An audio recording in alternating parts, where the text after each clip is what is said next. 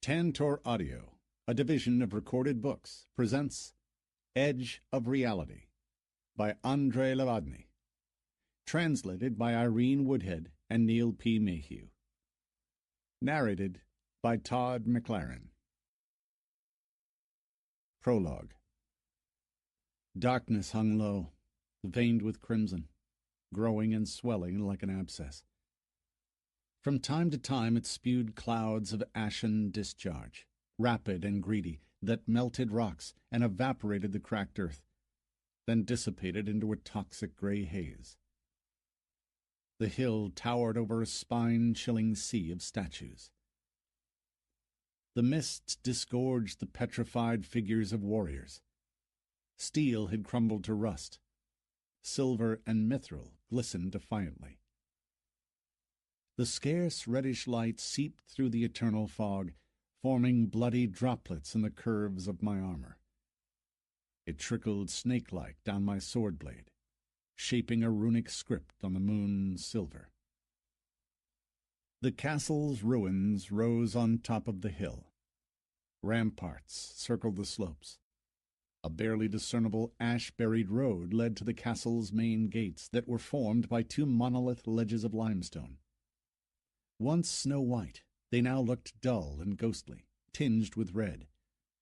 Above the gate towers liquid outlines. The dungeon loomed through the toxic fog.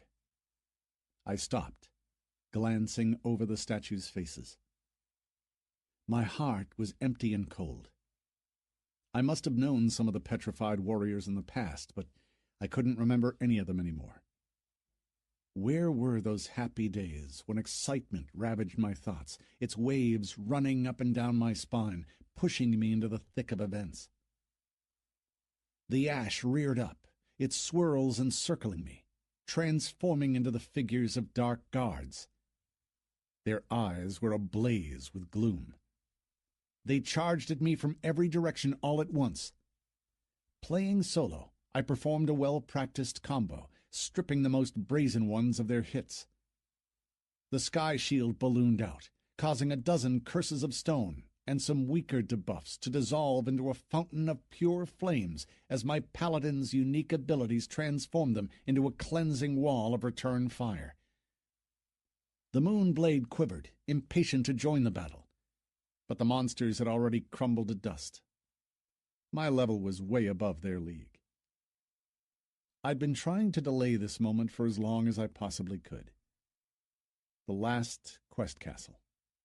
The last tiny blank space on the now completed map of the game's enormous world. Another reality I'd traveled far and wide. I took another step. More ashen twisters flared up, disgorging the blurred outlines of new attackers, but boring. Even my new sensation-enhancing device didn't help me much, with its ability to experience things beyond the usual human range of feeling. My perception had been enriched with unique gameplay phenomena. I could feel energies coursing down my armor, the very fabric of creation flowing in these veins of the level 430 paladin that I now was. My path led toward the dungeon. There, I would take out an artifact I'd found long ago and lay it onto the cracked altar. The crimson abscess of the sky would finally break, sun rays bursting through the parting thunderclouds. The disappointed screams of the dark guards being cast out into the gloomy depths of the virtual world would be replaced with a pure crystal chime. The castle's walls would shake themselves free from cinders and the bubbled molten crust, as its majestic buildings would once again rise from the dust of oblivion. The light would take me in, to no avail. The game developers had nothing left to reward me with. Not one of them would consider creating a new patch for a single player, opening new mind-blowing locations, or introducing new quests unachievable for all the other gamers. I had made too much progress. Now I had to leave, to seek new experiences in the vast expanses of the net, something yet unknown and unexplored. But was this at all feasible? It had to be. It was purely a question of luck, and a lot of it. No matter how clever the game designers and script writers believed themselves to be, I didn't think they could offer anything truly new to my seasoned eye. Still, the world of the crystal sphere offered me one last surprise, rekindling a weak spark of interest within me. Higher up the hill, the earth groaned open. Lumps of dry clay showered my armor, revealing a dim crevice. I shifted my gaze, pointing the cursor to this new object. Surprisingly, the interface remained dead, offering none of the expected information. 3 of the dark guards aborted their attack and swung round, scaling the rock slide and diving into the gaping opening. Excuse me? Who could have possibly taken my top place on the local NPC's aggro lists? I scanned through logs looking for a missed debuff that could have possibly reduced my stats, but found none. Everything seemed to be fine. The next moment, the depth of the crevice exploded in a series of rhythmical flashes of light. I could hear the earth grumble as the dark guards screamed their disappointment, dying. I'd never believed in guesswork. Mechanically, I renewed the sky shield when I saw a player, barely alive, crawl out of the narrow crevice. An unfamiliar avatar. His weird gear resembled an overall covered in engine oil. His face was engraved with a complex silver tattoo, distorting his features. An artifact lurked within his right eye socket. It must have been dwarven craftwork, judging by the machine-like twitching of the wires that framed the transparent crystal. The stranger sported a thick collar, a slave's collar, complete with the remaining few links of a chain. He struggled some more, forcing himself out, but lost his hold and rolled weakly down the slope. He tried to scramble to his feet, but collapsed, convulsing, his fingers clawing the ash. The interface remained unresponsive. It simply failed to identify the player. I didn't think long. The healing hand, no doubt about it. Then the breaking of shackles. Wouldn't you be interested to find out who he was? The former ability, capable of healing all friendly and neutral players, sent fountains of sparks into the air, showering the poor bastard. To no avail. Either he had indecent amounts of hits, or he was super immune to magic. The earth crumbled yet again, spewing out 3 new characters. Just over 3 foot tall, squat and broad-shouldered, they were clad head to toe in an armor the likes of which I'd never seen before. It was made of an unknown glossy black metal which seemed to surge with high-tension energy. Their helmets immediately caught your eye. One couldn't see their eyes at all behind the thick, opaque visors, made of something that looked like tinted glass. Immediately the dark casters that guarded the castle gates aggroed them, launching a torrent of spells. First, curses of stone, paralysis, strangulation, crushing. Then the skies joined in, white-hot meteors searing through the heavy clouds and bombarding the hill, exploding into cascades of fire. The 3 gnomes didn't look impressed in the slightest. Finally, my interface kicked back in, sporting their life bars. Full life bars. The space below was hatched gray.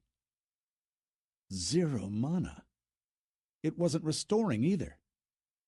Their names were shown as sequences of unreadable symbols. Definitely a bug. Followed by something even curiouser. Race unknown. Level 500 plus. While I was trying to fathom the meager stats, the gnomes, how else was I supposed to call them, promptly distributed the targets. One of them hurried toward the slave. Another one headed for me. The third one turned to face the castle gates and raised his staff, that rather resembled some futuristic firearm, gunning the casters down with a long burst that reduced them to dust. The gaming mechanics were bursting at the seams. The interface icons blinked, the strangers' levels dropped to 400 plus. It was as if the game engine had reevaluated them, adapting their levels to the crystal sphere. This was a bit better. I went for the nearest gnome, assaulting him with my signature combo. The moonblade ripped through the gnome's armor, sinking deep into his flesh. He wheezed, squirting bubbling green blood everywhere. His legs gave way beneath him. Dropping to his knees, he instinctively raised his hands, clutching his severed throat. A human player, definitely. Reflexes don't lie. NPCs had a totally different body language. The second one was forced to leave the slave alone. He leveled his gun and gave me a burst of it. My life bar shrank to 30%. It was a good job I always had scrolls ready in quick access slots. Old habits die hard. The healing hand. I darted up the slope, a golden cloud of healing sparks following in my wake, and performed a level 300 combo. My sword struggled to slice the armor that seemed to cling to it. I barely had time to complete my move. By then, the crevice was crusting over. It was disappearing. The third gnome began a hasty retreat, expertly ducking for cover as he ran. I cast weakness over him. No good. Magic wasn't working. He disappeared from sight. More gunfire flashes came from amid the ruins. My recent apathy faded into nothing, replaced by intense interest. The castle was already enveloped in the swirls of ashen discharge, as more dark guards hurried from everywhere trying to attack the gnome. Pointless. He'd chosen an excellent position, mowing down his enemies from afar. He's mine. My hands closed around the scroll. My stare locked onto the target. The seal crumbled in my hands. A teleport popped open. Runes glistened on the moon blade. Another combo. This time, my sword struggled with his black armor, streaming with energy. The combo failed, my enemy's life shrinking by only 1/3. Sturdy little bastard. The gnome changed his grip of the weapon. Holding it like a club, he went for me. All the NPCs in the location were happily aggroing us, the ashen swirls around us obscuring the dim light of day. I had to act fast. Paladin's Fury, performed with a moon-silver blade, was a killer argument in any combat. Bouncing off the rocks, his severed head still in the tinted helmet, rolled down the slope, splashing green blood that hissed and bubbled in the air. About 100 dark guards sprinted toward us in excitement, closing their circle. I glared around me. Another seal crunched under my fingers. Another teleport popped open. From further up the slope came the disappointed wail of many voices that echoed behind the jagged walls of the castle's ruins. Catching my breath, I crouched next to the freed slave, peering at the complex silver script of his unusual tattoo. You can't surprise a player of my experience. Still, this time they'd done it. The gaming interface was still in a coma, so I had to strain my memory, rummaging through all the worlds I'd ever been to. They didn't mean it. The stranger's features were distorted by a web of sophisticated wiring. His slave's collar sparked defiantly, betraying its high-tech nature. The remaining 2 gnomes were now bleeding to death, slaughtered by me. Their avatars, so obviously not of this world, were fading, disappearing. No, I had nothing against game developers flexing their imagination muscles. But you shouldn't forget that their efforts were restricted by the given game's conventions. They simply couldn't allow a botch like that, neither as an insider joke nor for any experimental purpose. Cyborgs stuffed with implants in a world of sword and sorcery, one that had won over users exactly by the purity of its fantasy content? What could have happened then? A hacking attack? I watched the tunnel between the 2 worlds contract. The crevice was shrinking, its outline blurring. Finally, It turned into a fiery dot, flared up, and disappeared, leaving behind only the sound of small rocks crumbling down the slope. I had about a couple of minutes until the NPCs respawned. I glanced over at the cyborg-like monsters. What if they were NPCs too? Would they come back to life? Would this world's engine accept them? Remembering my dangerously shrinking life bar, I decided not to push my luck. This definitely was an extraordinary event. I glanced over the screenshots I'd made earlier. They confirmed my initial suspicions. Better safe than sorry. Picking the slave up under his armpits, I dragged his body further down the hill, leaving a good 30 paces between us and those squat, implant-stuffed bastards. He groaned weakly. "Hey, you okay?" I peered into his face. This time, the virtual cursor helpfully highlighted the crouching figure. Level 18, Mechanic.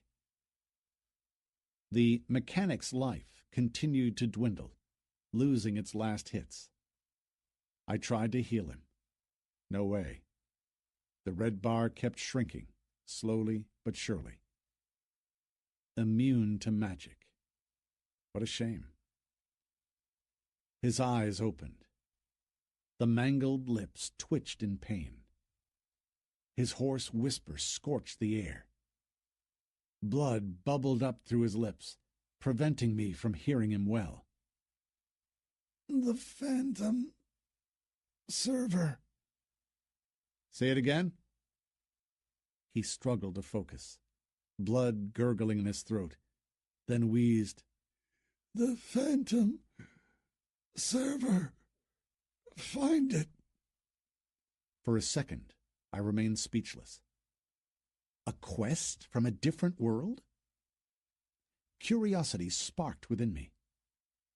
What if this was meant for me? An exclusive quest, a secret location. A gift from the developers attempting to keep the interest of one particular player. I hurried to open the quest list. As if. No new entries there. A series of question marks were his last hits. I made one more attempt to heal him. I had this one-off ability allowing you to restore 1,000 life points. But the spell's aura bled through his body and impotently ran down the slope, radiating glowing golden circles. Dead. Once again, ash swirled in the air. I was forced to jump to my feet, accepting the challenge. It took me about 30 seconds to smoke the nearest guards. I turned around. The slave was gone. So were the strange monsters. They had disappeared to respawn somewhere else, leaving nothing behind but the gasping whisper echoing in my mind. The Phantom Server. Find it. Chapter 1. Log out. I was slumped in a sagging old chair. Toxic industrial haze wove patterns behind my studio's window. The green light of the airtightness indicator glowed reassuringly. Welcome to Technosphere. Unlike the cyber world, here any equipment failure could result in some very nasty consequences. No amount of buffs could help you here. It took me several minutes to come round. For the last 6 months, my virtual capsule with its massage rollers and life support modules had been serving me as a clothes dump. Why, might you ask? I'll tell you. By then, I had abandoned the relative safety of a virtual capsule in exchange for new experiences unknown to me before. Now I didn't need the holographic screens with their poor version of cyberspace. I didn't need the capsule's impact membranes poking my ribs. I always carried the virtual world around with me. A small implant had been fixed behind my ear like an earpiece, hugging my temple and part of my cheekbone, sinking millions of its nanoneedles into my skin. Its flesh-colored plastic concealed unknown quantities of chips, all forming a complex neural system connected to my personal nanocomp bracelet. That was all it took. The future of the gaming industry.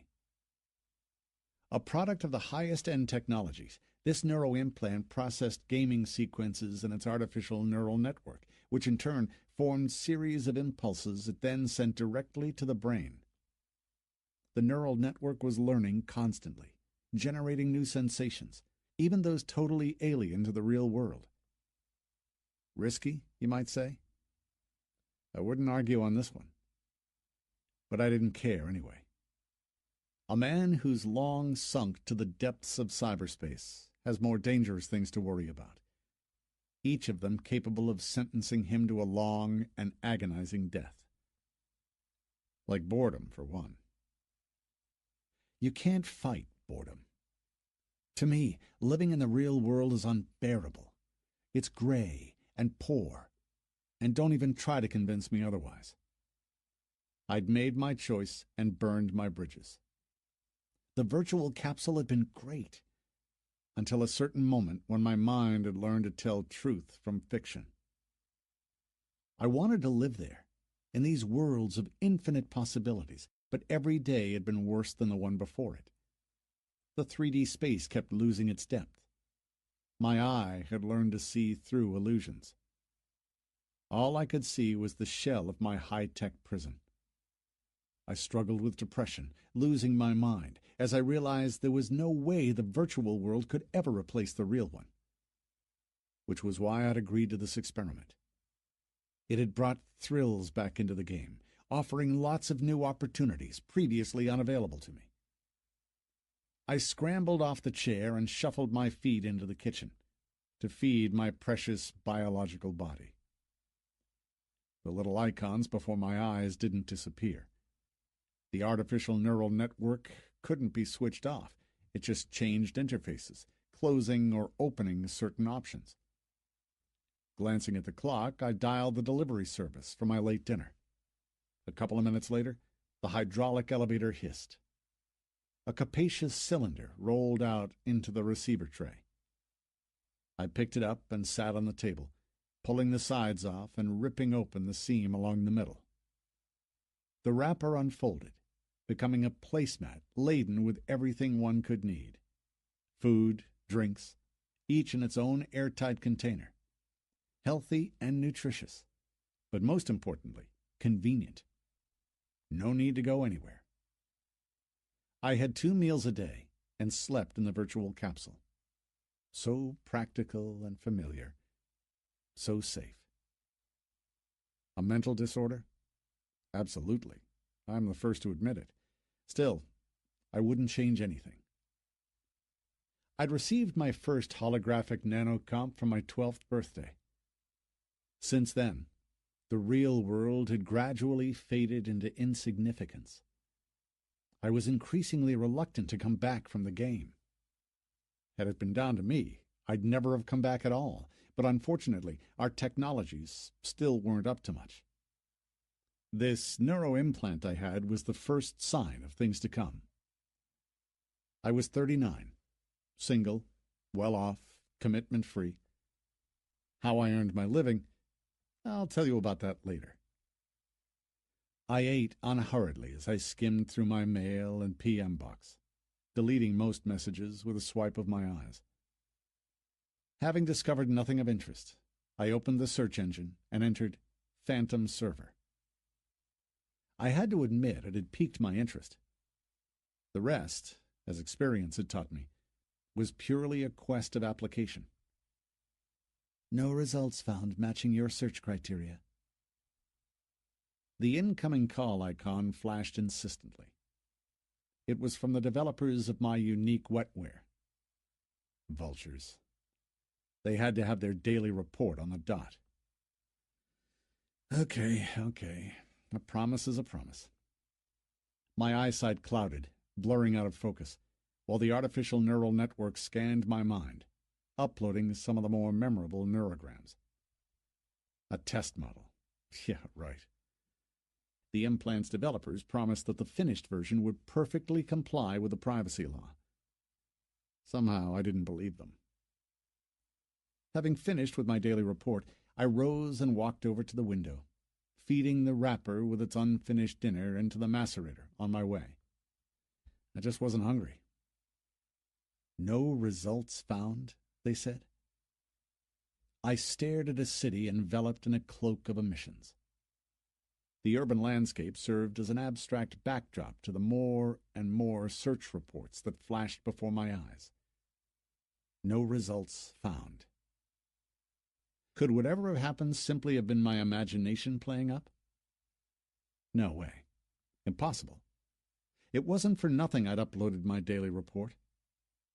Had they found the slightest malfunction in the implant, they'd have already been on my case by now, telling me to switch on the dedicated communication channel, then sit comfortably and try not to think about anything. What were they waiting for then? Hadn't they noticed the sudden surge of emotional activity in my logs? Anxiety was growing within me. I could definitely smell a rat there somewhere. Should I leave it as it was? Should I maybe take a shower and go to bed? Then first thing tomorrow morning I could start looking for a new game world that could become my life's purpose for the next few years. Still, the spark of awakened curiosity began to burn me from inside. The anxiety within me growing, inexplicable. What if everything that had happened was the neurocybertech setup? Admittedly, I hated feeling like a half-dead mouse at the mercy of a fat, cheeky cat. It always gave me the desire to strike back. The Phantom Server. The name sat like a thorn in my memory. Never mind. I'd had this implant for about a year and had a decent idea of how it worked. I'd also come up with a couple of backup scenarios in case someone tried to use me as a guinea pig. I'm relaxed. I'm perfectly happy. I have no disturbing thoughts. I peeled off my clothes and headed for the shower. The neural network was safely sealed within its plastic casing. Water couldn't damage it anyway, but the developers apparently wanted to minimize any risks, considering the device's cost.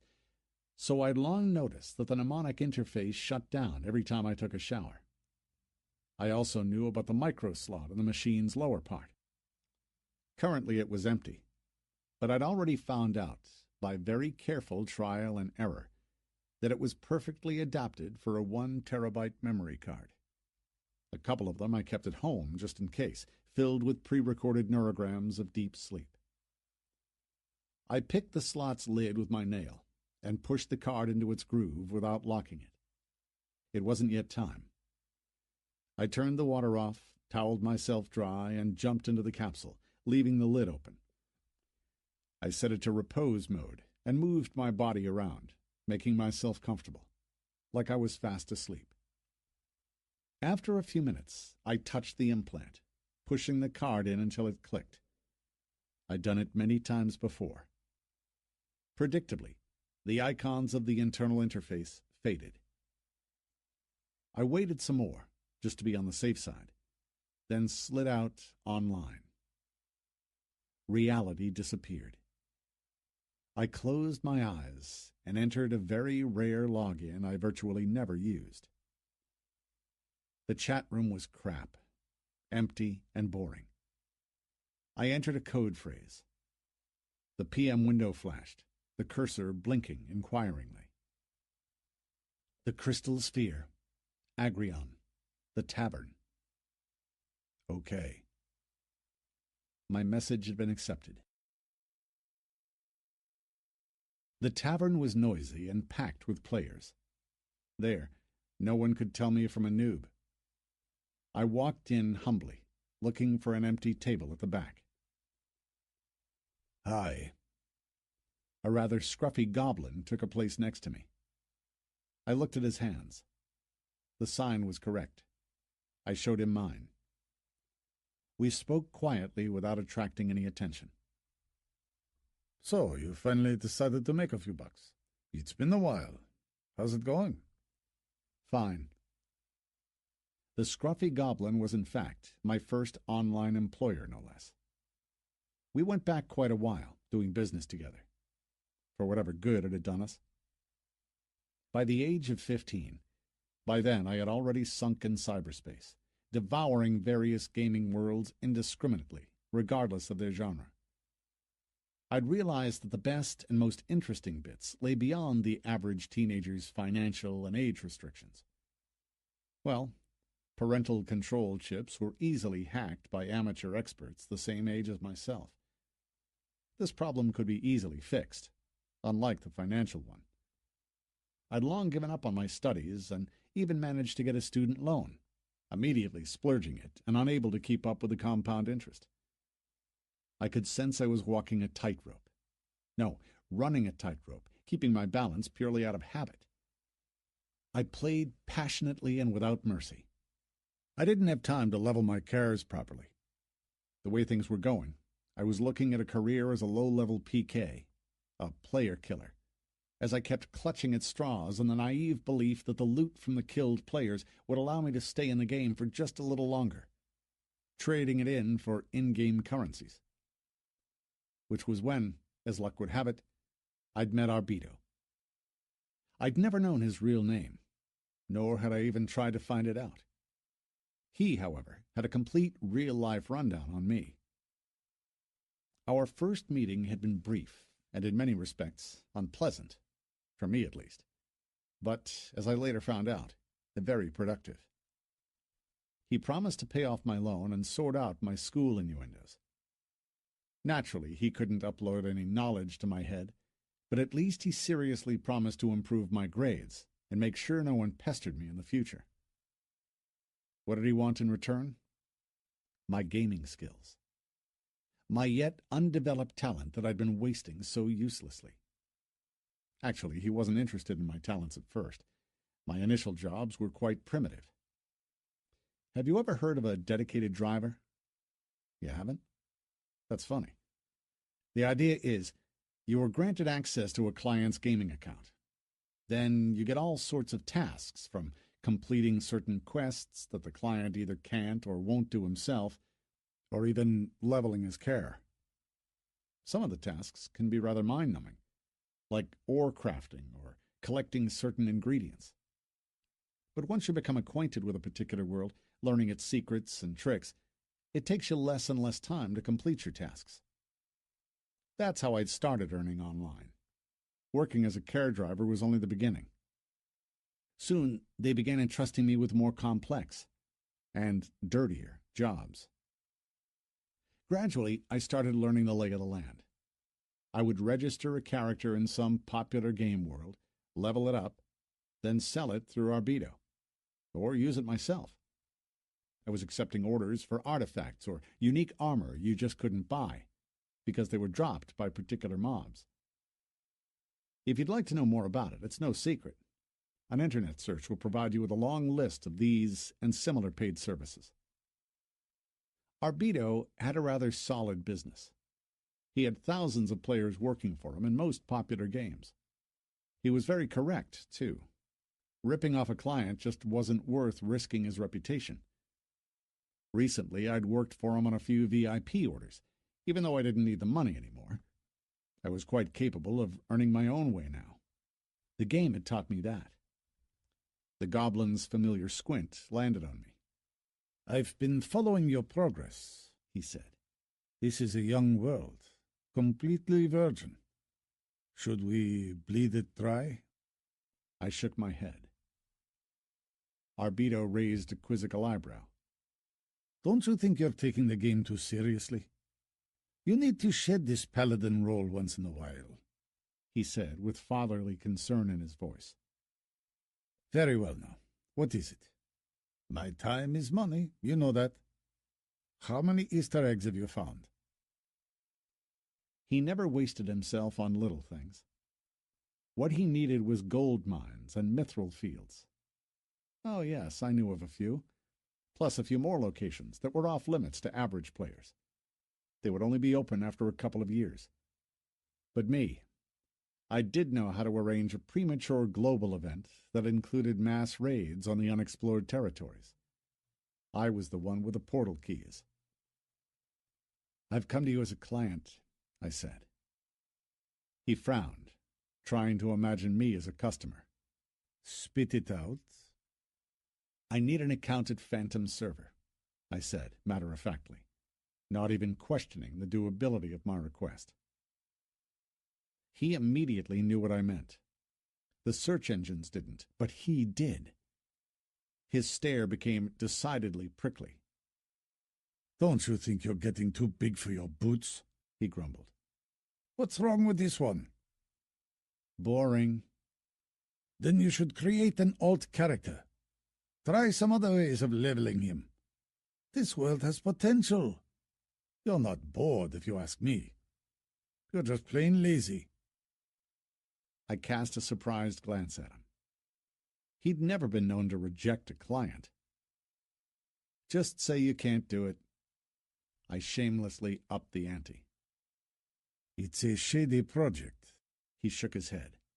"A closed world, stuck in the alpha testing stage." He frowned, probably realizing he'd said too much. "Are you fishing?" His practiced stare halted at my temple. Naturally, my current avatar had nothing there at all, no signs of a neuro implant whatsoever.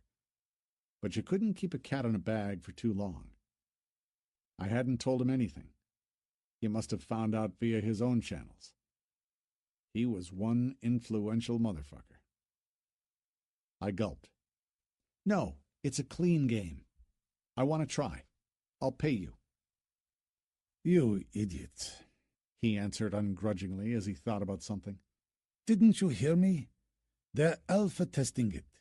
It's a closed shop, no paying members. If they didn't invite you, it means you're not good enough. No idea what at. You can knock at their door, no problem. They might even let you in. But then it gets weird." "Please explain." "Please pay. If you're so smart, it's going to cost you." "How much?" A 6-digit sum appeared in the interface window. It wasn't in any of the in-game currencies either. Arbedo was playing it big and proper. At the time, it didn't even occur to me that he might be trying to protect me from any potential problems. Greedy bastard. He knows I don't have that kind of money. "How about a swap?" I offered a solution. "For what?" His stare was cold. So I made a counter-proposition. A list of all the yet undiscovered and unmapped unique locations, plus some artifacts from my own little stocks. "Not enough." "Are you raving mad?" What was wrong with me today? I just couldn't control myself. I hadn't even noticed the moment when the spark of initial interest had transformed itself into a little bonfire of still unclear but already pressing desires. I felt like the last needer, but I could do nothing about it. "As you wish," he shrugged and stood up, about to leave. "No, wait!" I threw in the closed locations and the portal keys. He sat back down, reproach in his stare. "Aren't you gonna regret that?" "Regret what?" I flashed him a stubborn, fearless smile, trying to suppress the ever-growing anxiety. "Happy with the price now?" "Yeah. Now look. This is how it works." He got straight to the point. "This is a new generation game. The game of the future." As he spoke, the information I just swapped was changing hands. "How long since you've had the implant?" "About a year." "They've been testing the Phantom server for 5 years now. They only accept veteran players. They want single loners, those who have no family or friends in real life." "What's the catch?" "Not many of them come back. They log in, and that's the last you hear of them. I do know that all of them had these same neural network implants installed first, just like yours. Also, there are rumors, of course, about worlds being breached. Virtually all games have had incidents of those, all sorts of weird creatures crawling out of the woodwork. According to my information, they're all from the Phantom server. But there is no direct evidence. The admins make sure they cover up all trace." I listened, piecing the information together. The first game based on direct neurosensory contact? That was breathtaking. Every ounce of adventure spirit within me cheered at the news. I'd already had the opportunity to experience one side of this new technology. Admittedly, I was impressed. What could be waiting for me there if every object in that world was interacting with a neural network? Surely Arbito simply was unable to grasp it all. But I could see it clearly. The only reason those players hadn't come back was because they didn't want to. My craving for a new adrenaline fix had got out of control, bundling reason into the farthest corner of my mind. As long as my brain was dominated by my selfish urge, it blanked out any suspicions the old man could offer.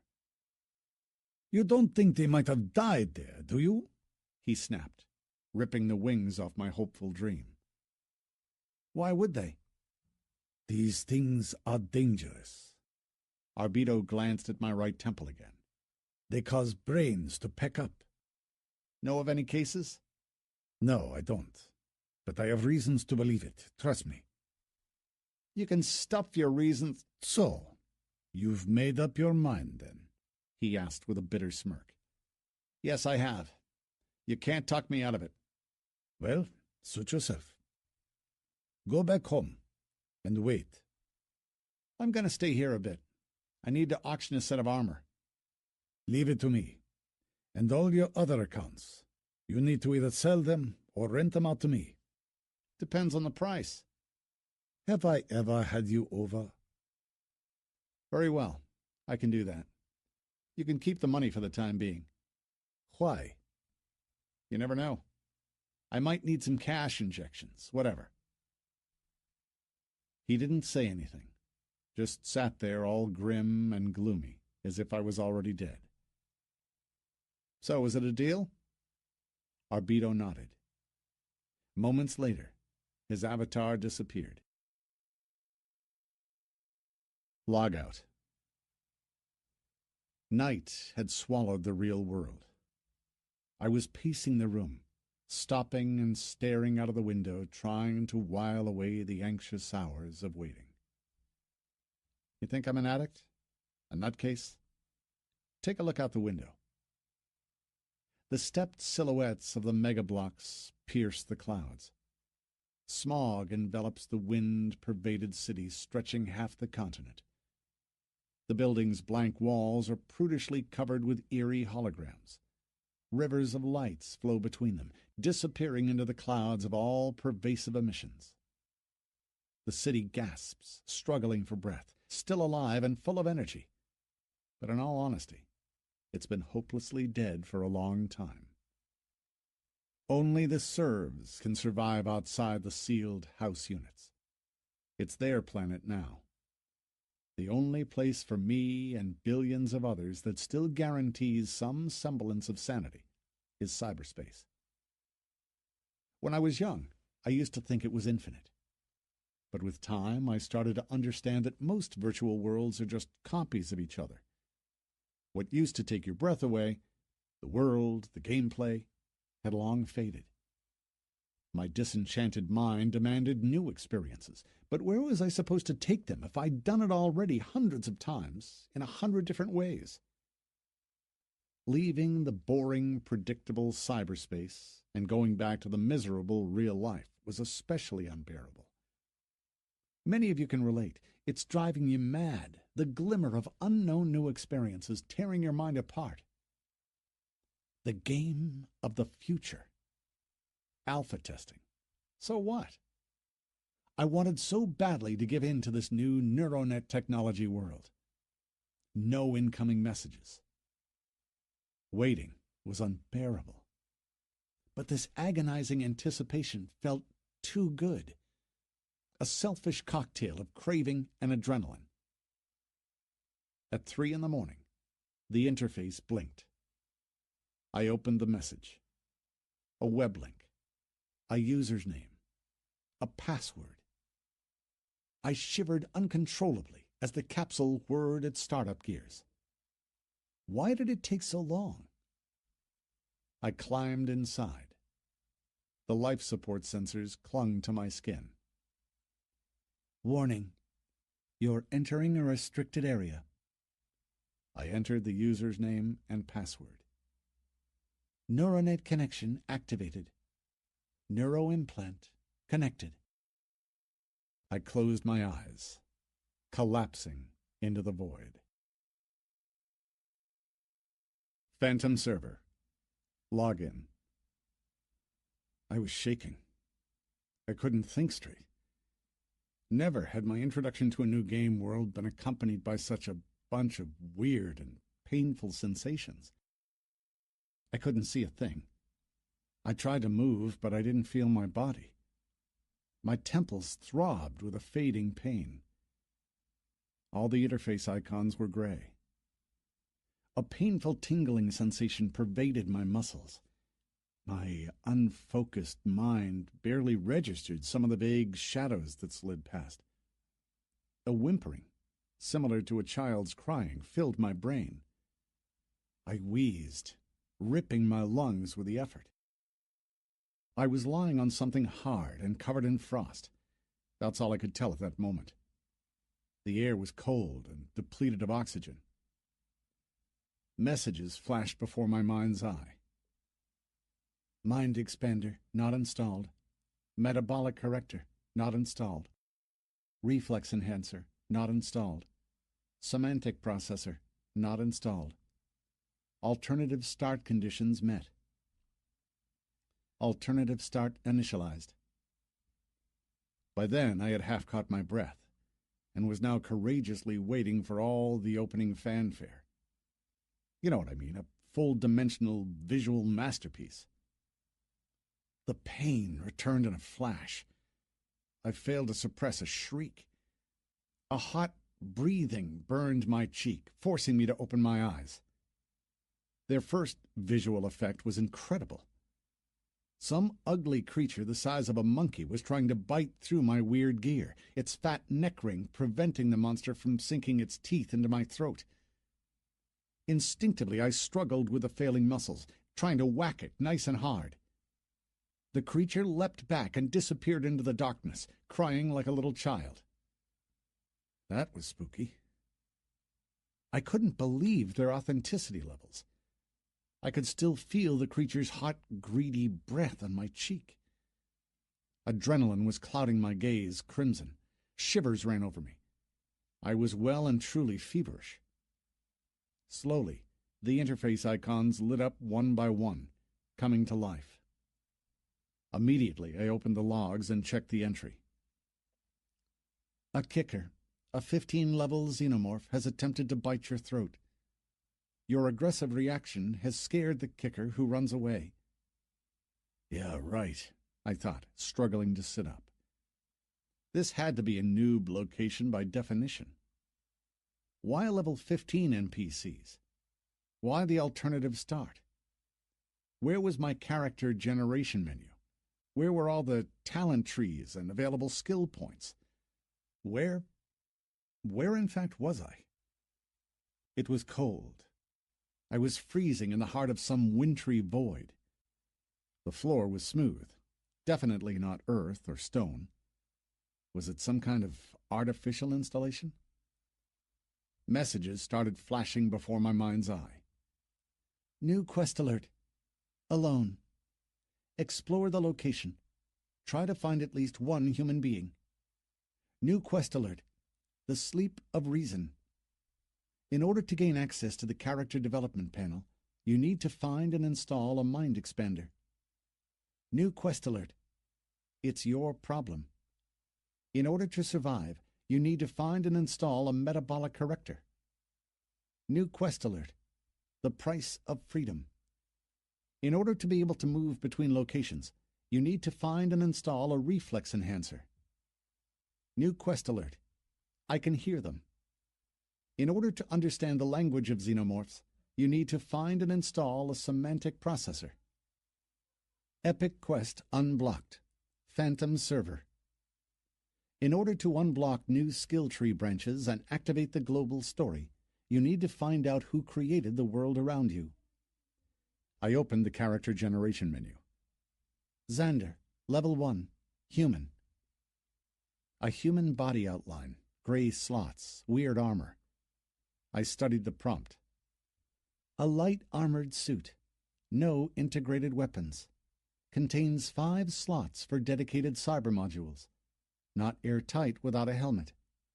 The environment sensor reports 10% oxygen content. Toxic contaminants content, 20%. Effect: you are struggling to breathe. Every minute without protection deprives you of health and life. In order to survive, you need to install a metabolic corrector or find a helmet. I heard more whimpering and whining that now sounded more like hysterical laughter. It seemed to be coming from all directions. I burst out coughing. They were right. Breathing was a struggle. The location swam before my eyes. I saw double. You have received a dose of toxins. What were they thinking of? I scrambled to my feet and struggled to focus, looking around. Judging by the echoing sounds, the location was huge. I couldn't see its walls. The floor was covered in ice. No idea which way to go. The place was sinking in this hostile, Arctic, toxic haze. For the first time in years, I felt lost. This was like none of the game worlds I'd ever been to. On one hand, my curiosity grew with every heartbeat. It had been a very long while since I'd experienced anything like this. A half-forgotten, intoxicating feeling of an invalid leaving his bed for the first time, greedily taking in all the revived sensations. In the twilight depths of my mind, experience was holding a whispered counsel with caution, making it clear this was one hell of a world. They call it an alternative start? I'd very nearly had my throat torn out. I had to think fast. My every breath stripped me of hits. I needed to find the helmet. Question: where did they want me to find it? I activated the quest and switched over to the map. No direction markers. The location was swimming in the mist of war. It looked as if the difficulty levels of the alternative start were all maxed out, especially for some hardcore lovers. The first impressions made it clear. It looked as if I was stuck here for quite a while. Firstly, I had to find my respawn point. Normally, they're situated in safe locations where the sheer amount of neutral characters saves the noobs from immediate mortal danger. Doubtful. This Price of Freedom quest worried me a bit. In the absence of their mysterious reflex enhancer, I could resurrect right here. Somehow, I didn't think I could change my bind point.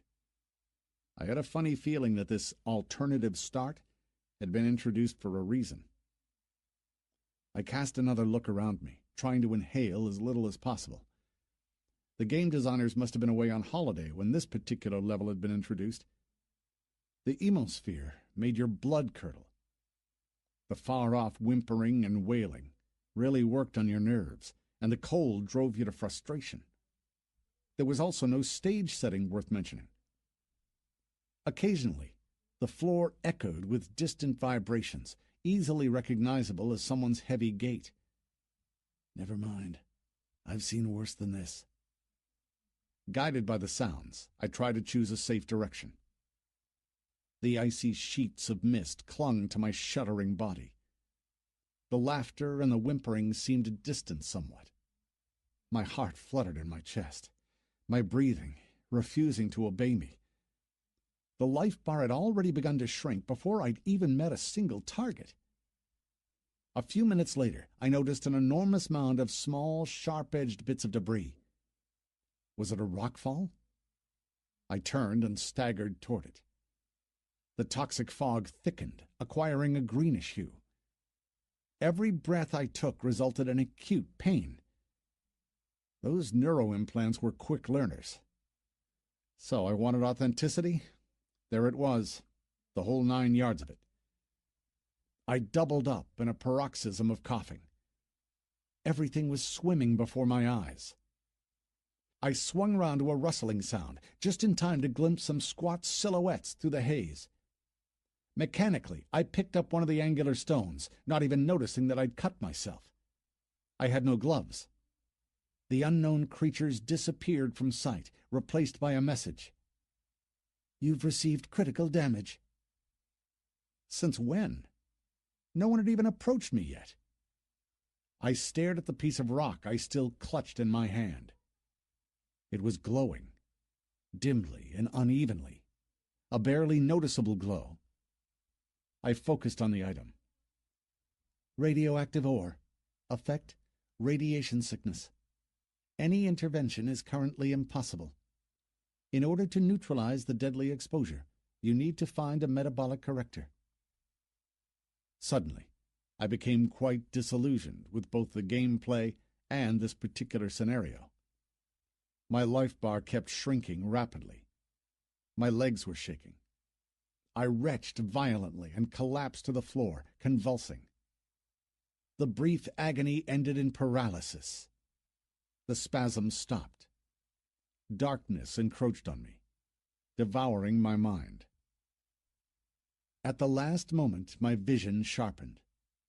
I could see a ruptured domed ceiling overhead.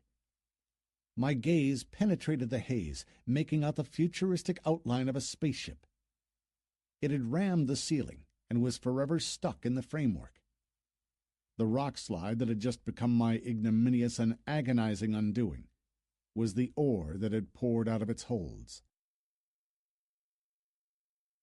Respawn. The heavy steps shook the floor. The toxic haze, the ground covered in a thick layer of ice, the whining noises in the dark. Been there. My fists clenched. Instinctively, I waited for the monsters to attack, feeling angry, lost, and deceived. Talk about a stupid death. What an embarrassment for someone with my 25 years of gaming experience. What on earth was going on? The developer's main objective is to ease new players into the game, permitting them to embrace their new reality, not alienate them. I could imagine the noob's reaction to this kind of alternative start. They just slam the logout button. End of story. Lying on the icy floor made me shiver. I scrambled to my feet. I felt like crap. I hadn't exactly lost interest, but was dangerously close to doing so. Couldn't they give me a chance to do some leveling for a change, after the top bucks I'd paid them? My anger kept mounting.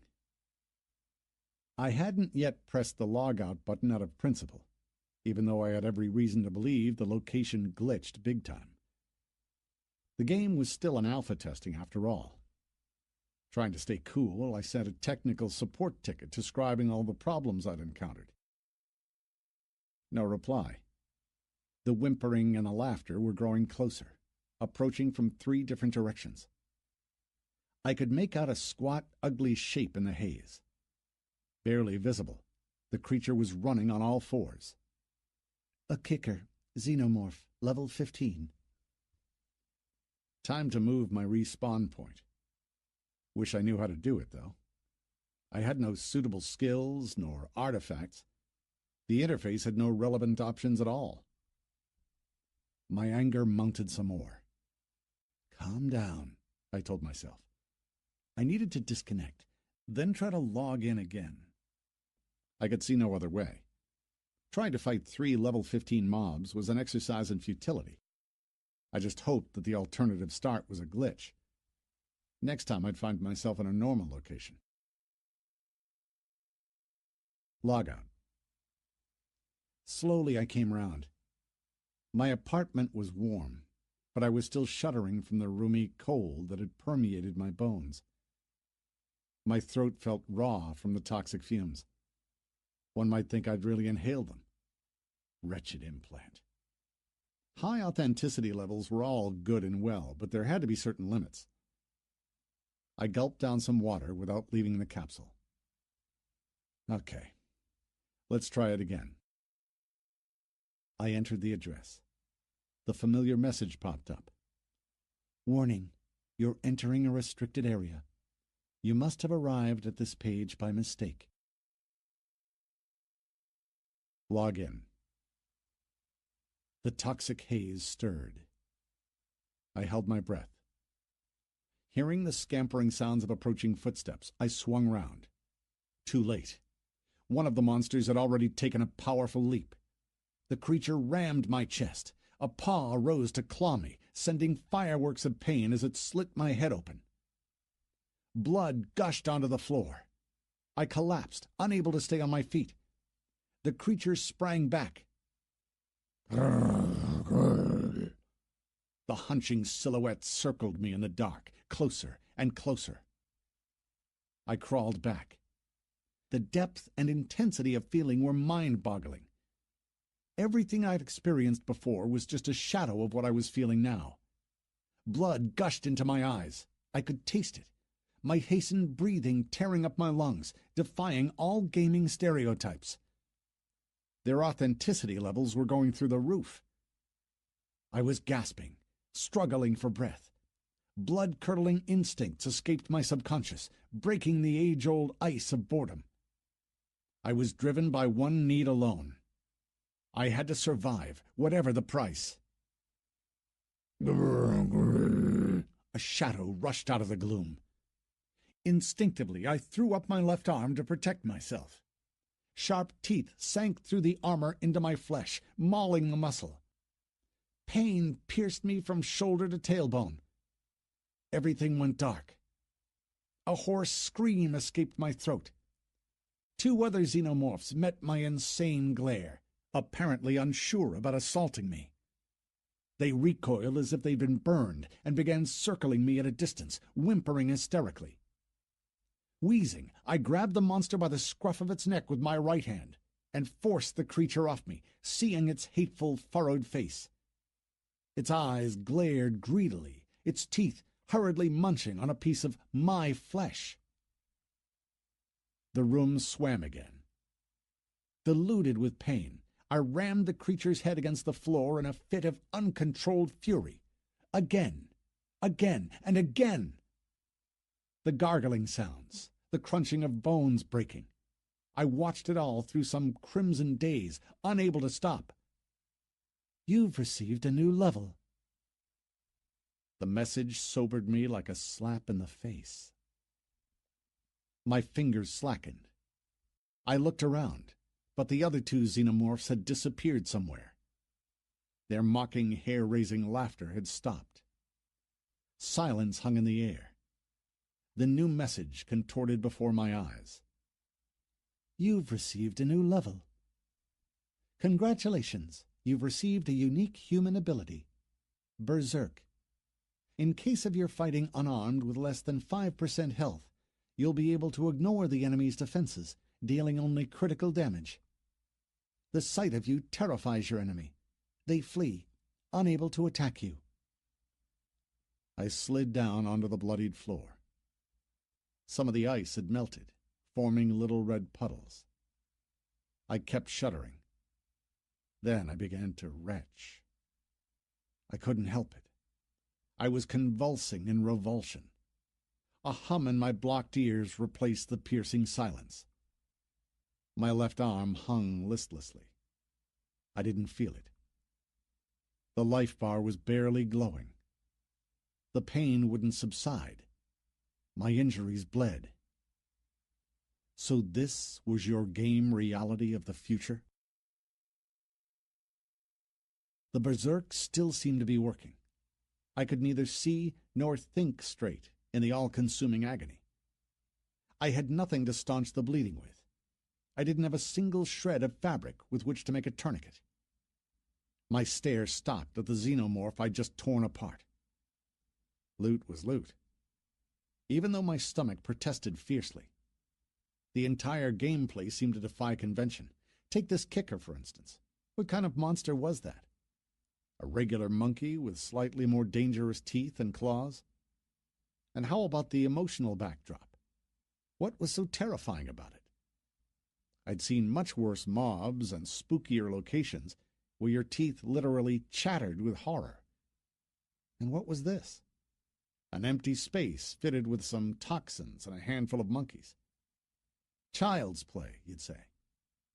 I was getting a bit jumpy, that's all. And you'd be right, of course. Only the problem was I couldn't move my hand. I watched blood, hot and sticky, dripping from my fingers. Each breath stripped me of some hits, but also made me feel physically sick. You want to try? My inner opponents promptly shut up, demoralized. I crouched next to the xenomorph and turned him over. "Did you enjoy your breakfast, you bastard?" His face was a mess of blood and gore. His skull had cracked. His teeth were gone. So how was I supposed to search him? I could agree to lots of things, but this was pure trash. What kind of developers did they think they were? He had no gear, for Christ's sakes. All he had was his own skin covered with matted hair. Did they want me to cut his belly open? Squeamishly.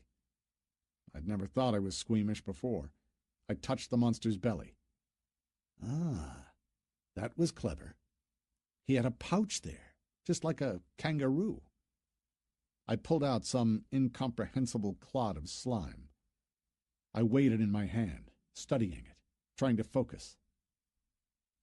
A symbiont, under normal conditions, strips you of 100 points life. Offers a one-off restoration of 1,000 points life if you're wounded. Metabolically compatible with the Kickers, Dargians, and the Heish.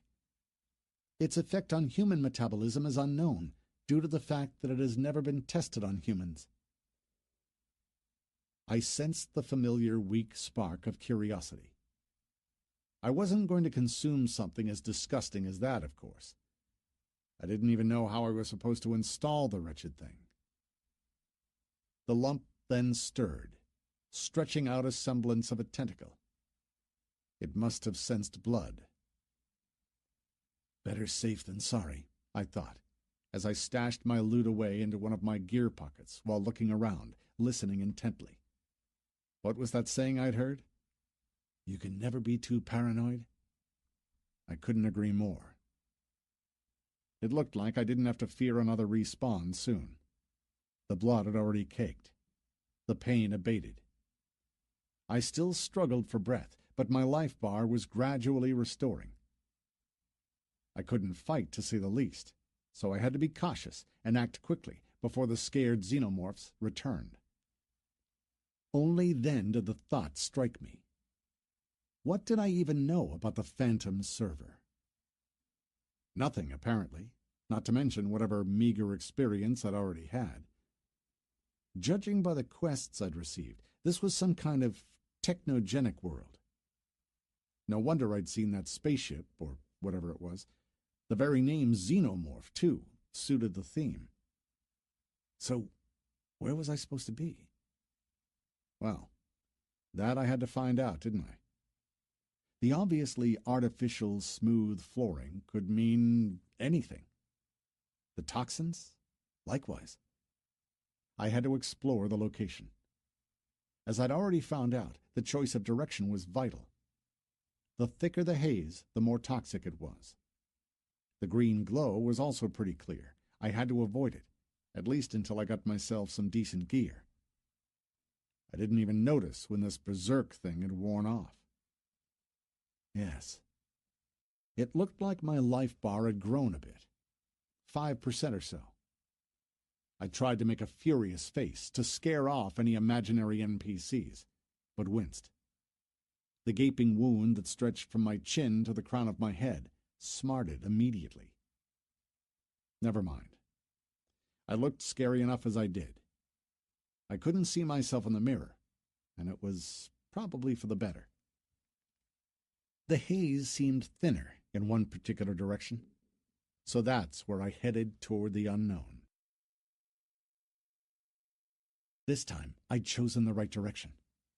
The haze thinned out quickly. I could breathe easier. Then I started coming across some weird objects. Unfortunately, they did little to change my opinion of the designer's skill and attention to detail. Various molten structures suggested that this place had witnessed some incredibly high temperatures. I tried to explore a few of the items. I'd stop and focus, touching a surface that looked like glass strewn with air bubbles. Pointless. The interface wasn't working.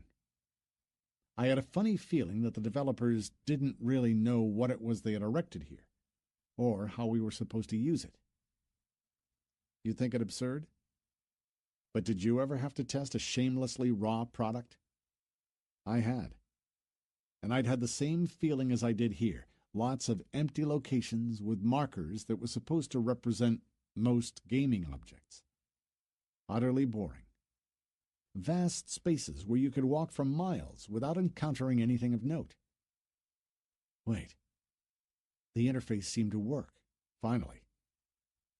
Now, if I concentrated hard, I could see the blurred, shimmering outlines of the items lurking inside the molten overhangs. I couldn't make out any details, though. But it had to be something truly valuable. The vitrified surface had cracked in places. I began exploring a few of these weak spots, wincing as I tapped them with a clenched fist. I didn't try too hard. My life was restoring slowly. Their regeneration rates were crap. It had been 10 minutes since I'd fought the xenomorph, but my every movement still hurt. Whatever had they hidden in there? I was dying to find out. My decades of gaming experience screamed that this was some long-abandoned site. Possibly, I was the first person to have ever made it here. The items could turn out to be priceless, unique, the only ones of their kind. There you have it. I was already drooling over it. Leaving all this booty behind was worse than nonchalance. It was a crime, especially in my situation where I had no chance to do some proper farming. So, what do they have inside? At that moment, I sensed an unpleasant nagging feeling, as if I were a bug being watched, as if someone was deciding whether to squash me or leave me be. I stopped and looked around, but saw nothing unusual. The same darkness as everywhere else, studded with the flowing outlines of vitrified mounds. But the objects that were inside them, I could see them much clearer now. The nagging feeling had left me, replaced by a message. You cannot fully explore the concealed items without a mind expander. You need to install a mind-expanding implant or purchase a mobile scanner. You can also destroy the obstacle with a suitable tool of your choice. Chances of damaging the item, 90%. Oh well. I heaved a sigh. Those implants again. Where was I supposed to get them? Never mind. I could always come back. I switched over to the location map. Aha! This was where I'd found the radioactive ore. And this was where I was now. I added a place mark. I absolutely had to come back at the first opportunity and do my bit of archaeology. In the meantime, my life bar had grown to 30%. More messages kept flashing, reporting available skill points. But at the moment, I had nothing to spend them on. All of my care's talent branches were still closed. The admins never replied to my ticket. I slowly limped toward a yellowish glow I'd noticed from afar. I'd been in the game for an hour already. So far, my initial impressions had been mixed. The terrain gradually changed. The annoying toxic haze was now gone. The enormous ceiling had become lower, while the molten objects had become more diverse. Here they were taller, repeating the shape of some of the unidentified devices, forming chimeric figures, columns and arches leading me from one room to the next. There were more sources of light here. Some of those weird shapes glowed weakly too. Now the damage to them seemed superficial. Soon it was gone completely. I had already realized that I was walking away from the epicenter of some ancient disaster. Subconsciously, I expected the normal gaming process to start any minute now. The low-level NPCs would arrive, putting everything back into place. As I took a closer look at the massive devices surrounding me, I noticed that most had been reduced to mere skeletons. Someone had done a good job ripping out everything that was still salvageable or usable. Exactly. It made the artifacts still concealed within the molten shapes all the more valuable. If I could only find a suitable tool, go back and try to break into the vitrified mounds. Deep in thought, I missed the new danger entirely. The floor became steeper and caved in, forming an enormous impact crater that sneered at me with its stumps of broken concrete beams and fractured construction steel. Bunches of cables snaked everywhere. I slipped and lost my balance, tumbling over, cutting myself on the sharp edges of the metallic debris. I somehow managed to grasp onto some eroded pipe or other and clung to it, casting cautious looks below. It was a good 50-foot fall, no less. A yellow light seeped through an ugly, gaping hole below, framed with some gleaming metal. The crater was deep, almost vertical at its center. As I grabbed at the dangerously squeaking bits of crumbling ancient pipework, I looked around, taking in the opening panorama. The crater's steep sides were littered with mummified remains. Everywhere you turned, you could see bits of unknown creatures stuck between the warped pipes and the snaking cables. I noticed several steel lines disappear inside a hole at the bottom, and some sort of jury-rigged, welded grating that had apparently been added after the crater had appeared. My eyes were getting used to the dim, yellowish light, allowing me to see new details. Apparently, this was a regularly used route and a place of many a desperate combat. Only a few of the bodies impaled on the protruding bits of construction steel looked like victims of an accidental fall. A sudden bout of vertigo made me cling to the crumbling pipes. "You're deprived of oxygen. -2 points to strength, stamina, agility, and perception. You can't survive much longer without a metabolic implant." I know. I froze, trying to sit out the bout of sickness, which in fact had saved me some much more serious problems. Long shadows rushed below. A muted screeching sound crept through the rarefied air as about a dozen skinny, sinewy creatures hove into view underneath and shimmied up the grating. They had no clothes on, only the familiar slave collars. I focused on one of them. This time, the interface reported without delay. "A Heish, sentient xenomorph, level 17. Pilot. Current status, prisoner." Sentient they may be, but their frame gave me cause for serious concern. The Heish were over 8 foot tall, skinny but incredibly strong, with a reptilian-shaped skull. Their arms were long, ending in 4-digit hands with strong, multi-phalanced fingers. I froze studying them, pretending I was part of the surrounding scenery, as more shadows appeared below and began scaling the grates. This time, they were stocky, armor-clad warriors. Again I focused, but much to my disappointment, received no information whatsoever. "Without a mind expander, you cannot identify an opponent in a pressure suit. Find and install the implant in order to read the stats of your opponent's armor and weapons." Well, that remained to be seen. The squat gnomes definitely looked familiar. I kept watching. The Heish creatures had already scrambled up and disappeared from view. The gnomes climbed noisily, albeit with equal ease. The hum of their micromotors and the clatter of steel reached far, even through the rarefied air. A raid. This was a raid. I counted about 50 squat figures in total.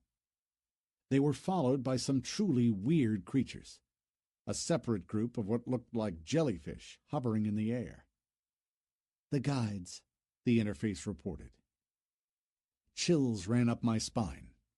Purely mentally, of course, considering I was dripping with sweat, trying to stay inconspicuous.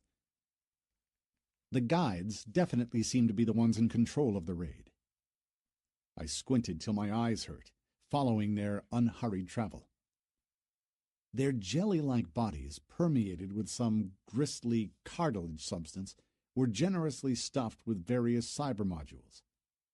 This became especially clear when one of the creatures brushed against a sharp metal fragment. I expected it to rip the thing open. As if.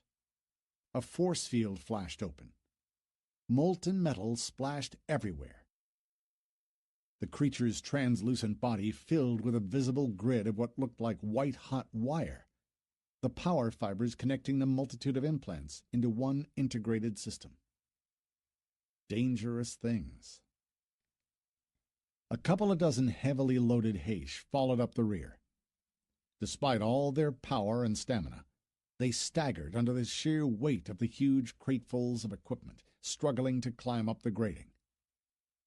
I decided to check the information I'd received earlier. Locking my stare onto the last Heish in the group, I read, "A Heish, sentient xenomorph, level 21, pilot, current status, prisoner. You can set a prisoner free by destroying the collar's control module. Doing this will affect your reputation. Not all humans will appreciate your helping a xenomorph escape. This will affect your reputation among certain human groups, depending on the levels of xenophobia they practice." Finally, some good news. I'd already started to think that this was a game for some rather sick individuals. Then again, why not? Lots of people play for goblins, orcs, and other mythical creatures, so why not xenomorphs? While I was thus thinking, the Heish group in the rear had already climbed out of the crater and disappeared from sight. I breathed a sigh of relief, then asked myself, now, where could this raid be heading? They're not after my unique items by any chance, are they? Stop it, I told myself. No need to be greedy. I'd already done well for my level 2. I took a closer look at the crater's almost vertical walls with their mummified bodies pinned to the mauled metal. This was my chance to find something worth my while. I needed to get some gear and weapons before I even thought of pushing my luck further by going down the crater. I decided to leave the grating well alone and start from the opposite side of the crater. My first impression proved to be wrong. This wasn't a crater, not technically anyway. I'd no idea what could have caused a huge hole like this to appear, nor why would its walls, initially quite shallow, had suddenly grown so steep. Forcing my way through the chaos of misshapen metal wasn't easy. In actual fact, the structure's walls resembled a layer cake conceived by someone far removed from the culinary profession. Imagine strong sheets of unknown metal interlaced with compact layers of various technogenic fillings, such as pipelines of various diameter, power ducts, which I'd initially mistaken for reinforced steel, unidentified devices, and narrow service tunnels. I counted 5 such layers in total, their contents partially gutted, broken, and molten. Their mechanical guts hung out, interwoven, forming an unstable and dangerous support. I took my time climbing over. Every now and again, the seemingly reliable objects betrayed my expectations, collapsing or dissolving into a treacherously loud avalanche of rubble. If I lost my grip, I'd fall to my death. My respawn point was located in the worst possible place. Considering the raid that was heading in that direction, I had better not take any chances. I froze every time the debris came crashing down, but no one had arrived to check out the suspicious noises. Gradually, I got a handle on it and threw caution to the wind. I advanced faster now. The unusual, I'd say excessive, authenticity levels kept reminding me of themselves. The palms of my hands were now covered in blisters. Every muscle in my body ached. Any reckless movement made my heart miss a beat. I couldn't help it. My neuro implant seemed to have a life of its own. It got completely out of hand, playing with my instincts and reflexes. Apparently, it wanted me to know what it really felt like, doing aerobatics 50 feet up. Whew. I made it. A 5-foot pipe led deep into the floor's mysterious depths. I crawled inside it and lay there, restoring my breath, my muscles sore and shaky from the unusual exercise. Once I caught my breath, I rolled over onto my side. A yellowed skull grinned back at me, pieces of flesh still sticking to the bone. A gnome. Let's see what you have for me, buddy. His pressure helmet lay some distance away. I reached out and picked it up to study it. Not my size, definitely. The catches didn't fit either. I focused to read, Cargonite helmet, part of the Cargonite armor suit, equipped with an integrated combat scanning system, typical of the Dargian civilization and worn by Dargian pilots, raiders, and scouts. Effect: +1 to armor. The device in the slot is a slave collar controller.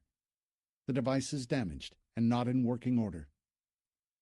You can improve or alter the helmet to fit your own size. In order to do this, you will need a molecular converter. You will have to provide the blueprints of the desired alterations. Alternatively, you may have it done by a master craftsman in possession of the alien technology's expert ability and repairs and science skills. Skill points required, 70. They didn't want much, did they? I turned the helmet over in my hands and found the slot they'd mentioned. When I tried to prise the damaged device out, the following message appeared. Skill required to remove the module. Repairs. Points required, 25. They did like to complicate things.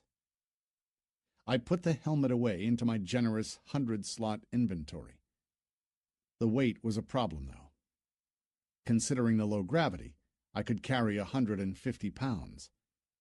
I had no idea how it was going to affect my speed and agility, but I had my doubts. How was I going to climb down those flimsy gratings if my weight had doubled? So he was a Dargian, then. The gnome's mummified body stuck to the pipe. I turned him over, disregarding the sickening crunching sound. One of his arms came off.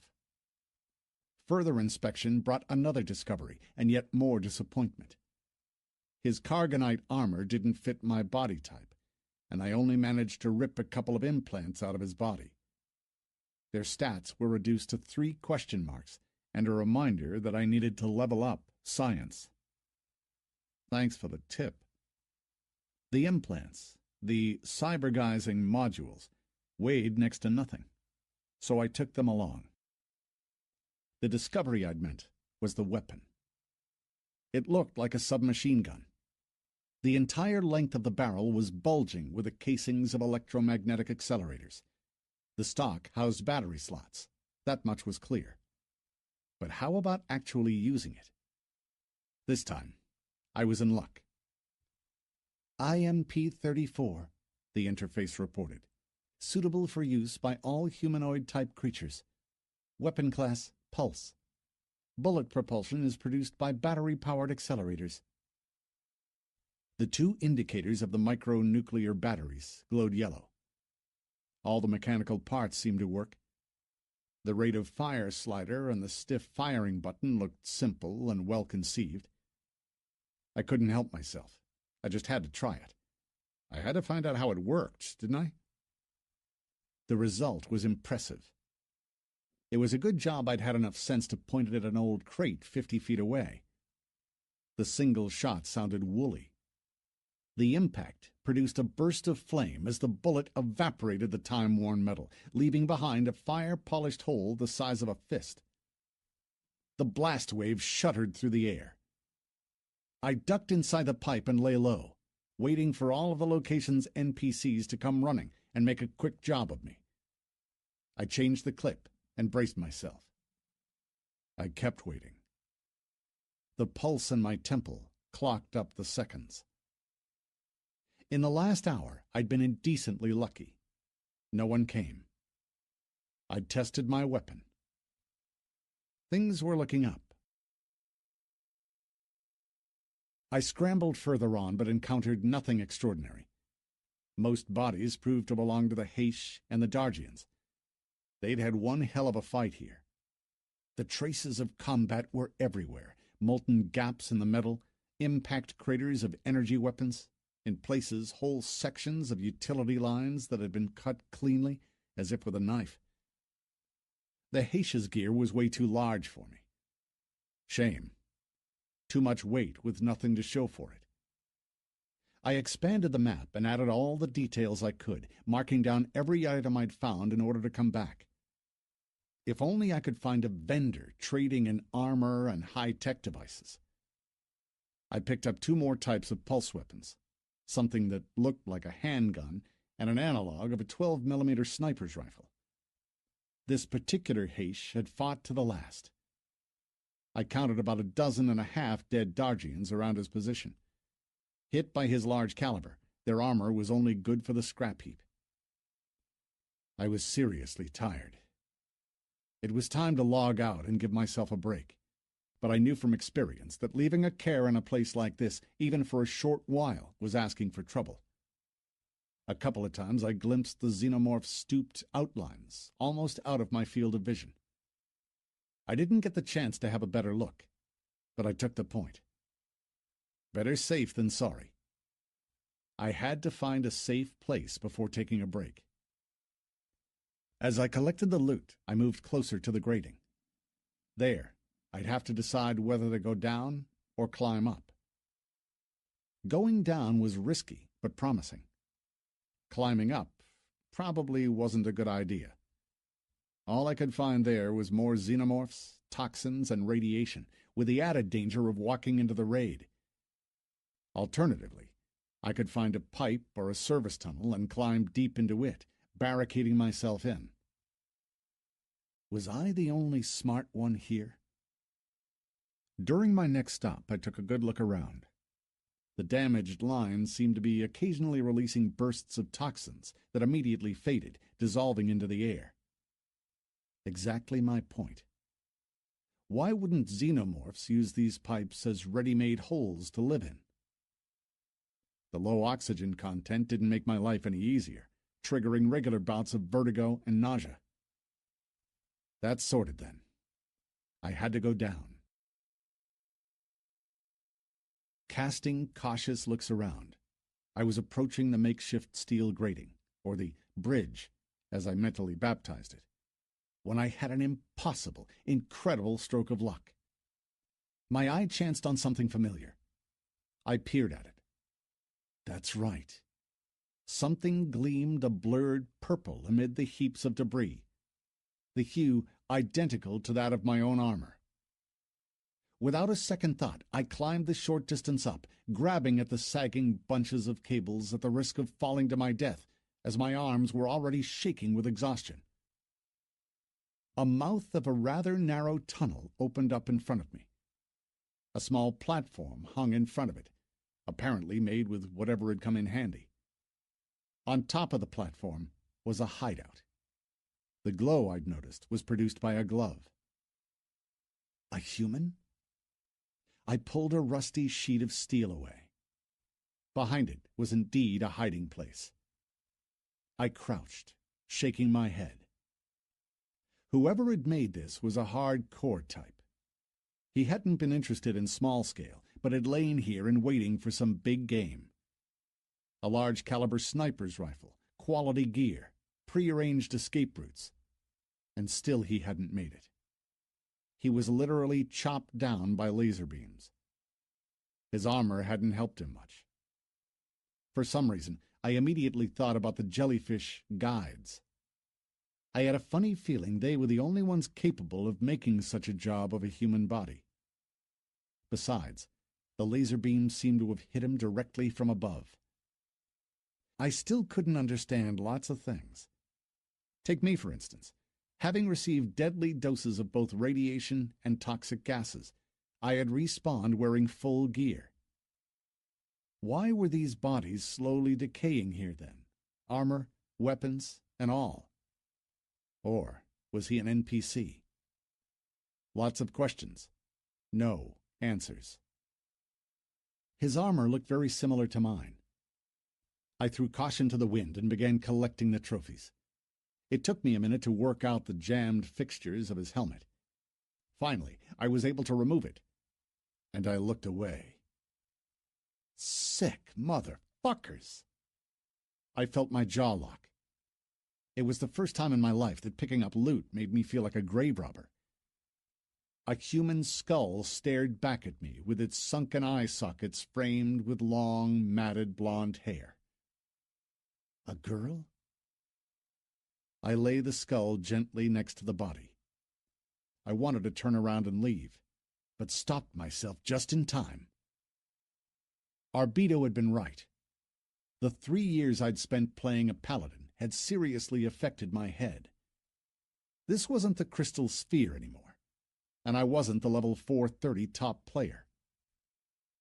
Trying not to look at the skull, I crouched and picked up the helmet. Not a trace of human flesh inside. The discovery made me feel better. Apparently, these bodies didn't belong to dead players. Could they be part of the gory interior design? I put the helmet on. The locks clicked shut. The neck ring rotated close. The dull, milky visor began to clear. I glimpsed a brief sequence of incomprehensible system messages. With a hiss, the row of lights lining the helmet's rim flickered and went out. "You're not suffering from oxygen deficiency anymore," the interface reported breezily, then immediately threw cold water over my excitement. "Warning, the battery charge of the life support system is dangerously low." Well, this I could probably manage. I had already begun to find my way around this new world. I picked up a damaged rifle and studied its stock. Predictably, I found 2 micronuclear batteries still intact in their slots. I replaced my old ones with these. The power lights changed their mode to a dull green. Excellent. I didn't have any qualms about getting myself a pair of gloves. The blisters on my hands had by then long burst. I avoided looking at my bleeding hands, nor did I have to. The pain wouldn't let me forget about the damage done. Once I finished putting my new gear on, I received a message. "You have collected a full set of light pressure gear." I studied the bonuses it offered. Apparently, now I could resist the toxic haze, low levels of oxygen, and even spend up to 2 hours in a vacuum. That's what the charge still left in the batteries was going to last. 2 hours. I also discovered 10 empty slots for additional equipment. The helmet only had one option, which had to be extremely expensive considering its purpose. It was a set of electronic sights complete with a self-adapting system of enemy vulnerability analysis and a ballistic calculator, which computed all environmental factors, such as gravity, atmospheric density, wind direction, and force. Absolutely indispensable for extreme long-range sniper missions. Actually, I could use it too, couldn't I? Why not? Now I could finally hunt a few xenomorphs if I wanted to. I could do a bit of leveling, if the ammo and remaining charge in the batteries allowed. The idea was good, with the exception of a few cons. My talent branches were still blocked. I could still grow in levels, of course, simply accumulating the new available skill and ability points. Choosing specialization, however, required some quality thinking to make sure I didn't repent at my leisure later on in the game. At the moment, I didn't have enough information about the Phantom server world to be able to make this kind of decision. But plain leveling wasn't going to do me much good either. Game rules dictated that my opponents grew in levels too. Fighting them on bare hits alone wasn't an option. Some predicament. Should I go hunting, or should I continue gathering intel, searching for the apparently so indispensable implants?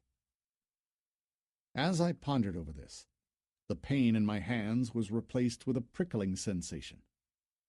My character's cartoonish outline in the tiny status window had turned green. Yeah, right. Was this world geared toward technology alone? I removed my left glove and studied the palm of my hand. Just as I'd thought. Not a trace of the injuries I'd received. Imagine the regeneration rate. Having said that, the life support bar had shrunk considerably. There's no such thing as a free lunch, or a free miracle. Everything has its price. The hunt would have to wait. I needed to stock up on batteries and other supplies before everything else. My gaze chanced upon a mummy's withered hand. The creature must have been a quest NPC, I thought, noticing a dull metallic glow. A ring? Exactly. I carefully removed it, trying to study it, but no amount of focusing helped me this time. More question marks were all I could see. Okay. I had to start playing at some point, after all. I slid the plain ring onto my own finger, and very nearly screamed with pain. The metal was melting. I tried to pull the morphing ring off my finger, but I could just as well pull my own finger off. My vision blurred, a sudden numbness touching the back of my head. My legs gave way under me. I slumped down, trying not to faint, and lifted my left hand, overcoming the ever-growing pain. The liquid metal had run, forming what now looked like a signet ring made of quicksilver. Its surface turned into a diamond-shaped blob which began growing a multitude of stalks, very much like the microscopic pins of my own neuroimplant. I broke into a cold sweat, watching them expand. Then they began filtering through my skin. I suppressed a scream, gnashing my teeth, wriggling with pain and horror. To hell with such authenticity! Grinding my teeth, I wheezed, sweat dripping to the floor. Tears welled in my eyes. My left hand throbbed from wrist to fingertips. A net of blood vessels appeared under the pallid skin, fiery red as if they transported liquid plasma and not blood. I balanced on the edge of consciousness, forcing myself to stay aware. No idea why, considering the agony was dreadful. You'd think I'd have been happy to zone out for a couple of minutes, but no. I stayed awake, even though the torture seemed to never end. An intense aura enveloped my hand and flared up, dripping sparks. Then it went out. My ears rang. In the crimson darkness, a new message flashed before my eyes. New quest alert. Alien mind. Availability. Only humans. You have found and absorbed a techno-artifact of the Founders' era. Find 4 more in order to put together a complete module. Reward unknown. That's when it finally clicked. I turned my head slowly and looked at the remains of the blonde girl. Her skull grinned ungainly, staring at me in silent sympathy, as if foreseeing my own fate. I remembered Arbito's warning. No. I couldn't believe that this girl was a dead player. I had to come back to this question at some other point in time. The remaining descent went without any new surprises. The armor was comfortable, leaving plenty of space for movement. I used my new sniper system to study the way ahead, but it didn't detect any traps or enemies lying in wait. I slung the gun over my back and slid down the cable. Had it not been for the gloves, it would have stripped my skin to the bone. I landed in a rather small room, flooded with a dull yellowish light. No furniture, no equipment. I only noticed the gaping holes where some sort of mountings had been ripped out of the walls. Through a rather human-sized doorway, I caught a glimpse of a bending corridor. The only way was straight on. Honestly, I wasn't a big fan of technogenic post-app worlds, but I was left with no choice. Besides, they kept continuously rekindling my interest, adding a liberal dose of cheap thrills. The silence was dull and muffled. Mechanically, I glanced at my left hand. The pain was long gone, and so was the numbness. I was dying to remove the glove, but I stopped myself just in time. The moment wasn't quite right. The short, arching corridor took me to a large, low-ceilinged hall. Here, the air was very rare. The sound of my footsteps died on the noise-reducing flooring that felt spongy and springy underfoot. I looked around. The place resembled a large, looted warehouse. Everywhere I looked, I could see broken containers, oblong with rounded corners. Lots of sectionalized bulkheads hindered my advance. The shelving spaces within them fit the murky green containers perfectly. I proceeded slowly and carefully, casting an occasional glance on the map. The gun in my hands had offered little security so far. I knew from experience that until I had tested it in battle, the two of us wouldn't be inclined to trust each other. Nothing special was as yet happening, and still, tension was growing inside me. A mind-chilling premonition ringing like a taut string. Another bend. Another sectionalized bulkhead. This time, the containers weren't broken, but just lay there in a heap. I tried to prise one open. No way. Not a sign of a lock or any other access device. Yet another bend. I could see the outline of the room clearly on the map. Beyond it, everything was dark. Was it a dead end? There was only one way to find out. I stepped out, bracing myself for whatever might come next. I expected anything. But not this. This was beyond all expectation. I slowed down, unthinking, oblivious to everything around me, not even noticing that the containers behind my back had begun to glow with the same coursing of static.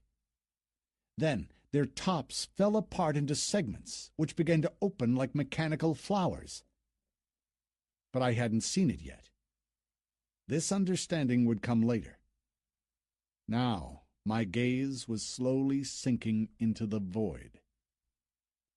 An entire wall of the large room was, in fact, an enormous observation blister.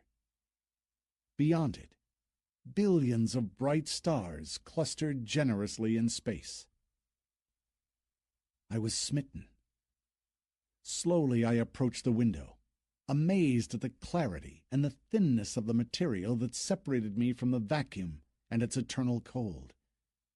More pulses of energy shimmered across its surface. A force field? All the questions crowding my mind had faded away, losing their importance. Countless more details came into view. I could see a large ledge one level below, its ribbed surface arching toward the stars.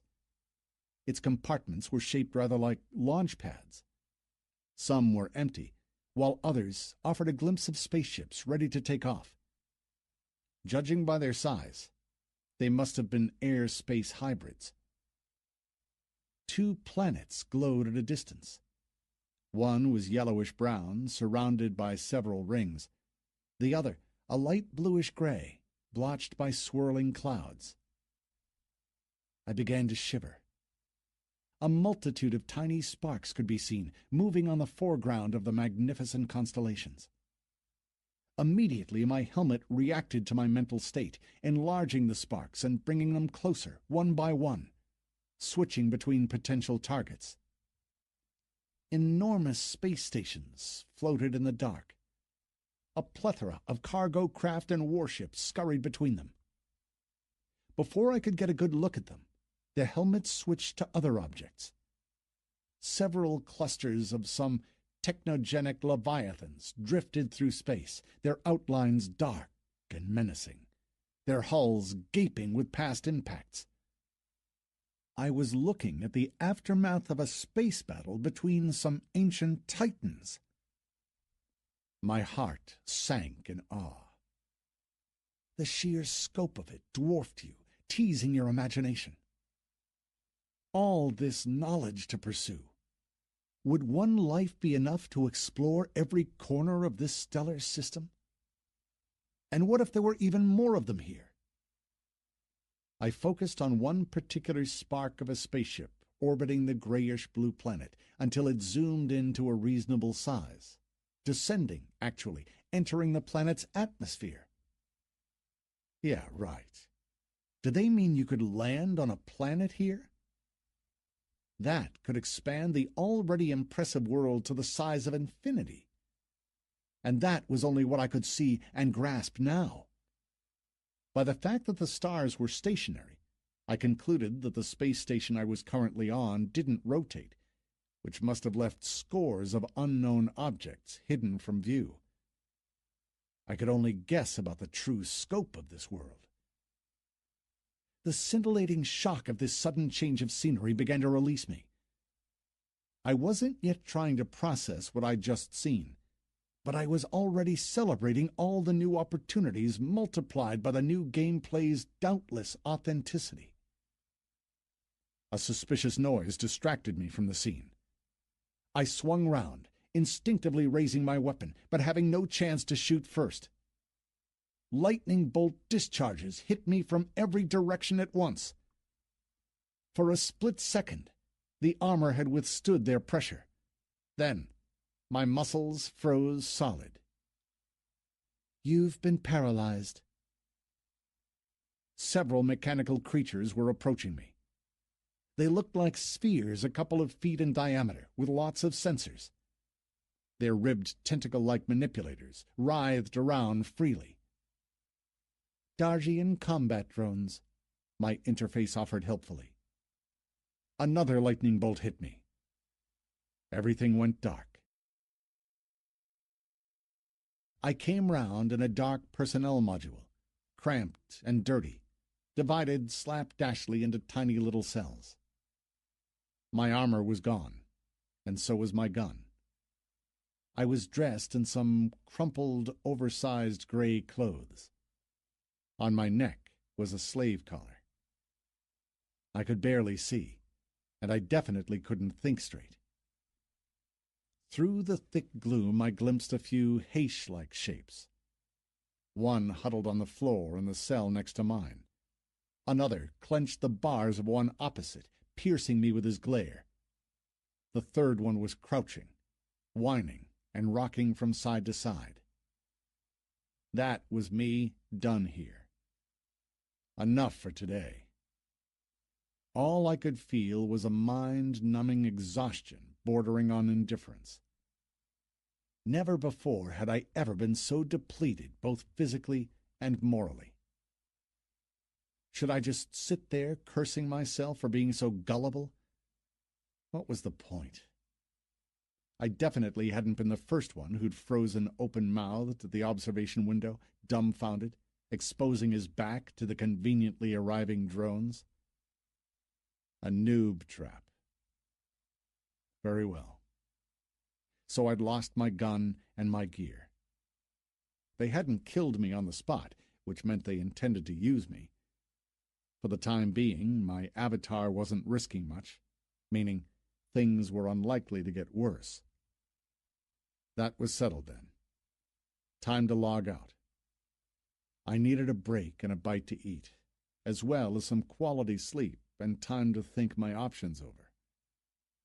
I pressed the virtual button. Nothing happened.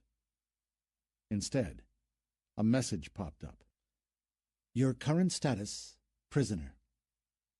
According to the terms and conditions you accepted by signing, you cannot exit the testing mode while being imprisoned.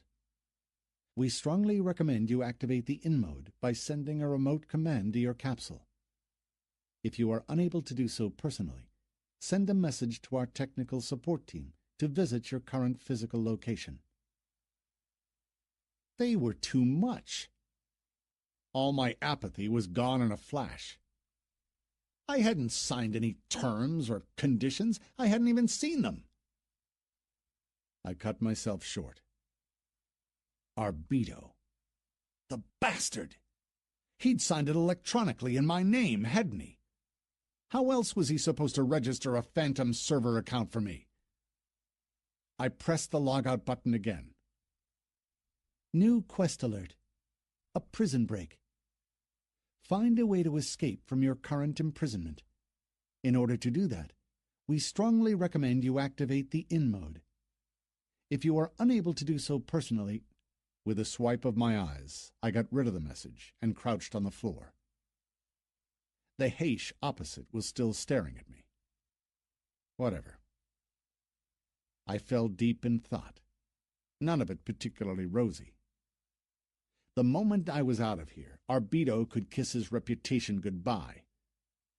Then again, what was the point of him risking it for the dubious pleasure of setting me up? No, I wasn't buying it. He couldn't not have read the TAC before signing it, not with his experience. Something smelled very badly here. This logout ban should have sent alarm bells ringing. Then again, he had warned me, or at least hinted at it. So what had he been playing at?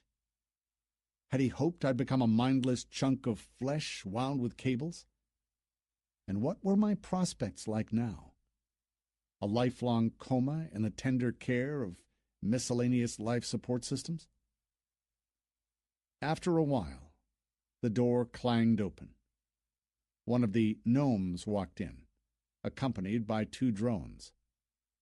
The lights went on automatically. The Haish stepped back into their cells, trying to stay as far from the passage between them as possible. Still brooding, I studied the gnome. Disgusting. There was nothing human about him.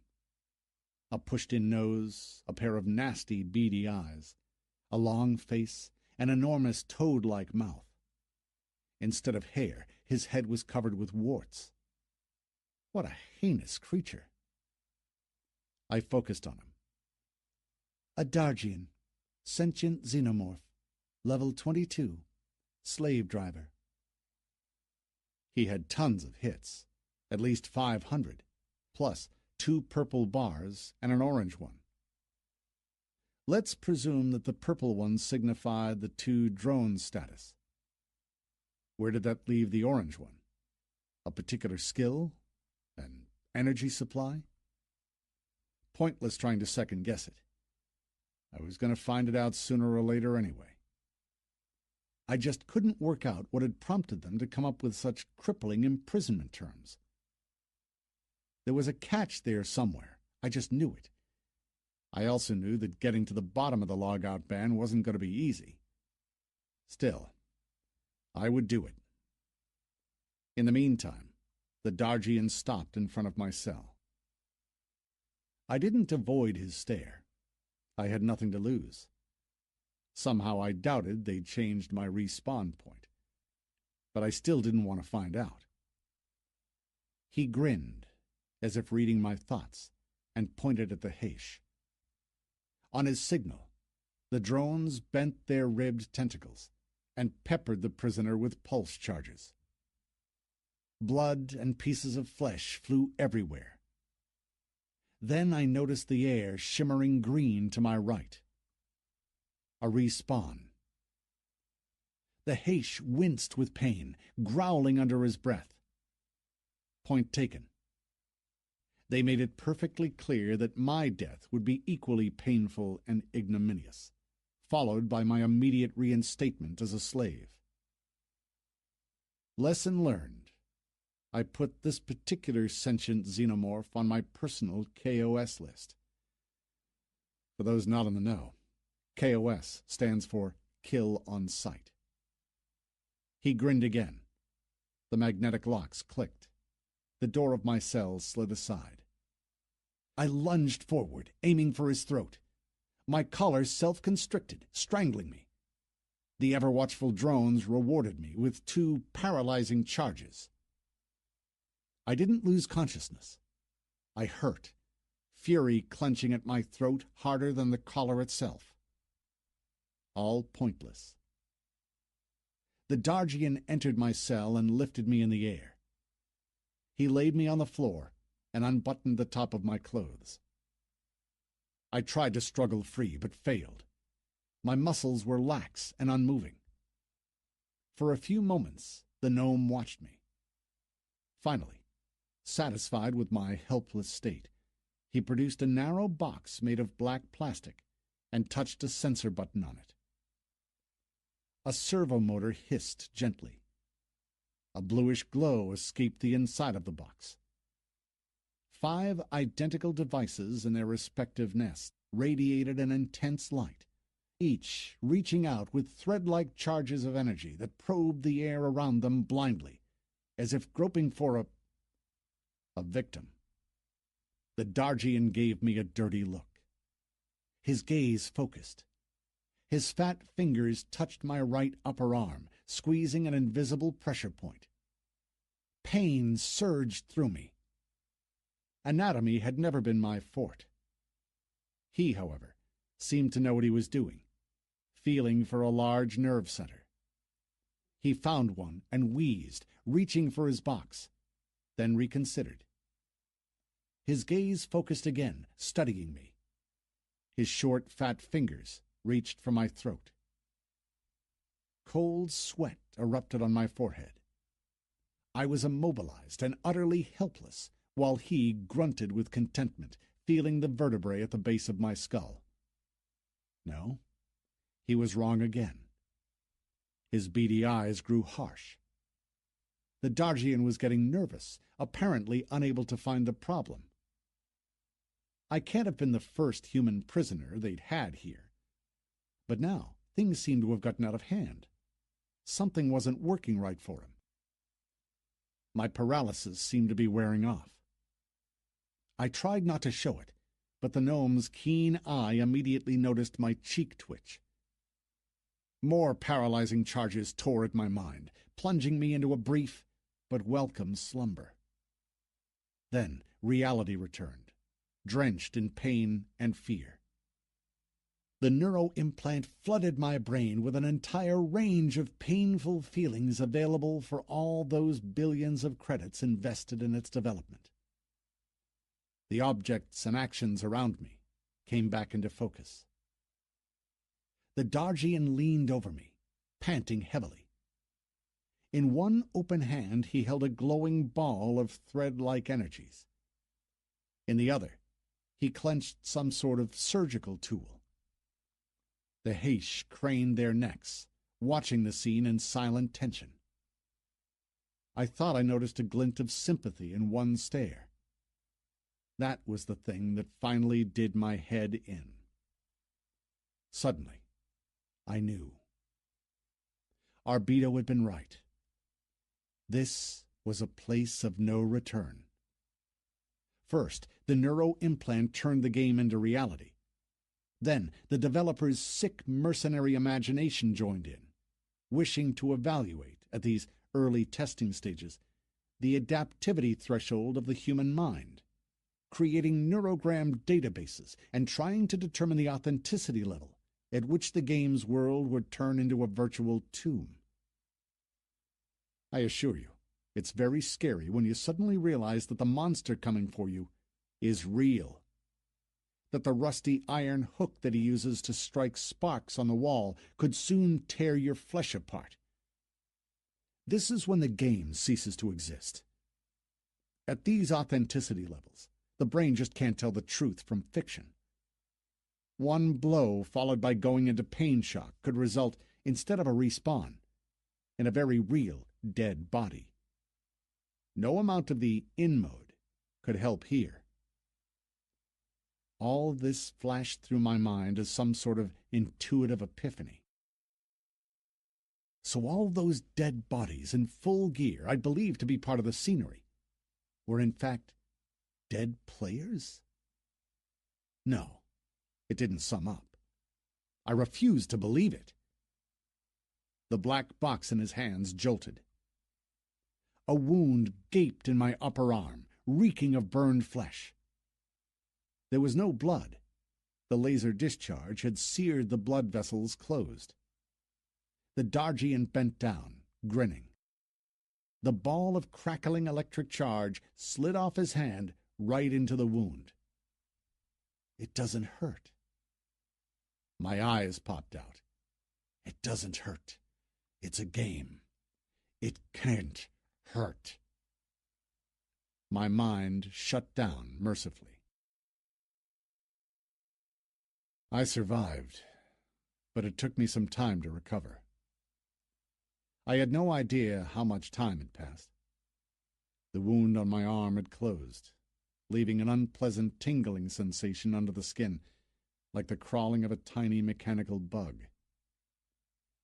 The icon of a new system message kept flashing. I opened it. I can hear them.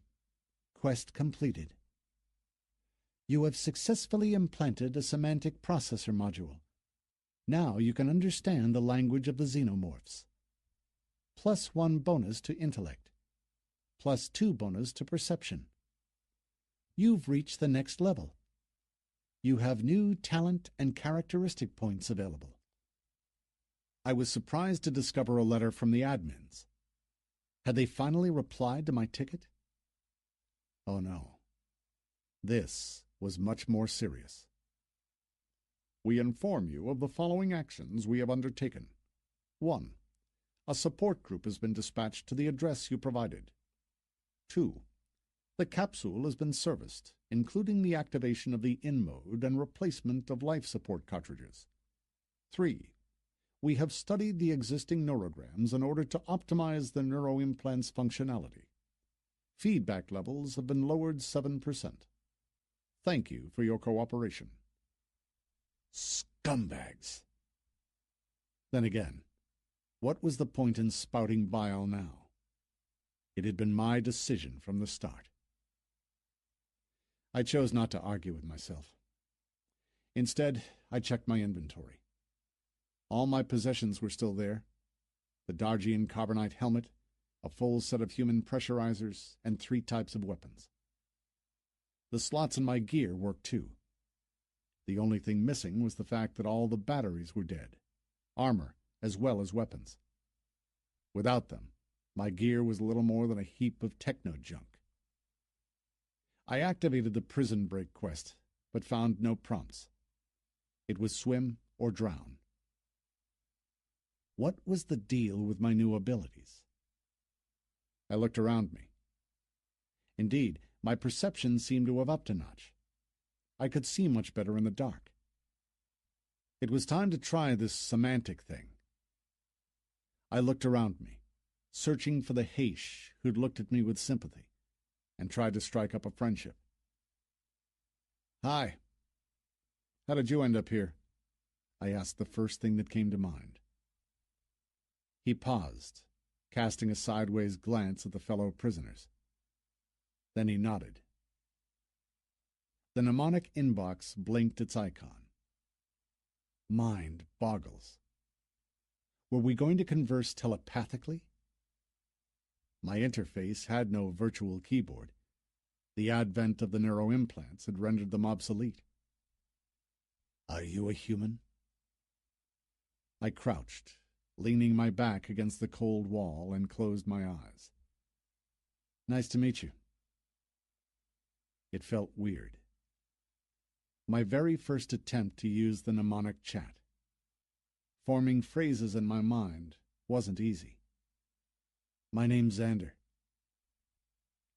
I'd already noticed that characters had no nicknames here, but I'd explained this away by the fact that I'd so far only met NPCs. Apparently, I'd been wrong.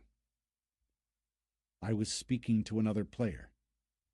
My name's Charon. I opened my eyes and tried to focus. That's right. I could see nicknames now. Did that mean that I couldn't identify the players properly without this semantic thingy of theirs? I hurried to check my KOS list. That's right. The Kara's information had grown. The Dargian slave driver's nickname was Rash. "Charon, have you been here long?" "2 full orbits," he answered promptly, but obscurely. "2 what?" "2 complete circles of the station around the star." "You mean 2 years?" I couldn't conceal my astonishment. Were the developers raving mad? 2 years? The skin on the back of my head tingled, growing taut. I gulped, trying to calm down. "Have you tried to escape?" "Impossible," the Haish answered darkly. Well, that remained to be seen. "What's the problem?" I struggled to pose clear-cut questions. I needed information badly. Personally, I wasn't going to stay here long. "Rash is strong. You can't remove the collar. It will strangle you. The drones will paralyze you." Charon listed the problems one by one. "We have nowhere to run," he added after a pause. "This station has suffered a lot of damage. It's not easy to survive here." "How about the other stations? And the planet?" "They won't let us in. And the planet belongs to the Dargians. It's their world." I felt curious. "Where are you from, then?" "I am from another star system," he answered calmly. I paused, thinking. I didn't want to play father confessor to the guy just to find out why he'd chosen a xenomorph as his car. The gaming worlds had their own etiquette. He'd tell me himself when he was ready. If he didn't, then I'd just have to consider him a xenomorph. Very well. I opened the inventory and checked my helmet's stats. The broken device was still there. Rash was going to regret his oversight. I addressed Charon again. "Are you a pilot?" "Yes." "Excellent. Time to try out more complex message options." I wasn't sure if I could do it, but surely it couldn't be more difficult than sending an MMS. I closed my eyes, trying to recreate the view out of the observation window just before the drones had attacked me. The view of the station's docking facilities.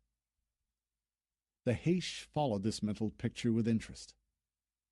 This kind of communication sent shivers down my spine. Still, I was getting used to it. "You know what it is?" "That's Irob." Despair was rapidly draining from his voice. "Which is?" "One of our ships. We arrived at this system," he faltered, "in a big ship. We wanted to study the Founder's stations. The Dargians attacked us. They destroyed the mothership. Our group broke away and landed here. Then they captured us." "I see. What do they want from you? How do they use you?" "They want to use our knowledge, to study our ships." "And none of you has ever broken down and told them anything? After 2 years?" "We have.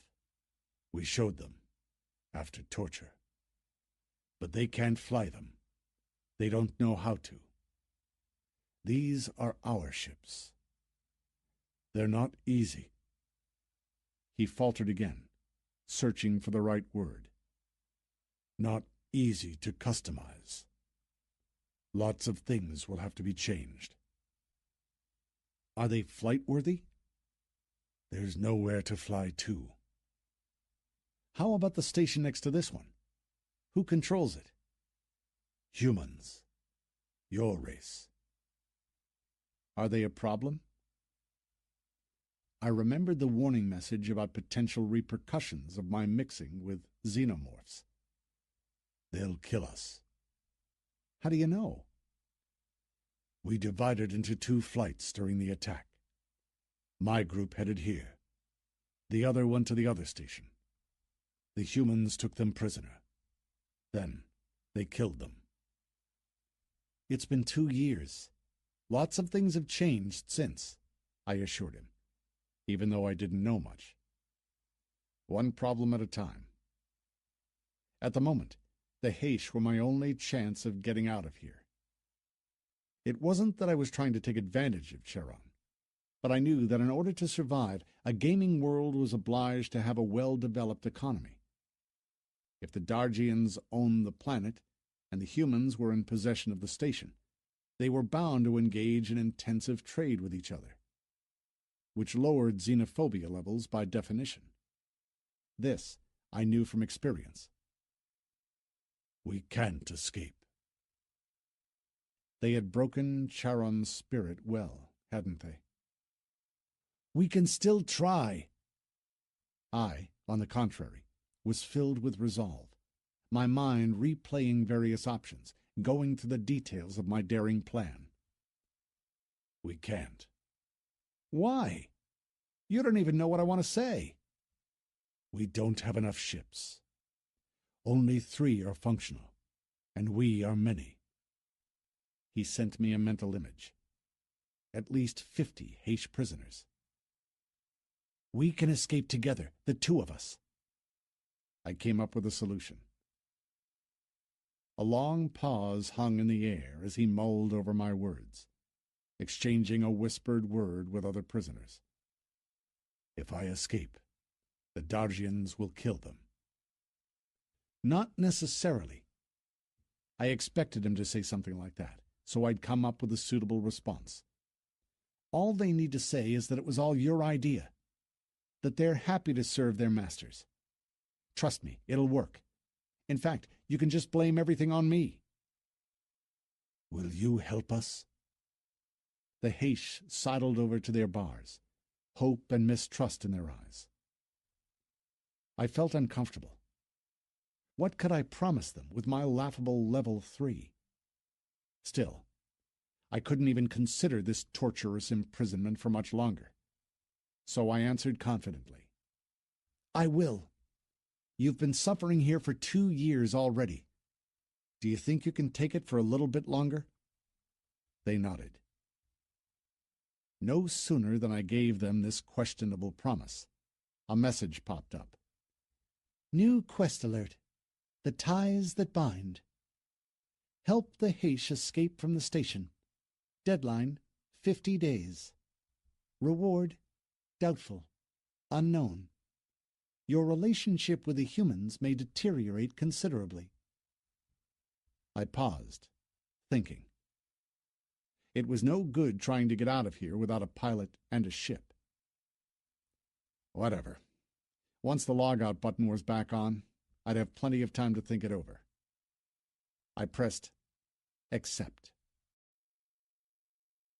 Chapter 2. Phantom Server Login. Charon and I immediately set about plotting our escape. Although my experience was limited to gaming, it suggested that we shouldn't drag it out. The distance between the bars was enough to squeeze my Dargian helmet through it. I discarded it from my inventory. It worked. Charon picked it up without a problem. Why? He studied the helmet. His unusual stunted speech patterns drove me to distraction sometimes. Do you have someone with tech skills maxed out? I asked. My question hung in the air. Somehow I didn't think they understood me, which was weird. How simple was it? Then again, 2 years spent in confinement must have been rough.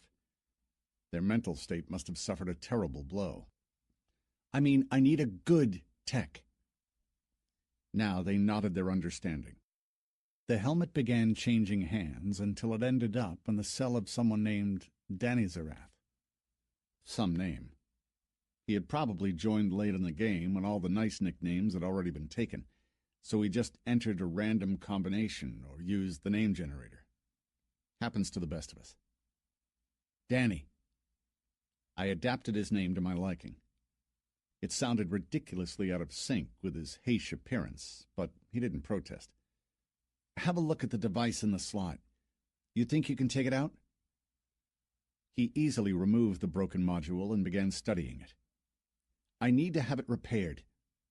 I defined the problem. The Heish can be terribly slow on the uptake. Still, I didn't want to rush them. The impossibility to log out could turn anyone into an emotional wreck. We may say that we don't really need the real world, but it's extremely important to know that you can quit the game at any moment and never come back again. I had no idea what I'd feel after 2 years spent in limbo. Dan-Azarath sat down on the floor and began taking the device apart in skilled, practical motions. Sharon glanced at me, hope and doubt in his stare. I tried to get as much information out of him as I could. Why did they implant me with a semantic processor? He answered promptly, without even thinking. They do it to everybody. The Dargians love bossing everyone around. They go mad when you don't understand them. The top decks are dangerous. Quick information exchange equals survival. What do they want on the top decks? They look for the Founder's devices, as well as ore, power supplies, and ancient machines. Why? The Dargians are restoring a large, ancient ship. Once they finish doing it, a war will start. With humans? No. The Dargians will eliminate them. They aim to take over their planet. Does it mean slave drivers are outlaws? He nodded. Their own world treats them as criminals. And humans? How do humans treat them? Sharon cringed. I didn't like the expression on his face. Humans are bad. His voice changed, allowing a few angry, hissing notes. They're all for themselves, against everybody else. Most likely, the station I hoped to get to was controlled by gamers' clans. No idea yet why they were so aggressive toward xenomorphs. I'd better start thinking how not to end up caught between the gears of their war machine. After some pondering, I thought I'd come up with a suitable solution. I didn't say anything to Chiron, though, not yet. He wasn't going to like it. In the meantime, Dan-Azarath had already put the device back together. Now he was shuffling from foot to foot nearby, casting occasional glances my way. And? Cut the crap! My rude tone didn't seem to offend him at all. Report! I fixed it. So, that was impressive. Let's test it then. Can you switch off my collar? I can't. He looked down guiltily. I need a power supply. Okay then. You can stash it somewhere. I turned to Chiron. We'll need micronuclear batteries. 7 or 8. Think you can get hold of them? He gave it some thought and nodded. Half charged, yes. We'll have to work now. The Overseer will come soon. I'll try to get a few batteries. Can you tell me how you want us to escape? That's my problem. I wasn't quite prepared to lay my trump card on the table. Watching the Heish and their behavior, I could clearly see that the majority of them were broken. They had accepted their situation, and were obviously scared of the Dargians. Entrusting my secret to them would be rather stupid. I couldn't do that. The arrival of the slave driver saved me from more questions. He wore a full spacesuit. Silently, he unlocked the cages and left. The Heish began suiting up. I followed their example, then walked out into the corridor where about a dozen drones were overseeing the procedure. Silently, the Dargian began distributing the micronuclear batteries. 1 each. I clicked it into the slot. 30% charge. Not a lot. The communications system clicked on. "Move it!" a command crackled. I experienced an unnatural surge of energy. I was buzzing, my perception sharpened. My hatred for the Dargians was still there, but it sort of withdrew.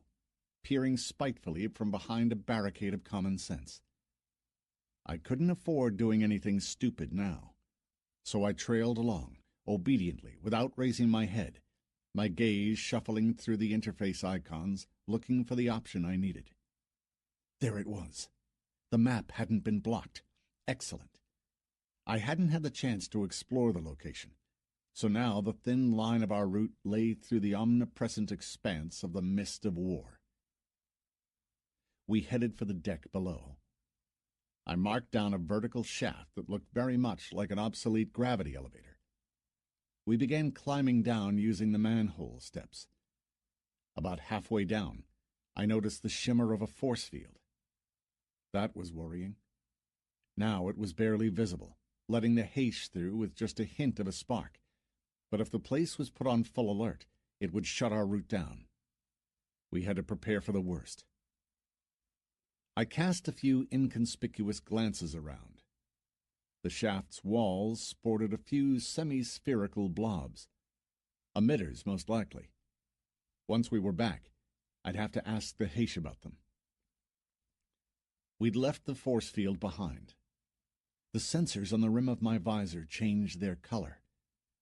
We were floating in a vacuum. The experience was unusual. Awkwardly, I tried to move, feeling nausea rise up to my throat. Was this zero gravity? My sense of balance was confused. Unwillingly, I let go of the step. I was floating. I waved my hands around me, trying to get hold of something. I hit the wall and bounced back. The hache descended with a practiced ease. The slave driver was already below, looking at me. It must have been fun watching a noob like myself. I allowed the Dargian a generous eyeful. Let him think I was useless. In fact, the nausea had subsided quickly as my old skills had kicked in. 10 years previously, I'd spent some quality game time in a space station simulator. The job was a pain, solving all sorts of technical problems while floating in midair, but at least now it had done me a good turn. I bounced all the way down the elevator shaft and floated out, spreading my arms wide as I enjoyed the sensation of flight while trying to suppress an instinctive bout of fear. Awkwardly, I hit the ledge of a structure overhead and ricocheted up, helplessly drifting away into the void. I was scared, of course, but the risk was worth it. From above, I could see the external launch pad and could make all the screenshots I needed to study them at leisure. The Dargian looked worried. I didn't think he'd be disciplined for the loss of a prisoner. I'd respawn in my cell anyway. But the delay caused by my freefall could cost him. The hache stopped moving, watching me drift away. They stood comfortably and confidently thanks to a special substance that covered the soles of their space boots. A few drones took off after me. They caught up with me quickly, their snaking manipulators hitching me under the arms and towing me back. The Dargian was furious, but he couldn't punch me. The communication system crackled again. "Remember, only place your foot on an even surface," he instructed me. "Can you feel it lock?" I nodded. Both my feet felt glued to the surface. "How can I walk, then?" "You slide," he quipped. "Another delay will mean 3 deaths in your cell." Okay, I got it. I broke my footing with the surface and slid off, then stopped abruptly, lodging my foot firmly on it. This worked. Now the other foot. Unlike me, the hache proceeded quickly. They seemed to be used to this kind of spacewalk. I lagged considerably behind, but at least I was trying. Soon I got the hang of it, moving my feet rather well. One of the drones followed me closely. I didn't have a chance to enjoy the beauty of space. Only occasionally during our short breaks did I get a chance to take instant pics, seeing as no one could have caught me doing so. The hache were already far ahead. I was amazed at their agility and coordination. In front of us, lay some sort of wall of heaped-up debris. The Haish took it in their stride, moving in well-calculated leaps from one support to the next. Wish I could learn to do the same. Otherwise, I could jeopardize our entire escape plan. It would be no good me crawling like a crab when there was a chase hot on our heels. Suddenly, the collar constricted, strangling me. The slave driver appeared from around the bend. He looked furious. I spread my arms wide, gesturing my willingness to do my best. I couldn't see the Dargian's face. The visor of his helmet was opaque. No idea how he was seeing everything around him. He probably had a screen on the inside of the helmet. Either that, or he was in possession of some unique ability. I couldn't breathe. I started wheezing. He came close to me and mumbled something bitterly. Suddenly, a new device appeared in my armor's slot. The collar released its grip slightly. "Watch where you're going." The meaning of it wasn't quite clear. Still, I obeyed. I found a small, flat platform halfway through the destroyed area. Suddenly, the thin, broken line of my path became visible in my projection visor. Mechanically, my brain processed the information, sending my legs moving on their own accord, reaching my destination in a series of leaps. Wow! That was breathtaking. While both the drone and the slave driver approached, I studied the surprise gift.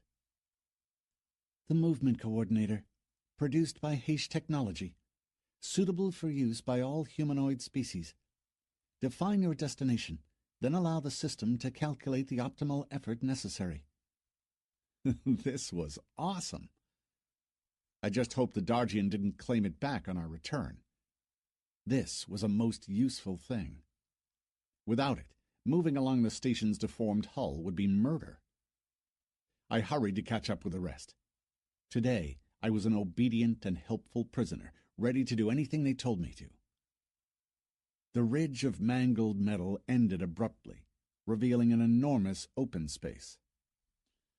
I froze unwittingly. Here, the station's hull wasn't damaged, but that wasn't what had puzzled me so. In the middle of a vast platform, clutching at its launching towers, sat a gigantic spaceship. Some damage it had taken. My eyes slid along its soft outlines, noticing a multitude of gaping holes and other damage. The Haish were already busy working in several groups.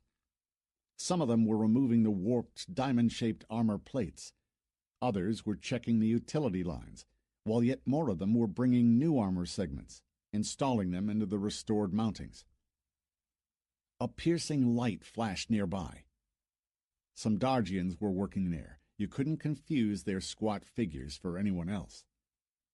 Armed with plasma torches, they were cutting out more diamond-shaped plates. I began descending, using every opportunity to take some panoramic screenshots. The first impression was quite mind-blowing. The ship was rather big, about 300 feet in diameter, but when I remembered the veritable leviathans drifting nearby, I began to realize how tiny this ship was compared to them. Whatever made the Haish think the Dargian slave drivers could use it to attack and even invade their planet? We'll see. That day, I had to work long and hard. As it turned out, the station did have its own gravity. I hadn't noticed at first that my free-fall jumps, controlled by the movement coordinator, did have a certain trajectory. But the moment I was ordered to help bring in the armor plates, I sensed the artificial gravity straight away. As the Haish explained to me, its source was located somewhere in the station's unexplored bowels. Lugging the multi-ton parts proved hard. I was struggling. By the end, I could barely move my feet. The Haish were taking it much better. They were both stronger and used to this kind of work. One of the drones followed me everywhere. I studied it inconspicuously. Why would Dargians use prisoners for the job if they could use machines instead? Surely drones could do the work more efficiently and with better precision. I didn't get a chance to get close to the ship. By evening, I had plenty of questions to ask the Heish. But once back in the crumpled darkness of my cell, I was too exhausted to talk. I couldn't keep my eyes open. I was neither hungry nor thirsty, the capsule's life support module providing my mortal body with everything it might need. But sleep, that was something I had to get for myself. I didn't have the chance to sleep properly. My mnemonic interface beeped insistently. Another person's mind waves forcing their way through all the filters, rendering me awash with anxiety. "What is it?" 10 micronuclear batteries, Chiron reported. Each 30% full. Is that enough? The Heish didn't seem to sleep at all. Were they made of steel? I shook myself out of my slumber. Time to get working. I looked through the screenshots I'd made earlier, forwarding some to Chiron. You could clearly see the fighter craft and their docking pods. There were 7 of them. There, the makeshift path forked, the crudely welded sheets of metal laid right on top of the ravaged upper structures. I wanted to know why we'd had to move on the outside of the station. Why such an awkward and dangerous route? Couldn't we get to the launch pad on the ancient ship via internal tunnels? Chiron answered willingly. Apparently, the Dargians had only managed to reclaim about a dozen sections for themselves. The rest was still part of the Founder's ancient technosphere. Most adjacent corridors were blocked with security devices that respawned in under 8 segs. Chiron's use of some weird time and distance measurements made it hard for us to understand each other. He had really grown into his gaming character's role. What a shame for him, I pondered. He must have been a normal kid who decided to make a quick buck by participating in this alpha testing thing. And what now? Was his mind deformed irreversibly? The thought made me cold and empty inside.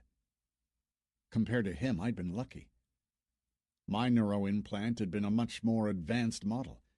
Besides, I had adapted to the direct neurosensory contact while playing in much more forgiving worlds. The thought didn't sound like fun. Now I didn't have the slightest doubt that the whole closed alpha testing thing was only an excuse to have a trial run of the new device. I'd have loved to know how many players had arrived here with the first wave, and if any of them were still alive. This theory could also explain the existence of the alternative start. Understandably, the test operators wanted to milk the subjects of their experiment for anything they were worth, and the developers were interested primarily in the character's behavior in various emergency situations. They didn't care about his or her reaction to the comfortable process of mundane leveling. If this is not clear enough, let me explain. Here we were, watching the future of gaming in the making. By the time of the Revolutionary Games release, they had had to bring the risks of players' death or insanity down to acceptable figures. The developers had to amass a wealth of statistics, create numerous neurogram databases, and optimize feedback, all in order to allow the consumer to experience incredible new sensations without the risk of ending up in the morgue or a mental asylum. My conclusions weren't happy, to say the least. Surviving here, literally, wasn't going to be easy. I'd have to accept the rules of the game and act ruthlessly but cautiously if I didn't want to become a new stage prop to decorate their scenery. Take Chiron, for instance. Let's presume he'd escape. And then what? Would his mind, distorted by the implant's continuous use, be able to come back to real life? Most likely he'd be appalled. By then, his physical body would have been in the in mode for years. But that wasn't the worst thing about it. He really thought he was a Heish. He was now a true xenomorph, both in his actions and his train of thought. Exactly. I never envied the players who'd been tempted by the exotic abilities of alien races. I was pretty sure that all of them had a special version of the neuroimplant installed, one that contained additional neural chains that gradually, bit by bit, distorted their mindsets. Why did I think so? Well, once you grasped the essence of what was going on, adding details to it was easy. Watching the Dargians would be enough. How much of human nature had they preserved? I could be utterly wrong, of course. Each and every sentient xenomorph could be just an AI module complete with its own mindset and even identity. I couldn't really judge, not yet. As far as I knew, no one had ever created a fully functional artificial intellect. So if you thought I could think of nothing but gaming, you might be in for a surprise. In this technological era, self-education is constant and natural. My job added to it, too. Earlier, I'd mentioned the space station simulator. A more boring gameplay you can't even begin to imagine. With one catch. Completing their quests demanded real knowledge. These kinds of educational games have their place and their niche, sometimes becoming the first step in a professional career. Corporation recruiters call it dredging. They closely watch these simulators as the easiest way to discover grains of talent amid tons of online fool's gold. What had I been doing there? Working. I'd been busting my hump like a dog to add a touch of glitter to some dumb, rich numbnuts to make them look like real talent. Enough of that. I was in the game. The bets couldn't be higher. They'd thrown down the gauntlet, and I'd accepted the challenge.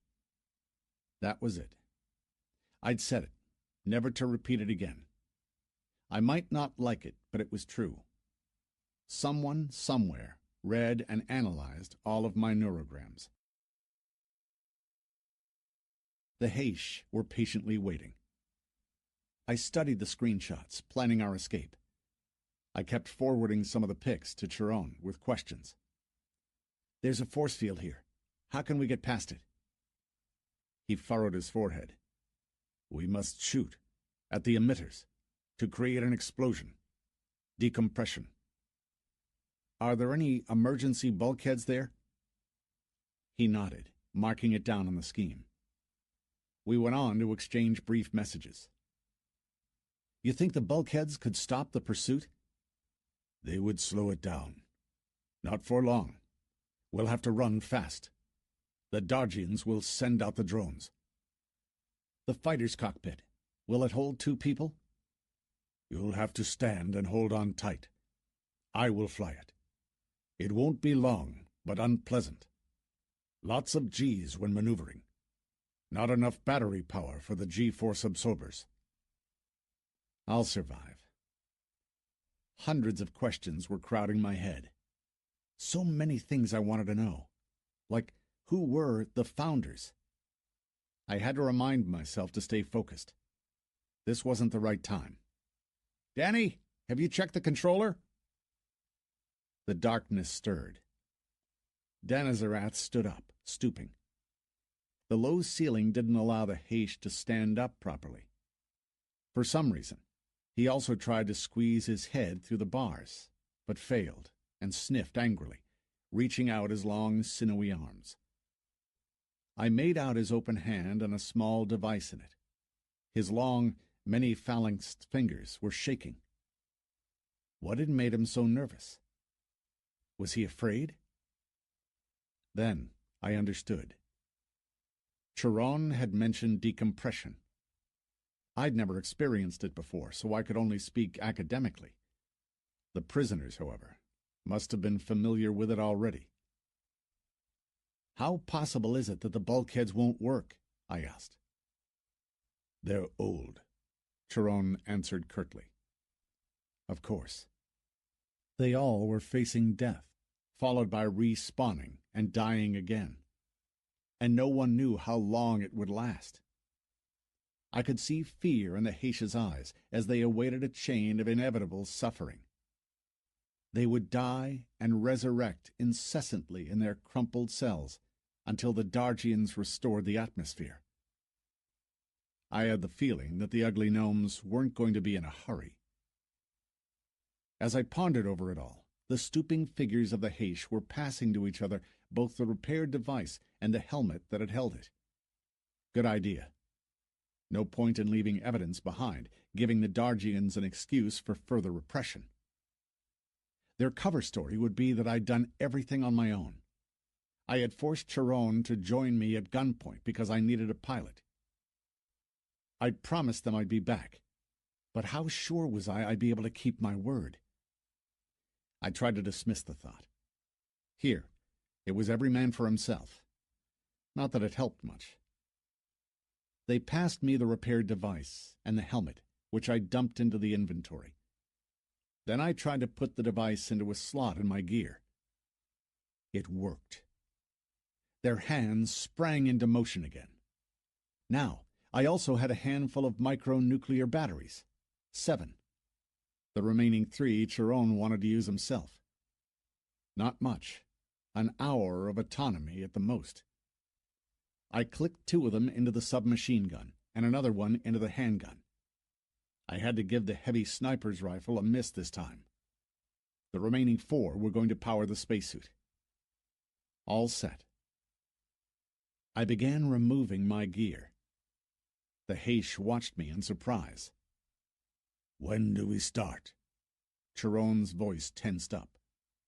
He couldn't understand the point of my actions, and had every reason to be suspicious. "Wait up a bit." "Rash is strong. Put your gear back on." "No." I walked over to the bars. "Can you reach?" Chiron hunched his shoulders. He slowly tilted his massive head, covered in rough skin, spotted in places with rudimentary scales, and opened his large mouth, gasping hotly. "Why?" I deactivated his collar and handed him the gun. "Now hit me," I commanded. "Just make sure I have about 20% life left." "Human, I don't understand." "Do it, I tell you! And you, all of you! I want you to yell and stomp your feet." Chiron didn't look too sure. "Trust me." I could see desperation in his eyes. No idea what he must have been feeling at that moment. The Heish began to tap their feet. A perceptible vibration rolled across the floor, filled with a vague but passionate rhythm, as if the wave of their pent-up fury had suddenly burst out, making the bulkhead shudder. A second passed, and another, and... Chiron growled and punched me. His sharp claws ripped the skin on my chest, spilling blood. Again. Again. Again. The vibrating rhythm quickened. The door clanged. The drones were the first to burst into the room, rotating in apparent confusion. Their target finders just couldn't prioritize properly in the chaos that reigned there. Then they focused on Chiron, splattered with my blood, recognizing him as the aggressor. One of the Heish stepped in, taking on the drone's paralyzing charges. 2 squat figures appeared in the doorway. I focused on their name tags. "Rash, you scumbag! Come over here!" I could barely wheeze, but he'd heard me. He wasn't afraid, feeling himself the master of the situation. He waved the drones away and headed for my cell, enjoying the sight of the Heish being strangled by their collars.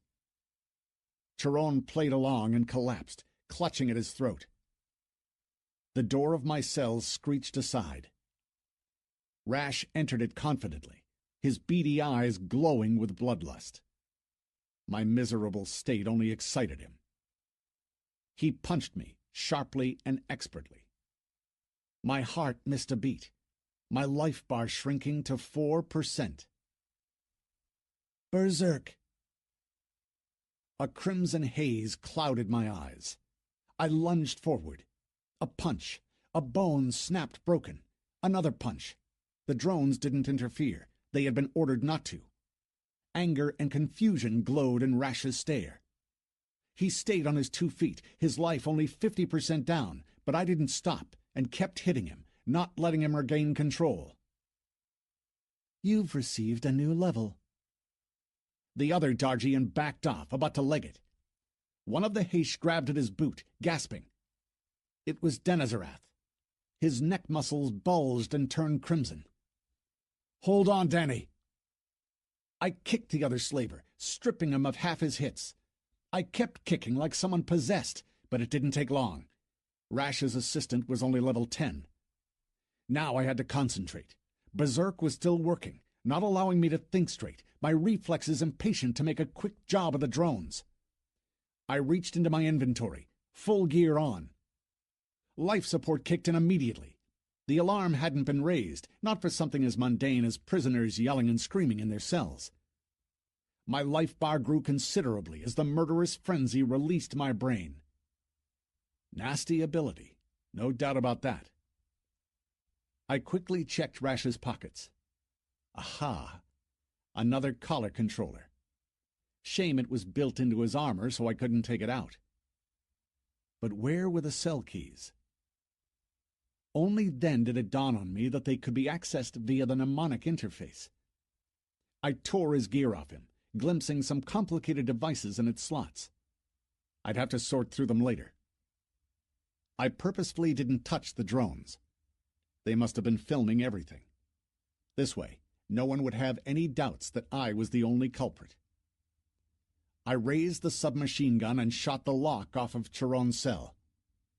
Now, go! In 2 short bursts, I gunned the drones down. They rattled to the floor, sparking and spewing smoke. Chiron was already standing next to me, armed and wearing full pressure gear. Run!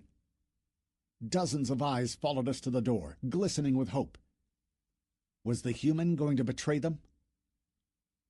How would you know, poor bastards? The corridor was empty. Most of the Dargians were away on a raid. Besides, you couldn't surprise anyone here with a bit of noise. As far as I understood, Rash had made a habit of torturing the prisoners. Everyone was used to his nightly visits to the prisoners' quarters, accompanied by screams and even shooting. We ran in silence. My gear systems had almost restored my life back to full, but the charge in the batteries was rapidly going down. The next bend revealed a patrol drone. I shot it down before it had the chance to alert the rest, but the explosion echoed through the corridor.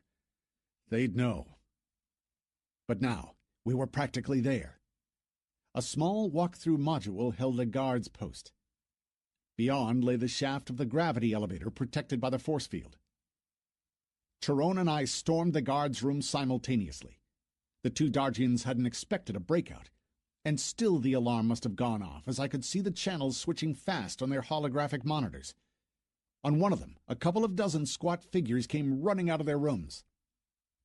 We'd done it nice and neatly. Now for the shaft. A lot in my escape plan depended on our luck. The force field emitters were located on our side, which was logical.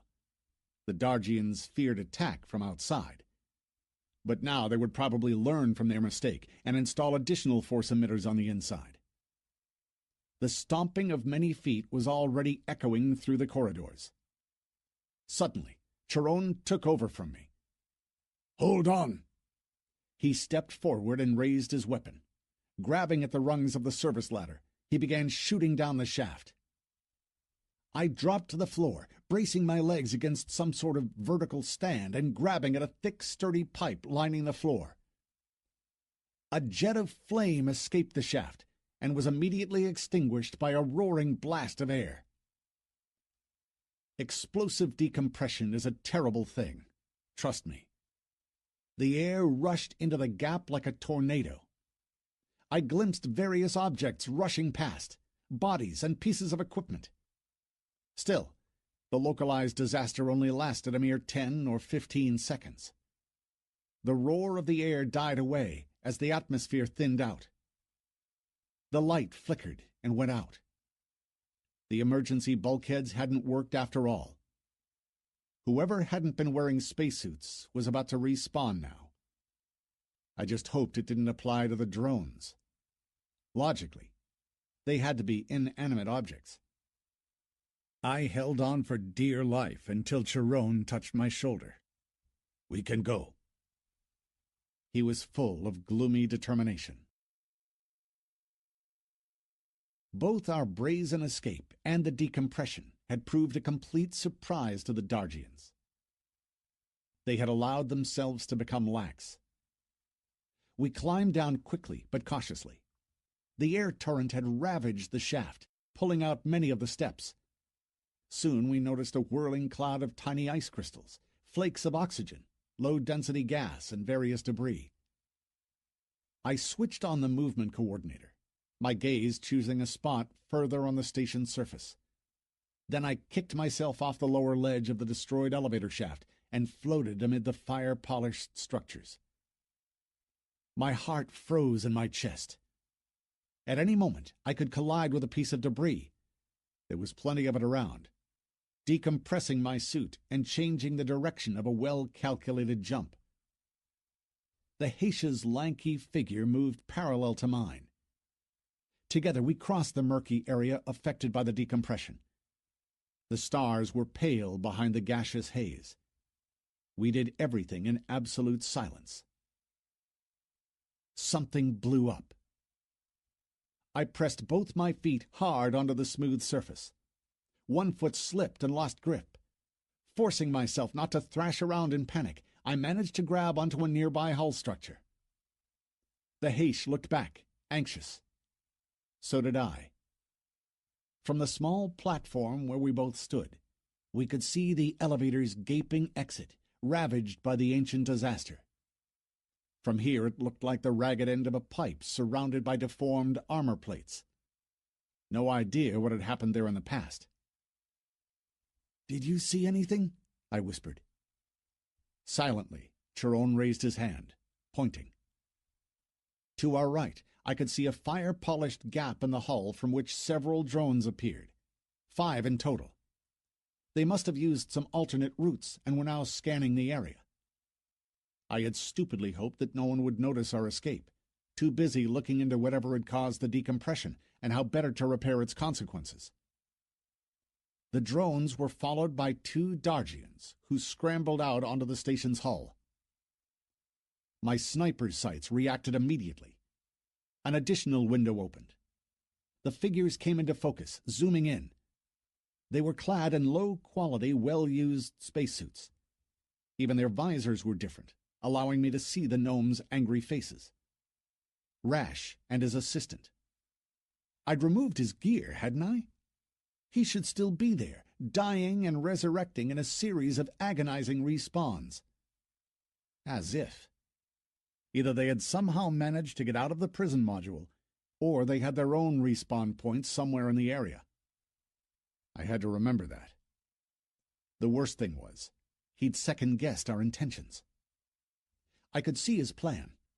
The drones took up position amid the mangled technogenic ruins. Both Dargians were armed. Chiron and I didn't speak. I was sure they monitored our frequencies, and mnemonic messaging took too much concentration to the exclusion of everything else.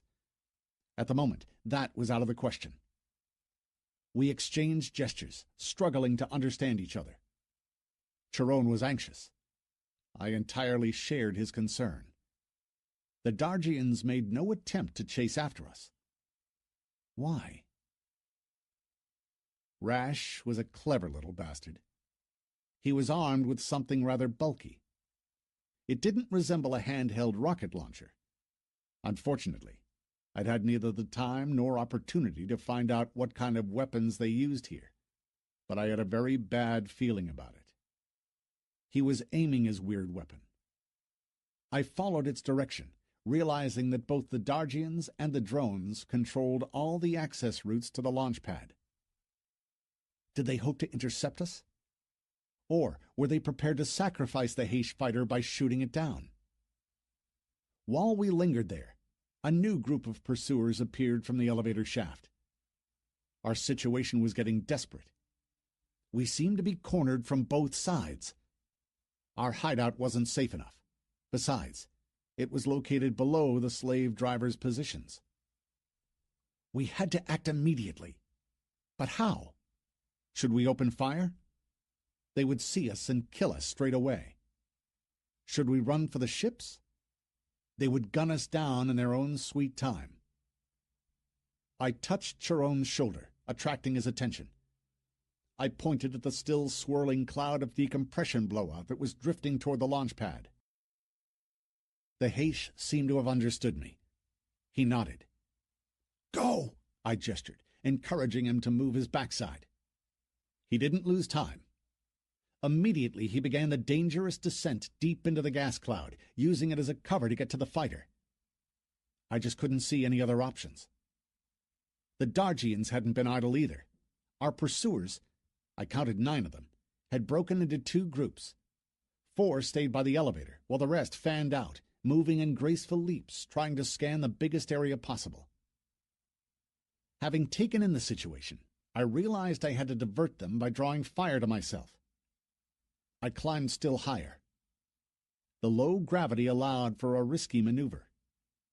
Using the movement coordinator, I kicked off and floated along the half-molten paneling of the hull structure. Immediately I began shaking. This was an adrenaline thrill unlike anything I'd experienced before. The scene unfolded in complete silence. One wrong movement, and my silhouette would float away from the station, becoming a perfect target, even though somehow I doubted the Dargians would open fire. They'd love to see me suffocate, then respawn in my cramped cell of the prison module. I had no idea of the purpose of the tall spire I was approaching, but once I reached its splayed top, I noticed large, oblong openings in its upper section.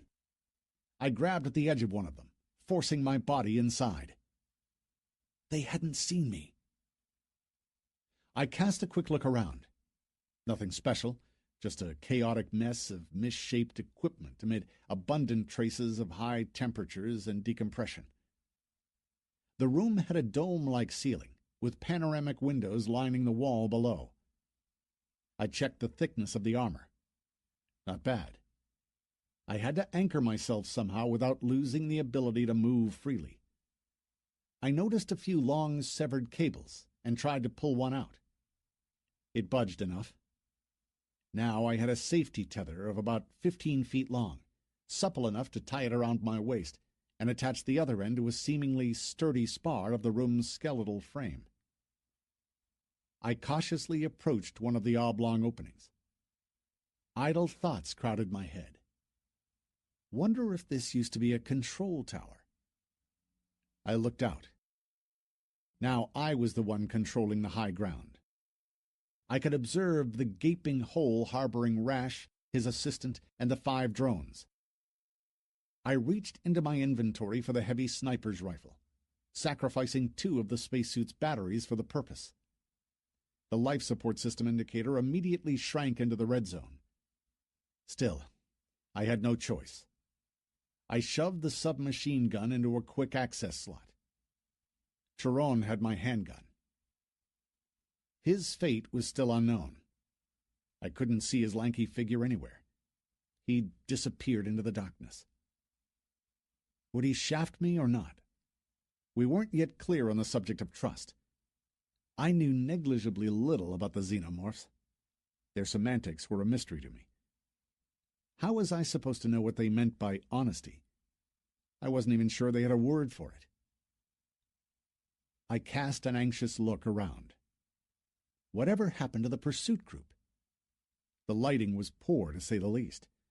The system star was too far away, a bright spark amid billions of smaller, cold ones littering the void. The station reflected the brown twilight shimmer of the gas giant, casting profound, sharp shadows all around.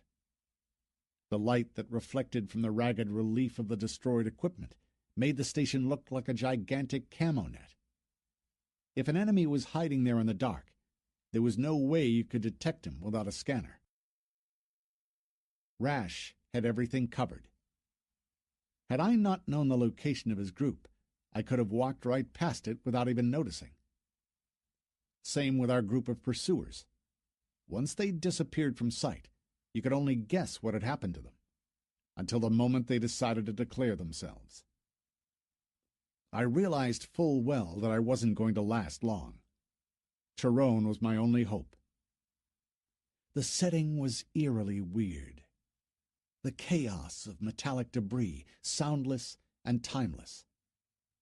The subsystem indicators nervously blinked an occasional red light. The sound of my breathing ripped through the silence. Beads of sweat covered my forehead under the helmet, but I couldn't wipe them off. Welcome to freaking space. I searched the area for Rash. He was the dangerous one. The target recognition sights in my helmet slot worked like a dream. They zoomed in on the slowly moving details of the mangled technogenic relief outside. Suddenly, a Dargian silhouette pulsated on the screen as the target finder managed to localize Rash's figure in the surrounding background. I squeezed the trigger. I expected the powerful surge of a recoil, which was why I'd secured myself with a rope, but the weapon proved to be compensated. The recoil was negligible, while the hull of the station exploded in a ball of flames. Where the Dargian had stood only a moment ago, a small cloud of plasma hung over a white-hot impact crater. Now they saw me. 5 drones opened responsive fire. In dead silence, the floor, the walls, and the domed ceiling shuddered from the impacts. Rays of light illuminated the room. The firing angle didn't allow the combat machines to hit their target, but they were gaining ground quickly, their charges passing through the windows, crushing the mauled equipment inside. I lay on the floor, protected by my thick armor. The vacuum around me seemed to be whirling in a blizzard of debris. In the flashing of the incoming rounds, a crimson haze of incandescent gas rapidly filled the room. I slid the rifle back into the slot and pulled out the submachine gun. I just hoped that the drone's mode of thinking was predictable enough. If they couldn't breach the hull, they had to break inside. The fire died out. I watched the crimson haze seep away, enveloping the ancient structure. The drone's cameras couldn't see much. Doubtful they'd be able to tell my exact location. I waited. I couldn't stick my neck out. This world obeyed the real-life laws of physics. In the absence of gravity, you couldn't run from one hidey hole to the next, shooting at those stupid pieces of junk. And they weren't in a hurry to provoke me. They circled outside, scanning the area. I felt as if I'd lose my patience any moment. I kept seeing spots of reddish light amid the swirls of gas, reflected from their spherical bodies. My cheeks were twitching with the urge to shoot. Too early, I kept telling myself. Let them try to get inside first. Unfortunately, instead of the drones, an assault group turned up. The robots stayed outside. Suddenly, the oblong windows were swarming with Dargians. I gunned 2 of them down. A long scream froze in my earphones as the shot breached the armor of one of my erstwhile attackers. Mind you, I couldn't tell whether he was screaming with pain or with fear. The others took cover. This was when I knew. This was it. This was the end of me. I stood with my back to a blind wall, cornered between some towering equipment. I'd been caught in my own trap. All I could do now was fight back to the full extent of my strength, skill, and ammo. The whole structure was vibrating, even though no one was shooting. The Dargians lay low, as if they suddenly had more important things to do. Tyrone? There was an explosion outside. Lasers sliced across the gloom. Another flash, then an enormous shadow slid past, taking the shape of a fighter craft. Tyrone was one hell of a pilot. His attack on the drones was swift, graceful, and deadly. You'd think the enormous ship would be hard to maneuver, but in fact, it was remarkably responsive. Before I could come to my senses, the Heish had already disposed of his enemies, leveled off his machine, pointed it at the domed structure, and had begun moving sideways around it, masterfully using the attitude thrusters. The ship's sleek, predatory outline slid from one window to the next, illuminated by the short flashes of laser charges. The Dargians lost it. Those who were still alive fled their cover, but I didn't give them half a chance and smoked at least 3 of them. Chiron did away with the rest. The communications system clicked on. "Jump inside! Quick!" The ship turned its back to the window, killed its speed, and stopped its drift dead. A hatch opened, protected by the iridescent glow of a force field. "Wait!" I hurried to collect the loot while ripping gear off the Dargians' bodies, pulling out whatever implants I noticed indiscriminately. Soon I was floating toward the lock. Had it not been for the 0Gs, I'd have been deep in overload by now. The inside of the fighter glowed with the subdued flickering lights of many machines and holographic screens. A massive chair with a high back towered in the middle of the cockpit, resting on the foundation of gravity absorbers and surrounded by clusters of control consoles. Chiron's lanky hands clutched the controls. 2 complicated devices that rose from somewhere below, wound with servo drives and equipped with a multitude of firing buttons. The hatch closed shut behind my back. Chiron craned his neck and twisted his head at an impossible angle to steal a glance at me. "Hiram Uteshgot." I didn't understand a word, but grasped at the back of his seat. The semantic processor stalled, trying to interpret the phrase apparently addressed to me. Smoothly, the ship turned round and began gaining speed very slowly, heading for the far-off glimmer of the station. "Alone. Quest failed. A prison break. Quest completed. You've received a new level." We weren't talking. Chiron was in his element. The ship obeyed him eagerly, filling the many screens with data. The most I could understand peeking over his shoulder was the search radar screen. It showed all objects around us within a sphere with our ship as its center. Every marker sported lines of symbols in an unknown language.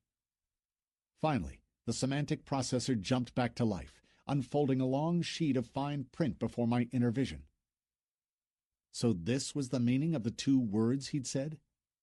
Can't be. The wretched thing must have glitched. I started reading.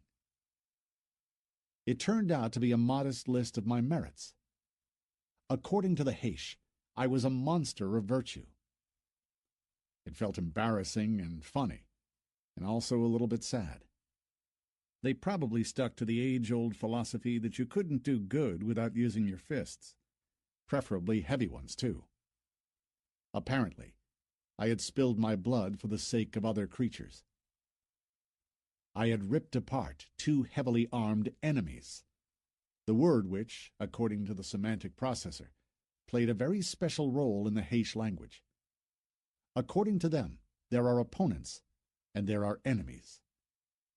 You could make peace with the former, living happily ever after, but not with the latter. I had broken the shackles. I had shown them the way to freedom. I had willingly drawn the enemy's fire to myself, allowing Chiron to flee. And finally, I had, again, killed the enemy. In this particular context, the capitalized word was supposed to signify rash. I had a funny feeling that most of the text was the semantic processor's very own conjecture. Had Chiron known that my exploits had been driven exclusively by my desire to escape captivity, he'd have been quite upset. Still, I wasn't going to be the one to disappoint him, especially because, once I'd finished reading, another message popped up. "You've received a unique ability.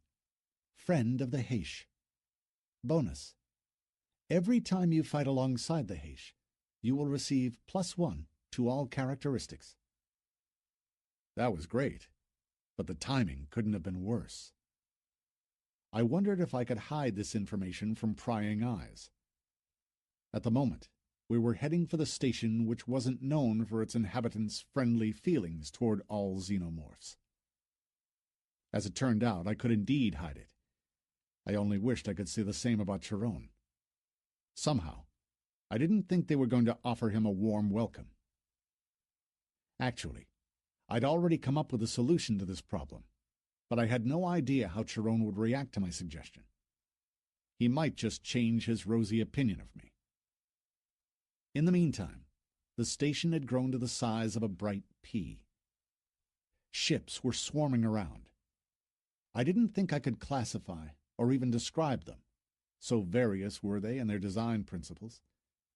I had the impression that most of them had been put together by hand, using various standard modules and sporting a certain degree of uniqueness and creativity.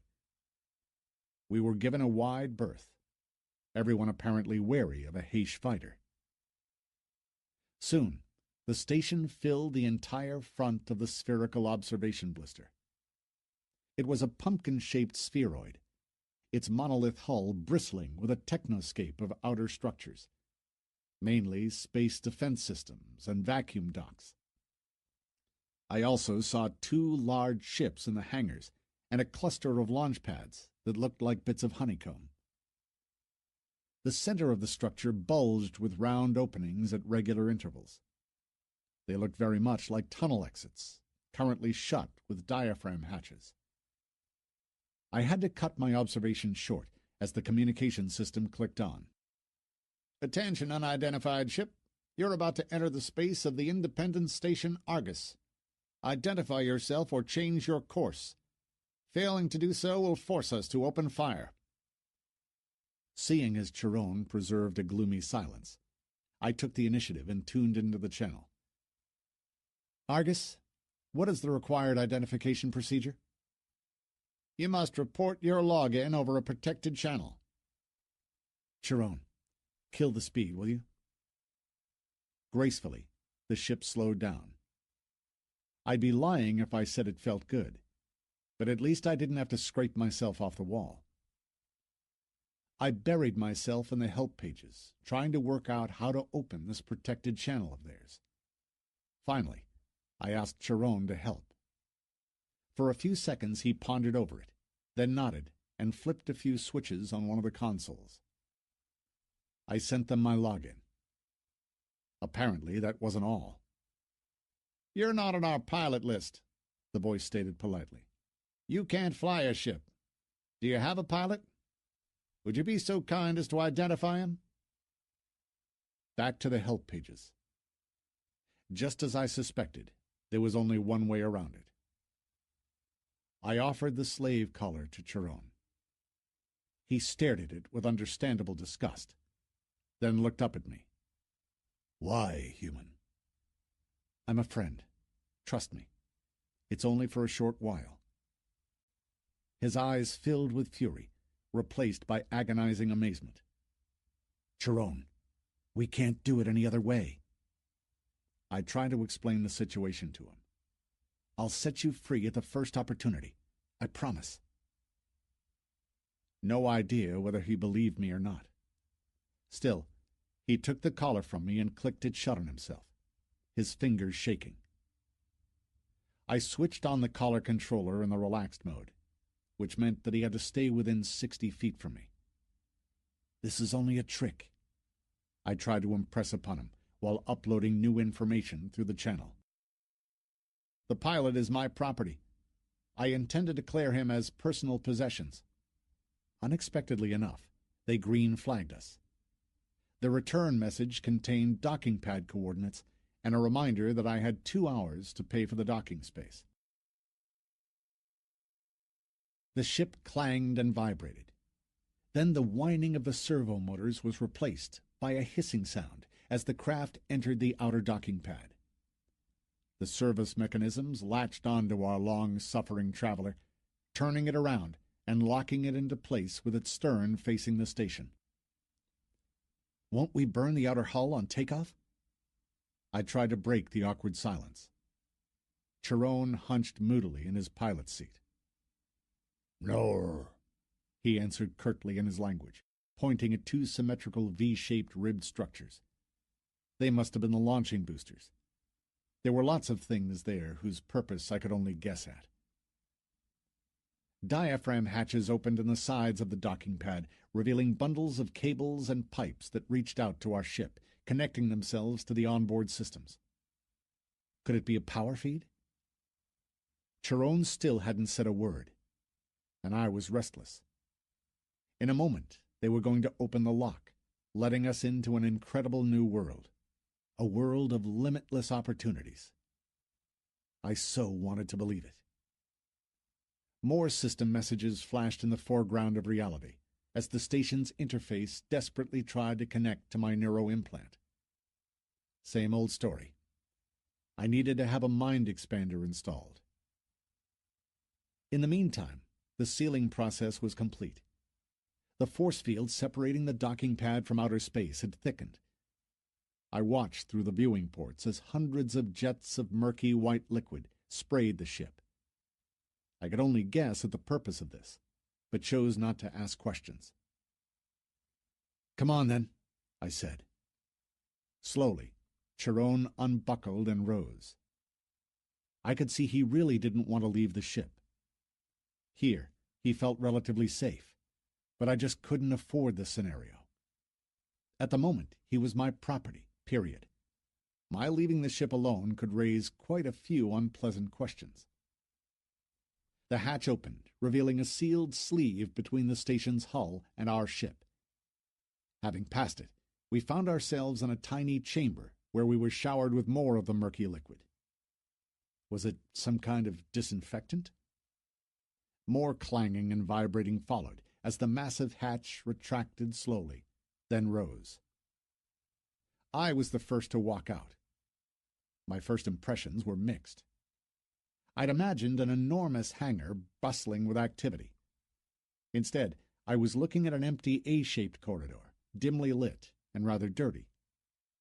Reinforcement ribs protruded at equal intervals from its walls. Darkness lurked in the service niches between them, amid bundles of pipes and cables. The niches must have been cased in plastic, which at some point had been ripped off, leaving bare fixtures on the walls. As I took in the scene, two seedy types stepped from the shadows.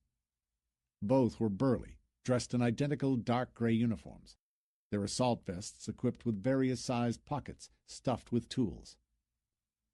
"The Mechanics Clan," a message popped up helpfully. I must have been the reason they were there. My gut feeling proved right. The two exuded confidence as they sneered at me. Little wonder. Both were level 50, and judging by their behavior, this was their stomping ground. "Hey you, Schnoob, how about you pay for the docking?" The words sounded offensive, but I'd look into that later. Apparently, this wasn't the first time they were doing it. There was no one around. I hadn't noticed any surveillance cameras or defense turrets that could serve as makeshift law enforcement facilities. "I have 2 hours to pay, don't I said firmly, just to show them I was familiar with the rules. "We accept loot," one of them grinned. "On the spot." "Thanks," I said as neutrally as I could. "I'll sort it out." A punch-up was the last thing I needed, but I knew this type. They weren't the kind who would leave you alone. The other mechanic immediately moved on to threats. "And what if I accidentally confuse the cables as I service your rust bucket? Imagine how much you'll have to pay to get it fixed." "I didn't order any servicing." "It's compulsory," the first goon guffawed. Reaching for my gun wasn't worth it.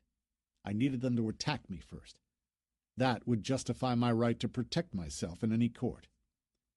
"You can try," I sneered back, which puzzled them a lot. "Or you can use your brain for a change. How could I have come across this kind of ship?" I meaningfully played with the activation key that Chiron had given me. It resembled a fancy keyring. "Think." At that moment, Chiron exited the dock. He looked sad, which to an uninformed onlooker must have appeared rageful. A dull growl was escaping his half-open, sharp-toothed mouth. He stood up, revealing his slave collar to the dumbfounded mechanics, and froze expectantly in a well-practiced high guard. Both men backed off. Apparently, Chiron wasn't the first Heish at the station. So they got the answer to their questions after all. A level 5 noob who owned his own fighter with a xenomorph pilot simply had to be some millionaire daddy's son. They didn't know any other alternatives. My first impression of the station wasn't rosy. The two mechanics seemed to be racking their brains, searching for a way to fold their encounter without losing face. I was happy to oblige them. "Where's the nearest gravity elevator?" "Depends where you want to go." "Just want to get rid of the loot and have a bit of fun. And buy some implants, maybe, provided they're authentic. I don't need no fakes." "Shaft 7. Then 300 feet down the corridor." "Thanks." I calmly turned my back on them, knowing they weren't going to do anything stupid anymore. Apart from Chiron covering my back, they must have realized the repercussions of upsetting anyone of my apparent caliber. So far, this particular incident was over, but I had to keep my eyes peeled. If the truth were known, I was on my last legs, and still I couldn't yet afford to take a break. My initial resolve to slam the log-out button at the first opportunity had already lost its manic urgency. I had to have a look around, get rid of the loot, pay for the docking, and find a place to stay, even if for one night. Then we'd see. Thus thinking, I stopped by the elevator doors. Our transfer between the station levels proved fast and unpleasant. The moment we stepped into the shimmering energy torrent, its invisible force lifted us and swirled us away. Personally, I felt like a twig caught in rapids. I froze inside as the shaft's walls turned into stripes of light. Several times the tunnel turned smoothly, changing direction, before we were finally nudged out onto a small platform enclosed by a low railing. I barely stood on my feet. The momentum made me take a few more steps until I clenched the railing. My vertigo soon subsided. Every now and then I could hear the popping sound and feel cold air rush over me as new people appeared out of nowhere and headed toward the wide staircase leading down. Chiron and I stepped aside. "Argus, the market deck," my interface informed me. The hall was enormous. I couldn't even see its opposite walls, lost in a far-off haze. The round arrivals platform encircled a clutch of 20 elevators. Below lay an entire city of squat one-story houses, wide streets dividing them into blocks. I cast a wary glance around. This wasn't how I'd imagined a space station's living quarters. The opening panorama was weird, to say the least. My helmet's sniper sight system reacted to my confused state immediately, transforming the nearest buildings to show me how the city had been built. Red ink traced the original jagged remains of walls. All that the first settlers had seen at the station was ruins. They had cleared away the debris and cut away everything they didn't need, turning the tunnels into streets and building those squat houses in place of the once destroyed personal modules. The place could use a bit of light. The enormous vaulted ceiling that had appeared as a result of an ancient technogenic disaster was lost in a vaporous haze that formed about 60 feet up, condensing in places into a cloud-like mist. A few remaining pieces of the framework reached up asymmetrically here and there. Everything was new to me. Everything piqued my curiosity. I could see a few serfs as their cyber bodies scampered across the roofs and shimmied up the columns, servicing life support systems and fixing various bits, judging by the far-off flashing of welding torches. The market deck was packed with people. It didn't look as if this bustle ever stopped here. The Heish and I were attracting quite a few unkind sideways glances, suspicious and hostile. I noticed quite a few androids among the crowd. After having watched them for a while, I realized that they performed some kind of police function. They were armed, Some of them guarded shop entrances, while others patrolled the busy streets. While I was thus gawking around, drones came from everywhere and surrounded us, flashing holographic advertisement that offered all sorts of services. "We'll move your respawn point to the Founders Square. Safe resurrection for just 1,000 credits. Norris Corporation, the best choice in implants, affordable quality. Exobiological symbionts from Zenus Corporation will boost your abilities and contribute some unique skills to your current configuration. All return customers get 50% off their third order." Pimp your ship. The Technologists Clan offers a complete customization of your spacecraft with the use of the Founders' original blueprints. Modern quality through ancient technologies. The Pilots Clan invites all ship owners to join their raids on deserted stations. Excellent loot and the possibility of fast skill leveling. Myrus and Myrus will buy scrap Cargonite. Quantity no object. The Engineers Clan will purchase any of the Founders' devices or their original blueprints. Go Exo! We offer a wide choice of alien metabolites. Normally this kind of aggressive marketing drove me up the wall, but being surrounded by it now, after everything I'd just gone through, felt like a breath of fresh air. I looked up at the direction signs. Founders Square was situated in the very center of the enormous hall. Still, it had to wait. My first port of call was clear. I had to find the nearest Myrus and Myrus scrapyard. And there it was. You just couldn't miss the large double M. I motioned Chiron to follow me.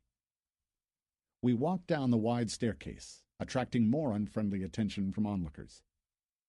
Apparently, Cargonite was all the rage here. Most players were wearing light armor as an alternative to everyday clothes. The entire market deck looked like an enormous Eastern-style bazaar with its multitude of interesting offers and potential opportunities. Still, I had more important things to take care of first. I had to find money to move my respawn point and pay for the docking space. 2 androids guarded the entrance to Myrus and Myrus. They looked only marginally humanoid. Their armor plates gleamed purple. Their build a rough semblance of our own.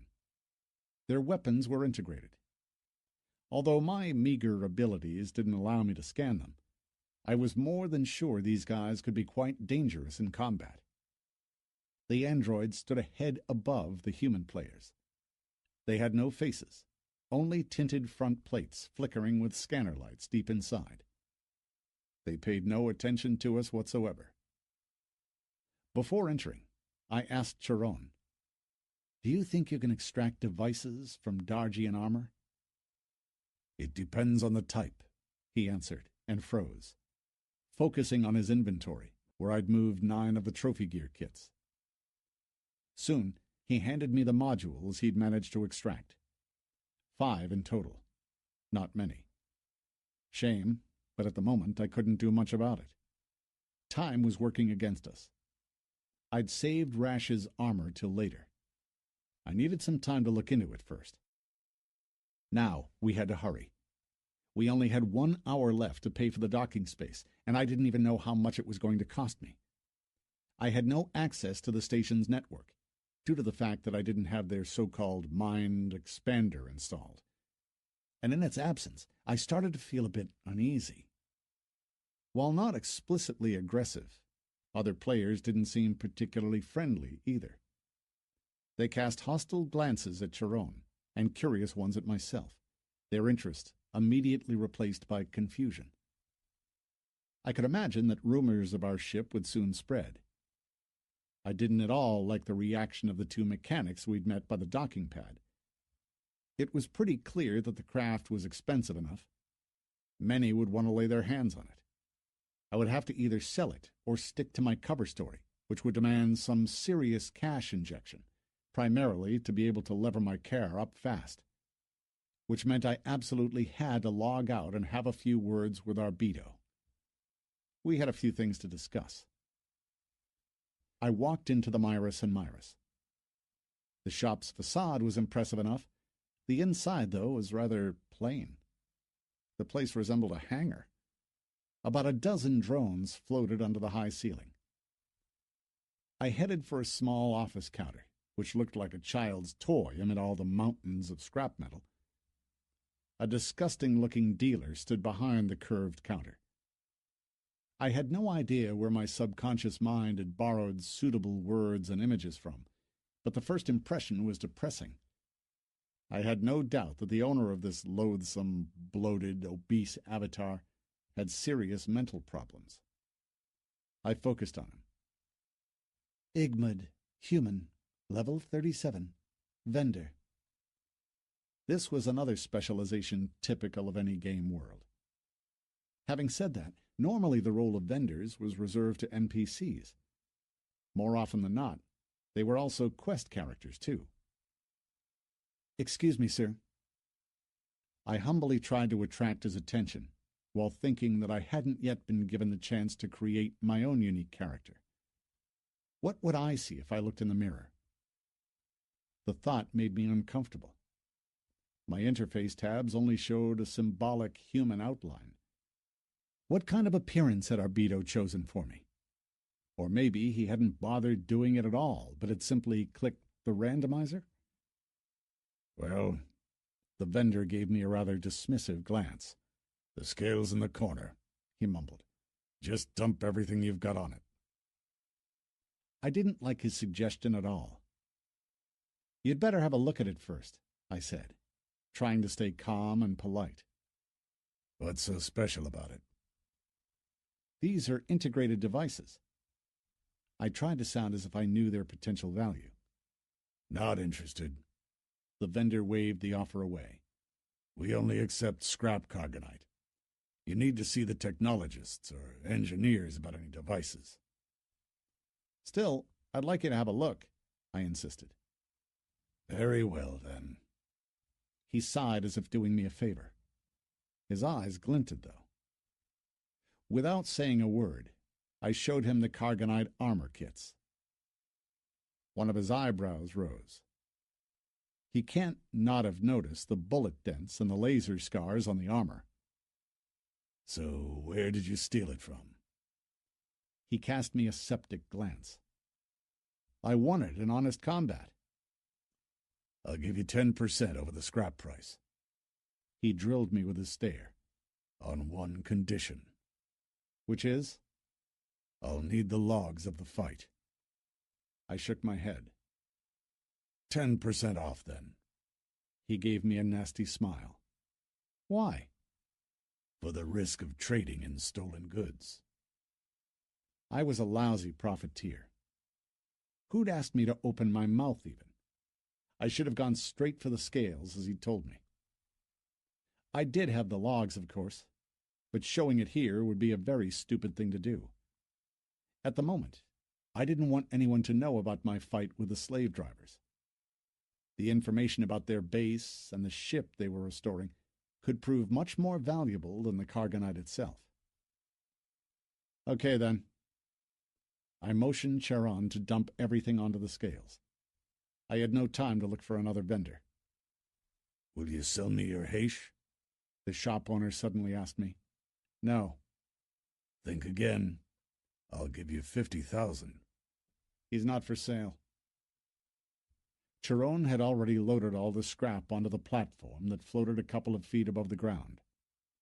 It sank slightly. The vendor made some brief mental calculations. 500 credits. I sent a mnemonic message to Charon. "Can you read the weight?" 600. He paused, as if he'd never encountered the word pound before. I glanced over the price list exhibited on the transparent holographic clipboard. 11 credits a pound. "Charon, pick it all up. We're going."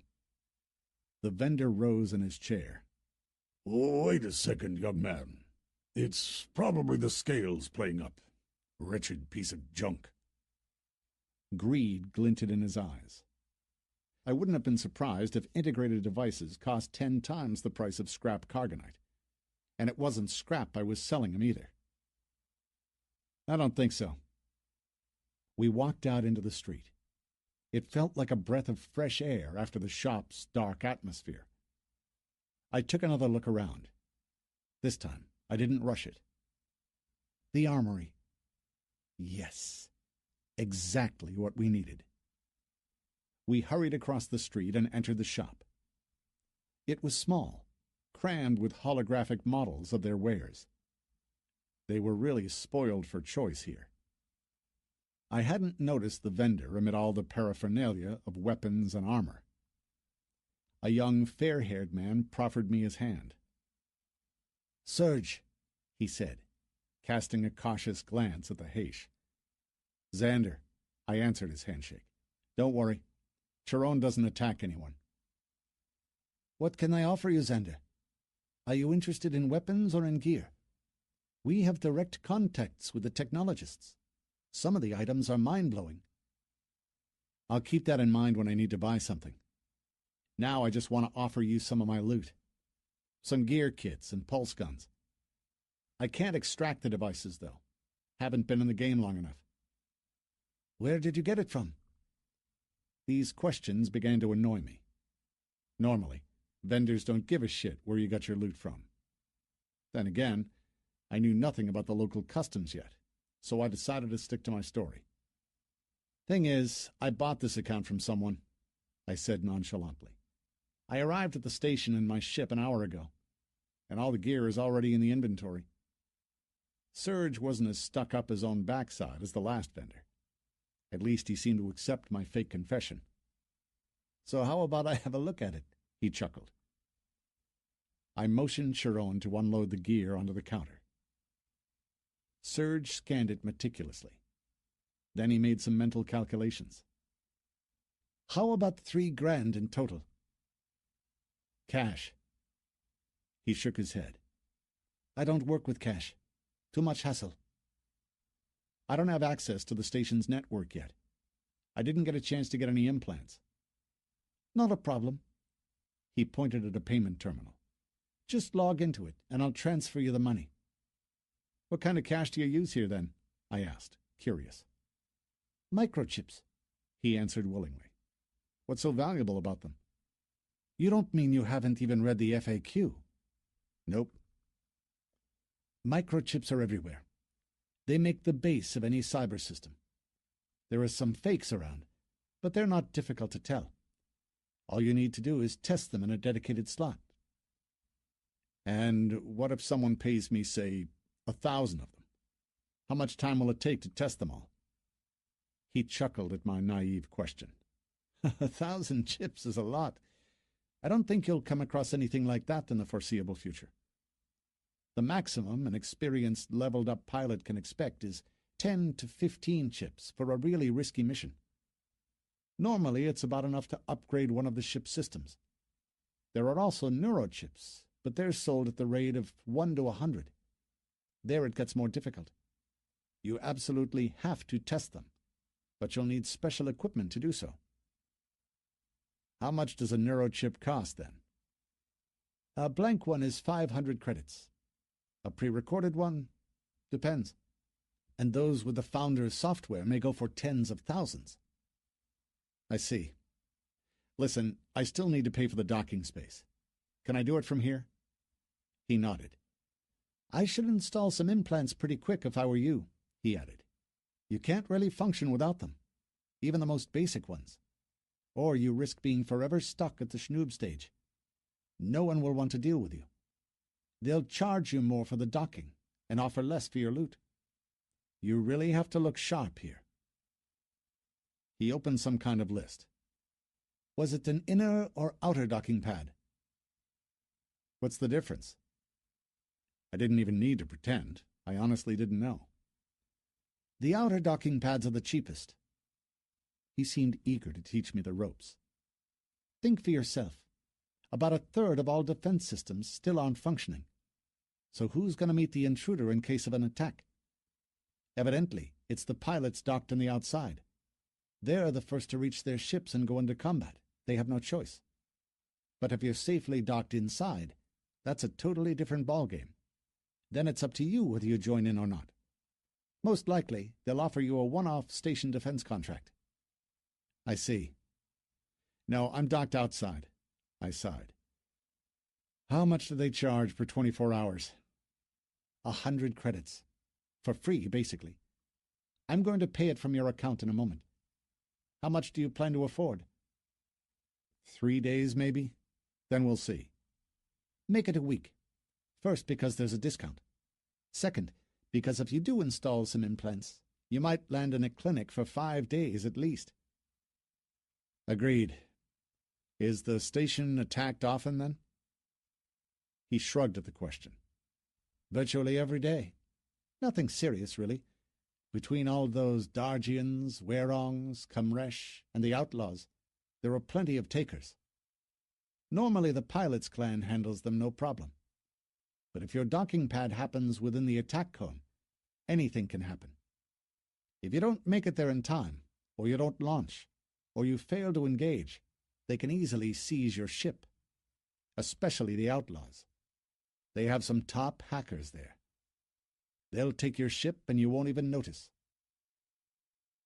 This didn't sound too optimistic. I see. How much does an inner docking space cost? 500 credits. A bit pricey, but safe. Who are the outlaws, then? He cringed. Humans. A bunch of scumbags. Some have problems with the law. Others have dodgy implants. A lot are said to be on Exo. I sensed a badly concealed fear in his voice. They have their own bases within the asteroid belt. Are there many major attacks? I tried to milk him for as much information as I could. Depends. Last week the crafters got it pretty bad. A month ago some Dargians and Werongs landed in the deserted sectors trying to get to the oil, and... He lowered his voice. They say there's been a few recent sightings of phantom raiders. Who the hell are they? Phantoms. Serge answered meaningfully. The word says it all. They appear out of nowhere. Some say they arrive from another star system, even though the technologists and the engineers swear that a warp drive just can't be built. Where do they come from, then? He shrugged. No one knows. We've never managed to get hold of any. When critted, their ships either disappear or they self-destruct. Depends on your luck. What's the difference? You'll know it when you see it. If a raider disappears, that's one thing.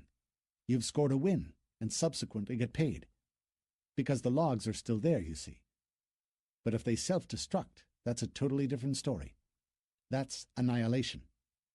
If you happen anywhere near it, just pray to the founders that your force shields hold.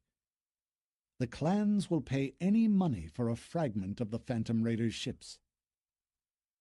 How much will they pay for a whole one? Again, he gave me this patronizing, unsettled smile. That's science fiction. He scooped up my Dargian gear. No one has ever seized a Phantom. One thing you need to remember. If a general alert is sounded, get up and run for your ship. If a pilot fails to show up, they will confiscate the ship and throw the pilot out of the station. Through the airlock without a spacesuit. To a respawn purgatory in a vacuum. Is it so bad? Where the Phantoms are concerned, yes. We can't survive otherwise. He pressed a few buttons. All done. The docking space is paid for a week. You've got 2,300 on your account. Come back when you want a gear change. I will. Chiron and I walked out of the shop. My next port of call? Having my respawn point moved. I kept meeting hostile stayers. I hadn't yet met a single xenomorph, which I found quite worrying. The passers-by glared at Chiron with undisguised hatred, followed by looks of surprised disdain directed at me. I hadn't yet worked out the reasons for such animosity, but it would probably be better for us to finish whatever else we had to do quickly and find a place to stay. I needed to look into Wiki, the dated word I used out of habit when referring to gaming encyclopedias. Founders Square didn't impress me much. It was vast and empty.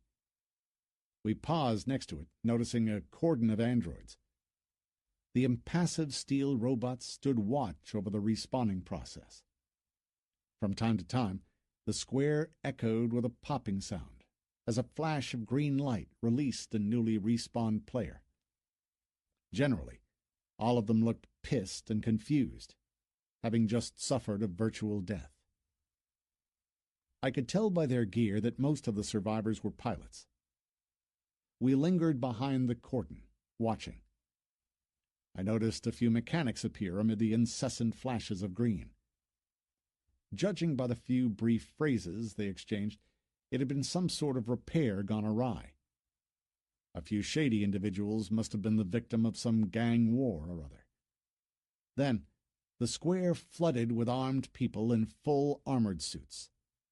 I could hear snippets of their conversation about mopping up the station's deserted levels and those raid-wiping idiots.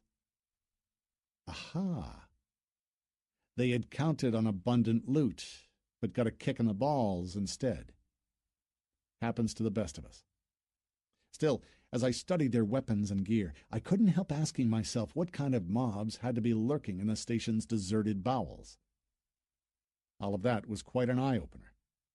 But it was time for us to leave. Personally, I could barely stand straight from exhaustion. I cast a look around, searching for the offer we needed. I didn't have to look long. At the entrance to the nearest shop, more drones glowed with their aggressive advertisement, pestering the passers-by. I was wary of more questions and technical problems, but the shop owner, definitely an NPC, just kept nodding with a happy smile. No, he didn't need to know where my old respawn point was. He could transfer it to Founders Square for 1,000 credits regardless of its current location. The haste wasn't a problem either. He was a player like all of us, so technically, he was entitled to one too. I shelled out $2,000. Despite having made a big hole in my budget, it was definitely worth it. I asked the vendor about any potential places to stay, and received some very detailed directions. Apparently, the entire perimeter of the market deck was lined with living modules. In whichever direction we went, we could still get there. The whole respawn point transfer procedure seemed a bit iffy to me. The vendor rubbed some silvery goo into Chiron's and my forearms and reported happily, "All done." "What's this, then?" I studied an oblong silver spot just above my wrist. "That's a marker," the vendor informed me. "Effective within range of up to 10 light seconds from the station. Anything further than that is your responsibility." I imagined the scenario. Me and my ship, millions of miles away from my new respawn point. In case of trouble, I'd find myself back here at Founders Square. But what was going to become of the ship? I asked the vendor about it. He shrugged. "Normally, pilots fly either in groups or at least in twos, so there's always somebody to tow your ship back to the station, or at least to keep an eye on it." "And if that's not the case?" "We don't cover spacecraft. You might need to talk to some of the technologists about that. They might know of a solution. Or—" He lowered his voice and leaned across the counter toward me. "Try and find one of the Outlaws' bases in the asteroid belt. There's rumors they've cracked the Phantom Raiders' mystery, because we don't get very many of the Outlaws' downed ships." "Oh, really?" "Oh, really what?" he said nonchalantly. "Have I just told you something?" The vendor gave me a barely noticeable wink. "In any case, sir, I would be quite interested in buying some rare equipment. So, if you find anything, I'll be very happy to consider it. Trust me, you won't regret it." New quest alert. Immortal hardware. Find any of the Outlaws' bases and try to find out more about the ancient technology they recently discovered. "Come on, Chiron. Time to go." Enough for one day. I was already fed up with today's dose of adventure. I could barely stand on my feet. I still wasn't hungry or thirsty, but Chiron was already ogling a vending machine offering food tubes. To me, they looked utterly gross, but I was surprised that he could be hungry at all. Fancy some? He nodded energetically, his eyes glowing with excitement. He was a mystery to me. I walked over to the machine and bought a few tubes of my choice for him. He swallowed them whole right there, wrappers and all. The nearest android swung round to the distinct chattering sound of his teeth, but immediately lost interest, noticing his slave collar.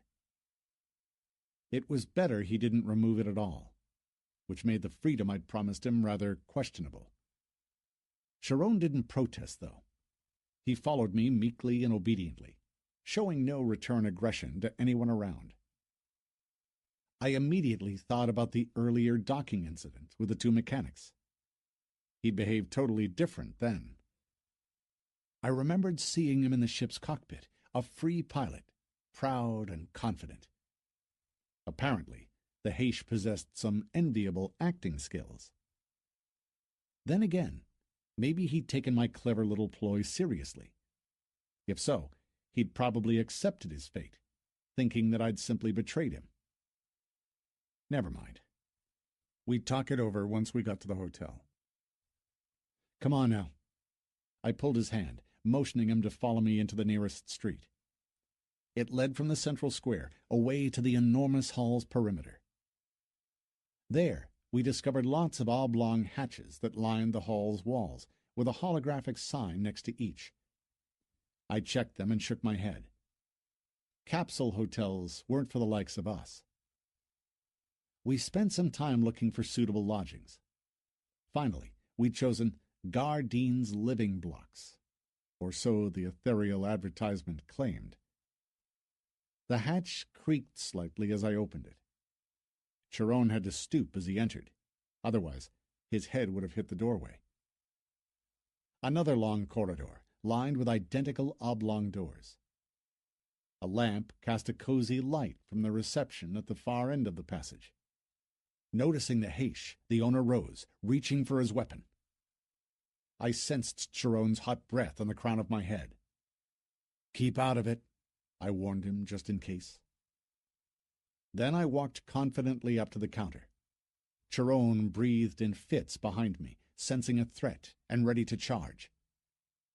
I warned him once again, then smiled to the owner. "How much do you charge a night, sir?" 20 credits. I thought it said 10 by the entrance.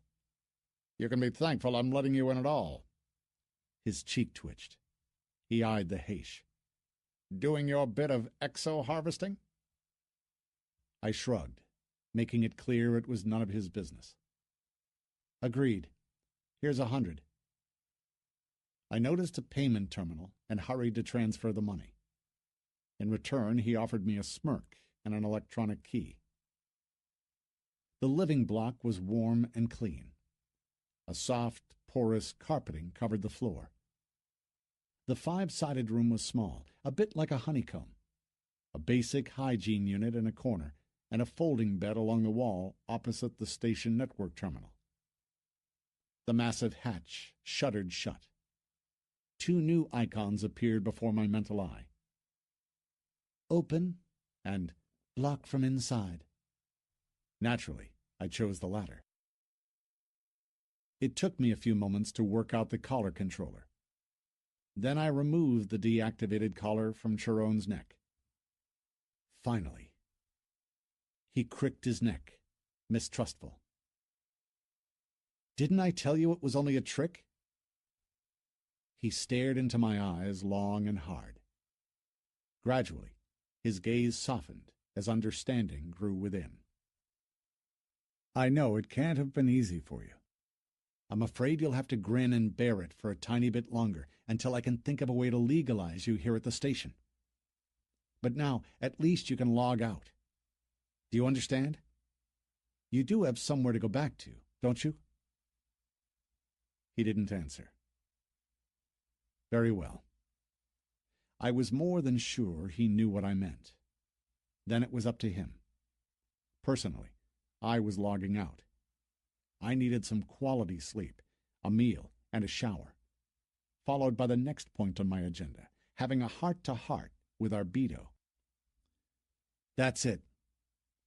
I pulled the bed down, lay on top of it, and closed my eyes.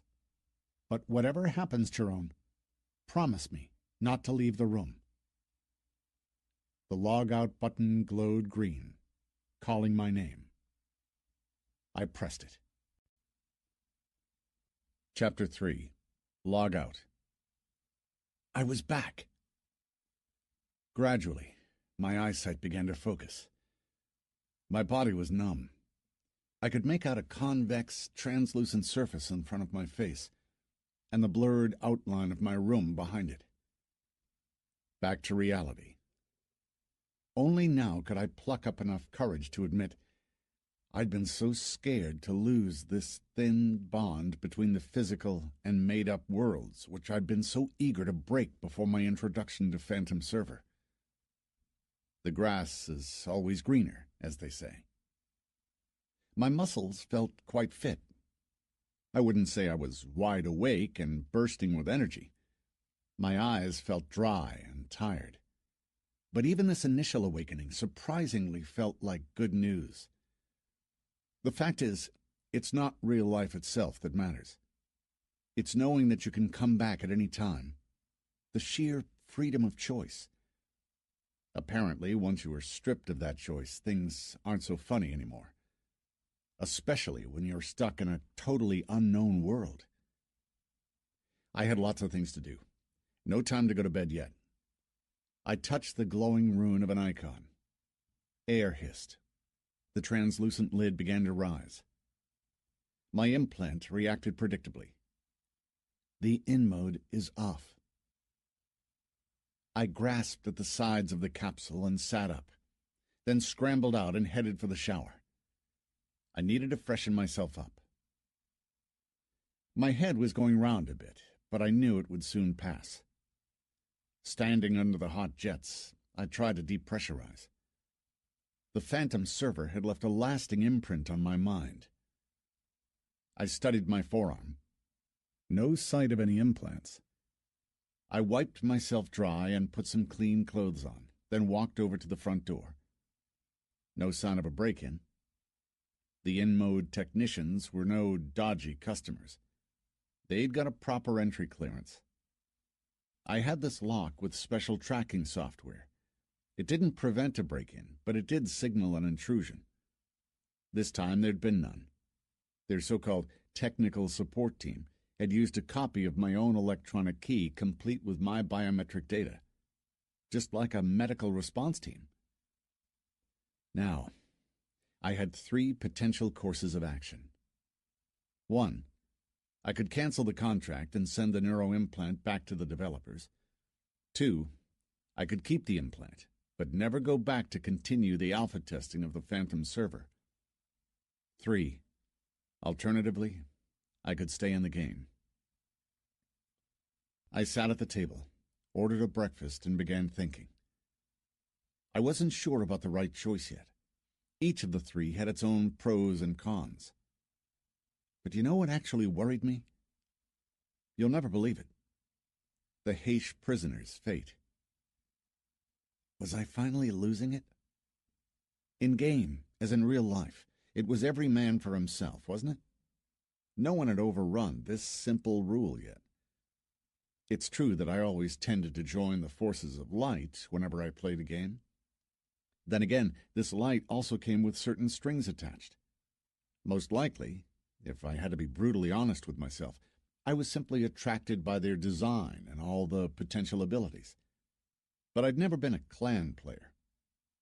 Sometimes, yes, depending on a particular assignment or out of dire necessity, then I could indeed work as part of a team, but it never attracted me as such.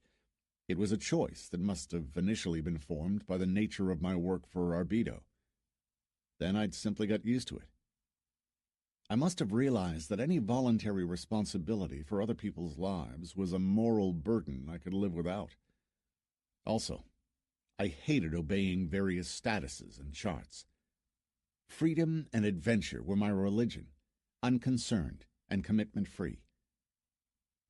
The thought of Arbedo grated on my nerves. First thing we had to do was to talk. I needed my money back, as well as some information. Then I'd decide what to do next. I never found Arbedo, but I didn't push too hard either. I created a new account in the Crystal Sphere for a bit of nostalgic leveling. I made level 5 and sold some penny loot. The game's rather boring opening offered a player plenty of motivation to seek any easy side routes. But no such luck. No one offered me any shady services. Very well. I did the same in another game world where I knew Arbedo had a long and established history. Not an online manager in sight. Not one of his old contacts still around. I went as far as to buy a new microchip and change my nanocomp's IP address. I knew from experience that any potential client always left in his wake what I'd call the matching customer-to-product trail. All of their online searches and their entire browsing history were meticulously recorded and analyzed in order to ensure that everyone could find exactly what he wanted. Now, this worried me quite a bit. Arbedo seemed to have disappeared off my radars, and so had my money.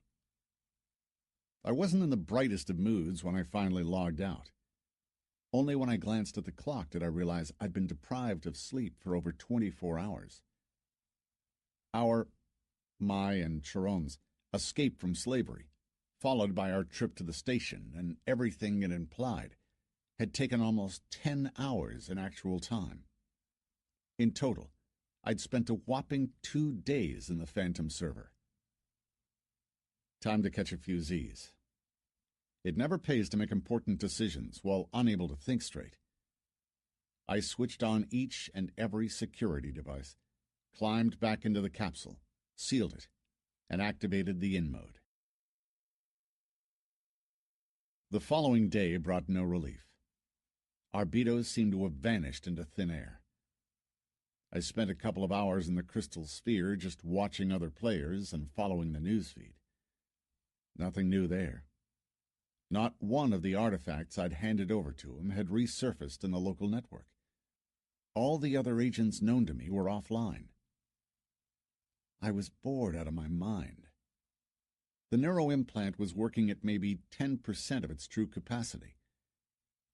Now I knew exactly how it could make me feel. I wondered about Chiron. What would he be doing now? I walked over to the window and stood there, staring at the city enveloped in industrial haze. Arbedo could wait, my gut feeling told me. He must simply be lying low. It had happened before during some major net police raids. So what was I waiting for then? My Phantom server account had been paid for. I had lots of things to do there. A thin voice of reason tried to talk me out of it, reminding me of all the dangers these new neuronet technologies could harbor. But the thought had only challenged me. I was now itching to go back. Surely I'd be able to raise some money to have those implants installed, and I wasn't going to let them catch me so stupidly the next time. I was desperate to get back now. The miserable cityscape behind my window annoyed and frustrated me. I knew myself well enough. I wouldn't be able to wait for much longer. I turned round and looked at the open capsule. Yes, that was it. I was going back.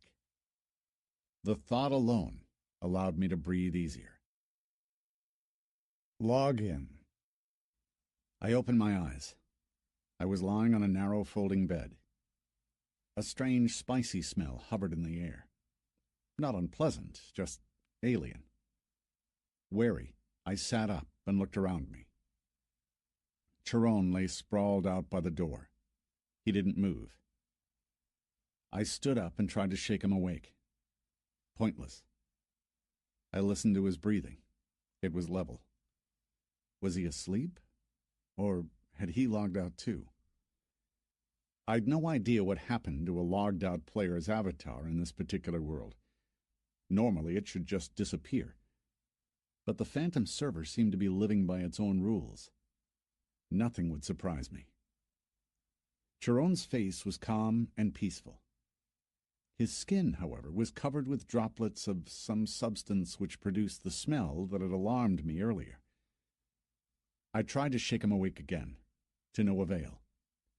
I struggled to drag his limp body into a far corner, and concentrated.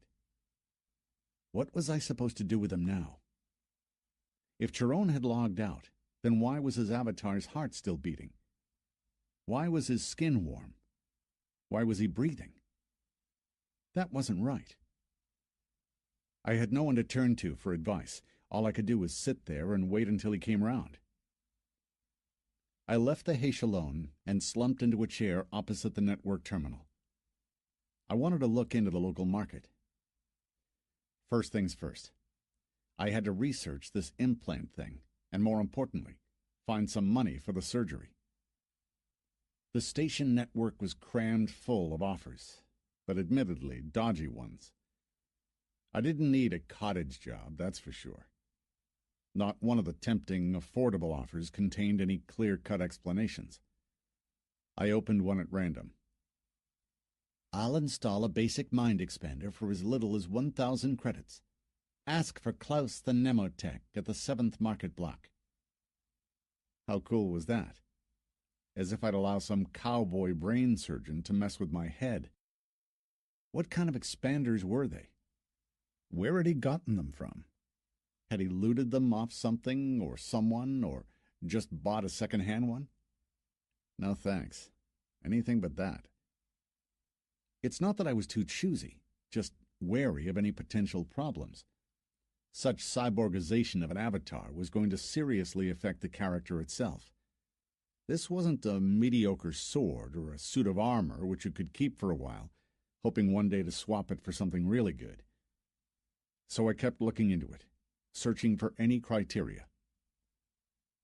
A mind expander is a neuronet module responsible for the reception and processing of incoming data from any implants or gear sensors. It exists in 3 basic models.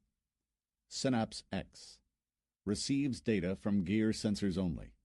Its advantages: low cerebral overload parameters, needs 4-point intellect, 4-point willpower, 3-point learning skills, and low price.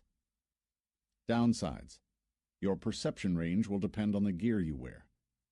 Any gear sensor damage will render the implant useless. Recommended for mercenaries, low-rank mechanics, small craft pilots, crafters, and artifact hunters. Not for me, probably. I shifted in the hard chair, trying to get comfortable. What's the point in wearing a mind-expanding implant which demands the donning of expensive, gimmick-packed gear?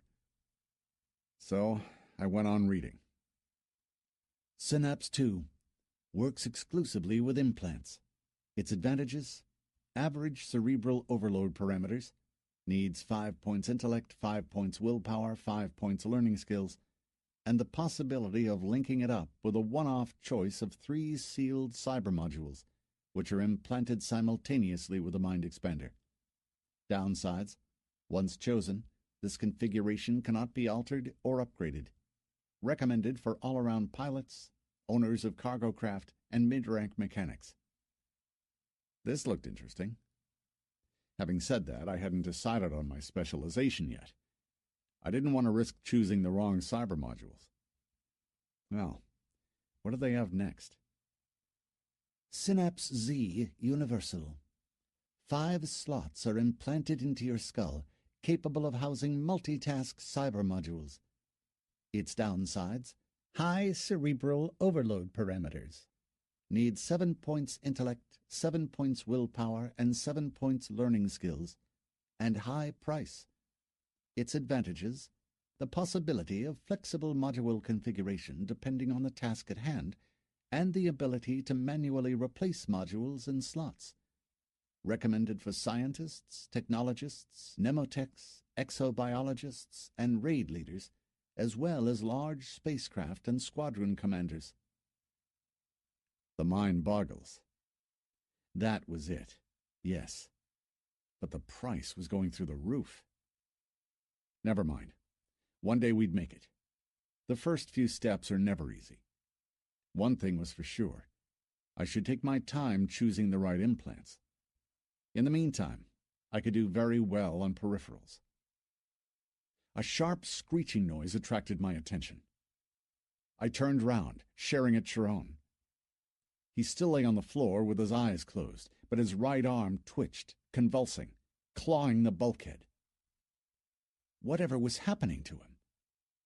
I stood up and warily approached him. Was it some involuntary reflex? If he'd indeed logged out, his avatar couldn't possibly have any. Chiron's hand twitched and clenched into a fist. Once again I tried to shake him awake. He didn't respond. I returned to the terminal and continued studying the network. The metabolic corrector and reflex enhancer were more or less clear. The former was basically a microscopic biochemical factory. It pumped your blood through, cleansing it from anything toxic, and enriching it with various beneficial, or so they thought, substances and formulas. The implant drew heavily on your body resources, but it also came with its own supply of metabolite cartridges. In order to refill them, special sockets were implanted under your skin. The formulas themselves were produced locally, available in disposable tube syringes. This was getting interesting. The reflex enhancer consisted of nanites capable of forming artificial neural tissue inside the body. It was implanted by injecting special nanomachine colonies, which then developed into a supplementary neural impulse transmission system. Working together with a mind expander, the nanites ensured knee-jerk reactions, especially vital for pilots who had to implement their combat decisions swiftly and efficiently. Oh well. The easy way wasn't an option. A hasty and cheap decision could become a dead end. It was pretty obvious I had to opt for the best. Still, the best prices flickered an exorbitant amount of zeros. What if I was trying to overcomplicate it? I checked the information once again, then asked myself the question, where had they come from to begin with, these implants? And why did xenomorphs also seem to have them? The answer wasn't hard to find. Apparently, all the current technologies were based on the discoveries of the so-called founders. This was the name given to the mysterious civilization that had built both these stations and the enormous spaceships I'd glimpsed drifting through space. I stopped reading and cast a glance over at Chiron. Still unconscious. I then tried to ponder over what I just learned. Normally, I never tried to purposefully look into any backstory of game worlds. I knew only too well that all the information I would need would be offered to a player at the right moment in the game, in an impressive and well-measured manner. The Phantom server didn't seem to be so simple. The memory of my alternative start was a prime example of the mess I'd found myself in, instead of a colorful, full-dimensional introduction demo.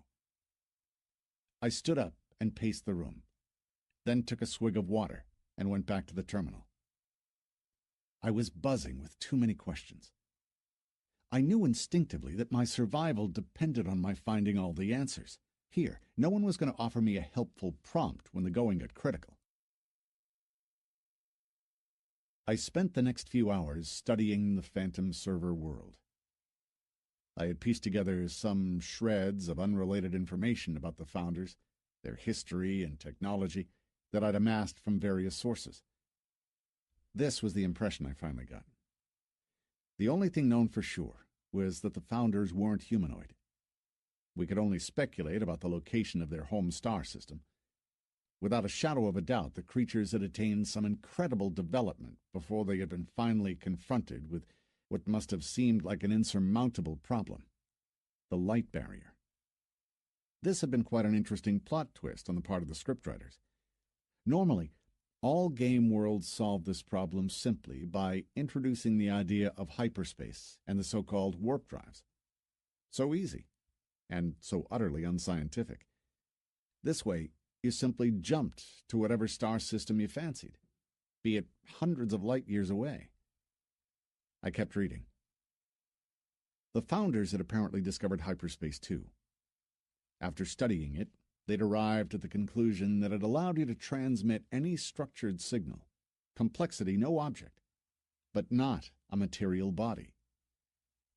It's well known that a civilization locked within its own solar system is doomed. The founders must have realized this too, which was why they'd come up with a rather unique solution to the problem. They had built automated interstellar ships and sent them on their never-ending subliminal journey. Traveling from one star system to the next, these robotic explorers studied planets, looking for available resources, then used them to build automated stations equipped with special biological reconstruction chambers and instant interstellar communication systems. So, gradually, they developed their own intergalactic network. The founders had forbidden their robotized ships to mine for resources on already inhabited planets, leaving them to explore asteroid belts and barren worlds in order to build more automated ships equipped with biological reconstruction chambers. It enabled the founders to travel to stars by transmitting the neural matrices of their identities to any station of their choice. And once they lost interest in any particular star system, they simply traveled on. All this had happened millions of years ago. The founders' expansion had left countless artifacts behind.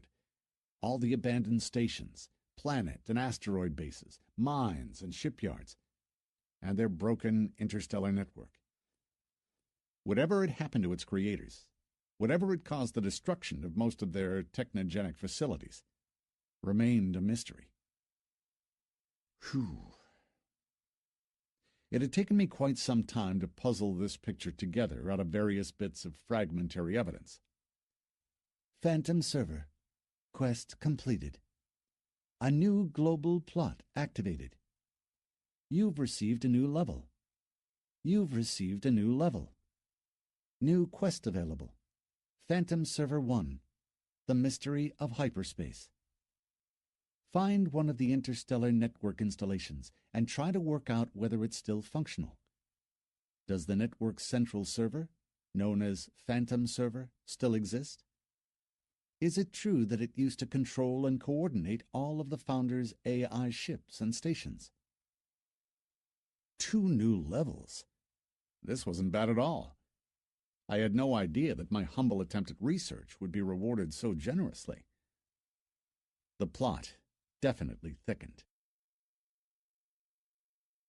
While I was at it, I decided to spend a bit more time looking into the current state of affairs. This time I had to sieve through tons of information, trying to separate grains of truth from all sorts of rumors and fiction. So, this star system only consisted of 2 planets. The planet Darg was similar to Earth in many respects. I'd already met some of its inhabitants, so I'm not going to dwell on them for the time being. The planet Werong was a brown gas giant, inhabited by creatures which were probably best described as some sort of squid. I studied pictures of them, curious.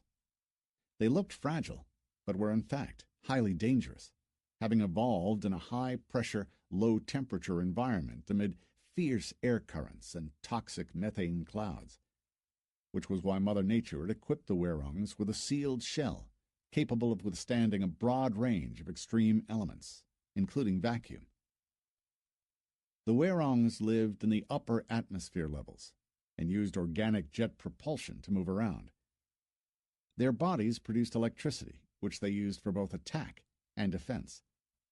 The screenshots available with articles showed enormous, almost lightning-like discharges that the Werongs used to shoot down Dargian spaceships.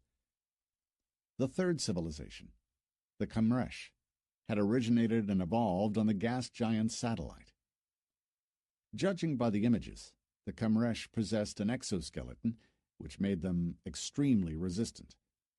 They looked very much like our mole crickets and lived deep inside rock labyrinths that riddled their little planetoid.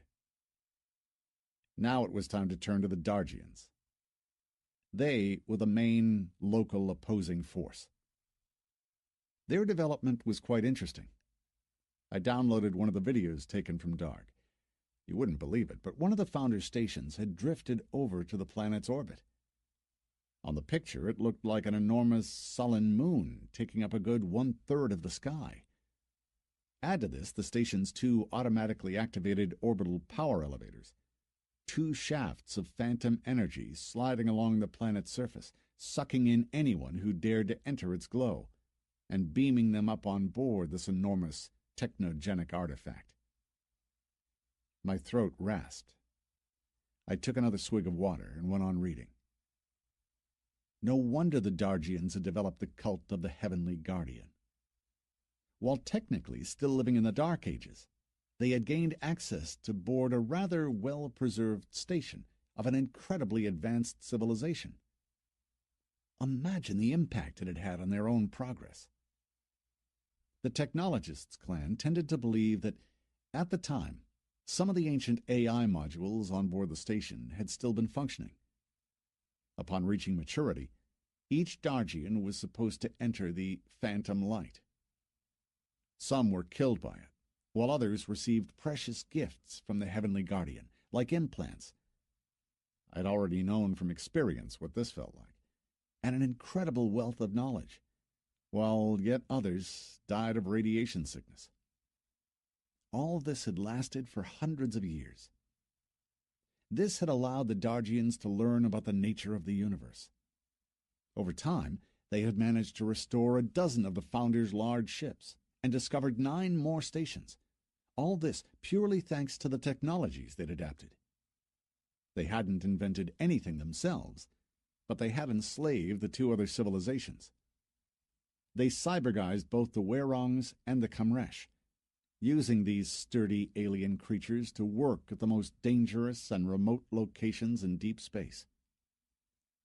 Today, the Dargian science was a grotesque mix of borrowed knowledge and medieval mysticism. Their view of the universe was bigoted and aggressive, and their society was a divisive feudal system.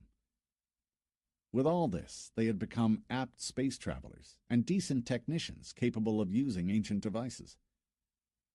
There you go. 3 alien civilizations against a still inexperienced gaming community. I rose and walked around the room, stretching my numb legs. I'd love to know how humans had gotten into the local picture.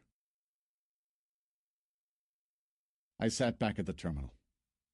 Seeing as I'd already started, I might just as well do everything at once.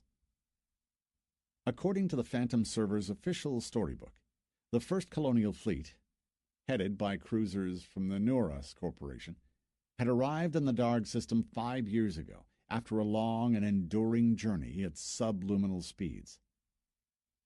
Humans had no idea of the Founders or their civilization. 30 spacecraft and 10 cryogenic platforms carrying hibernated astronauts had left the solar system in search of a planet with a suitable living environment. The fate of the first colonial fleet had been tragic. The Dargians had attacked it as soon as it had entered the system's space. A large-scale battle had lasted 72 hours.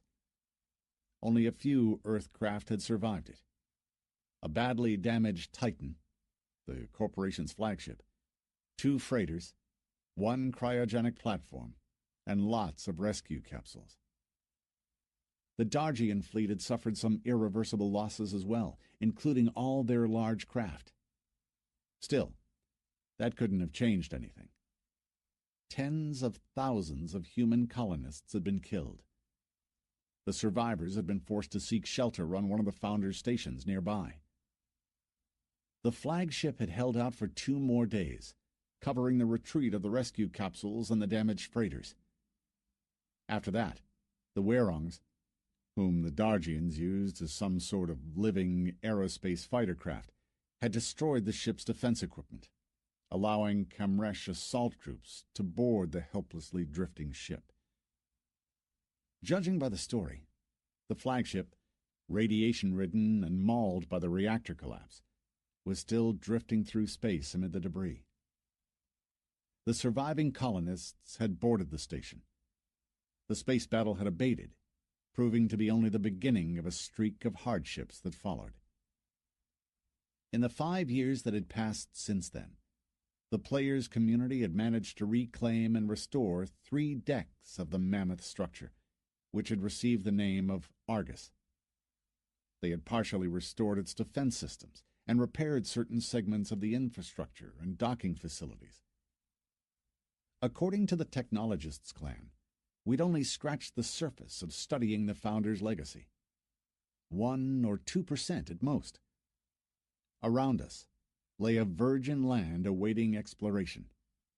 Tens, if not hundreds of thousands of locations, complete with mind-boggling technologies and mysterious artifacts waiting for their pioneers. The Dargians had lost control of their star system space.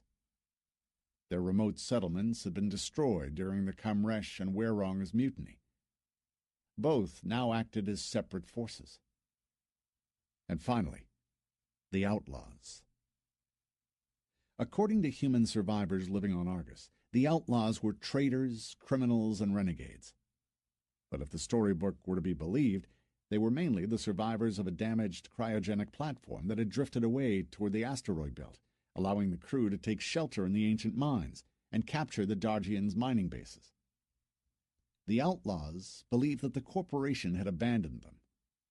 They didn't recognize the Argus's authorities and refused to abide by their laws, guided only by their own convictions and survival needs. This time, my sieving through this wealth of information hadn't brought me any more levels, and still it had been quite an insightful and, hopefully, useful read. Gradually, the phantom server was taking over my mind, sinking me into its depths. One thing I knew for sure: this world was about to become my environment for the years to come, at least.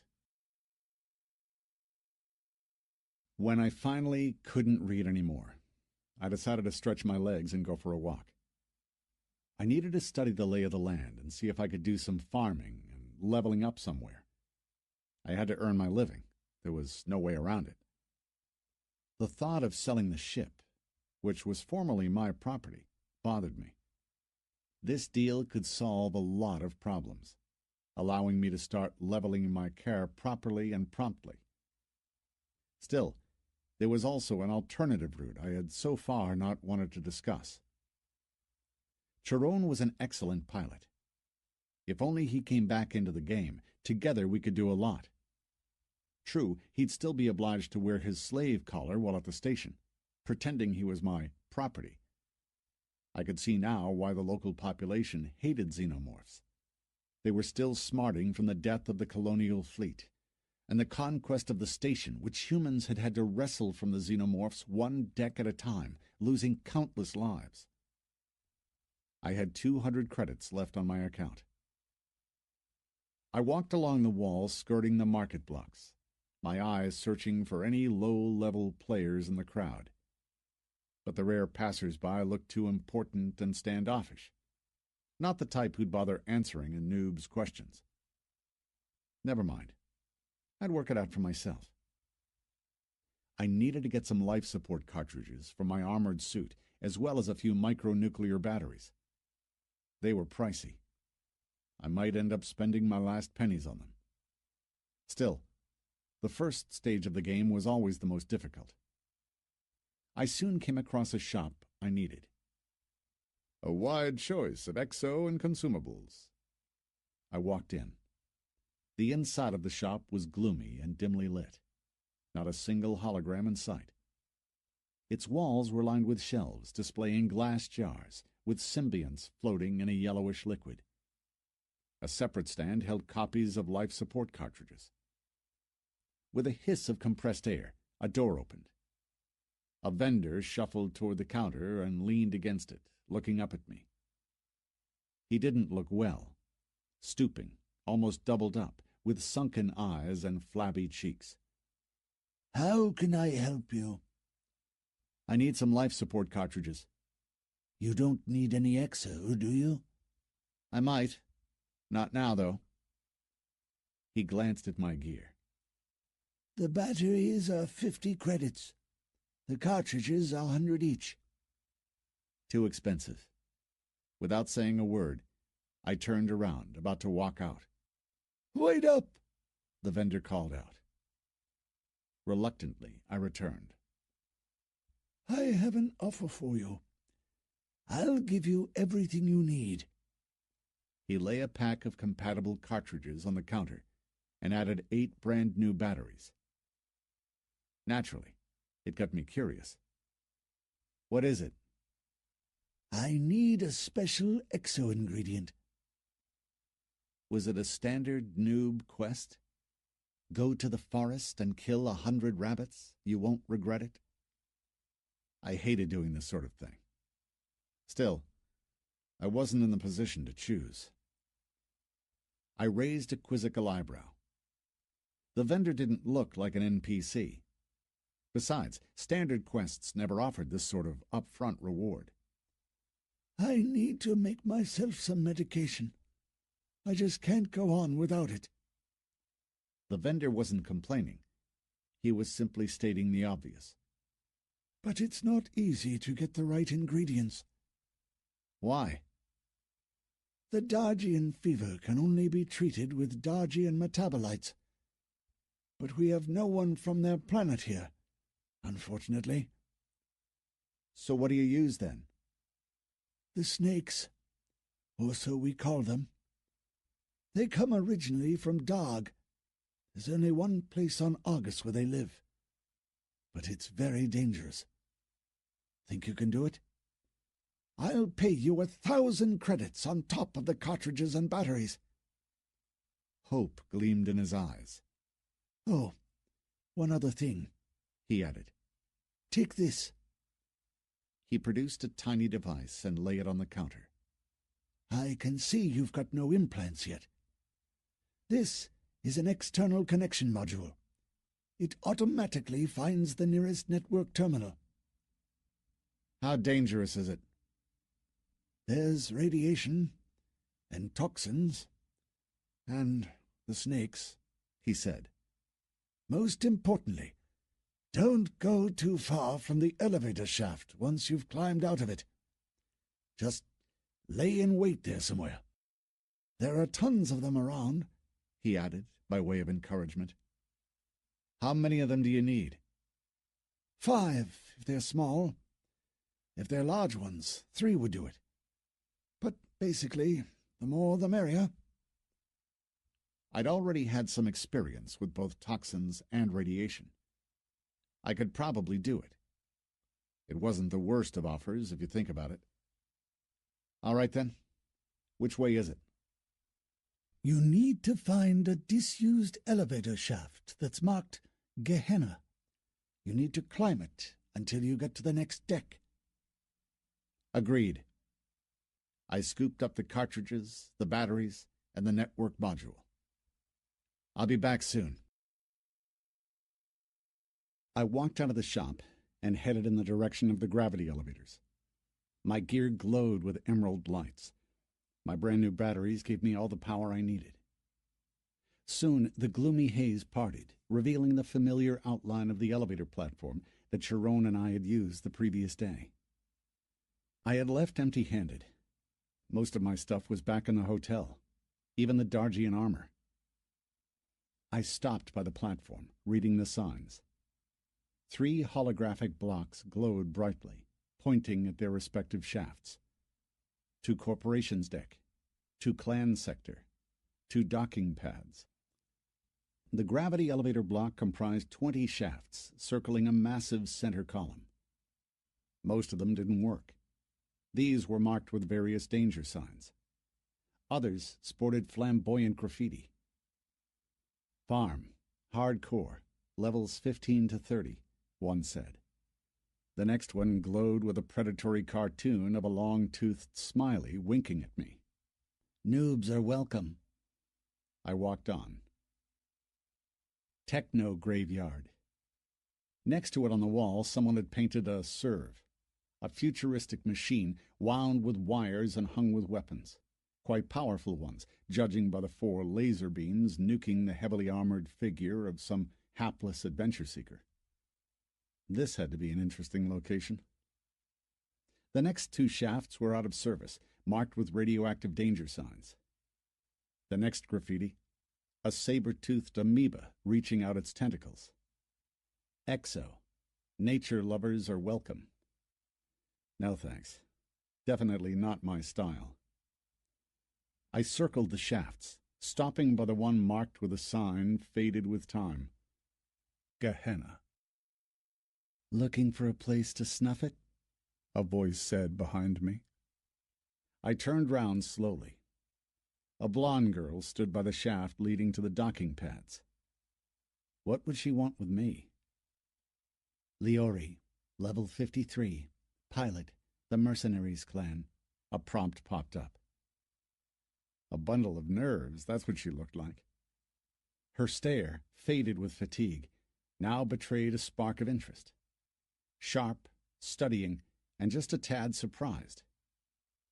I tensed up, trying to work out what could be wrong with me. Without the Heish, my mediocre gear and the absence of implants tagged me as a regular noob, a nondescript detail of the local landscape. Why did she stop? Or was she so pissed first thing in the morning she was looking for someone to take it out on? She was cute. And dangerous. This was my knee-jerk first impression. Uncomfortable to the point of being revolting, as if my intuition was trying to tell me to steer clear of her. Never mind. We'll battle on. She needs a good night's sleep. A thought flashed through my mind. I didn't look away. She'd have to wait a long time for that. Got some farming to do, I answered curtly. A normal noob's reaction. She raised an eyebrow, her gaze alighting on my hand. The pupils of her eyes contracted. She was scanning. Suddenly, I knew. The ring. My fingers started itching. She sighed and averted her gaze, as if she'd mistaken me for someone else. Then she pointed at one of the out-of-service shafts, marked with the radioactive danger signs. You'd better try this one. Gehenna isn't the best choice for a noob. Just trust me. How about the radiation? I knew that my gear wasn't 100% safe. Don't try to survive. As simple as that, the girl said in all seriousness. She turned round and walked away. Naturally, I hadn't taken Liori's warning into consideration. I'd already accepted the quest and the advance payment. The vendor was now awaiting his snakes. Besides, the 1,000 credits he'd promised was nothing to sniff at. The vertical shaft of the gravity elevator dissolved in the darkness.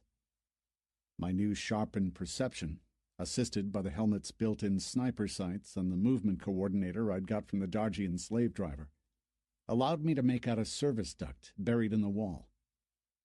It was still lined with occasional step irons in places, but I could see that it was going to be a tough ascent. The environment control sensors pinged, changing color.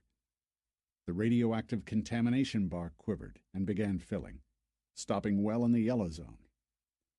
My hand was tingling, as if Liori's stare had disturbed the mysterious artifact dissolved in my flesh. I made a mental note to look up any of the Founder's rarer devices and began climbing. 30 steps later, my arms and legs were shaking with exhaustion. I decided to take a break and climbed into the service duct, doubling up awkwardly inside. My hand throbbed with heat. I pulled the glove off. Nothing. No glow, nor any other visual effects that would point at the artifact's functioning. What did it actually do? What was its purpose? Much to my surprise, I still had connection to the station network. The little thingy I'd received from the vendor seemed to work. I hate wasting time in a game, so I decided to put the moment's rest to good use. While my avatar was resting before his next ascent, I buried myself in Wiki. I found no mention of my mysterious artifact ring, but discovered the description of the allegedly Heish-made movement coordinator. As I read, A chill ran up my spine. The use of all Dargian devices demands the obligatory installation of a mind expander. But that was something I didn't have. I looked around me. I could clearly see the green markers glowing in the dark, pinpointing the available steps within my reach according to the current gravity readings. The vendor's device seemed to be working, projecting its data directly into my brain and not onto the helmet's visor. Indeed, a lot had changed in my perception, adding details I'd never noticed before. As an example, if you focused on a wall long enough, you could see in front of it some shimmering threads of unknown nature. I only had 2 implants, the semantic processor courtesy of the Dargians and the mysterious ring that had dissolved under my skin. I really needed help from a good nemotech to work it all out. Oh, great. I'd barely begun to find my way around this new world, and it was already time to get an appointment with a professional. As in, "Excuse me, sir, but could you please tell me what I accidentally implanted myself with?" No wonder I was pissed. Then again, you never know. Maybe this little ring only offered positive effects. I remembered Leori's stare, distrustful and sharp. She definitely sensed something, but couldn't quite tell what it was. I absolutely had to look into this ring and its properties to find out how it affected my body and abilities, and, most importantly, in my current situation, how much it cost. I didn't look forward to losing my hand in some dark alley, and that was a very possible scenario, considering the station population was a bunch of ruthless thugs. Never mind. I had to keep going. If all I wanted to do was meditate, I'd have better stayed at home. It took me about 30 more minutes to get to the next deck. I scrambled out of the shaft and lay there for a while, unable to move. Was I now supposed to go to the gym every day to live up to their authenticity levels? I lay there, gasping for breath, all my muscles aching, my heart pumping overtime. I caught my breath and checked my weapons. The elevator exit platform was raised over the floor's level and was cluttered with the debris from the damaged ceiling. Here, the air was rare, gravity about 0.7. A reddish gloom enveloped the place. The debris hindered my field of vision, but I did notice the low ceiling, entangled within a rustling web of damaged cables. The debris towered over me, forming a natural maze which wouldn't be easy to exit. I wasn't in a hurry anyway. With my new life support cartridges, full batteries, and only 30% more radioactivity, I felt rather confident. My feet constantly sank in some unpleasantly crunchy substance. I peered at it. Those were definitely organic remains, even though not human.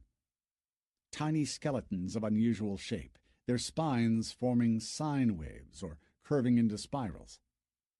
I didn't see any limbs. Could these be the snakes?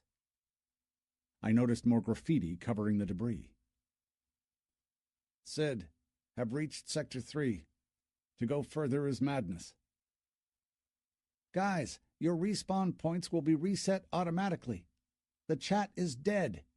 Do not try to reach the center." Gothics. R.I.P., man. "If you're under level 30, stay where you are." Mechanically, I stopped and read an unfinished sign written in a shaky hand. "The power unit is blown up. The raid's been wiped. The respawn point is at the center." A chill ran up my spine. There was no one around. It looked as if the deck had been deserted for quite a while. I moved cautiously until finally I'd left the higher debris behind. Now I could see better. The edges of the platform were littered with smaller pieces of collapsed ceiling structures. I darted to take cover behind them. Gingerly, I looked out. Ragged bulkheads gaped around like broken teeth.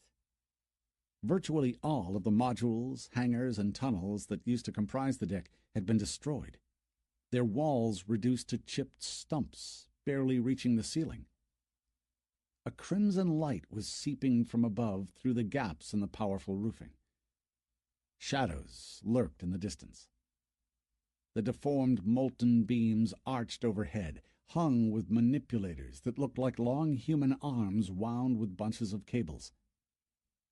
The oblong bodies of spaceships rose amid the ruins. Can't think of a better word to describe them. A few flashes of light broke the crimson gloom. I heard another popping sound and noticed a barely visible pale green gleam. A respawn? Another alternative start point? The thought froze my brain. The station network was unavailable. The radiation levels were not too high yet, but the signs on the walls made me doubt that the 1,000 credits I just paid were enough to get me out of trouble. A sudden power surge blinded me. My defense system kicked in, darkening the visor.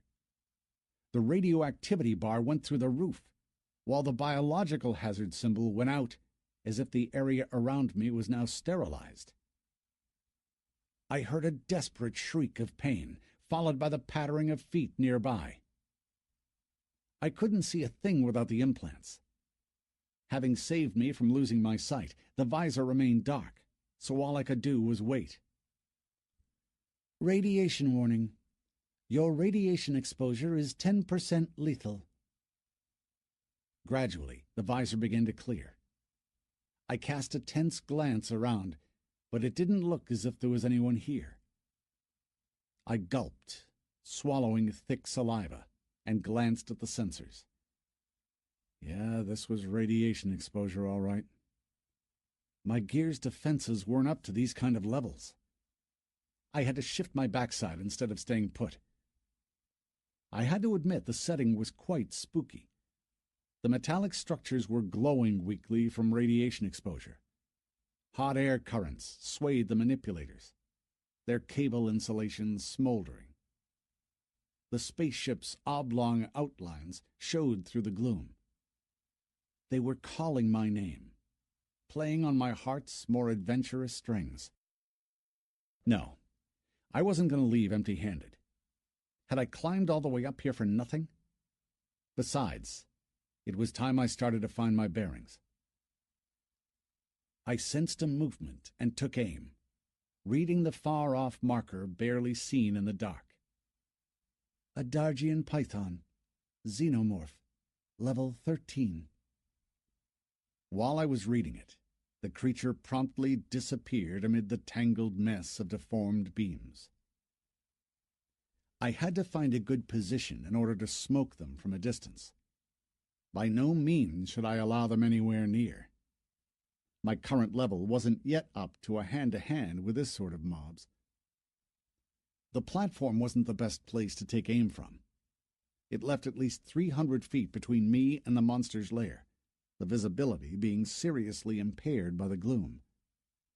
Where the bulkheads had collapsed overhead, about 30 feet from the floor, the intersection of beams above them formed natural islets. I could see some Dargian pythons slither between them, curling around some deformed grating-like structures. I made a mental note of my route. I had to climb off the platform and cover about 150 feet of debris before I found myself next to the destroyed hangars. I could see a spaceship's hull gleam softly in one of them. From there, I could shoot a few snakes and take a closer look at the ship, too. I temporarily got rid of the sniper's rifle, putting it away into the inventory. Submachine gun in hand, I placed the handgun in the quick access slot. I was all set. I could see the location's layout quite well from above, so I made a few screenshots, which were automatically integrated into the map. Quickly, I climbed down, seeing the renewed data show in the interface window. Now I started to understand. The spaceships weren't here for nothing. The wide collapsed tunnel was in fact a magnetic transport hub connected to a large outside docking area. The whole deck must have been part of it. Did that mean that it had once served to maintain spaceships? The main tunnel branched out into smaller ones. The sheer scope of the entire structure was mind-boggling. At least, my mind had nothing to compare it with. This segment of the station had to be at least a mile long. Oh no, I wasn't going to walk that far. Not this time, at least. The tunnel had long collapsed, its gaping U-shaped ribs offering good visibility. I mapped down the remains of 3 of the hangars. The closest of them housed the spaceship I'd noticed. Relatively small, the ship was shaped like an elongated horseshoe, with the tear-shaped nodule of the cockpit in the middle. Getting there proved difficult. The tunnel's enormous U-shaped ribs formed a sheer obstacle course. Had it not been for the debris compressed between them, I might have had to climb each rib up and then down again in order to get to the next one. I kept looking around, listening intently. So far, I'd noticed nothing particularly dangerous. As I grew accustomed to the gloomy setting, I asked myself in ever-growing alarm, what could have caused the death of the earlier groups? The answer came out of nowhere. I noticed 2 fiery dots in the air about 7 feet high. I dropped down, ducking behind a massive steel frame. A powerful surge of energy flashed overhead. My visor darkened. When I was finally able to see again, the place was enveloped in yellow smoke and the stench of smoldering organic matter. The radiation meter was going off the scale. The metal around me was glowing red, scarred and molten. Radiation warning. Your radiation exposure is 45% lethal. Only now did I understand the meaning of Leori's warning. Don't try to survive. That was the best and most realistic advice she could have possibly given me. I could see my course of action perfectly well now. I had to get a few snakes promptly, and then do whatever it took. Kill myself with my own hands if necessary, just to get a respawn. Trying to brave radiation sickness wasn't a good idea. The sheer agony of it just wasn't worth the effort. Actually, I soon saw that there were plenty of creatures around to take care of my agonizing death. I had barely cleared the radioactive plume when a laser flashed from out of the hall's dark depths. Molten metal spewed everywhere. A decrepit chunk of bulkhead creaked and began to list. I hadn't been hit, but the droplets of molten metal hissing around had attracted the attention of the Dargian pythons. Their vision must have been infrared-based. They obviously had lived here long enough to know that such laser charges meant there might be food available. 7 of them left their lair at once. I watched the long, lithe, muscular monsters slither between the intertwined beams, sending their bodies in powerful leaps from one bundle of cables to the next, then curling around them and freezing, swinging, without taking their eyes off me. It was too late to run or hide. I whipped the submachine gun up and took aim, pressing my back against the steel frame. 3 of the snakes went for me at once. How's that for an adrenaline rush? I hit one in midair, cutting it in half. The second one dodged to one side. The ricocheting sparks spattered the air. The third one curled up and froze, swaying before his final deadly leap. But I beat him to it. A desperate burst of fire reduced him to a cloud of bloody mist, slapping his wet flesh all over the debris. Where were the others? I couldn't see them. Were they lying in wait? I was slightly feverish with tension. Out of the darkness, a laser strobed. More molten metal showered me as the laser charges impacted diagonally downward. Chunks of red-hot construction steel and pieces of Dargian python kept falling at my feet. I'd no idea who it was shooting. I just grabbed the snakes and stuffed them down my inventory slots. Now, back to the elevator. Apparently, I wasn't meant to get to the mysterious spaceships today.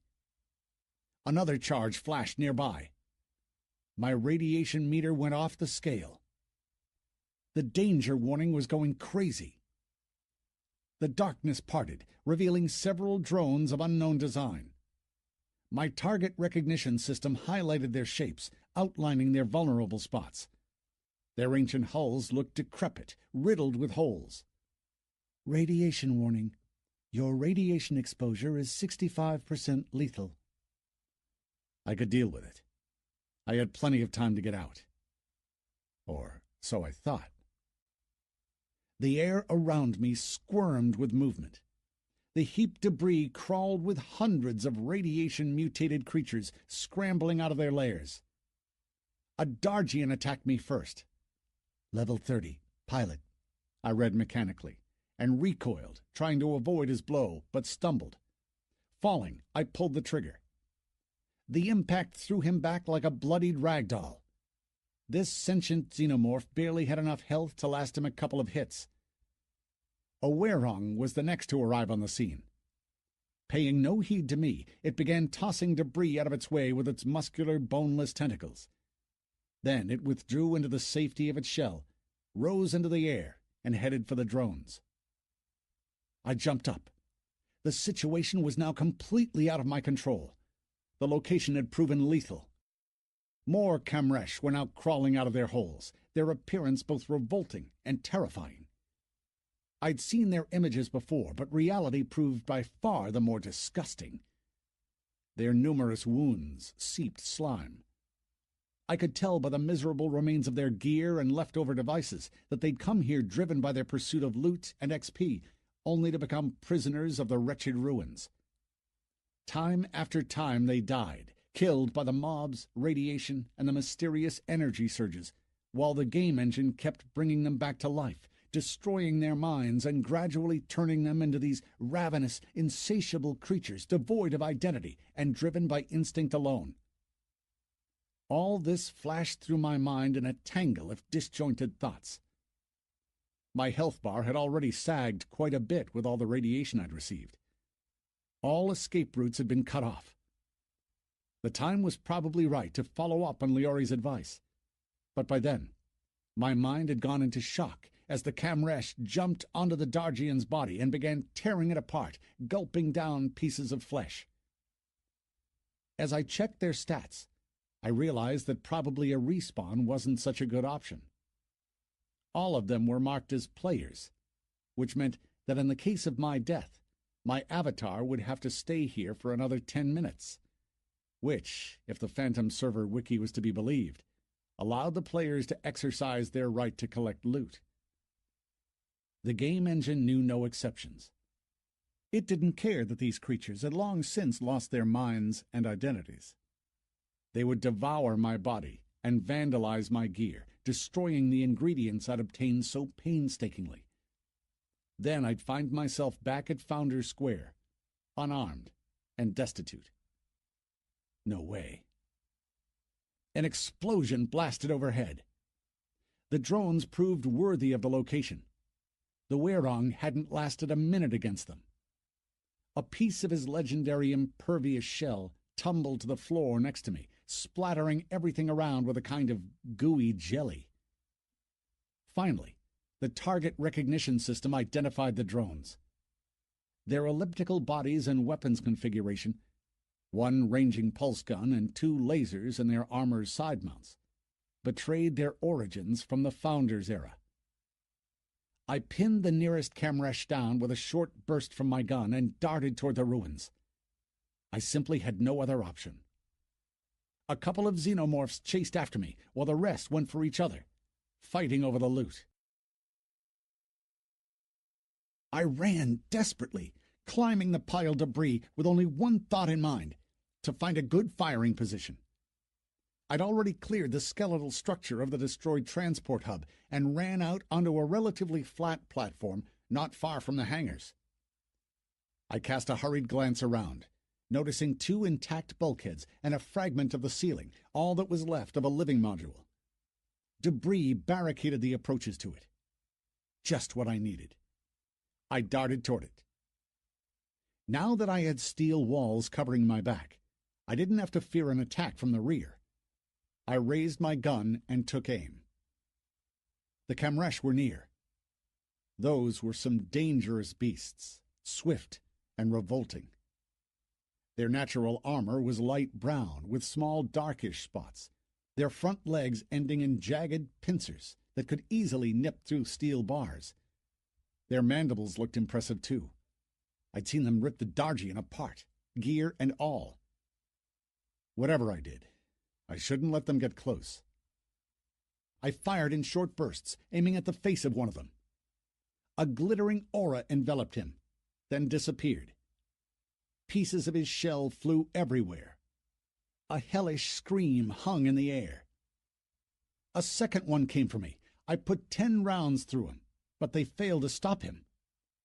The same glittering aura lit up and went out again. With a powerful sweep of his arm, he brushed away the debris I was hiding in. The creature's enormous pincer barely missed my head. I recoiled just in time. No idea how it might have ended, had it not been for the drones. They'd already finished off the remaining xenomorphs and turned to us, attracted by the firing. I jolted my shoulder as I fell, but immediately jumped back to my feet. The nearest Kamresh was obstructing my field of vision. His gigantic mandibles screeched, dropping viscous saliva. A shot, a flare, another shot. All pointless. He had one hell of a power shield. I glimpsed the blurred outlines of some ancient mechanisms, which approached from all directions, attacking us. The nearest Kamresh was sliced and diced before he knew it. He collapsed over me, pinning me down with his body. Then, everything dissolved in a thunderous cacophony as yet more blasts rose in a wall of fire, tearing apart one of the bulkheads. I froze in disbelief that I was still alive. I could hear red-hot fragments of metal clanging on the floor. The Kamresh's stinking body, sliced by the laser charges, towered on top of me. I didn't see the drones anymore. The air was thick with smoke. An outline of some technological artifact pulsated in front of my mental eye. This Kamresh wore some kind of an ammo belt with lots of diamond-shaped pouches. I pulled it off his dead body and shoved it down my inventory. I had no time to look into it. All I cared about at the moment was getting back safe. The mobs were lingering in the back. They'd split into groups controlling the elevator access. The hull of the nearest airspace fighter gleamed within the hangar nearby. It looked brand new, seemingly defying time and circumstance as it rose amid desolation. How could I resist the temptation? Radiation warning. Your radiation exposure is 70% lethal. I dashed toward the hangar in short bursts between any cover I could find. Who knows when I might get another chance to come back here? Now, the unique relic ship was within arm's reach. The hangar was empty and spacious, its floor littered with broken plastic. Several network consoles and repair terminals towered up. I knew what they were because I'd seen them in the wiki already, and all the information I read online was automatically uploaded to my account. Excellent system, by the way. Some of the objects lying amid the debris were highlighted automatically, but unfortunately, all of them were beyond repair. Then again, I didn't allow any of them to distract me. Any part of the ancient ship that the current gravity reading would allow me to carry was worth risking my life to get. You won't believe my disappointment. As I got closer, I discovered that all of the ship's hatches gaped open, darkness lurking behind them. A bad premonition grew stronger with my every step. The craft lay on its belly. Fearlessly, I climbed inside, finding myself within its hollow, echoing hull. Not a single device in sight. As if on cue, fatigue and nausea overtook me. I cast another look around, fighting off disappointment, but there was nothing valuable here apart from the Cargonite hull itself. Shame I didn't have anything with me to nibble a few bits off. I crouched, catching my breath, and cast another glance at the Camrush's weird belt. I turned it over in my hands this way and that, noticing a few micronuclear battery slots, but chose not to experiment and shoved it back down my inventory. I mustered up some strength and climbed up the ship's wall using a few of my gear's devices, skidding through a narrow hatchway into the cockpit. Here, too, everything had been stripped out. The cockpit's thick armored walls were studded with holes of various shapes and sizes, which must have held control panels and navigational devices. I peered out through one of the holes. The drones still hovered nearby. There was little chance of getting past them unnoticed. My life bar glowed orange. The target recognition system kicked in, zooming in on the outlines of the ancient cyber modules and highlighting the abundant damage to their bodies. Should I risk it? Why not? This way I could at least make another level. I wasn't going to get out of here anyway. My radiation exposure approached lethal levels. Overcoming the growing nausea, I changed my weapon and crouched next to a vertical gun slit. My hands were shaking. My dry mouth tasted foul. I didn't want to use the expensive life support cartridges. Pointless. I might not be able to destroy all 10 of the drones, but at least I'd shoot down a few. A daring leveling plan started to form in my head. What if I tried to find the docking area outside this deck, and moor Charon's ship there? That might be interesting. I'd have to give it some thought. I took careful aim and gently squeezed the trigger. A flash. A shimmering golden aura enveloped me. The drone went down in a cloud of smoke as a message popped up before my eyes. You've dealt critical damage. You've received a new level. I bet. Excitement surged over me, wiping away the weakness. Another flash. Missed. The bastard was still alive, but his laser guns were gone in a hail of fire. I took aim again. Got him! Now the Founder's machines noticed me and hurried toward the hangar, firing back. The spaceship's hull reverberated with all the hits. I had barely shrunk back from my impromptu gunslit when several laser charges went right through it and sliced through the cockpit, leaving red-hot traces on the wall opposite. This Cargonite was amazingly sturdy stuff. Those charges would have gone right through any other alloy, but this one was still holding. Risky thoughts began flashing through my head. I had to come back here with Charon, in his ship. I'd love to know if we'd be able to tow this empty shell away somewhere. What if we could use it to build a spaceship? And to analyze the alloy from which it was made? I had barely changed my sniper's rifle to the submachine gun when the first drone barged into the cramped space of the cockpit. No way you could miss there. Impulsively, I showered it with long bursts of fire until you couldn't see the drone through the incessant flashes. I, too, was in trouble, though. On hitting Cargonite, bullets turned into clots of plasma. The cockpit filled with incandescent gas. The gun stopped working. That was it. Nothing could save me from a respawn now. Or so I thought. My gear began melting, triggering the armor's security. Shield belt, equipped. Micronuclear batteries, equipped. The haze around me cleared, filling with fresh air within the radius of an arm's length from me, as if I'd suddenly found myself at the center of a large, iridescent soap bubble. A power shield? I remembered a similar aura that had protected the Kamresh. How cool was that? The drones didn't seem in a hurry to attack.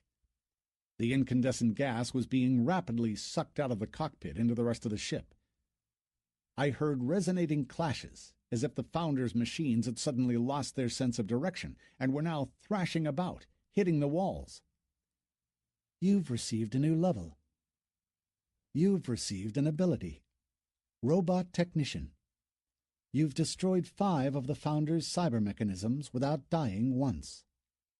From now on, the damage you deal to any machines using firearms will increase 5%. I heard more clashing sounds, followed by an explosion. The drones were indeed old. The incandescent gas that had formed as a result of my desperate firing had gotten inside them, damaging their control circuits. You've received a new level. You've received an ability. Robot Technician 2. You've destroyed 10 of the Founder's cyber mechanisms without dying once. From now on, the damage you deal to any machines using firearms will increase 10%. My life bar was hovering in the red zone. I could barely move. The radiation sickness hadn't gone anywhere, but I couldn't just let the Founder's machines lie around next door. I had to see what kind of loot they had for me. On my command, needles sunk into my neck. Stimulants and anti-radiation drugs administered. My head cleared. The agonizing joint pain began to abate. When I finally left the spaceship, I had 2 microchips and 5 cyber ingredients stashed away in my inventory, loot from the slain enemy. My power shield glimmered softly. Things were looking up. I was slightly feverish from the bumper dose of anti-radiation drugs and combat metabolites. True, my success had had a lot to do with beginner's luck and adrenaline drive. Still, you had to agree that this leveling scenario was much better than run-of-the-mill farming. My life bar had grown a lot, and was now staying at 80%. My sensations were incredible. The phantom server world was sucking me in, consuming my mind. I knew too little about it yet, but one thing I did know. I wasn't going to get bored here. I cast a wary glance around. I had to go. I'd made 3 levels and found lots of techno artifacts, including one unique device. Time to get going. But I couldn't. Too many ideas crowded my head. I peered at the beams overhead, repeating the branch-offs of the transport hub.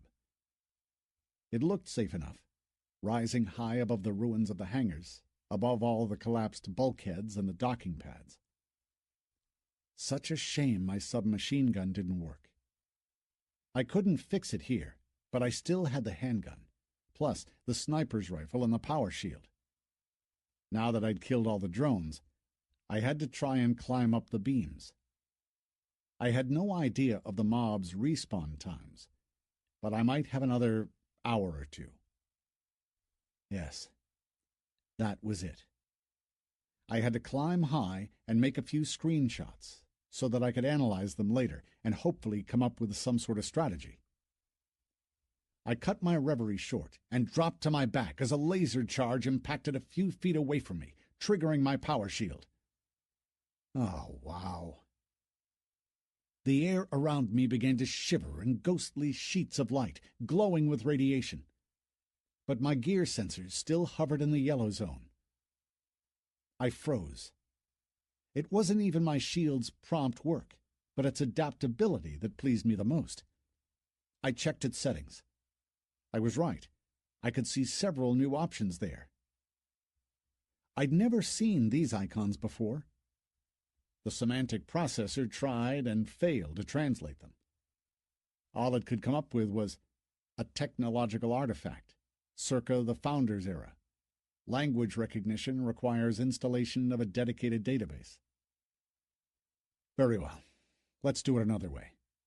I rose and reached out, immersing my hand into the shimmering glow. The shield upped its shine, but the sensor's reading stayed in the yellow zone. Excellent. I noticed two more option icons, or rather sliders. I focused on one, trying to move it. The shield began to billow out. Okay, so it could be maxed out to 10 feet. That was all well and good, but the power consumption had grown respectively, which wasn't so good after all. And how was I supposed to touch anything? What if I needed to pick something up? This wasn't the best time to experiment, but then again, the drones had done a good job of mopping the place up. It looked as if I was relatively safe, for a short while at least. The thought made me chuckle. Man can get used to anything indeed. This place was death incarnate, and still... Never mind. I had other things to do. What about that second icon? Gingerly, I moved the slider. The shield power control? Excellent. Just what I needed. I began to gradually lower the power, keeping an eye on the life support readings. There. I seem to have found the minimum levels of the shield's hazard neutralizing properties. My throat spasmed with nausea. The medication had slightly lowered the exposure dose. I wasn't going to die anymore, but I still felt like shit. I went on studying the shield's properties. How was I supposed to touch things? I lowered power to the minimum and reached down, picking up a piece of debris. It worked. The item wasn't damaged by the shield. And what if I tried to grab it, to imitate an assault attempt? I made a rapid movement to try to grab a bent piece of metal. The shield ballooned up. The metal fragment glowed with heat. Okay. I looked around, searching for the nearest scalable bulkhead, and gingerly began climbing it. The power shield surprised me once again by switching off automatically once danger levels had dropped. That really scared me at first, as I thought it must have broken down or that maybe the batteries were already dead. But no. The moment I approached another radiation source, the shimmering aura enveloped me once again. Knowing this was worth all the trouble. Now I had some idea of the artifact's unique properties. In the meantime, the life support gave me a few more injections. By then, I'd already climbed up and was lying on top of a wide beam, looking around. Some distance away lay a huge transport junction, visible by the regular flashes of energy emissions. I took a few screenshots, then used my sniper sights to zoom in on the ruins. My first impression had been correct. The deck was part of the ship's docking facilities. I counted 9 ships, 5 definitely fighters, while the 4 remaining larger ones must have been cargo craft. They probably contained cargonite worth millions. Wait up, I told myself. You can't be the only smart one around. Now, why wouldn't anyone have thought of getting in here via the outside docking area? Gradually, I moved forward, keeping my eyes fixed on the junction. I'd love to know what it was over there, and what was causing those flaring emissions. I was gasping for breath. All my muscles shook with fatigue. Ruins lay below. I looked up. Judging by the damage, the ceiling must at some point have been molten, then frozen in circular waves, scarred in places by deep, slicing cuts. Whatever had happened here? A technological disaster? My imagination offered scenes of a gigantic explosion that must have hit the ceiling, leaving the circular marks behind. That didn't sound good. I just hoped I didn't fall victim to another one of those. Never mind. I decided to move slightly further on to get a better look of the junction, and then call it a day. After about 150 feet, I discovered a very convenient and secure platform formed by several beams. Here, radiation levels were considerably higher. My sight-enhanced vision slid along the fire-polished walls, noticing large, faded letters. No entry past this line. Automatic respawn transfer. Respawn purgatory. Okay, I got it. Whoever it was, they'd marked down the spot beyond which your respawn point would be automatically changed. Talking about which, where was that spot exactly? I seemed to have already made it dangerously close to the location's center. Now I could see the junction clearly. Here, the bulkheads were all but gone, reduced to short, protruding stumps. About 100 feet further on lay a vast square with a jagged hole in the middle. This was where all the tunnels must have once met. Now, however, there was little left. Even their massive U-shaped ribs were misshapen and molten, some of them turned into frozen pools of oxidized metal. On the other side of the square, I could see the gaping mouth of a tunnel, which must have led to the outside docking area. I could make out some familiar shapes scattered amid the debris. I had to concentrate to think what they might be. Then I realized these were crudely made modern-day spaceships, exactly like those I'd seen on our approach to the station. Apparently, any attempt to loot some Cargonite would end badly. Who on earth had shot them down? I looked around me restlessly, then checked my rear. Had I missed something? I peered at the ceiling and noticed a large, gaping hole above me. Around me lay a radiation-drenched wasteland. Had it not been for the power shield, I'd have died a wriggling, agonizing death long ago. I had to turn back. I had absolutely nothing to gain here. Too late. A blinding light rose out of the depths of the jagged void below. I shrank into the beams. My visor darkened rapidly. A powerful flare roared out of the gap. The outer bubble of my power shield burst into flames. The ruins around the epicenter glowed red as it heated up. Not all of the energy surge had hit the ceiling. The gap overhead had deflected some of it, sending fiery tornadoes coursing around. I heard the sound of debris collapsing, and on top of all the visual effects, the location was instantly filled with invisible radiation. You've received a lethal dose of radiation. Damn it! My micronuclear batteries were nearly dead, but the automatics kept replacing them with new ones. The pain was like nothing I could describe. I very nearly fainted. It felt as if my every nerve had turned into a live wire. I tried to jump to my feet. No way. My body just wouldn't obey me. I forced my head up. My vision blurred, then came back into focus as I received a new dose of metabolites, which was exactly what I didn't need. Hadn't she told me, "Don't try to survive"? It'd only make things worse. But it wasn't as if I could do anything about it. The wretched automatics had a mind of their own.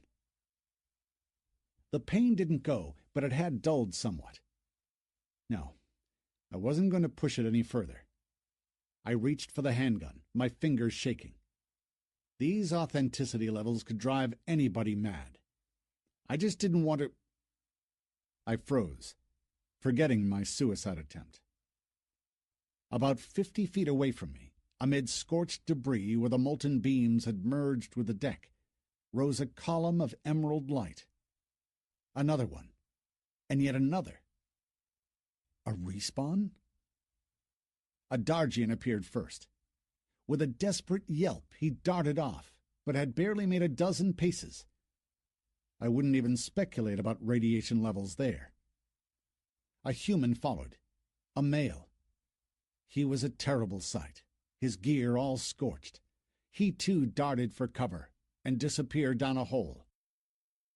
The third column of emerald light produced a goblin of all things.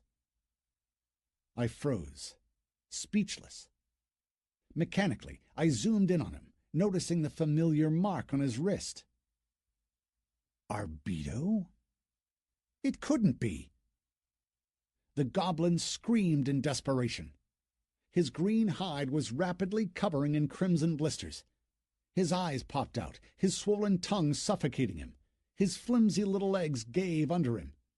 He collapsed and began thrashing about. Then he disappeared. A respawn. Once again the Dargian darted off. This time he made 20 paces or so. A respawn. The goblin appeared in an emerald flash. I could clearly see his eyes filled with agony, devoid of hope. Immediately he collapsed, choking on his croaks, pointlessly trying to crawl away as his body erupted in bleeding ulcers, his flesh falling apart, baring the bones. A respawn. The man in the molten gear must have had extraordinary willpower. He didn't scream. He ran. His teeth clenched, knowing he was doomed, and still trying to get as far from the epicenter as he could to avoid another torturous resurrection. I glimpsed a faint name tag. Jurgen, level 43, human, a technologist. He must have had one hell of a metabolic implant. But without cartridges, it was burning his own body's resources. His face was gaunt with sharp cheekbones and sunken eyes. This time, too, he'd managed to hole up somewhere, but I doubted it would help him much. I had no idea how often these surges of energy happened, but it was pretty clear that anyone who happened to be around was doomed. What did that sign next to the entrance say? Respawn Purgatory? I broke out in a sticky, cold sweat. A flash. Arbido, sentient xenomorph, level 1. All doubts were gone at this point. But how had he got here? His blood-curdling scream froze in the hall's echoing silence. His eyes were bleeding. He had no chance. All that stood between us was an invisible barrier and the faded sign at the entrance marking the trigger point of an automatic respawn transfer. All that stood between us was his cynical arrogance, his greed, and his hatred. He'd set me up. He'd fleeced me to the bone, then sent me to a torturous death at the alternative start location. They say revenge is sweet, and still my every nerve was burning with a renewed agony. I could see his death throes. They made me feel foul. I began to shake. Compassion was a strange feeling, unfamiliar to me. But now it ripped through my brain like a razor. A respawn. Him croaking again. My hits were already down to 50%. Before, I had only known two emotions, two extremes that framed my life flow. Excitement, boredom. But the phantom server seemed to ravage your mind. It defied all convention. God damn authenticity. My numb fingers wouldn't obey me, the emergency batteries refusing to click into their slots. The life support system interface was ablaze with data. I shot myself up with every metabolite and anti-radiation drug I had. My mind swam. My life bar jumped to 100%. Side effect warnings flashed before my eyes, but I couldn't care less.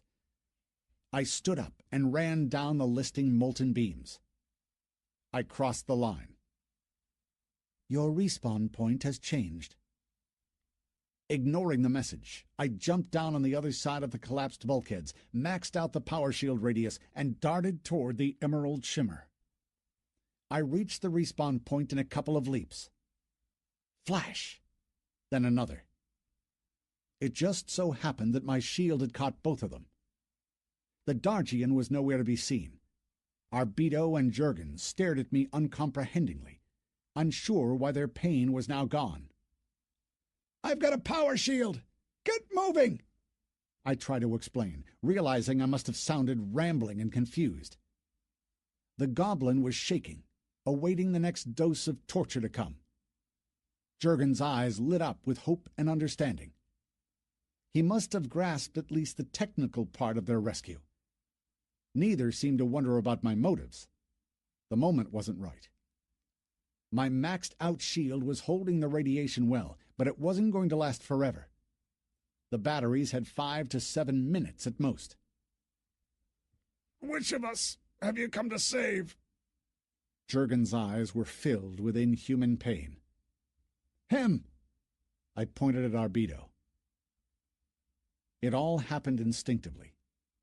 I had no rescue plan whatsoever, but the technologist didn't waste time thinking. "Take him, then!" His commanding hand motioned at the goblin. We had to move fast while staying within the power shield. If we made it to the elevators alive, we had a decent chance of descending, and once we were back on the market deck, we could pay to have their respawn points moved. The problem was, I had no money. Jurgen seized the initiative from me. He'd long studied the area and knew exactly what needed to be done. He pointed at the nearest gaping hole. "Service tunnels!" I gave him the handgun and lifted the goblin. His tiny, shuddering body was weightless, his huge eyes welled with tears. Instinctively, he clung to me, still incredulous at his survival. Feverish, I don't remember much of our return route. The service tunnels ran the entire floor. They were hell incarnate. Their walls glowed with radiation. Each dark branch of them harbored creatures who'd long lost their identity in the mind-blowing sequence of respawns. Some were aggressive, others cowardly. Jurgen and I ran for dear life, him shooting, me trying to keep up without tripping. Everything here was soaked in pain, hunger, and fear. The triumph of primeval instincts. Not a single creature we'd met showed signs of intelligent behavior. I quickly lost all sense of direction. I stopped counting paces, not even trying to understand where Jurgen was taking us. The stimulants had worn off, bringing back the pain which started to feed on my mind. Jurgen could see the state I was in. He said nothing. He had very little ammo left. Now the power shield was the only thing that kept the monsters away. Seeing the shimmer surrounding us, they shrank back and let us through. The tunnel took several sharp turns, always heading down. I started to lag behind. Jurgen slowed up. His spirit was amazing, his strife for survival empowering me somewhat. We seemed to have been running for eternity. The power shield began to fade. Were the batteries down already? They weren't. The danger level indicators were turning green. But where was the elevator? I wasn't sure I'd survive another climb down. Suddenly, we found ourselves in a dead end. I stared at a bulkhead with its massive locked latch. I just couldn't believe it. "What other weapons do you have?" I couldn't think straight. Jurgen's voice barely reached me. I struggled to open the inventory and pulled out the sniper's rifle, dumping it onto the floor littered with debris. He picked it up. "Stand back!" He began shooting at the bulkhead, the firework of direct hits evaporating the metal a good 2 feet from the hatch. What was the point? Soon, however, something sparked within the resulting hole. A shortcut. The hatch jerked aside. Jurgen climbed out first. I followed. I'd never been here before. It was a small hall lined with fake building facades, topped with holographic signs. Technologist Sector, Pilot Sector, Mercenaries Sector. I could see 2 more tunnels. They were also marked. To Corporation Deck, to Market Deck. While I was looking around, Jurgen grabbed the hand of a tall pilot clad in force field armor. They seemed to be arguing. My life was dwindling. 7% left. Unable to stand, I slumped to the floor. That was it. That was the end of me. Welcome to Respawn Purgatory, you freaking Samaritan. High-level players kept walking past, slowing down to look at us. I could sense hatred in their stares, although it wasn't addressed to me, but at the goblin doubled up next to me. He was a level 1 xenomorph, wasn't he? One kick in the butt would finish him off. I forced myself out of my slumber and reached into my inventory, clicking the slave collar shut on my ex-employer's neck. Jurgen came back, trying to explain something to me. Unable to procure a response, he tore the fire-polished glove off my hand and rubbed some silvery substance into my wrist, then did the same to Arbedo. I was virtually blind by then. My mind was shutting down. 3% life. 2. 1. Darkness. Respawn. The emerald light enveloped me. Death still held me, its doomed desperation freezing my avatar solid. But as I opened my eyes, I saw Founders Square. A goblin in a slave collar doubled up by my feet. Jurgen was nowhere to be seen. Chapter 4. Phantom Server. Login. I sat up, awoken by an insistent knocking at the door. Our hotel module was dark. The Heish was still in a coma. The stench in the room was awful. I was parched. I stood up, nearly stumbling over Arbedo, who curled up on the floor by my bed, shuddering in his sleep. Stepping over him, I staggered toward the wash basin and splashed some water on my face, then gulped some down. It tasted rusty. I unblocked the door, even though I didn't really want to see anyone. Jurgen stepped in. He looked around, sniffing the air, but didn't say anything. He walked over to me and poked my shoulder with a fist. "We need to talk." Why was he whispering? Was he afraid of waking the goblin up?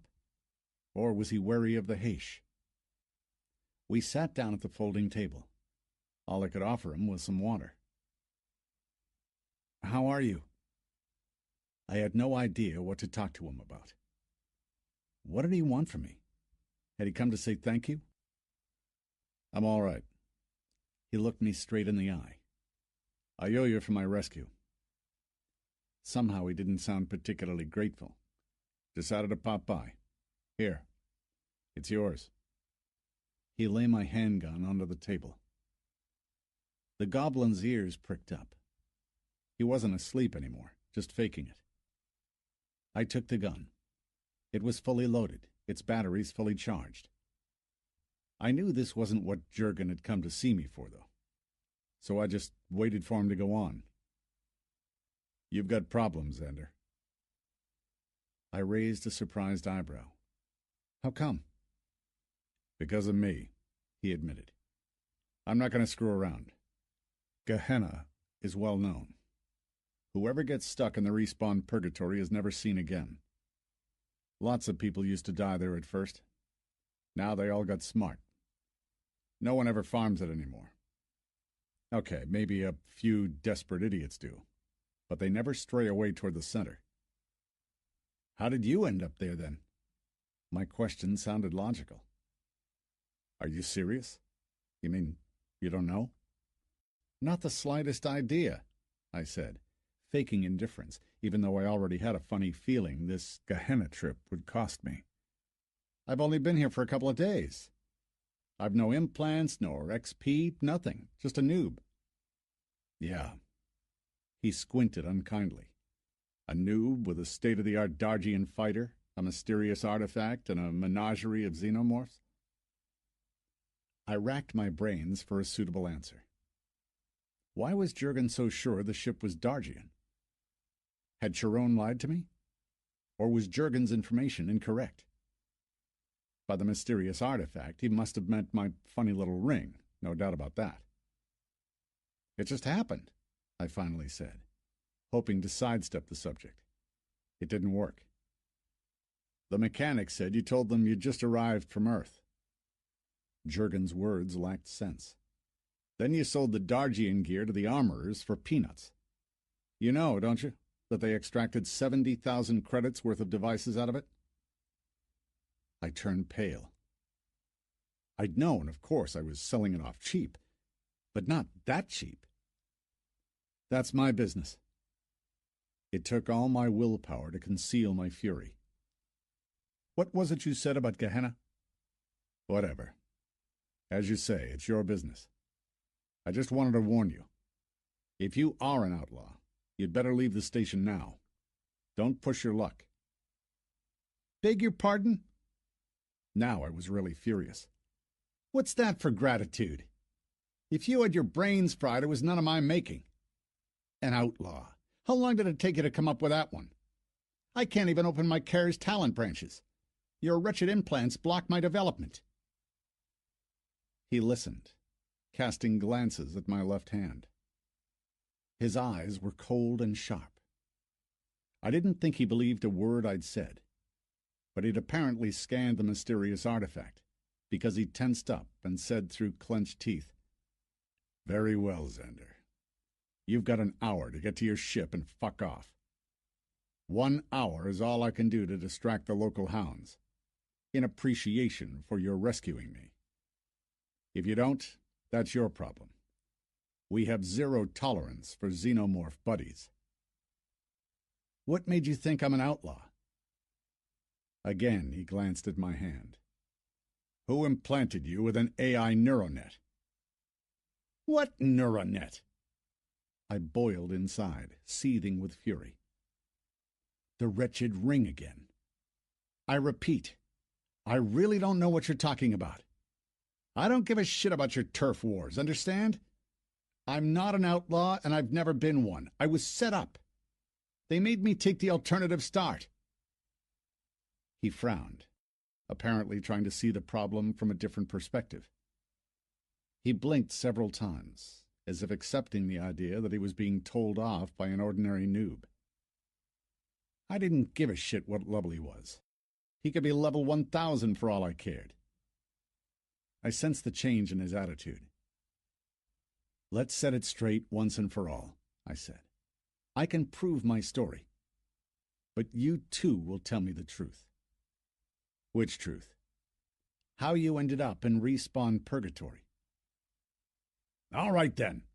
He slammed his fist on the table. The goblin shrank. If you're not an outlaw, I'll tell you. If it's true that you didn't go to Gehenna just to save me, hoping to win the technologist's confidence. I had no idea where I was going, don't you understand? I sure didn't go there to save you. So why the fuck did you go to Purgatory? You gonna tell me you didn't see the warning? That you can't read or something? I went there to get him. I pointed at the goblin. I've had enough of this. I'm sending you my logs. The beauty of log files is they document everything that happens in a game. Damage dealt, damage received, quests completed, locations visited, and everything in between. All the levels, abilities, artifacts, all your gaming record in strict chronological order. Battle logs and relevant screenshots can be used as direct proof of a player's claims. Jurgen could fully appreciate my gesture. His stare clouded as he focused on the data he was receiving. Soon, he came out of his trance. That's rough. He looked at me with respect. But you've done really well for a noob. I owe you an apology. When I scanned your neuronet, I really thought you were an outlaw. They're the only ones brave enough to install an alternative identity. A what? I stood up. What kind of identity? One of the Founder's artificial intellects. Sit down, will you? I can see now you didn't mean to absorb it. Do you mean I'm now a host to an ancient AI? Not all of it, he said. What you host is only a fragment, but it explains a lot, he added. Like what? The Founder's AIs are a combination of several neuronet modules, he explained expertly. You need 5 of them to form the simplest AI. He sounded as if it was good news. I have one, but it seems to work. Exactly. That's because it's merged with your nervous system. It can't change you radically, but it can add certain new abilities. Take your movement coordinator, for instance. Without a mind expander, it's virtually useless. But judging by the logs, you seem to be using it, don't you? I do. Was this the Phantom Server's attempt to finish me off through anxiety? Relax, Jurgen repeated. Nothing bad has happened yet. I used to know some outlaws who had 3 of these module implants. Well, if this was good news. My throat was dry again. I got up, gulped some rusty water from the tap, then came back to the table. Is there a way to remove or at least neutralize it? Not that I know of. We already tried.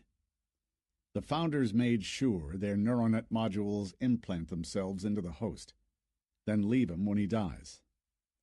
No good trying to get it out. Can I use it? He grinned. His opinion of me seemed to have upped a notch. You might. The thing is, no one knows where or when it might happen. These artifacts are unpredictable. They can grant you control over some ancient system suites, unblock a sealed room, or suggest a solution when you're stuck. What's the catch? He paused. The catch is, if you find another one of these, you won't resist the temptation to absorb it, too. You'll honestly think it's your own decision. But it's really the Founder's neuronet that does the thinking for you. I've seen it happen before, so be warned. And what if I don't resist this temptation? He gave a non-committal chuckle. This wasn't the answer I was looking for, but apparently I couldn't expect more from him at the moment. Either he didn't know the answer, or he didn't want to talk about it. Well now, I said. Your turn. How did you end up in Respawn Purgatory? He struggled with the answer. It was an insider job, he finally admitted. We have our own laws here. They may be unwritten, but they're tough, trust me. The Technologists clan was founded by 5 men. 2 of them got mixed up with the outlaws.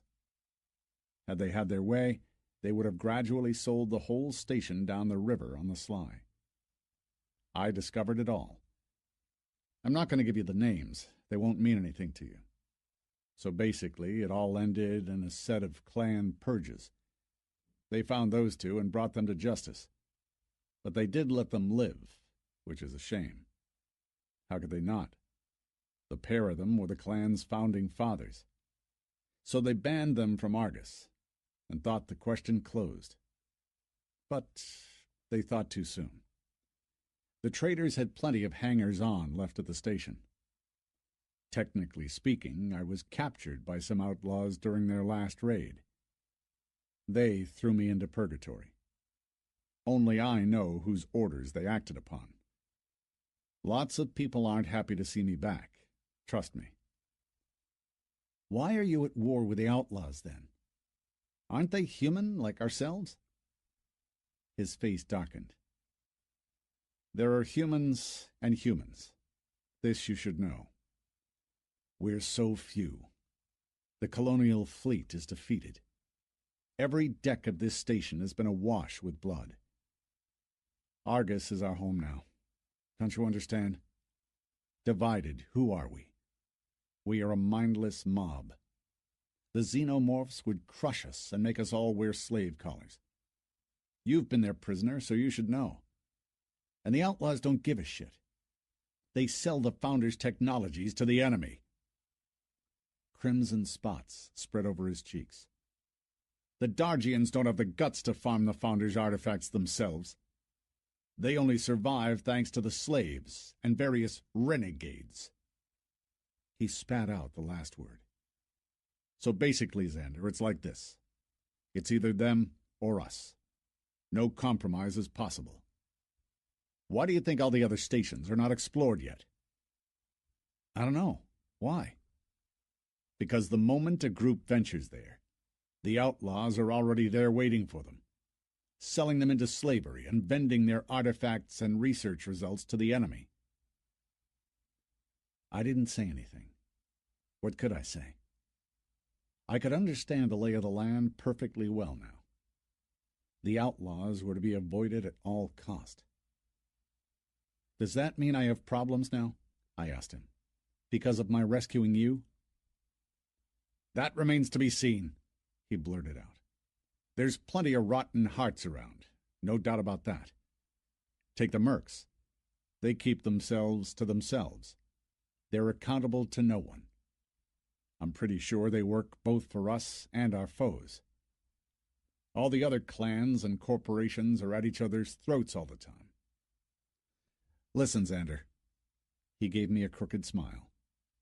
You've been honest with me, so I want to repay you in kind. There'll be no problems. At least I'll do all I can to make sure you're safe. This confession made me feel uneasy. In terms of gameplay, Jurgen was one of the top players, but he definitely had his realities mixed up. Or, should I say, his mind had made a reality shift to the Phantom server. I wouldn't be surprised if he'd even removed his logout button. Out of sight, out of mind. How long have you been here? He looked up in surprise. 5 years. I arrived here with the colonial fleet. I was a mechanic on board the Titan. Aha. He must have been one of the first guinea pigs who had to work with virtually untested implants. That could explain this weird reality shift in his mind. Your idiots in those colonial centers should have calibrated their machinery a long time ago. He clenched a fist. What's the point in sending you one by one and release you in the most unexpected places? I can't wait till they can finally employ warp drives. If they could send us a few fully manned spaceships, we'd sort this mess now and for all. I'm pretty sure they're working on it. I just didn't want to argue with him. He'd had it as bad as it was. After 5 years of using the implant, he wasn't likely to rejoice at my reminding him that this was only a game, and that reality lay on the other side of it. Right. All of a sudden, he was in a hurry. I've put you on my friend list. I'll be in touch. I'll sort it out with your ship. No one's going to bother you with questions. If you ever decide to join the clan, I'll give you a recommendation. Having said that, you're more of the pilot type. It's up to you. And now, sorry, I need to split. He rose, about to leave. Jurgen, one more thing. What's that? I pointed at the Heish. He frowned. What's the problem? He won't wake up. He's been like this for the last few days. He shrugged. That's fine. From what I heard, the Heish have this tendency to hibernate if they overexert themselves. Do you know how I can wake him up? He chuckled. Well, you can go to the exosector, I suppose, or just ask some vendor. There must be a metabolite that will do it. Will do. Thanks. I'm off then. Take care. Sorry, I really need to rush. Lots of things to do. Let me know if you have problems. The door closed behind him. I was left alone with my menagerie and tons of new information to digest. The goblin didn't move. He curled up nice and snug, like he was fast asleep. "Get up!" Arbito startled. "Get up, I say! I've had enough of your playing dead. Time to have words." He raised his head, looking bleakly at me. Someone must have tweaked his avatar. He was too gaunt and puny compared to the classical goblin build. Oh no, this time I'd be immune to his sob stories. I pointed at the chair. "Now sit down and tell me everything. Don't play any games with me or you might regret it." He touched his collar. Grunting, he staggered toward the chair and scrambled into it, hunching up so that only the top of his head showed above the table. I folded the table to look at him, then waited.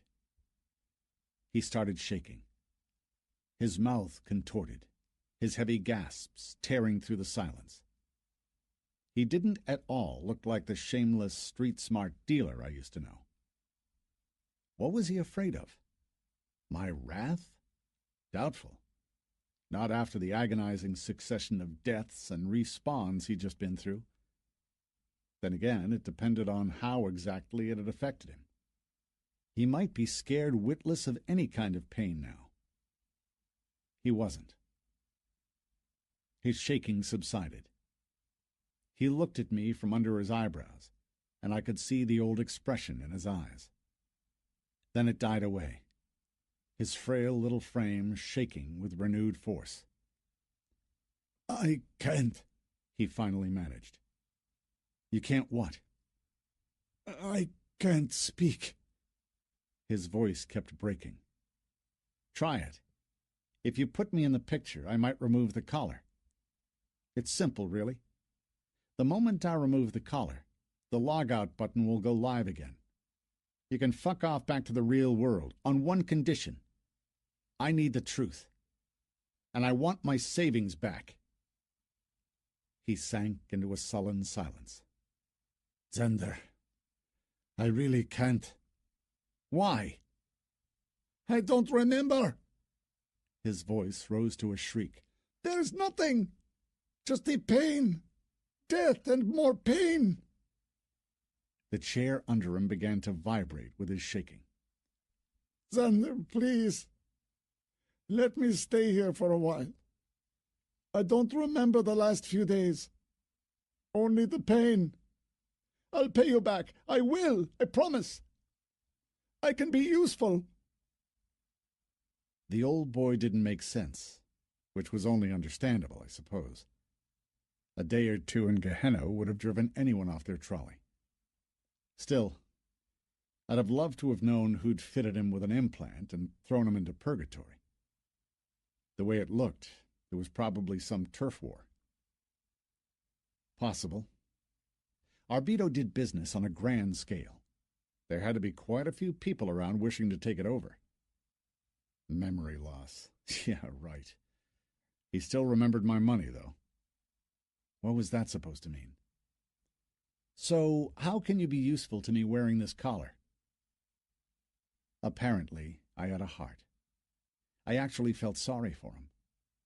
I could clearly see that he didn't want to go back, but he was too afraid to admit it even to himself. What had they done to him? Didn't he understand that staying here wouldn't make it safer? He couldn't change his avatar. He was doomed to forever remain a xenomorph, and he might live to regret it. After some thought, I decided to give him more time. He needed to get a break and find his bearings. I was different. I was already hooked on the Phantom server with its adrenaline rush and the promise of a life as the adventure seeker I'd secretly believed myself to be. I'd long given up on real life. But Arbito wasn't cut out for this. Or was he? "Very well, then. You can stay here for a while." I just couldn't watch him shake for much longer. "Hungry?" I expected him to forget his poor goblin mask by showing some interest. I was mistaken. Arbito wasn't pretending. He was still shaking, violently and uncontrollably. I seemed to attract some truly wacky partners. One of them had been in a coma for 3 days in a row, while the other had gone all shaky and amnesiac.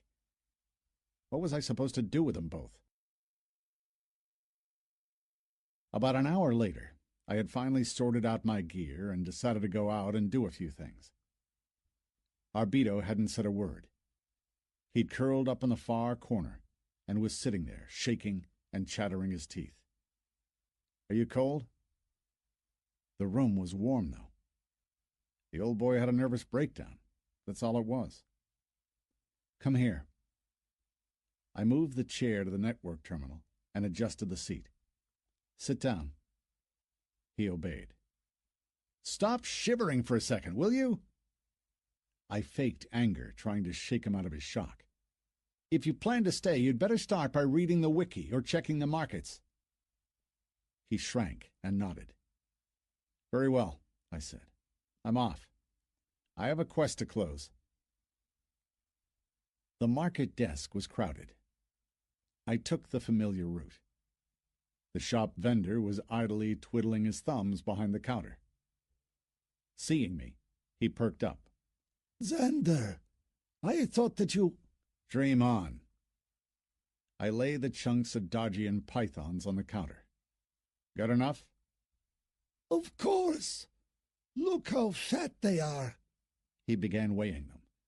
"You even cauterized the wounds with a laser.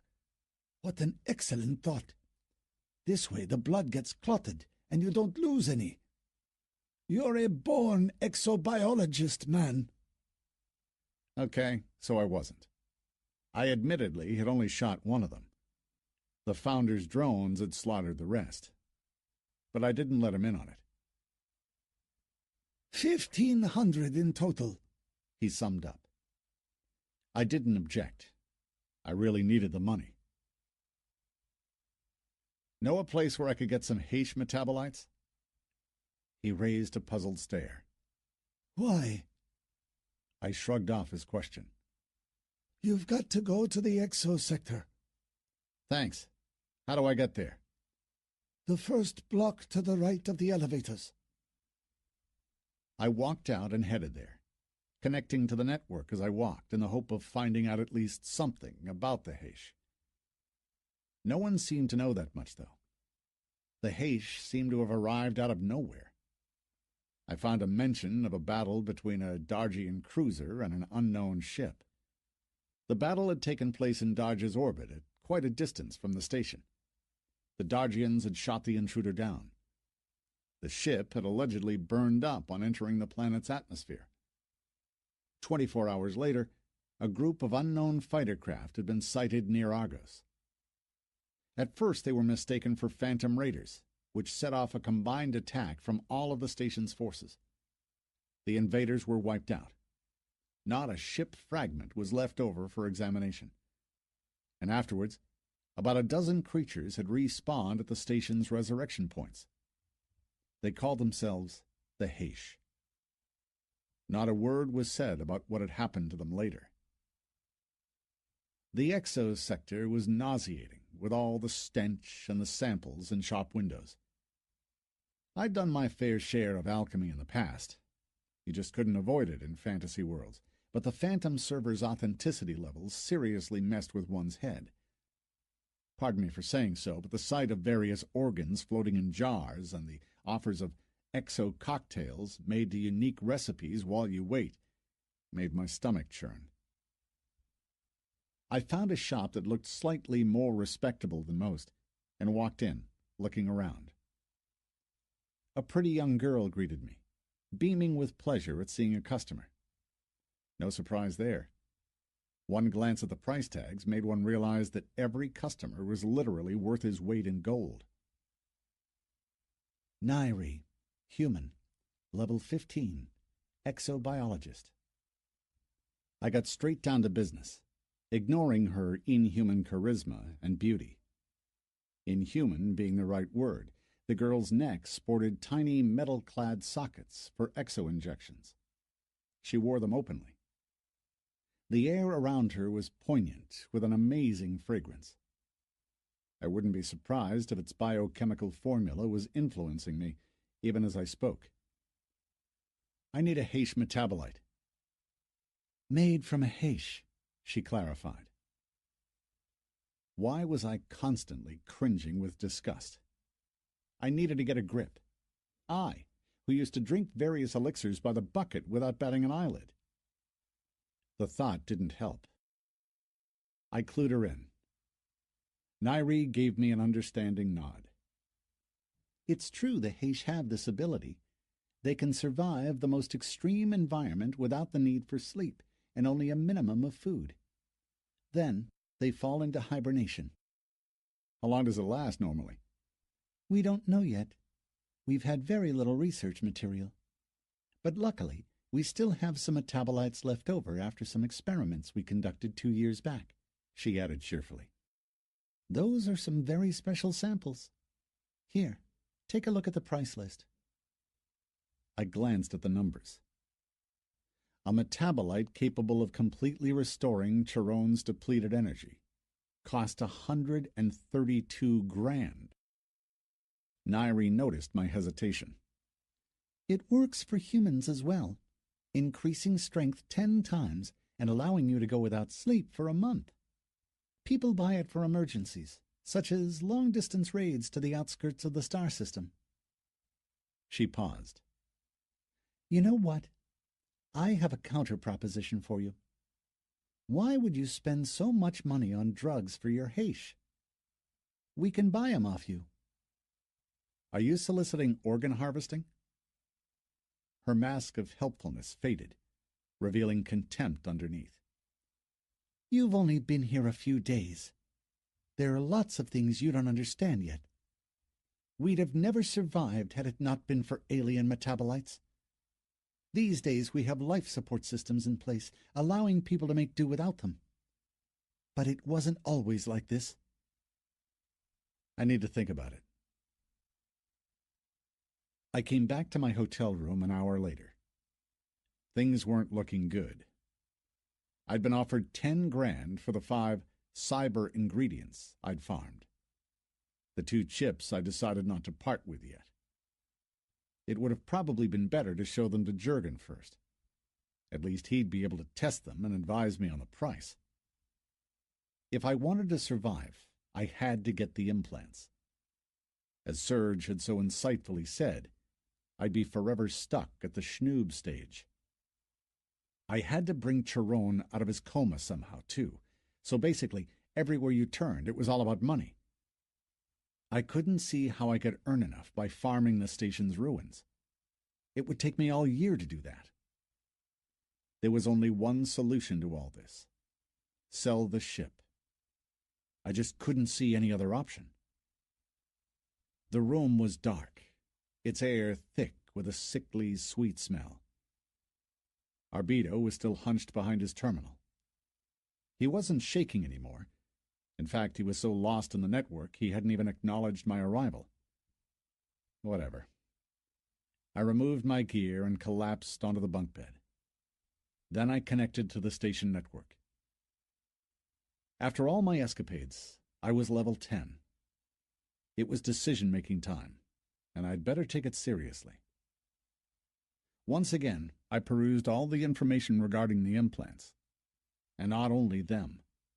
This time, I also needed to know more about their character classes. I ignored all the scientists, vendors, technologists, mechanics, and engineers. This wasn't my thing, which left me with 3 specializations. 2 of which were the most dangerous, but also the most lucrative: techno-archaeologist and xenobiologist. You could tell by their names that the former searched for the Founder's ancient technologies, while the latter studied all sorts of alien beings. The archaeology bit was more or less clear. This stellar system had never been properly studied yet. Its outskirts, about 30 astronomical units from the station, that is, about 3 billion miles away, were jam-packed with all sorts of drifting junk.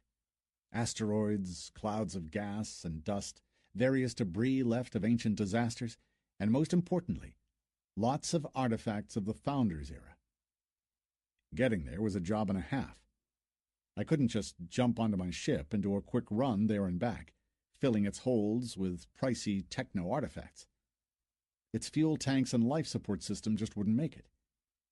It meant I had to call up an expedition or a raid, complete with a mothership, a convoy, and several recon stations, plus a few mining facilities, which luckily could be set up anywhere, including dwarf planets, their satellites, and even asteroids. A lone player would never be able to pull it off. This was a niche reserved for clans and corporations. I did find a mention of a group of legendary pilots who raided the area in converted freighters backed up by some very pricey drones, but this was more of an inspiring urban legend than fact. The players who chose to specialize in archaeology normally studied either the two nearest of the Founders' stations, or the asteroid belt, located 2 light minutes away from Argus. A very unhealthy practice, considering the area was swarming with outlaws. The techno-archaeologists leveled 4 main skills: piloting of small spacecraft, repairs, alien technologies, and combat skills. In other words, they were jacks of all trades and masters of none. They could pilot all kinds of ships, fix them when necessary, take over the enemy's defense systems, mop up the landing zones, and defend themselves with weapons in their hands. They were capable of procuring technical artifacts, but not of studying them. The exobiologists were a much tougher bunch. They leveled piloting of small and medium spacecraft, atmospheric maneuvering, science, medicine, exobiology, and, predictably, combat skills. Compared to them, slave traders were cute. The Phantom Server version of exobiologists hunted xenomorphs and studied them, taking them apart and creating bioimplants, symbionts, and various drugs with both temporary and permanent characteristic bonuses. This was one dirty job in all respects. When I tried to look into it further, I realized that although bioimplants and symbiont creatures offered a number of unique abilities, they weren't crucial survival-wise. A good metabolic corrector and a wise choice of gear could protect you much better than any exo could. The pilots were the next on my list. This was a dangerous profession surrounded by an aura of romantic valor, which, however, faded a lot once you browsed through the raid reports. I had no idea that deep space exploration, as well as the human survival away from their home solar system, would obliterate their ethics and demand so much blood. But I digress. So, the pilots. Undoubtedly, with a capital P. They studied piloting of small and medium spacecraft, as well as all types of maneuvering and repairs. Strength, stamina, and agility all maxed out. If a player planned to make a career of it, he or she had to also level up intellect and willpower, which allowed you to control groups of ships and study tactics, navigation, and strategic planning. Normally, pilots chose to disregard these vital characteristics. As a result, they either got stuck in their development or were forced to risk implanting extra symbionts and neural networks. Apart from those above, there were plenty of little hybrid classes whose advantages were more than questionable. Badly configured and slow to level up, they made up, however, the bulk of the station's population. I understood, of course, how easy it was to overindulge once you started checking all those talent branches.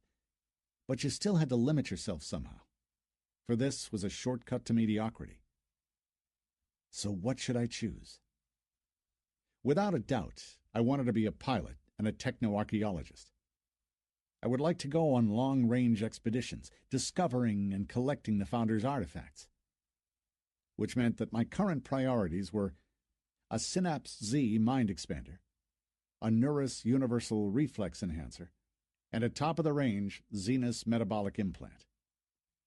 I would also need some good armor and weapons, and also a Raptor-class ship. Unlike the fast Condors, this type of craft was equipped with powerful weapons and a capacious cargo hold, which was crucial on long-range raids. It looked like I knew what I needed now. Next thing I had to check was my financial situation. Arbito fidgeted in his chair, still busy online. I started counting. The implants worked out to be about 300 grand. A Raptor, $500,000. Half-decent gear, 100 grand. Plus Chiron's metabolite. I hadn't decided what to do with Arbito yet. All in all, I needed $1 million. Nothing more, nothing less. I heaved a sigh. Apparently, I'd have to risk auctioning the Hayes ship. Its stats placed it somewhere in between a Condor and a Raptor, which meant the starting price should be somewhere around 400 grand. Plus a faint hope that the ship's rarity would spark a lot of interest amid top-level pilots. Xander. Arbito turned in his chair, shaking his head with disapproval. He scrambled down and pattered toward me. Are you stupid or something? I slumped down, staring at him. You've got a cheek. So you've come round then? Sorry. His face fell, but immediately he looked back up at me. Don't you understand you're walking on money? Why the fuck would you want to sell the ship? Pardon me? Are you monitoring my searches? His face fell again. I only want to help, he finally offered. Does that mean there's nothing wrong with your memory? No, it doesn't. But you're about to make some stupid mistakes. I'm trying to find some ways to level my care. I need to get some implants. I need to bring Chiron out of his coma, and— Zend, just listen to me, he begged. Go ahead, then. What's your big plan?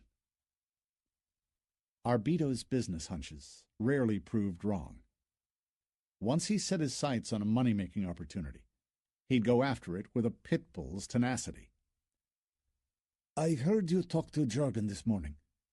And? What's that got to do with it? You're in possession of some unexplored alien technologies. Jorgen's mistaken about the ship's origins, isn't he? Isn't the ship Heish and not Dargian? So what if it is? How many subsystems does it have on board? I shrugged. Search me. Have a look. Arbito walked back to the terminal, activated a backup holographic screen, and transferred to it an offer posted by the Technologists clan. We offer 100,000 credits for the right to study and copy any one of the yet unknown Founder's devices. The sample's integrity is guaranteed. We offer 50,000 credits for the right to study and copy any one of the yet unknown alien devices. The sample's integrity is guaranteed. My jaw dropped. Talk about business hunches. It hadn't taken him long to suss this one out, had it? Now, I had to play it cool and think it over. How many subsystems would a freighter ship like this have on board? Had to be at least 100. What a shame I couldn't ask Chiron. I glanced at Arbito. Well done. I told you I might be useful, he grumbled. No one has studied the Heish fighter ships before. I suggest you contact Jorgen. I'm pretty sure he won't miss such an opportunity.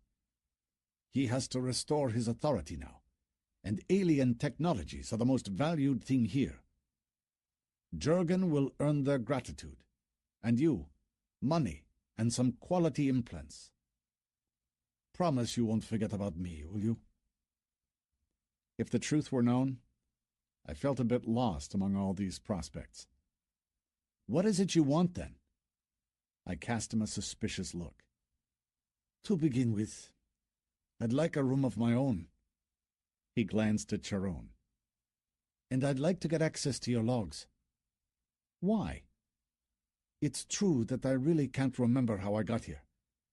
So I'm not in a hurry to go back to real life. I don't think it's a good idea. So I'd like to stick around you. I won't be able to survive on my own.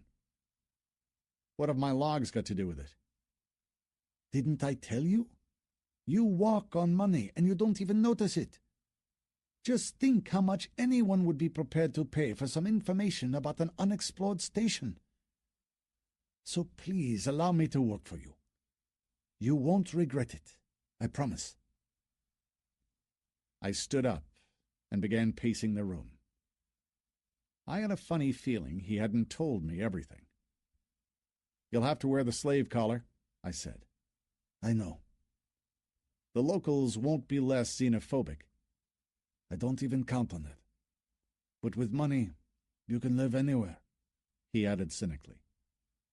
Yes, this was my old Arbido. "Very well, then. You may stay. Just remember I'll be keeping an eye on you. Understood?" He heaved a sigh. I should get on with it if I were you. He scrambled back into the chair in front of the terminal. Get to Jurgen before his enemies do. That way you'll help him, and we'll have something to show for it. Okay. The advice was good. I went online and PM'd Jurgen. It took him some time to answer. "What is it? Just keep it short. What's the problem?" "I have a proposal for you that you might find hard to refuse." What do you mean? "I mean alien technologies. For about 2 or 3 million in total. Are you interested?" Arbido looked triumphant, pleased as a pig in shit. He wasn't shaking anymore. "Wait up. I'm coming." He didn't say much. Still, I was damn sure he was interested. Chapter 5. Phantom Server. 10 days later. I was a pilot. Jurgen had proved true to his word. The deal suggested by Arbido had worked fast. While I'd been recovering from progressive implantation, the technologists had studied the Hayes ship and even improved it. Now the pilot's anti-gravity seat could easily transform to accommodate a human body. They'd done the same to the navigational controls, adding another segment to the control columns, which allowed them to fold, making them shorter. The rest of the cockpit equipment was the same, apart from the addition of a new cyber module mounted behind the pilot's seat. I was the only person who could activate it with my own personal access code. This additional subsystem adapted the scanner's data to human perception.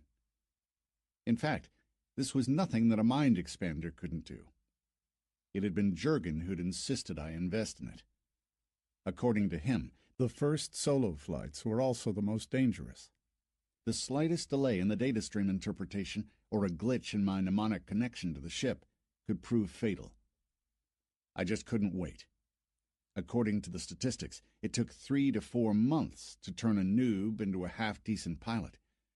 But in my case, the process would be affected by some of the highest-end technologies.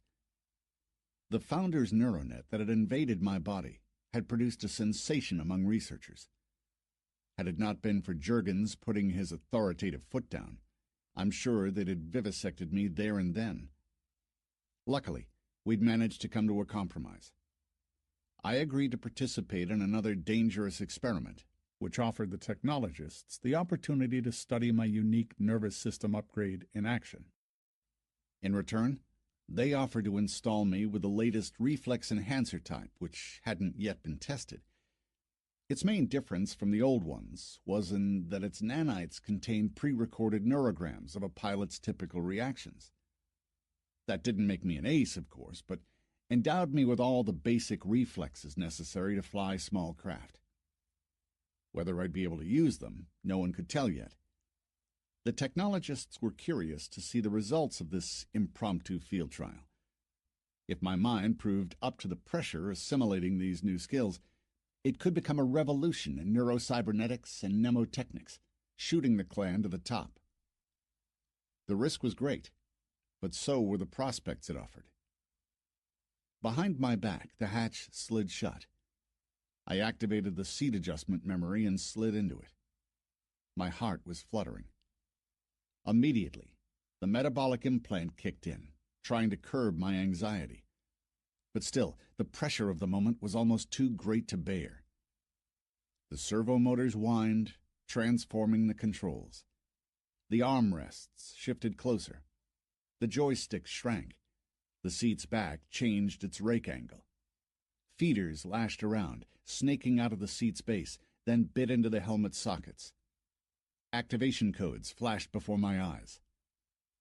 And then a surge of information flooded my brain, crushing it, sweeping my consciousness away like a twig. I lost all sense of direction. The simulation training had been nothing like it. My vision blurred. A wave of heat rolled over my body. My perception shifted. The cockpit's outline distorted. Then it thinned out and disappeared in the cosmic void. I broke out in a freezing cold sweat. I tried to find my bearings, but immediately suffered a fierce bout of vertigo, as if I were spun around at an inhuman speed.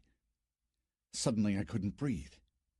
Instinctively I tried to jump up, but my armored suit was already securely locked into the seat. I couldn't focus. Everything around me kept flashing past, blurring into streaks. Enough! My inner scream stopped the maddening spin. The streaks disappeared. I was enveloped by a gray mist. Then a convex wall began looming up out of the haze. What the hell was that? Gradually, I took in the details of a new technoscape. I could see the docking pads and structures next to them from a very different angle. Was this data from the external sensors? The ship and I, we were one in a cyber symbiosis. The ship's hull had become my skin. The mind shift was shattering. The new sensations that a human being simply couldn't have were surging through my brain. A silent scream froze on my lips. I could feel the reactor's burning heat. I was awash with space radiation. It was happening too fast, way beyond human adaptivity levels. I was on the brink of insanity, losing my identity and purpose. The informational pressure kept growing, surging through me, submerging me into the dark depths of a mind being reborn.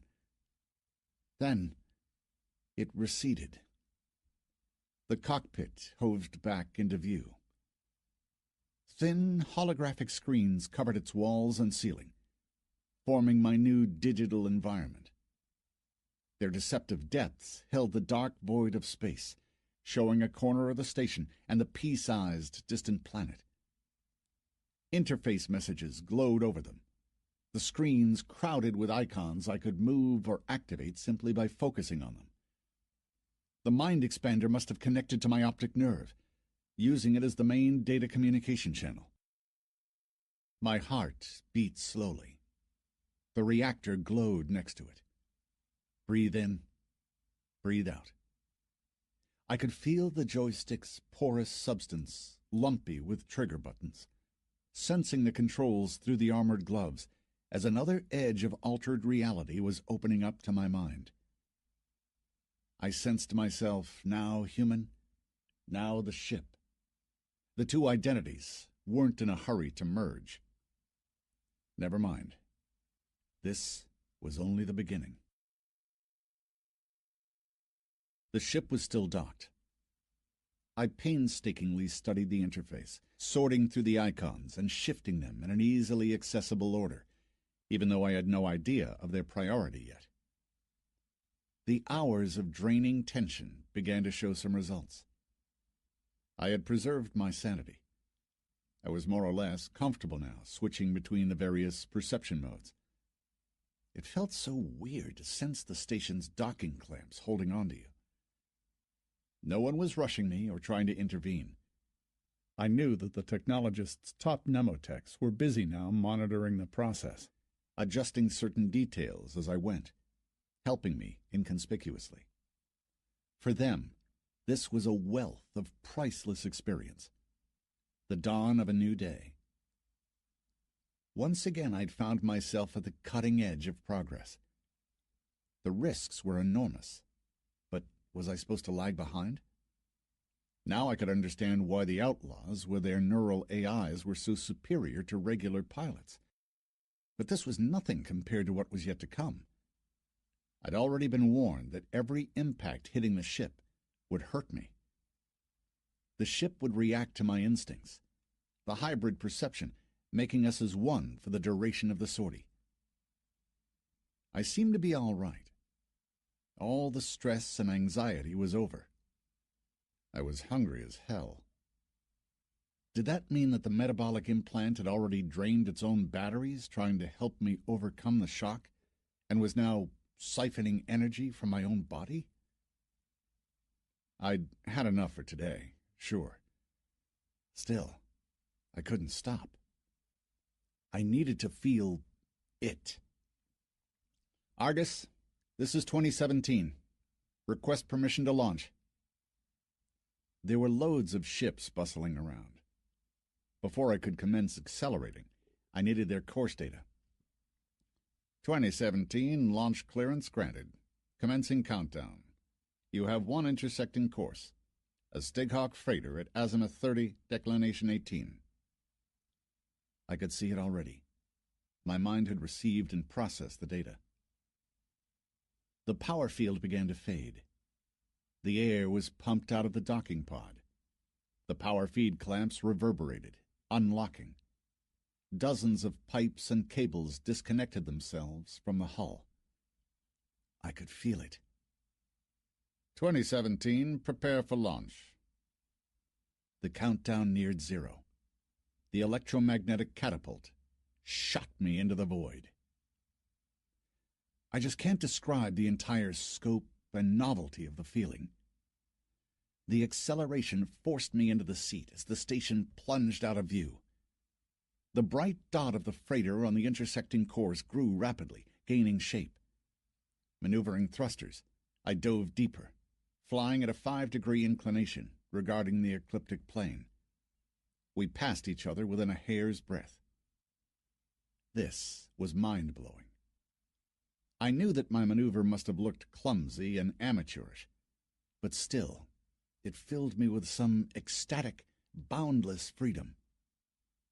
Everything I'd ever experienced before had faded into insignificance next to this, shrinking into bleak shadows in my memory.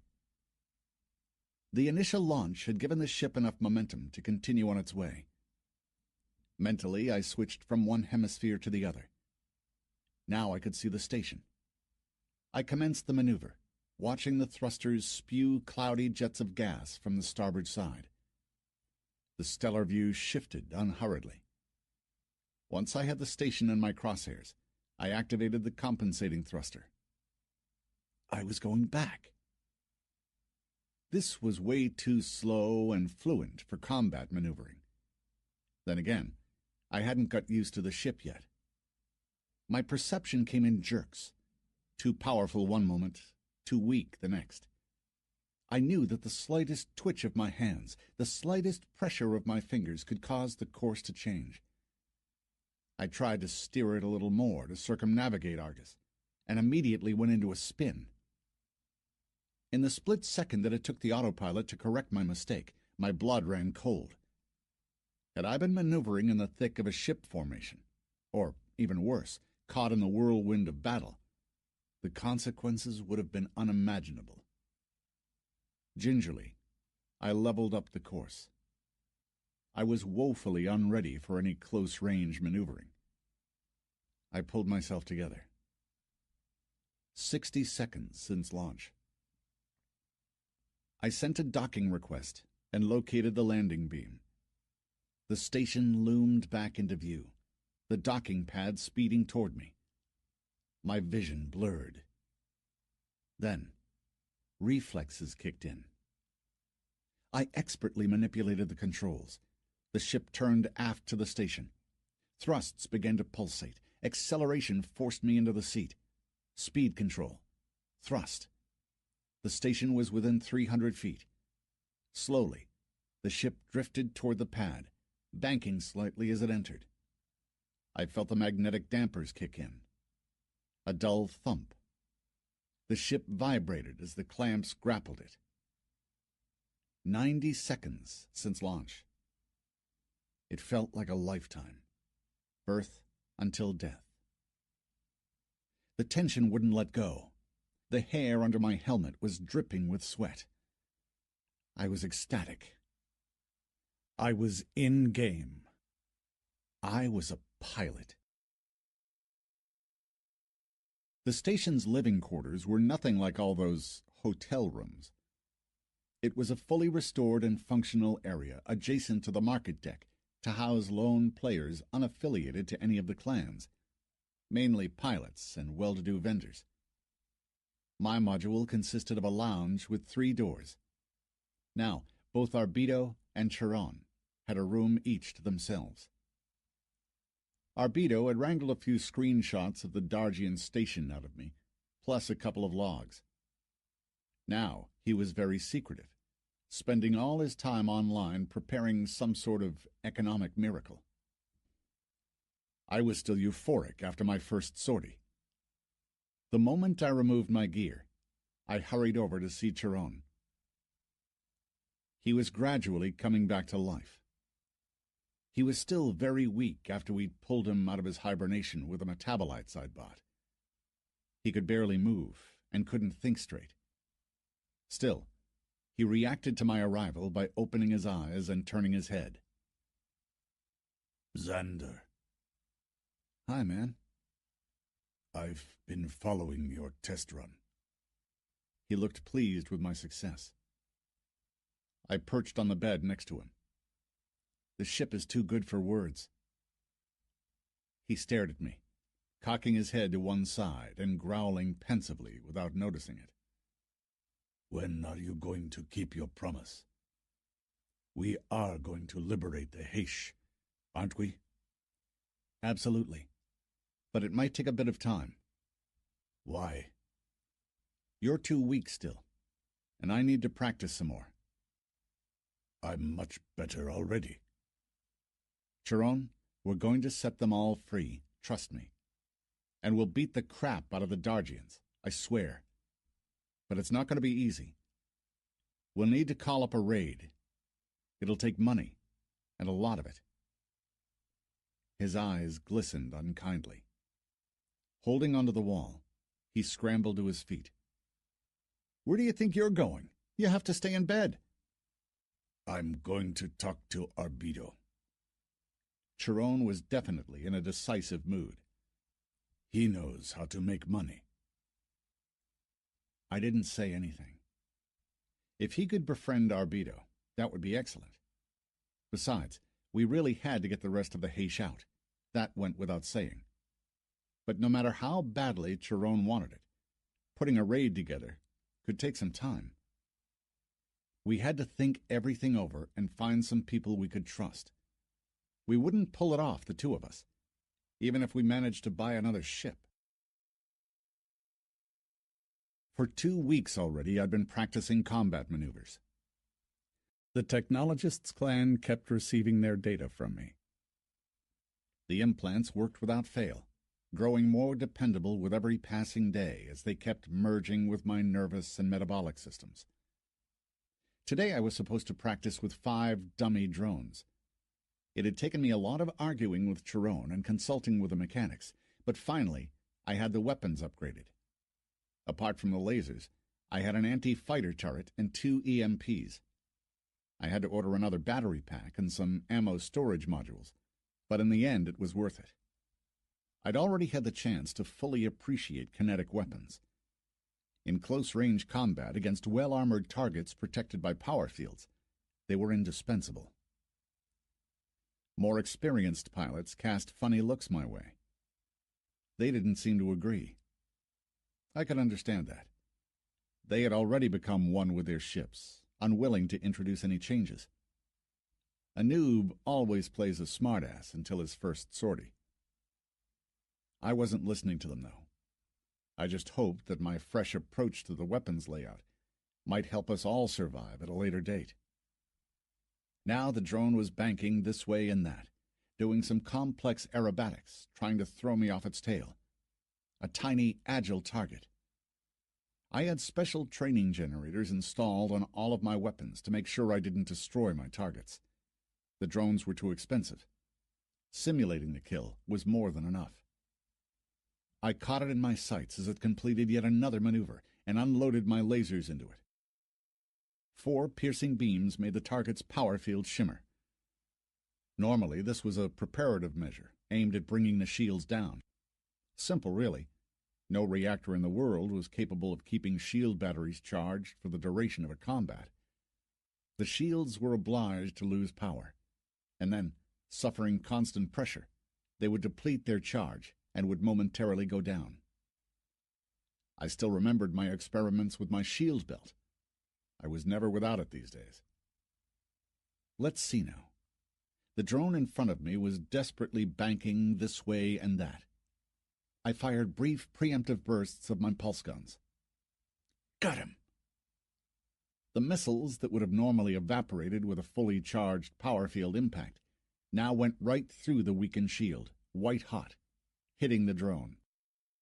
The target wasn't destroyed, but it was seriously damaged. The impact scorched the drone's hull and its sensors. Now its maneuverability was seriously limited, as both aft and starboard thrusters were crippled. As a result, its very next maneuver sent the drone into a spin.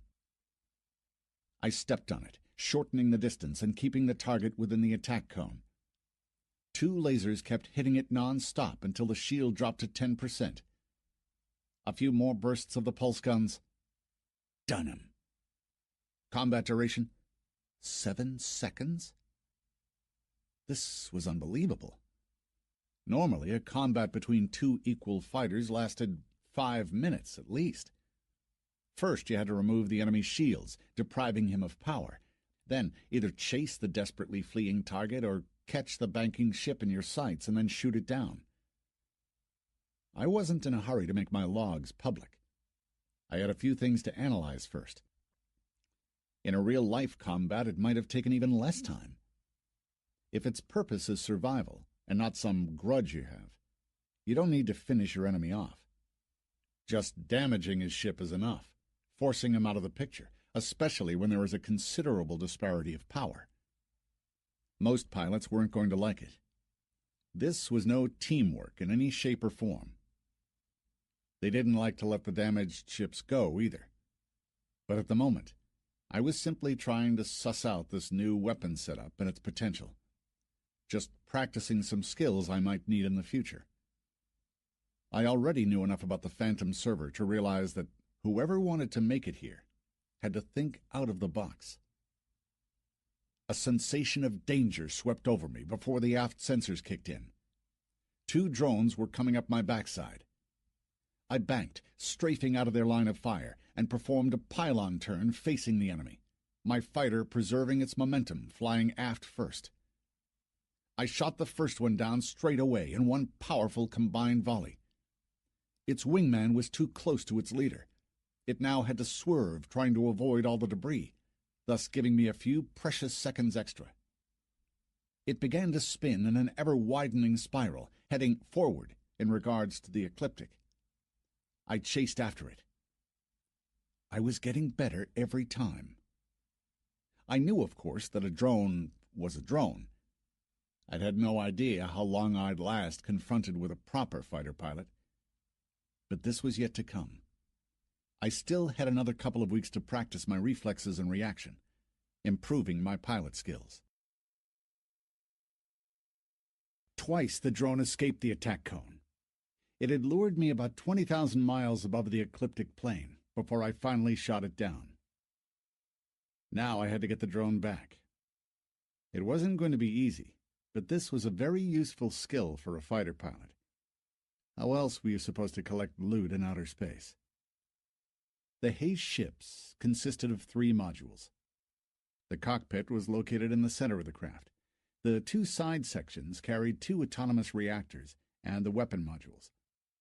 After all the improvements I'd introduced to midships, it also held the pulse guns, their accelerators, securely armored. The weapons modules didn't affect the ship's aerodynamics, which allowed it to enter the atmosphere if necessary.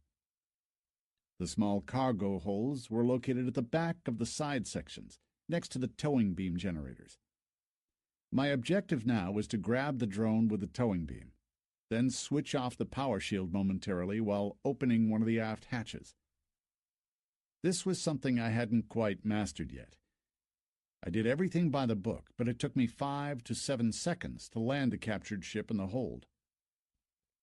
You couldn't afford this kind of time in combat. They'd shoot me down before I knew it. I'd seen professional pilots do it. They just sped past their quarry, grabbing it with a beam, and went on fighting, switching momentarily the aft power field emitters, showering the enemy with fire while stuffing their holds with loot. I still had a lot to grow. 6 seconds. Too long. I had to try to do it at full speed. The problem was the Haste ship's power shield wasn't divided up. This was a serious drawback. I had to install more power field emitters to enable me to divide the defense between the two hemispheres, so that I could redistribute the power when necessary. I opened the holds and set the drones free. I had another hour of practice left. This time I was going to practice attacking a large ship. I had 2 proton torpedoes slung on their mountings. It wasn't yet viable to install launching tubes. I didn't have guidance systems either, but considering the sheer power of the proton charges, they weren't strictly necessary. The 5 drones linked up, docking onto each other. A holographic image of a large military freighter lumbered onto the screens. Very decently armed and equipped with 10 megawatt shields. Both the sensors and my own field of vision, which was spherical now with the implants I'd received, generated and registered the craft's signature. My objective was to disable the shields using the first torpedo, while driving the other one into the ship's engine compartment. The rest had to go according to plan. To assault an immobilized ship, you first had to nuke its space weapon defense systems. I approached the target. The torpedoes sitting in their mountings were real, but this time I was going to launch their holographic copies. It would be stupid wasting expensive ammo for training's sake. The freighter had noticed me and activated its laser turrets while trying to maneuver out of my sights. While analyzing its trajectory, I locked onto it, simultaneously controlling the area around it. My dedicated practice location was quite near to the station, and still I shouldn't forget that the Outlaws' territory was a mere 20 light seconds away. At any moment, real danger could come from that direction, which was why even practice sorties always demanded a full load of ammo and a complete battery charge. Most asteroids you couldn't even see. They merged with the darkness of space. Only occasionally could you notice tiny little sparks as the light of the system's star played with the blocks of ice. The virtual freighter changed course sharply, trying to avoid the attack cone. I beat him to it. The proton torpedoes were ready for action. Everything was under control. An alarm beeped. Staying on course, I quickly scanned my sphere of vision. Some strange signatures had appeared in the asteroid belt area. The naked eye couldn't have spotted anything out of the ordinary, but my mind was now short-wired to the ship's sensors, allowing me to notice even a barely visible shimmer. The drones continued on their maneuver. I contacted them, ordering them to heave to. No more practice for me today. I was too curious. I killed the speed and activated all the monitoring systems. I also switched on camo mode and maxed out the shields just in case. Below me to my right floated the ancient starships, leviathans of the universe, or rather, only their enormous empty shells gaping with impact damage. The Dargians had long stripped them of anything that was worth salvaging. Argus crafters used to frequent them for a while, cutting out whole sections of their Cargonite armor. But the Outlaws' forays had quickly put an end to this practice. A cluster of debris floated nearby, with the Titan, the corporation's flagship, at its center. Some distance away I could see the silent procession of the dead cryogenic platforms and remains of the colonial freighters. Hundreds of Dargian ships, destroyed in the epic battle, circled them, making an outer frame of this mammoth techno-graveyard. This area was an arena of regular skirmishes between the Outlaws and Argus pilots. About a year ago, the Engineers clan had managed to unearth, amid all the debris, two relatively well-preserved Founders frigates, which were now being restored at the station. The shimmering spots I'd noticed were getting brighter. What was going on? I changed the scanner's focus. It was a gas and dust cloud. Now, where could it have come from? I downloaded all the data on this particular location. There was no record of it being there before. The first thing that jumped to my mind was that it had probably been formed by the collision of two larger asteroids, in which case, why hadn't I noticed the impact itself? None of the instruments seemed to have registered it either. This was truly weird. It was as if a good dozen asteroids, rich in metals, had been suddenly dispersed, their atoms losing their bond with each other, forming a cold nebula in a matter of seconds. At least that's what the ship's sensors were trying to suggest. But I knew that in order to blow these gargantuan boulders to dust, you needed indecent amounts of energy. Had I just witnessed one of the Founders' yet unknown technologies being used by the Outlaws? If so, what was its purpose? Xander, get real. This is a game world. Its developers can make anything possible. True. My initial anxiety subsided, replaced by acute curiosity. In the meantime, the cloud began forming hundreds of swirling patterns as matter started clustering together. I watched, unable to take my eyes off its mysterious metamorphosis, when I started to realize each of the hundreds of clusters was gaining shape and structure. I focused on the one nearest to me. The skin on the back of my head began to prickle as I looked at the translucent, opaque outline of a materializing spaceship. A Phantom Raider?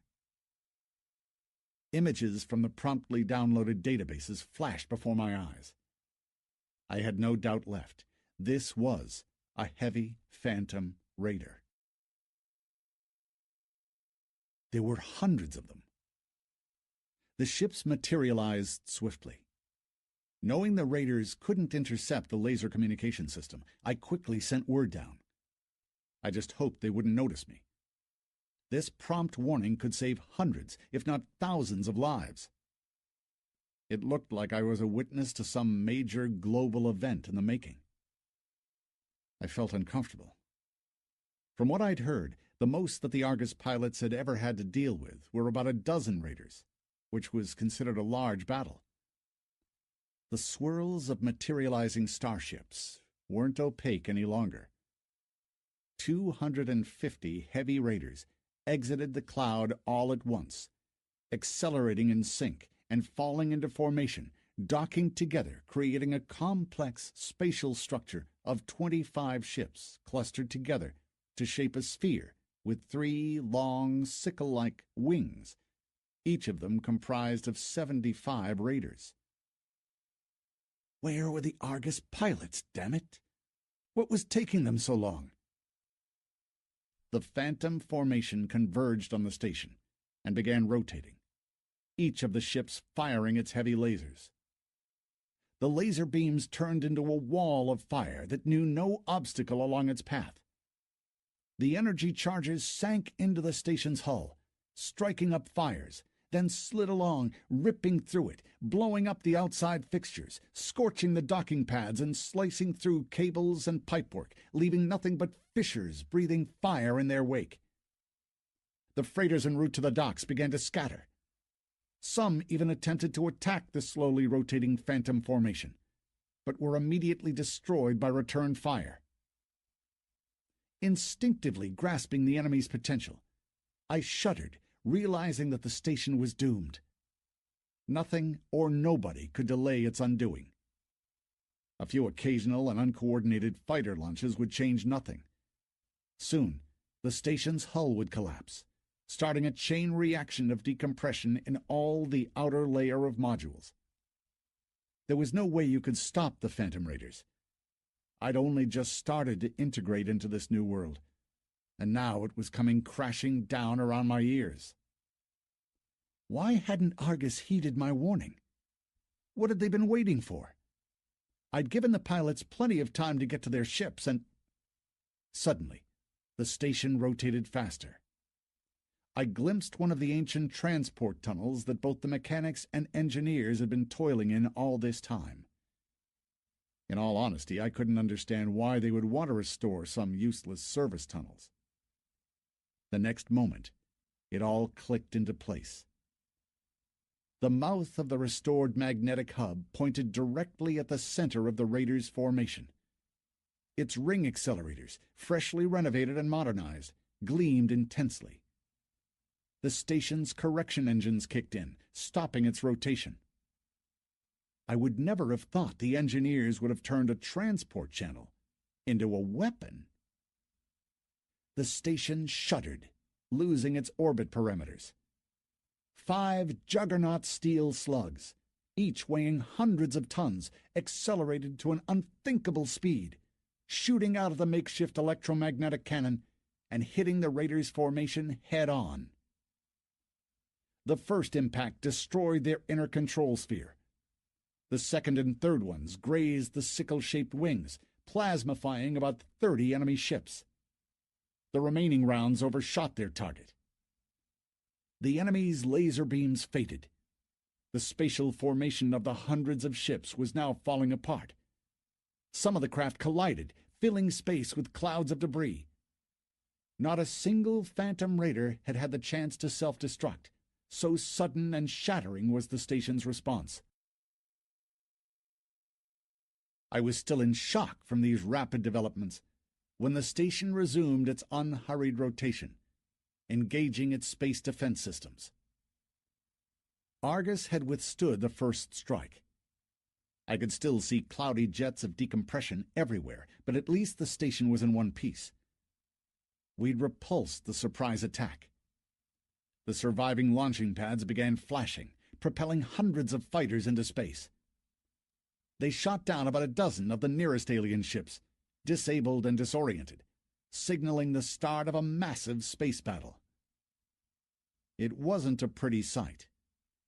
The enemy chose not to restore their formation. Instead, they headed toward our Condors and 1s and 2s. Heavily armored, Phantom Raiders with their 10-megawatt shields were a force to be reckoned with. A battle broke out. Laser beams strobed in all directions, crisscrossing, fading, and blazing again.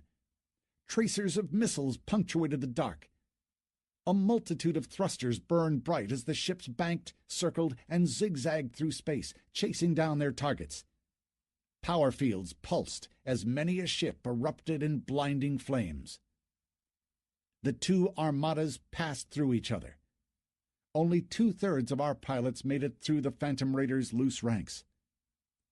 Immediately the battle disintegrated, breaking up into countless skirmishes, swirling through space like wheels of fire. The station's guns began engaging section by section, firing volleys at separate targets while trying not to hit our own ships. The Phantom Raiders were a cut above the station defenders.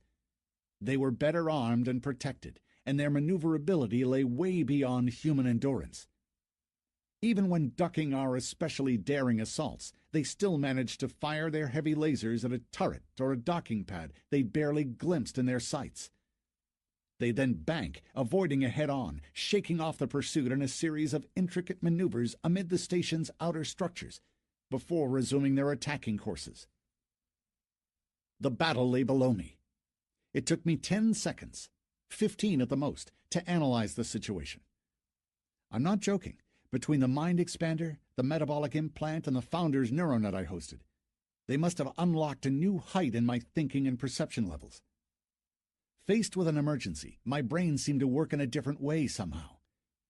I might end up regretting it later, but at the moment, I was able to instantly grasp and evaluate the entire picture. The Phantom Raiders were trying to force their own tactics onto the station defenders, surreptitiously trying to get closer to the sections where defenses were already down. I could hear the station's yet undamaged guns fall silent, as they had no targets left in their fields of fire. Tails of swirling debris marked the enemy's rapid progression. Our pilots in their Condors and Raptors must have realized that they were being pinned down to the station, but the enemy kept them engaged to make sure they couldn't do much. The ball of fire kept shrinking, the ship's maneuvers growing briefer and faster. I watched as more and more human ships exploded, destroyed in the chaos of decompression discharges which clouded the station's molten outer structures. I could see the whole picture, but the others couldn't. Each was too busy with his or her own target, the station's ragged outline hindering their fields of vision, while the swirling wheel of fire was already upon the station. The two ancient frigates restored by the Engineers clan were still sitting in their hangars, crewless. The station's factions had failed to come to an agreement regarding their use, so now they were useless, at the exact moment when they were needed the most. I knew, of course, that alone I wouldn't last a minute against a raider. Still, I couldn't remain a passive onlooker. I accelerated, simultaneously sending commands to the drones, while switching the Mind Expander to broadcast its data to the station network, sharing my vision of the situation with everyone else. I saw a Condor followed by a trail of incandescent gas from its damaged reactor's cooling system. The pilot persistently banked, trying to shake two raiders off his tail. I caught one of them in my sights and appraised its signature. Its shields were barely glimmering at 2 megawatts at most. My drones flew on either side and at my rear, forming false targets. The distance between us kept steadily shrinking. I switched my 4 lasers to continuous fire mode and blazed away. The raider's shields collapsed. Yes! 2 tracers sank into its body just above the engines at the exact spot marked by my target indicator as vulnerable. A ball of fire welled up straight ahead. I banked just in time to avoid all the debris while noticing the fiery gas trail again as the downed Condor was trying to hightail it away from the station. I fell in behind him, hurriedly scanning both hemispheres in search for the other raider. Where was he now? He's behind me, closing in, shooting down 2 drones in the process. I threw the ship sideways into a widening spiral. Predictable, I knew, but so did the raider. All the drones were downed. A scanning wave of radiation surged over my ship. I was in the crosshairs. It felt akin to skin tingling. I went into a hook turn. Too late. The raider closed in. I could see the frontal slopes of the ship's armor, complete with its laser gun ports. The heavy one in the middle and 6 medium ones in sloping nacelles on both its sides. I fired everything I had. His 10 meg shield caved in, but only slightly, swallowing up the damage. Too late to swerve out of its way. A missile soared overhead, hitting the shield in a flash. Then another. The raider's shield was now in the red zone. A third missile turned it into a ball of fire. I swung round, forcing the engines into overdrive, maxing out the Gs as I tried to scramble as far away as I could from the Phantom Raider's possible self-destruction zone. 2017, follow me, I heard as the Condor flew past, still followed by its fiery trail. The pilot must have stabilized the reactor, if he thought he could rejoin the battle. I scanned his number. Leori, the Merc girl I'd met earlier. I mirrored her maneuver. Now both of us were moving away from the station, restoring our shields and reloading our weapons. We then both turned round to face the battle. They'd received my message. The surviving station defenders fought their way out from under fire and repeated our maneuver, moving away to allow the defense systems to do their job. Shit. So few of us left. 90 ships, the subsystems reported impassively. The raiders were 150. They split into several groups of different sizes, most of whom had switched to assault mode, their heavy lasers ripping the station's armor open and wreaking havoc on their way, leaving nothing in their wake but mangled heaps of metal and clouds of decompression. All the others came straight for us all. "Xander, keep right behind me!" Leori's voice rang through my thoughts. "I'll disable the shields and get out, and then he's all yours." "Got it!" She attacked, seemingly head-on, strafing from side to side to duck the constant laser beams that barely grazed her shield. She was one hell of a pilot. I still had a lot of learning to do to be able to maneuver like that. She slid past mere feet from the raider. Both their shields billowed out, destroying each other. The raider swung round, exposing its aft. Fat tracers ripped through its armored hull, spewing fire. I banked away. The raider sped up, maxing out its Gs. In a blinding flash, it self-destructed. I scanned both hemispheres. The numbers of the station defenders kept dwindling. The battle continued with mixed success. We'd kicked the raider's ass good and proper, but the station was a sorry sight.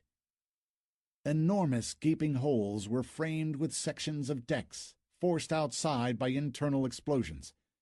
Mangled docking pads drifted in clouds of gas and ice crystals. Debris floated everywhere you turned.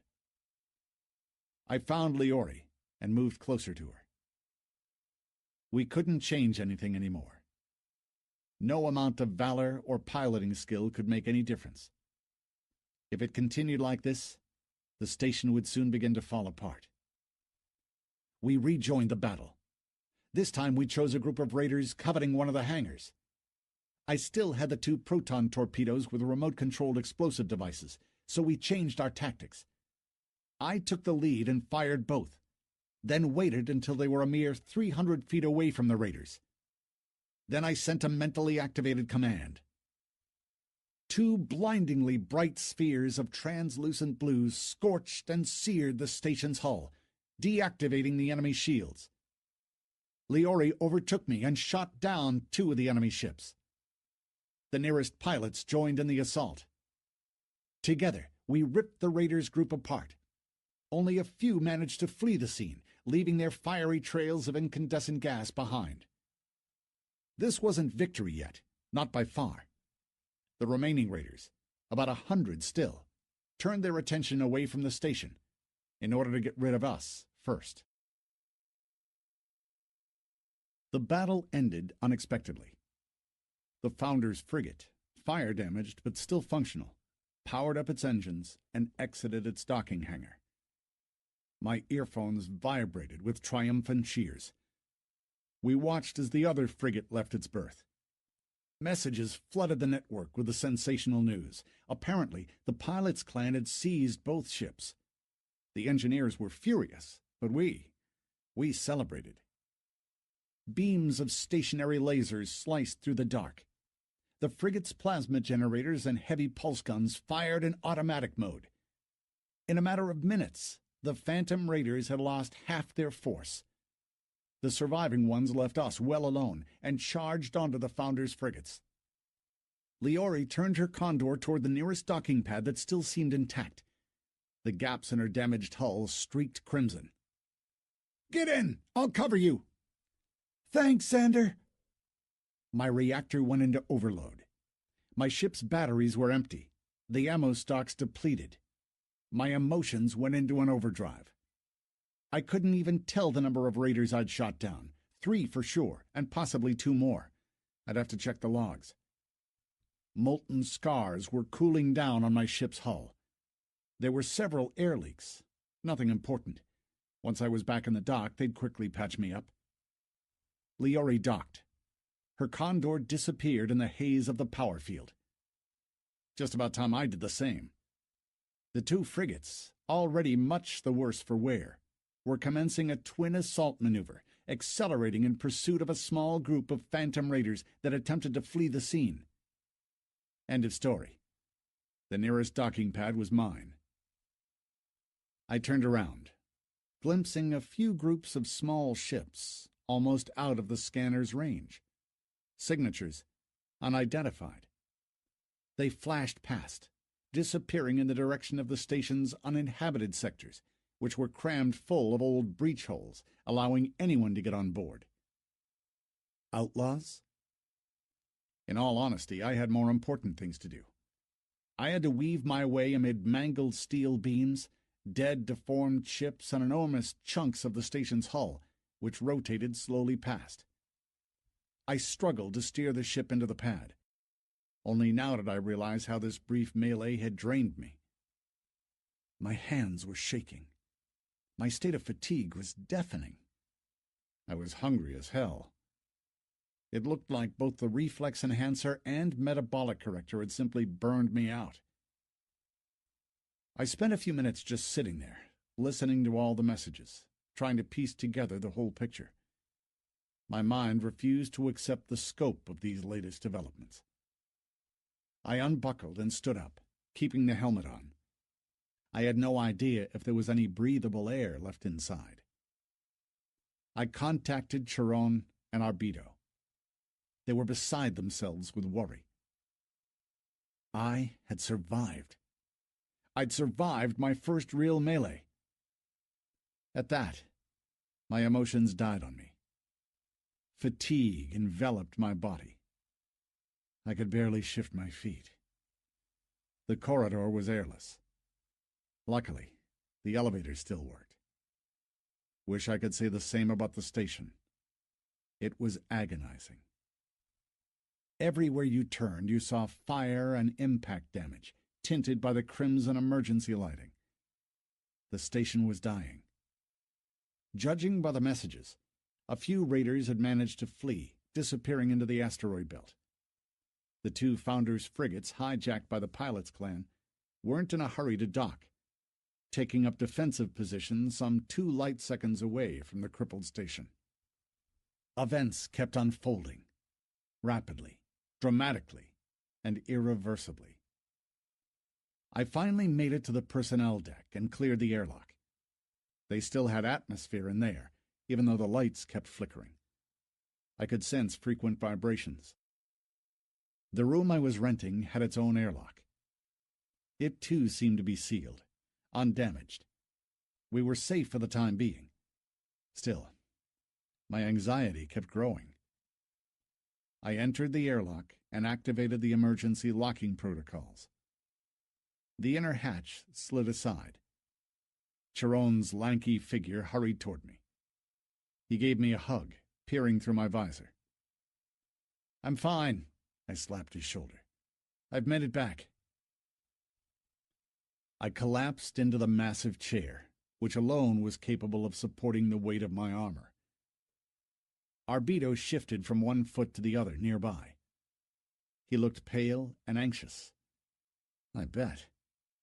The world was coming down about his ears, and he didn't even have a spacesuit his size. How could we have known that something like this would even happen? "Cool down, man. You can wear my old gear in the meantime. It's a bit big for you, but that's the way it is. Chiron, can you help him? You too will need to suit up." The station was shattered by secondary explosions. It was in turmoil. Losses were mind-boggling. The pilots' clan had lost half their craft. Their authority was on the rise, but their strength had been seriously depleted. The top 100 list kept updating. 37 of the best pilots hadn't returned to base. 50 more personalities of considerable weight and power had disappeared during decompression. Their fate was unknown. The network was in chaos. There were no safe respawn points left. Founders Square was overtaken by vacuum, radiation, and cosmic temperatures. Same applied to the whole of the market deck. The survivors feared new attacks, this time from the Dargians, Werongs, the Kamresh, and the Outlaws. Everybody already blamed both the mechanics and the engineers for the chain of secondary explosions which continued to destroy the station. They, in turn, didn't bother to qualify it with an answer, explaining it away by the age of the equipment. The station's economy had collapsed. Groups of looters were sighted on the market deck. The corporations had called off their drones to protect their own property. This was new to me. Apparently, All law enforcement mechanisms belong to the corporations. This had turned out to be an event and a half. There was no water. The lighting panels were barely glowing. The air regenerators were still in working order, but how long would their accumulators last? I was at a loss, and angry. I tried to put myself into the admins' and developers' shoes. Why would they need such a disaster? Had the players had the choice of 10 stations protected by a squadron of NPC-flown craft, I could understand. But they'd just destroyed their entire game world. Had they decided to play God or something? Or had they destroyed the location the way a spoiled child crumples a failed drawing? Well, give us a chance then. Offer us an alternative. Somehow I didn't think that anyone would like a game dominated by other races, dooming humans to a miserable existence. But it was certainly heading that way. The mechanics and engineers had to bring the situation under their control, or... Arbedo walked over to me. He still hadn't suited up. His eyes were popping out, his green skin blotched with gray. As goblins went, he was pale as a sheet. "Have you seen this?" My interface flashed with a new incoming message. I opened it, motioning Arbedo to a chair, as in, sit down and stop freaking out. There was an excerpt from the last wiki update. The destruction of the Argus station by Phantom Raiders caused humans to lose control over the Darg system. The last of the pioneers fell in desperate clashes with the enemy. There were no survivors. Most of them died. A few were taken prisoner and spent miserable years in captivity. Their further fate is unknown. The destroyed station fell into the hands of the Dargians, who thus came into the possession of all the research results conducted by the corporations. Still, the xenomorphs' rule wasn't meant to last. A year before these tragic developments, the Engineers clan had managed to study and restore one of the Founders' hyperspace communication units. They used it to send detailed reports about the loss of the first colonial fleet to Earth. It's not clear whether their signal ever reached the solar system. An answer never came. The pioneers' death wasn't in vain. Their message that contained unique scientific information was indeed received, decoded and studied from every possible angle. By then, the situation on planet Earth had worsened. A large number of ecological and man-made disasters, as well as climate catastrophes, followed in quick succession. A new world war was brewing. In that situation, the new knowledge received from deep space granted humanity a chance of survival.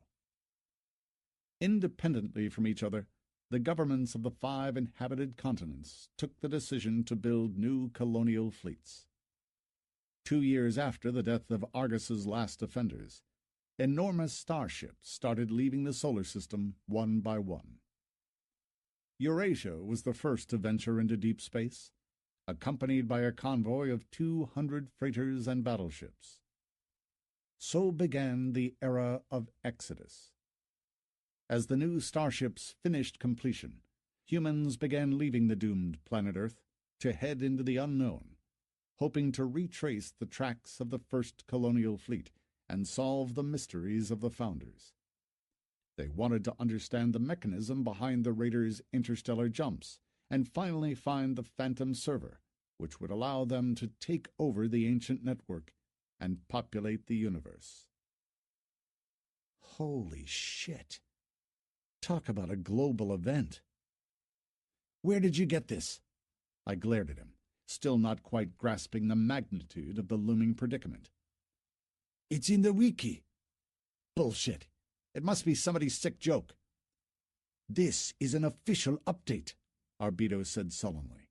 The patch has just been installed. The station shuddered with a new impact. What had happened now? I scanned the newsfeed. That's it. The station's framework was crumbling under pressure. A new decompression had just occurred in the corporation's area. The number of casualties was still unknown. The station was disintegrating. Prices for available spaceships skyrocketed. The depressing news was interspersed with offers. "We'll pay any money for a safe respawn point." Right. I quickly replaced the life support cartridges in my suit. Any idea what's going on? Your version? He paused, sulking, then shrugged and began. "Don't you understand? The alpha testing is over. They don't need us anymore." It's over, so what? I really couldn't see how this update could be bad news. Judging by the available information, the beta testing phase was to start with the arrival of the Eurasia colonial fleet. A very logical move on the part of the developers. Whatever had happened here during the alpha testing phase would now be filed as the world's epic prehistory. The new players could visit Argus and see for themselves, witnessing their world's past with their own eyes. The way I saw it, the arrival of Eurasia and its convoy could happen at any moment. In a game, time was relative. Decades of subluminal flight could take hours, provided the developers had an update ready. Both the fleet and the station would just appear at the assigned location, obeying the developer's will. Arbido sniffed, his glare laced with desperation. "What's there to worry about?" I tried to reason with him. A new update, big deal. They're sending us a new station and a new colonial fleet. What's wrong with that? We'll have new safe respawn points and a new guaranteed protection. Trust me, they're going to rescue us all and greet us as the heroes of the first colonial fleet who'd held the fort until their arrival. "Where does it say that?" His voice rose to a scream. "Read it again, Xander. There were no survivors." Stop it. I skimmed the page again and shrugged. Okay, so we'll log out and log back in. Or create a new account if it ever comes to that. "Sorry, Xander. I know I owe you my life and all, but your stupidity amazes me sometimes." Any proof? I was offended, of course, but the familiar tough tone in his voice made me swallow my pride and pay attention. "When did you last check your logout button?" he asked. It's been a while. I was too busy just lately. I opened the interface and stared at the dead, nameless gray button. What the f... Are they raving mad? He cracked a gloomy grin. "So now you believe me, don't you?" I gulped. How long since your logout button has been off? The station shuddered again, convulsing in the grip of another technogenic accident. Arbido's stare grew sharp. "I never had one in the first place," he admitted. At this point, no good me playing the hero in front of you. It started to sink in. "Now, we're little more than a bunch of comatose bodies wound with wires." He didn't even try to sugarcoat the news. "It's not the game that's the problem, even. It's the way we connect to it. You've already worked out quite a lot, haven't you?" I nodded. My mind raced, trying to come up with a solution. The memory of the mummified avatars flashed through my mind. This time I didn't have to wonder what had happened to their players. They'd all died. The neuroimplant's effect had proved too much for them. I could say the same about the Haish and the few Dargians I'd met. About Jurgen, who was absolutely sure he'd arrived here with the first colonial fleet.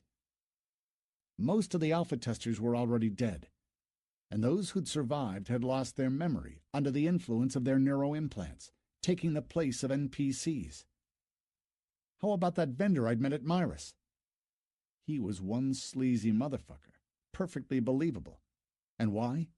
Because he was real. Because his avatar was backed up by a deformed human identity. So what was this, then? This game of the future that was supposed to awe everyone with its authenticity was based not on its unique engine, unforgettable settings, and limitless possibilities, but on trapped human beings playing for NPCs? Right. I sprang up and began pacing the room. Let's assume you're right. But why would they want to get rid of us, of all people? He screwed his face. Well, as far as I'm concerned, it's all pretty clear. They're cleaning up after themselves. I provided them with players. I knew too much, and guessed even more. And as for you, you didn't have enough time to lose your identity the way Jurgen did. We're still conscious. Our memories untouched, which means we present a threat to their project. Nobody needs a scandal. No one wants an eyewitness to come out of the woodwork who can tell everyone exactly how this game was made and how many people had died while the developers fine-tuned their neuroimplants. The Raiders' attack was pre-planned by the admins. Can't you see the station is falling apart? There are no safe respawn points left. The logout doesn't work. We've been condemned. I paused, trying to take in what he just said. You're too much, you. I chuckled nervously.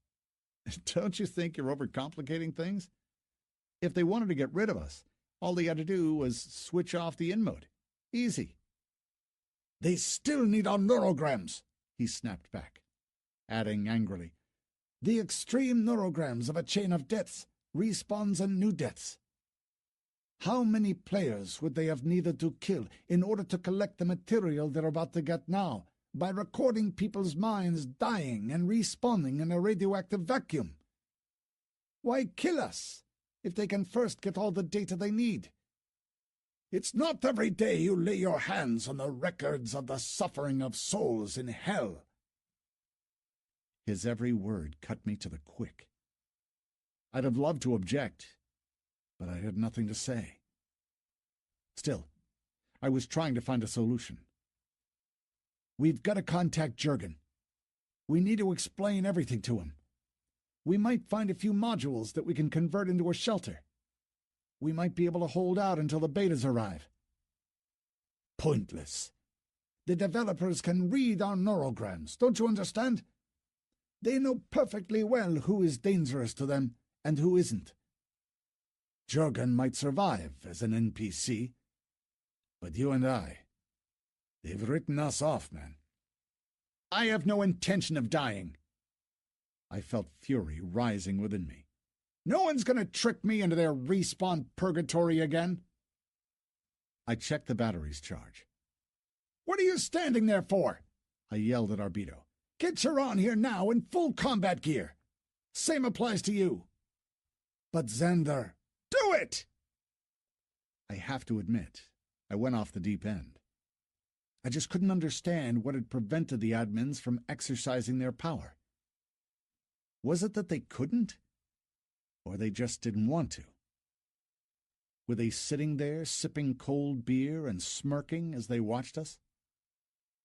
My left hand tingled. Mechanically, I pulled off the glove.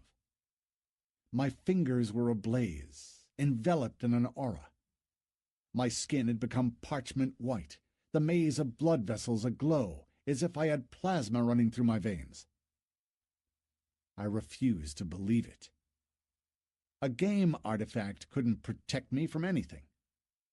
How could a piece of binary code deign to defend me? What was going on, then? A message popped up in my mental vision. Neurogram transmission failure. Restoring communication. Neurogram transmission failure. Restoring communication. Neurogram transmission Was the AI inside me trying to strike back, blocking out the admin's control over me? If so, then how was it done? I was shaking. So what was it then? Was the artifact indeed based on an alien AI? Had it found a way to outsmart its developers? How had it done so? By improving part of the program code? Had it indeed managed to block the neurogram transmission, putting the game creators before the dilemma of either leaving me alone Or turning off the in-mode? I expected my breathing to cease, strangling me. But nothing of the kind happened. The station kept shuddering. The bulkheads vibrated. The floor buckled underfoot. The news feed brought an update. The corporation's deck was completely decompressed. My thoughts raced. What was it the wiki update had said? The last station defenders had fallen long before the arrival of the colonial fleet? It meant that staying at the station was pointless. I tried to come up with potential escape scenarios. This enormous world offered a countless number of unexplored locations. But first of all, I had to find a safe respawn point. The station was by now vibrating non-stop, the bulkheads echoing with the impacts from minor but constant breakdowns. A new system message popped up. Neurogram transmission restored. My hand was still enveloped by a purple aura. Still, it looked like the AI had failed. But me, I wasn't going to give up so easily. The door of the adjacent room opened. Clad in my old pressure suit, Arbito could barely walk, the oversized gear hindering his every movement. Chiron followed, looking alarmed. He was holding two helmets, Arbito's and his own. Arbito stopped, staring at my hand. Naturally, I'd forgotten to put the glove back on. Now he'd pester me with questions. What we need is a safe respawn point. My thoughts returned to the problem at hand. All the rest is superfluous. Arbito couldn't take his eyes off the glowing veins of the blood vessels that entwined my hand in their fiery web.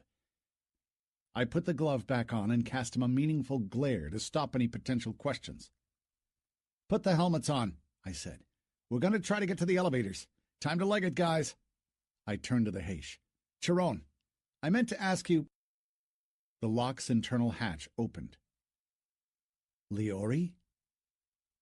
I'd no idea what made her come here. How on earth had she managed to hack the coded lock?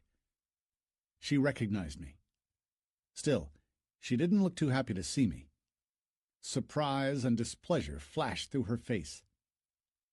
"Which one of you is Arbito?" Her voice rang with strain and exhaustion. The goblin shrank back, probably trying to hide behind Chiron, but only betraying himself. "No, wait!"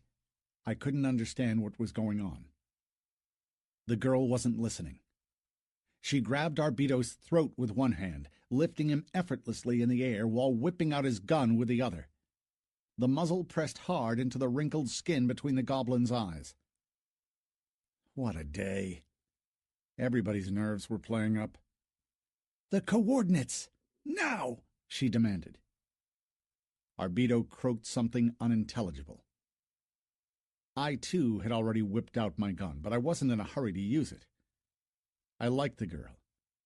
I glared warningly at Chiron. "Which coordinates?" She didn't bat an eyelid, but my PM box flashed with an incoming message. I opened it and stared at a screenshot. The station's outer hull illuminated in a dull brown light, and the Founder's starship clinging to it with its docking ports. The ship was surrounded by the tiny figures of the Dargians, the drones, and a Heish, busy restoring this relic of ancient technology. "Where did you get the pic from?" I asked her. "A certain Arbito published it on the net.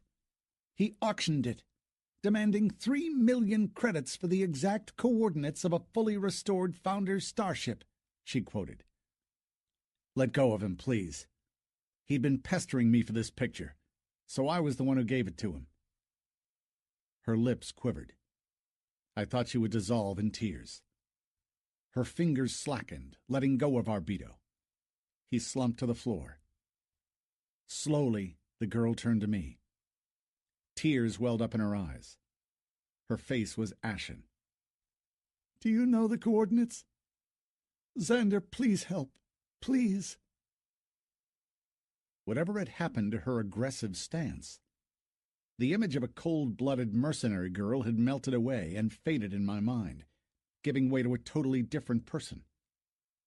I could see she was on edge, driven to the limit, I just couldn't understand why. Leori, why on earth would you want this old rust bucket? The ship is worth a lot, I agree, but it's seriously damaged. It's not flight-worthy. That doesn't matter. Its life support system still works. I wouldn't know. I've never been inside it. I'm going to ask Chiron about it in a minute. Take a seat. We'll work it out. The life support works. She stared at me in some sort of delirious hope. The Mercs clan was seriously considering the offer. They analyzed the screenshot. When you study it through a set of filters, you can see the puffs of emissions being discharged. Her voice was shaking. Tears streaked her face. Calm down, Leori. I know that Argus is about to fall apart and— You know nothing! She turned to the airlock and breathed out. You can come in now. If the truth were known, I expected to see a squad of mercenaries armed to the teeth. But my heart skipped a beat. A shy group of children ventured into the room. There were 5 of them. 3 girls, pale with fear, and 2 boys, all about 3 or 4 years old. They flocked around Leori, casting wary glances at Chiron. Oh! The youngest of them noticed the goblin who'd scrambled out of his restraining pressure suit and was trying to hide behind Chiron's back. He's so funny. Is he real? Do you still remember your childhood? It took me 2 heartbeats to remember mine.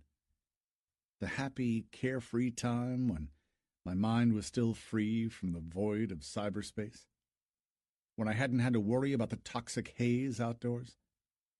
When I'd wake up every morning, untroubled and inexperienced, welcoming every new day. All I had left from those days were a few faded, fragmentary flashbacks. But that was enough to knock the wind out of me. For years I'd been trying to ride the wave and stay on top of progress in constant search for authenticity. And finally, I'd made it. Pain had become real pain. A game had become reality. I looked at Leori surrounded by the children, but I wasn't looking at a level 53 merc. All I could see was a pale, tearful woman who stared at me in hope and desperation. In moments like this, your mind snaps. Arbido. He peeked from behind Chiron's back. I want you to take care of the children. Once again, the Founder's neuronet within me kicked in. Neurogram transmission failure messages flashed non-stop. This would force the admins to interfere, and I had no idea what they might do. I motioned Leori aside for a talk. Arbido didn't seem to have heard my order. He stood there catatonic, black desperation in his stare. Chiron saved the moment. Hunching up, he slumped to the floor and tilted his head to one side, assuming the perfectly harmless pose of a huge, cuddly toy. Leori and I stepped aside. What are the children doing at the station? It's a long story. I wasn't going to take that for an answer. They were born here, into the families of those who'd arrived with the first wave. That wasn't true. No one could have actually been born here. There was a real child acting behind each one of those avatars. The logout button? I asked, letting her know I knew it was going on. She wiped away her tears. They have nowhere to go back to. So they've been condemned, just like all of us here? She nodded. We're going to sort it out. But I wasn't good at comforting. The hair on the back of my neck stood on end. A lump blocked my chest. The ship is crammed full of Dargians, I gulped, and tried to speak dryly and to the point. If we mop them all up, we'll get both the ship and a relatively safe respawn point. What do you think? I nodded at Arbido and at Chiron, surrounded by the children. That's my whole army. I could pull in 5 more people. She spoke with a speck of hope. 2 are pilots. The other 3 are mercs. They're proven. They're good. Not enough. There are about 100 Dargians there. We can call up a raid, she suggested. I shook my head. We can't afford to leak the existence of the ship. You understand, don't you? Everybody is losing their grip. This kind of intel will get you killed by your own kind. Let's do it this way. You go and find 5 pilots and at least 15 mercs. Leave the children here. Chiron will look after them. We'll also need 2 craft, an assault module and a personnel carrier. I'll take care of that. I had to think fast. Lori cheered up a little. A new system message popped up in my view. Neurogram transmission resumed. Plot update alert. You've unblocked a unique plot line. You have the following alternatives. 1. You can stay on board Argus. In case of your death, your safe logout is guaranteed. 2. You can activate the alternative plot line. In that case, you will remain in-game and your logout will remain frozen. Warning. Choosing option number 2 will automatically qualify you as an outlaw. The new pioneers arriving in the Darg system on board Eurasia will regard you as a criminal. My hand was still on fire. It looked like my mysterious artifact kept fighting against some attempt to block it. A multitude of thoughts flashed through my mind. This alternative plotline offer was evidently the consequence of the neurogram transmission failure. It hadn't taken the admins long to come up with a compromise. I was sure they were itching to study this new problem. Once again, I'd become a valuable commodity to them. And still they were sure that without the functioning logout button, we didn't present a threat to their project. We'd either be dead or completely out of our minds before the new colonial fleet and Eurasia made it here. And even if we weren't, who would listen to a bunch of outlaws? Chiron was growling quietly. The kids weren't afraid of him one bit. In moments like these, decisions take split seconds. I don't need their guaranteed logout. I was going to fight. For myself, for Leori, for the kids, for Chiron and Arbido. I would know no mercy. Fighting till the end, whatever that may be. My eyes searched for the right button. Activate the alternative plotline. The heat in my hand subsided. I had no time to think. We had to act fast. The station was falling apart at the seams, slowly but surely. I took command.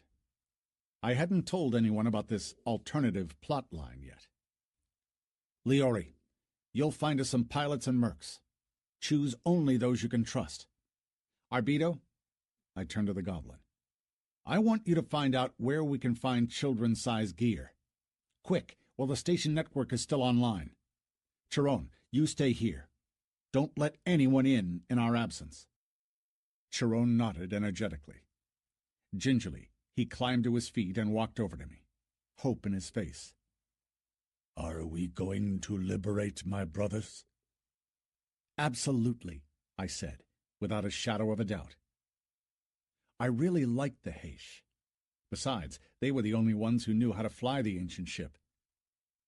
We'll need some metabolites, he reminded me. And food. That was something I hadn't even thought of. That put an extra strain to our route. We'd have to check the market deck and the exo section. Got it. 10 sets of Dargian gear. Arbido had already scanned the shop's price lists. The size is about right. That changed our priorities. Leori, you think you could work from here, via the network? Sure. I can use the mnemonic messaging. Then you're staying with the kids.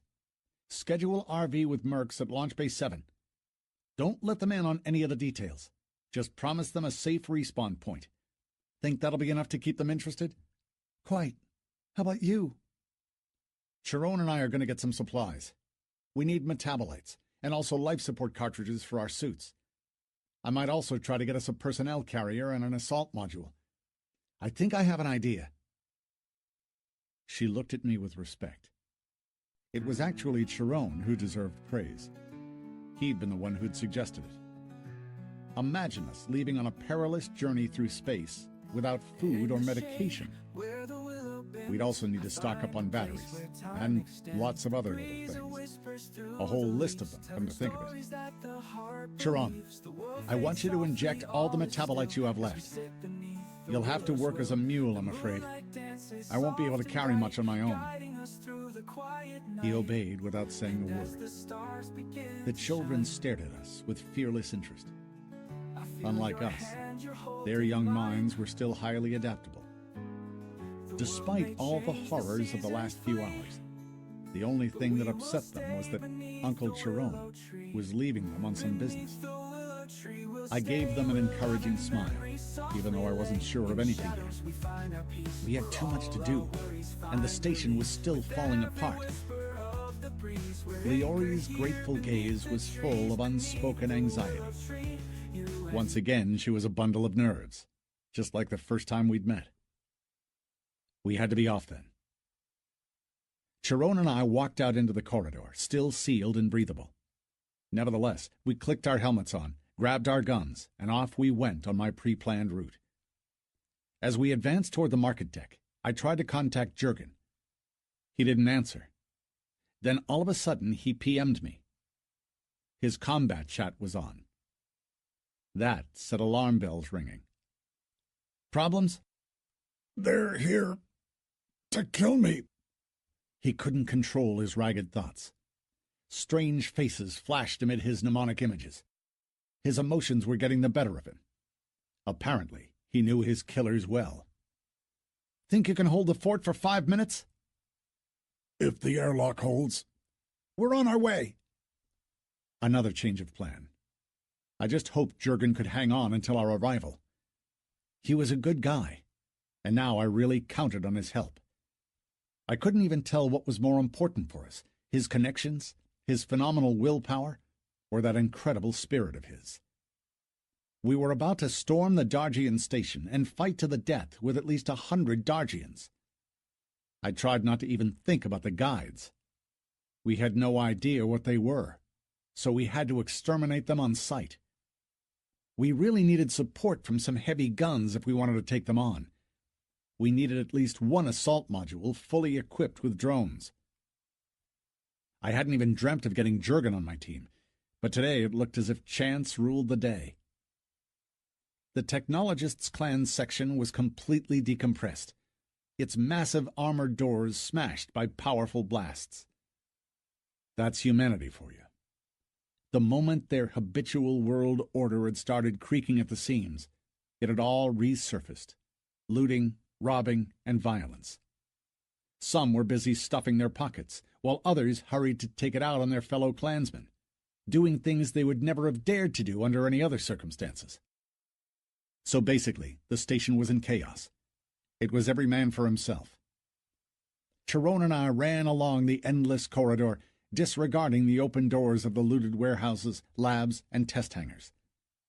The placemark pinpointing Jurgen's room was growing near. The technologists' living quarters lay after the next tunnel intersection. I could see bursts of flashes. There, a battle was in full swing. I held Chiron back, motioning him to freeze. The combination of the Mind Expander and the Founder's AI neuronet allowed me to connect to certain subsystems directly. I'd only discovered this ability of mine the day before, at the moment of the highest mental strain, when I'd finally docked the ship and tried to assess the scale of damage done to the station by the Phantom Raiders' attack. I had ended up with a headache from hell. But now, the information was worth it. I connected my mind to the surveillance cameras that the technologists had stuck on every corner. The living tunnels were wide. The technologists had completely overhauled this area of ancient communications. Every 50 feet, the corridor widened into small, neat landings, with flower beds and doors leading to the clan members' personal modules. Now, of course, the plants were all dead. In fact, apart from the artificial gravity, all other life support systems in the sector were down. 2 electric cars blocked the tunnel next to Jurgen's room. 4 mercs took cover behind this improvised barricade. Ordinary soldiers, judging by their gear. Levels 15 to 20. I counted 9 more standing by the room's outer hatch. One was cutting through the locks with a plasma torch, while the rest stood with guns at the ready, casting wary glances around. One of them wore some unusual gear, similar to what I'd seen on the Dargians. Its black Cargonite surface, too, surged with flashes of energy, pointing at an activated personal power field. I studied his marker. It's not that easy without direct visual contact. You had to really concentrate to see it through the camera. My strength was dwindling quickly. I was still new to this sort of mental exercise. The feeling was unpleasant.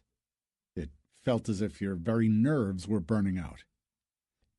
Jerd, level 50, Outlaw Elite. He was bad news. I could feel it. Yesterday, I'd noticed a large group of enemy ships try to circumvent the station.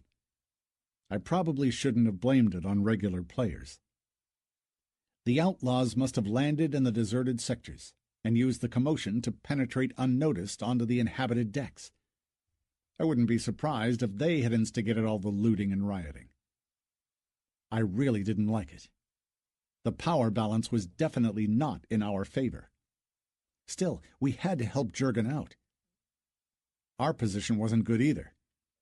Unlike the enemy taking cover behind their cars, we were exposed. If we ran to attack them, they'd take us out in their own sweet time. My gaze followed the tunnel's ceiling.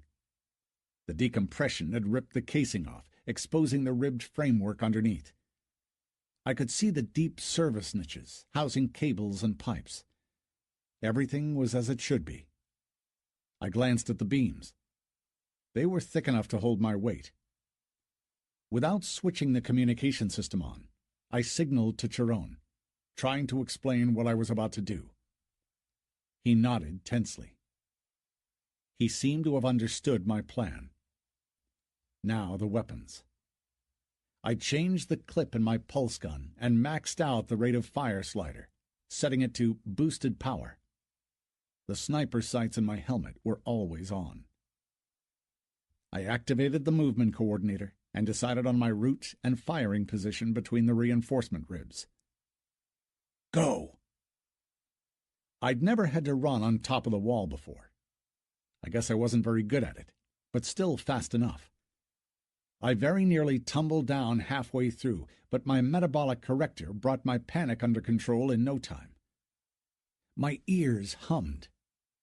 I anchored myself to the ceiling with the help of my gear's molecular suction pads and hung upside down in a discreet service niche.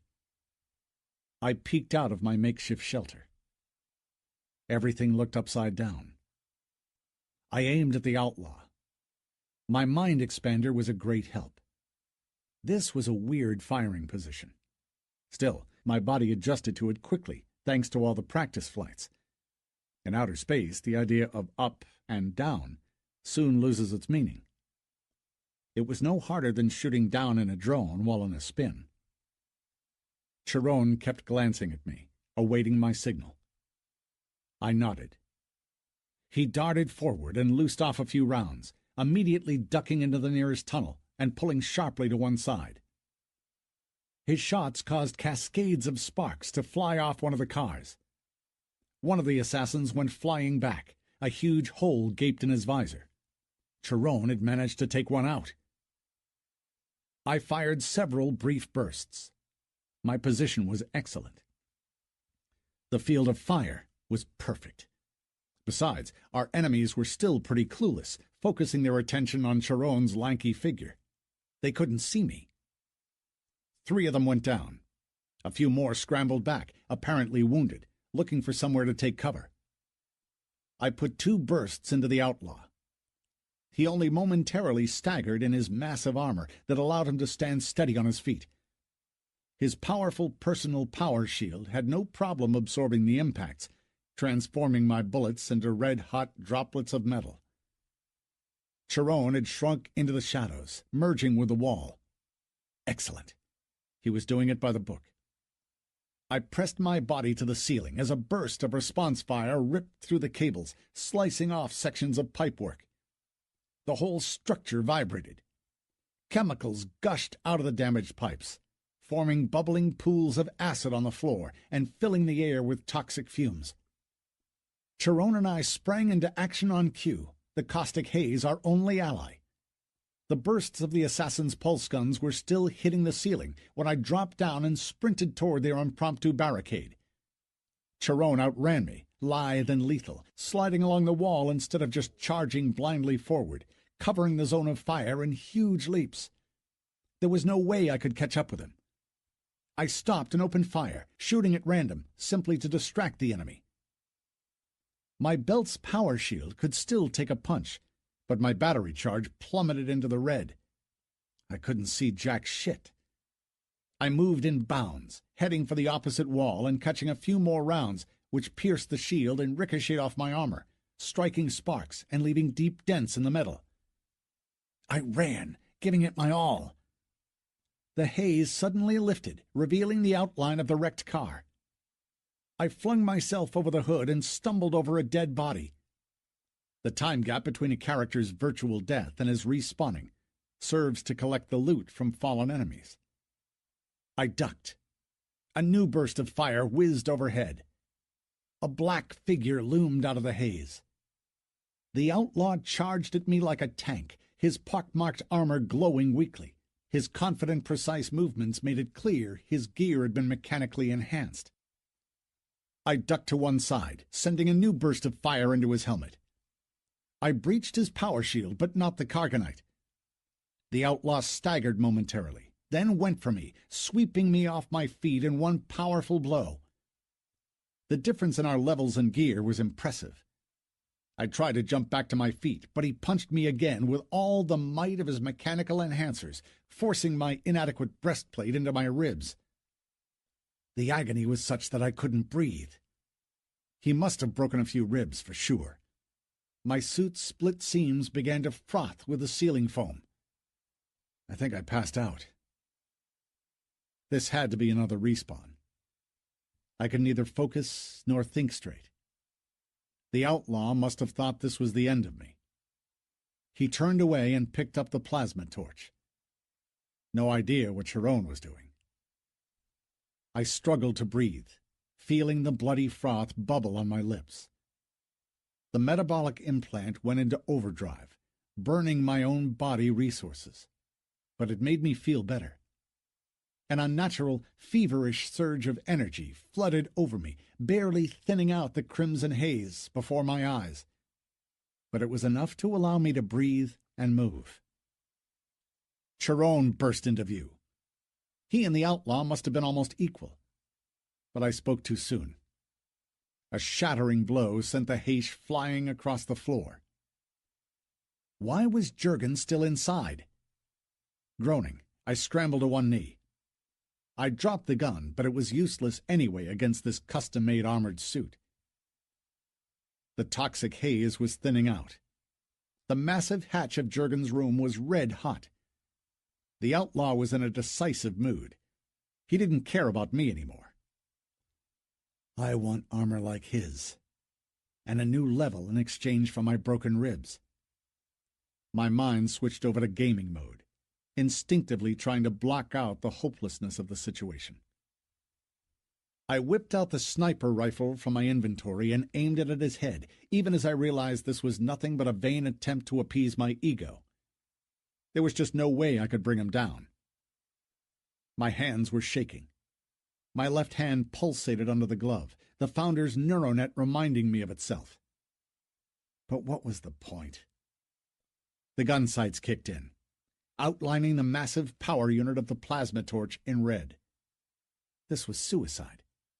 That thing would explode with a vengeance. I limped back to the relative safety of the mangled car and took aim. A shot. A flash. You've received a new level. You've received a new level. Everything went dark. My awakening was slow and painful. It hurt me to breathe. A strange room floated before my eyes. A massive figure bent over me. The outlaw? Calm down, you. Jurgen's voice came through as a weak, far-off echo. Hold still. You're safe. I heard the socket covers snap open on my wrist. The air reeked with something utterly foul. More! Jurgen addressed someone out of my field of vision. Pass me the exo number 15. These things are useless. I croaked, struggling to find my voice. I needed none of their exo shit. But they didn't seem interested in my opinion. Now, Xander, it's gonna hurt. But you'll feel a whole lot better afterwards. There's no other way we can do it. You've got a punctured lung from your broken ribs. So brace yourself. I screamed. It felt as if they were pouring molten metal down my veins. I passed out. Darkness lasted but a moment, relieving and absolute. Then I came to again, readying myself for a new agony. But all I felt was an incredible lightness in my entire body, as if I'd just been born again. I was alert and full of energy. 2 people leaned over me. Their gear was just as good as the one the outlaw had had, albeit not black. Cargonite has this particular bluish sheen. I could see their faces behind their visors. Jurgen, and a strange woman I'd never seen before. Tyrone. I still couldn't believe I wasn't hurting. My mouth was dry. It tasted foul. Who, the Heish? Jurgen asked. He's all right. His gear took a bit of flack, so he has trouble moving. Think you can fix it? I still couldn't think straight after our close shave. I'll think of something.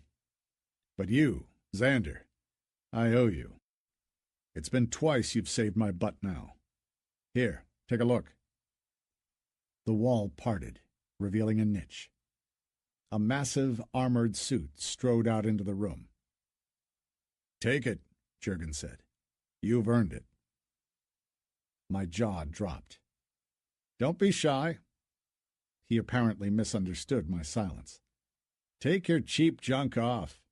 I've sealed the room with a power shield. Come on now, put it on.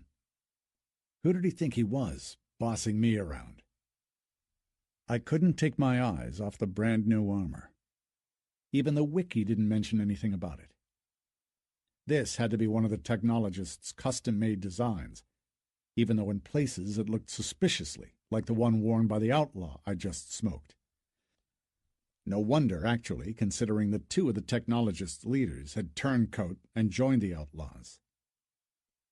This exo stuff was worrying me. Even though I felt good at the moment, it might just backfire later.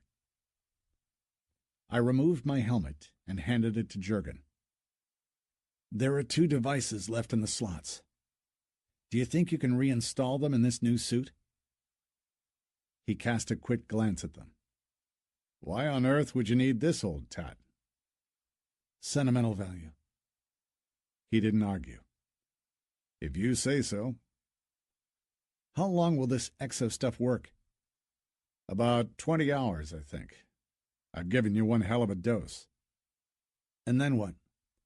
Then you need to keep your metabolic implant in overdrive, he said. We need your ribs to knit while you're still under the influence of the exo. Then, all you'll get is a minor energy loss. Might keep you in bed for a day, and that's it.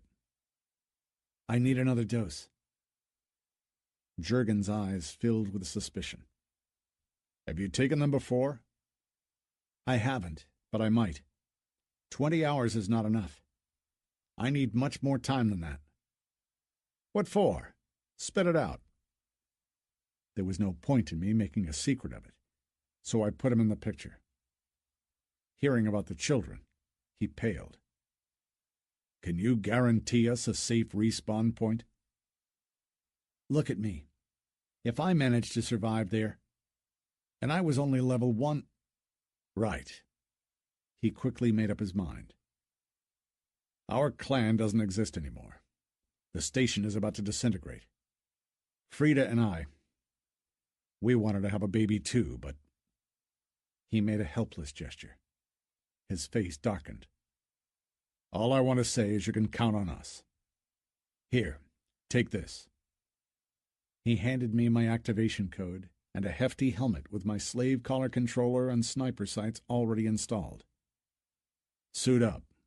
I'll go check on your Heish. The suit's servo drives whirred. Its heavy armor plates parted, inviting me in. How was I supposed to climb inside? Turn round and step back toward it, Jurgen said, noticing my confusion. I obeyed. The suit's interior was lined with some porous, springy substance, studded with sensors. Once my body came into contact with them, they activated the sealing protocol. The armor plates slid back into place. Sharp needles penetrated my skin. The mind expander hurried to report new peripherals installed. But where were their stats? The new interface icons were gray and unresponsive. I stretched my neck, reached for the helmet, and put it on. With a hiss, the neck ring rotated into place. You've received a set of heavy armor. Item class unique. Handmade. Custom design. +3 to strength. -2 to agility. +3 to stamina. +15 to armor. +10 to power field. Warning. Using this type of gear requires 9 points strength. You won't be able to control the suit once your exo ingredient expires. Not good. But I'd have to think about that when I came to it. At the moment, I was desperate for exactly this kind of gear. And then we'd see. I spent the next 10 minutes getting used to my new suit. It felt funny. Agility had indeed become a problem. The muscle enhancers were too sensitive and unpredictable. I'd clattered to the ground a couple of times before I got used to it. As for the rest, the suit was a treat. It came with 2 integrated heavy pulse machine guns and 5 power units, with the possibility to recharge from stationary power sources, plus a 0.5 megawatt power shield. Add to it all sorts of sensors, analyzers, and various subsystems, whose new icons now flickered before my eyes. I could even lug around almost 500 pounds at Earth's gravity, even at the cost of a further drop in agility. Getting the hang of the suit's basic functions hadn't taken me much time. All the advanced functions would have to be tested in action. This new gear had one unquestionable plus. It offered high personal protection levels, which, to a degree, compensated for my character's deficiency in level. In the meantime, Jurgen had patched up Chiron's suit. Unlike myself, Chiron had withstood the outlaw's assault. No critical damage, no bones broken. He cast unkind glances at Jurgen, barely suppressing his desire to whack someone to alleviate his stress. Never mind. He might just have plenty of ass to kick soon. I shook my head at him. Don't. Then I walked out into the corridor to test my integrated weapons. The bodies in charred gear were still lying around the hatch. I bent over the outlaw and shook him out of his distorted armor. He could respawn in the nude for a change. I studied the trophy. The Cargonite was too heavy. No good for my inventory. Still, I read the stats. This kind of armor demanded 12 points strength. But the maximum you could have was 10, wasn't it? What was that supposed to mean? Were the outlaws constantly on Exo? To the best of my knowledge, it was the only thing that could drive your characteristics beyond the limit. Or was it? How about my newly acquired skills, then? Friend of the Heish gave you +1 to all characteristics. And if, say, I had agility already maxed out? Shame I couldn't check it. But it was something worth making a mental note of. I wouldn't be surprised if they had certain ingredients or artifacts with a perpetual bonus. The built-in machine guns worked like a dream. I tested them on the ravaged electric car. The power unit explosion had turned the vehicle into a lump of molten steel. Now, I literally pulverized it, shooting with both hands. Awesome. My new armor came with only one major flaw.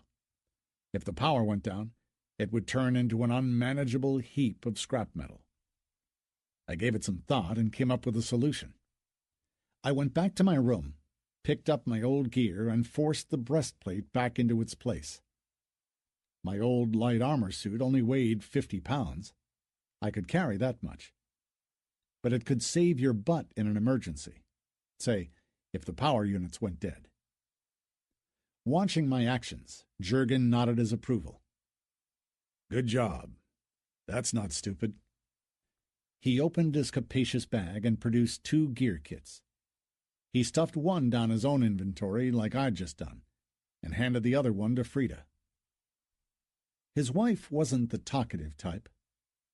Our eyes met a couple of times. She looked slightly frightened, but she stayed composed. By the time Jurgen finished repairing Chiron's suit, she'd packed the supplies. Some life support cartridges and metabolites in disposable tube syringes. A handful of food tubes, water purification tablets, and automated first aid kits. Finally, Chiron could get up.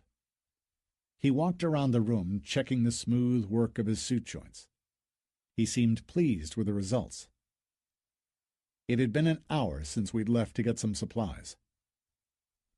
Jurgen began emptying his arsenal. I contacted Liori. Everything okay? We've been delayed here a bit because of Chiron. I'm in the technologist sector. We haven't been to the Exo yet. We're fine. I found you some mercs. Pilots are hard to come by. Until now, I've only heard from 3. The others can't be reached. You need to bring the suits, remember? Sure. How many mercs? 25 in total. Good enough. Just keep looking for pilots, okay? How's the situation? Quiet until now. Just don't be too long. I could understand her concern. The children had no pressurized suits. Jurgen signaled that he was ready to leave. Liori, I'll speak to you later. When I told Jurgen about the assault module and personnel carrier, he paused, thinking, then nodded. I think I can get you a few modules. Not the combat ones, though. Only cargo. That's not good. We only have 5 fighter ships. How are we supposed to mount an assault? 5 fighters is plenty to storm the station, he answered. 1 can carry the mercs. I'm going to fly it. The other will carry the children, the supplies, and this Arbido of yours. Frida can fly it. The ships are rather small, with an autonomy of 12 hours, and enough fuel for a one-way trip. So, we don't have much choice, really. This is the only option I can offer. Can't we talk to the pilots, clan? Not really. They'll dump us. Why? Don't you understand? They've hijacked both of the Founders' frigates. I know for certain that there are safe respawn points on board. But did they offer shelter, or at least the possibility of a safe respawn to anyone? No. So you see, how can we trust them? In this scenario, laying their hands on yet another flight-worthy ship might prove too much of a temptation for them. They'll dump us, get hold of the ship, and mop up the Dargians all on their own. It made sense. How could they create new respawn points on board? I asked, curious. They have this machine. Got it from the Engineers clan. Can you make something similar? He chuckled. The Engineers clan kept it under wraps. But I knew a thing or two about it. I could try to make a copy, I suppose, provided we manage to find all the parts. Come on now, time to move it. Tell me where you want me and Frida to bring the modules. Launch Base 7. He frowned. Is that the RV point? Exactly. No. No, Xander, that won't do at all. He paused, thinking. A big gathering like this is sure to attract attention. He opened the station map and marked a route into the station's deserted area, toward the third and still unrestored hangar. Send your men here. Not all at once. Let them come in groups of 2s and 3s. And how about our fighter pilots? Tell them to head to the RV point on autopilot. Very soon, all hell will break loose, trust me. You need to withdraw the ships before somebody else lays their hands on them. Okay, you've talked me into it. Chiron and I need to get some supplies. We're going to the market tech now, and the exo sector. Jurgen made some mental calculations. I'll meet you in 3 hours' time, he concluded. Good enough? I nodded. We had to make it, provided the station held. Chapter 6. Phantom Server, Argus Space Station. The personnel deck, 2 hours later. No one was as happy to see us back as was Arbito. He looked a sight. The children had painted him every color under the sun. I still don't know where they'd managed to get the paints. Now, the game's over. Leori seemed to have no problem handling the kids. Uncle Xander has brought you some presents. Do you know what a spacesuit is? Wow! The 4-year-old Alex struggled to lift a Cargonite helmet. It's a real Dargian one. Cool. Dad promised he'd get me one like this when I grow up. His last phrase hung in midair. Silence filled the room. Someone sniffled. Dasha, darling. Leori rushed to wipe the girl's tears. Everything's going to be all right, sweetheart. No need to cry. I want to see my mommy. Mommy's busy, sweetheart. She'll come to see us later, I promise. Chiron turned away. His eyes, too, glistened with tears. I didn't know what to do or say. Even Arbito fell silent. Come on, don't cry.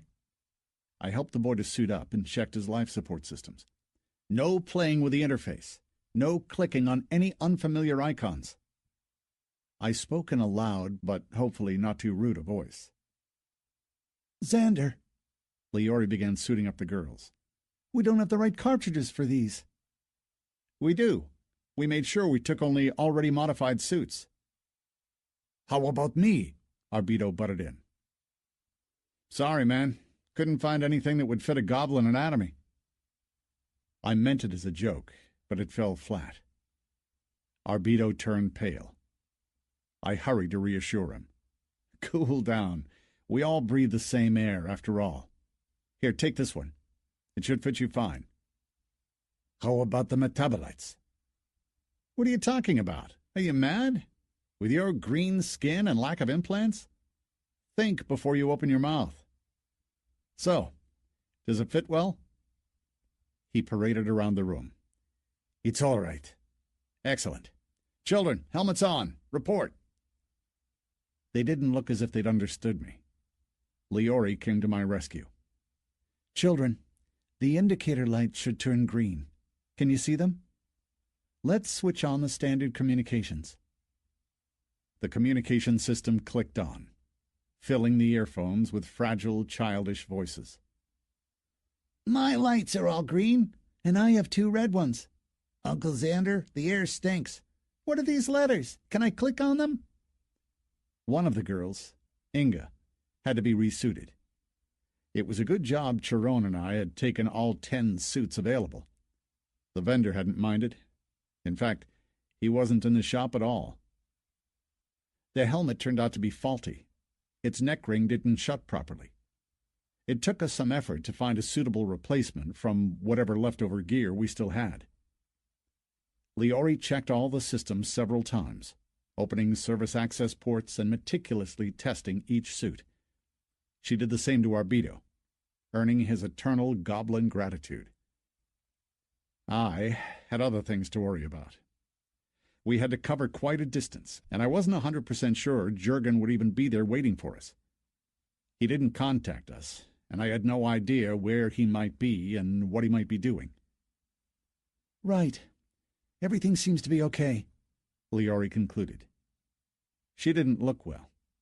Her face was drawn, her eyes pale and faded. I offered her a pack of Exo. Her eyes sharpened. No thanks. I don't need it. When did you sleep last? I can't remember. Was it the day before yesterday? I can make do with normal stimulators. No, you can't. It's an hour's hike to the RV. After that, we need to fly the ship and storm the station. Very well, then. She took the tube syringe and squeezed it into the socket of her metabolic implant. As she sealed the helmet, I noticed her face distorted by disgust. I wasn't a big fan of Exo either, but given the opportunity, I might ask her why she was so prejudiced against it. She'd been in the game for quite a while. She had to realize the importance of such emergency measures. Chiron froze by the hatch. On our way back, we'd checked Serge's arms shop. He was there, cleaning out the broken pieces of his display cabinets. He mumbled something about the shop being closed. I reminded him about the deal we'd struck earlier. As a result, Chiron checked his warehouse and came out as pleased as the proverbial pig, carrying a weird, long-barreled weapon whose mounting, accidentally, fitted his anatomy. It was called a fear. I never quite understood how it worked, even though Chiron did his best to explain its functions to me. My semantic processor was still working overtime trying to digest some of the earlier concepts, depleting my brain's already challenged processing capacity. So, in the end, I thought it might be better if I simply saw it in action. Outside in the corridor, blue oxygen snowflakes floated in the cosmic cold. I lined everybody up. Chiron and myself were to walk in front, followed by Arbito 10 paces behind, armed with my trusty pulse gun. The children would walk next, followed by Leori in the rear. My biggest concern was meeting any outlaws. At Serge's, I'd managed to lay my hands on a couple of plasma grenades. The explosion of the outlaws' power unit had been impressive, but considering our lineup, I'd have hated to revert to such extreme combat techniques. I just hoped that our 2 large-caliber pulse guns and Chiron's weird weapon would get us through in case of any trouble. We set off. I kept my communications channels switched to the local network, listening absent-mindedly to the kids' conversations. Inga, the youngest, was telling everybody about her kitten. I could actually understand what she meant, some kind of a fluffy, cuddly, purring little NPC constantly rubbing itself around your ankles. Welcome to the enigmas of modern mentality. Children have a different way of thinking. For them, what they see is real. This world, the distorted, disfigured reality of Phantom Server dreamt up by its sick scriptwriters, had become the only home to these tiny figures, clad in alien spacesuits as they groped through the oxygen snowstorm, filling the mangled deck of an ancient space station. I was beginning to understand my life wasn't my own anymore. It scared me. The tunnel widened, the jagged stumps of its walls parting in different directions. The starry void twinkled overhead. Arbito sniffed, nervous.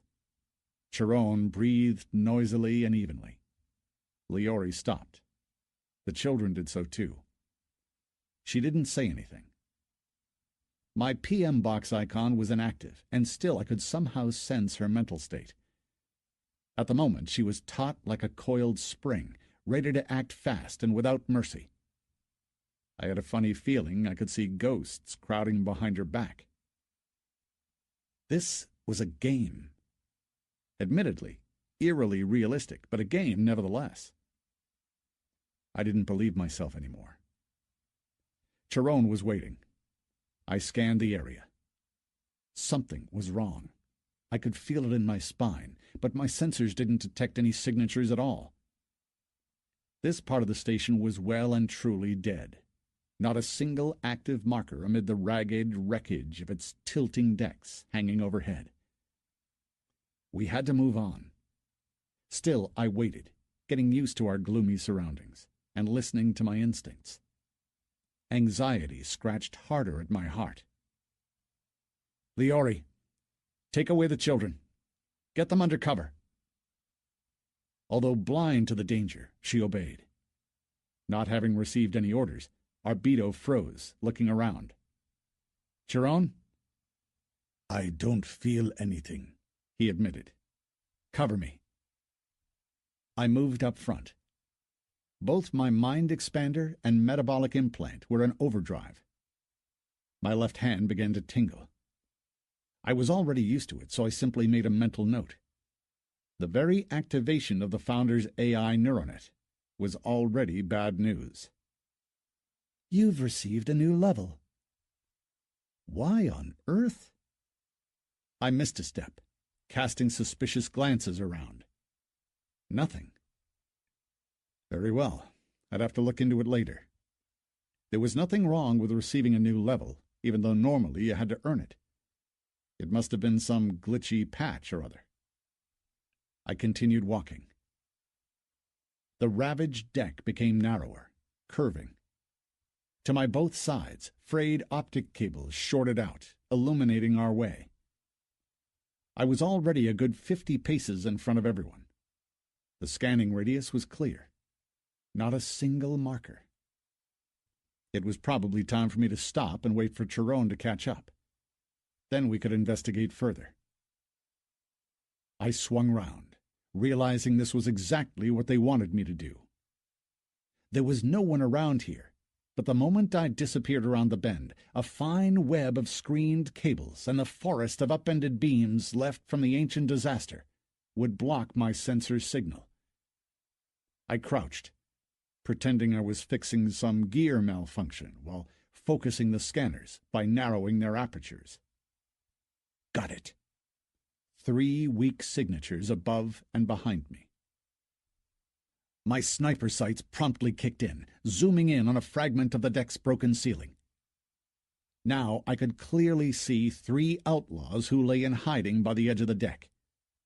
Their levels were rather low, 10 to 15. Further on, the scan registered a weak thermal spike. Could this be a module with a shutdown reactor? It could, and it was. I read their signatures. Not an easy skill, but when you're cornered, you learn fast. These outlaws weren't as well equipped as my recent opponent. I didn't see the power imprints from their individual power shields. Then again, they might have switched them off in order not to attract attention. Their module was what interested me. Under any other circumstances, I'd have tried to capture it. But now I was curious. Who were they ambushing here? It couldn't be us. The only person who knew about our supposed route was Jurgen. Jurgen. How much did I actually know about him? The situation wasn't good. Our potential enemy was located 2 floors above. Climbing up there would take me some time. Should I take the risk and tell Liori to proceed while controlling the area from where I now was? And if the outlaws opened fire, would I be able to take them out in time? Too risky. Suddenly, I noticed 2 pale power imprints deep in our rear, above the demolished stump of the tunnel that we'd just cleared. Snipers. How could I have missed them? I PM'd Liori. Stay where you are. I forwarded my mental images to Chiron, trying hard to visualize them clearly.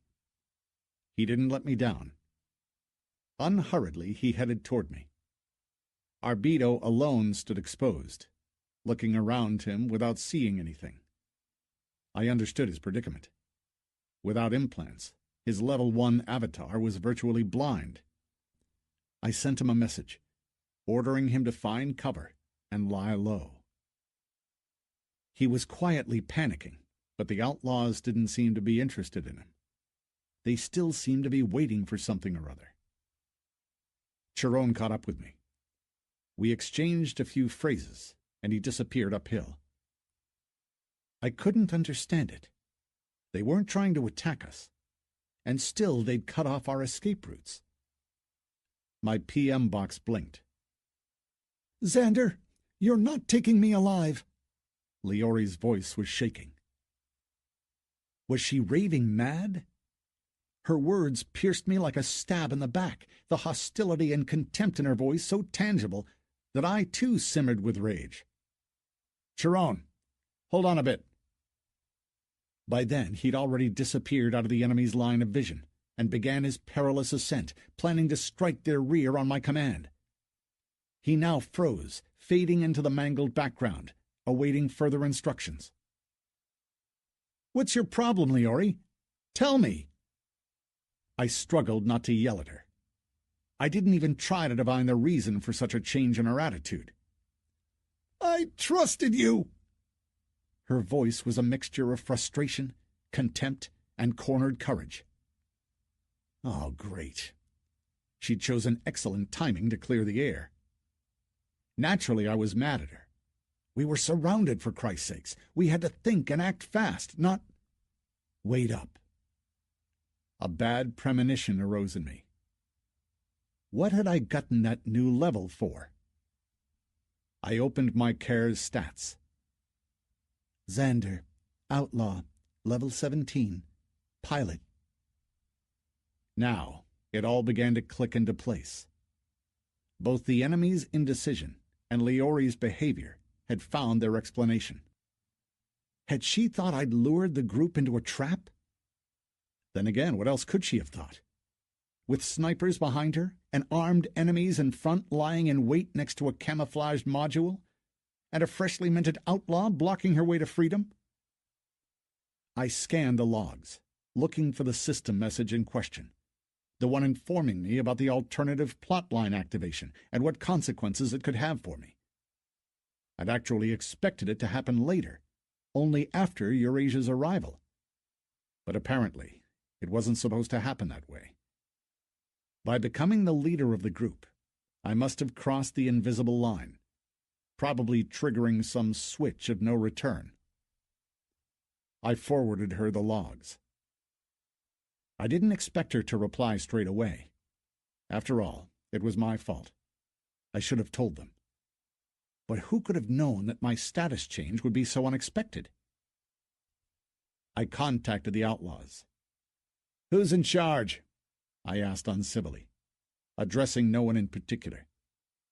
My gear had to sufficiently impress them, or at least so I hoped. My current level, too, was slightly higher than theirs.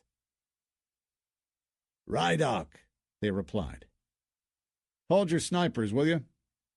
"Who the fuck are you?"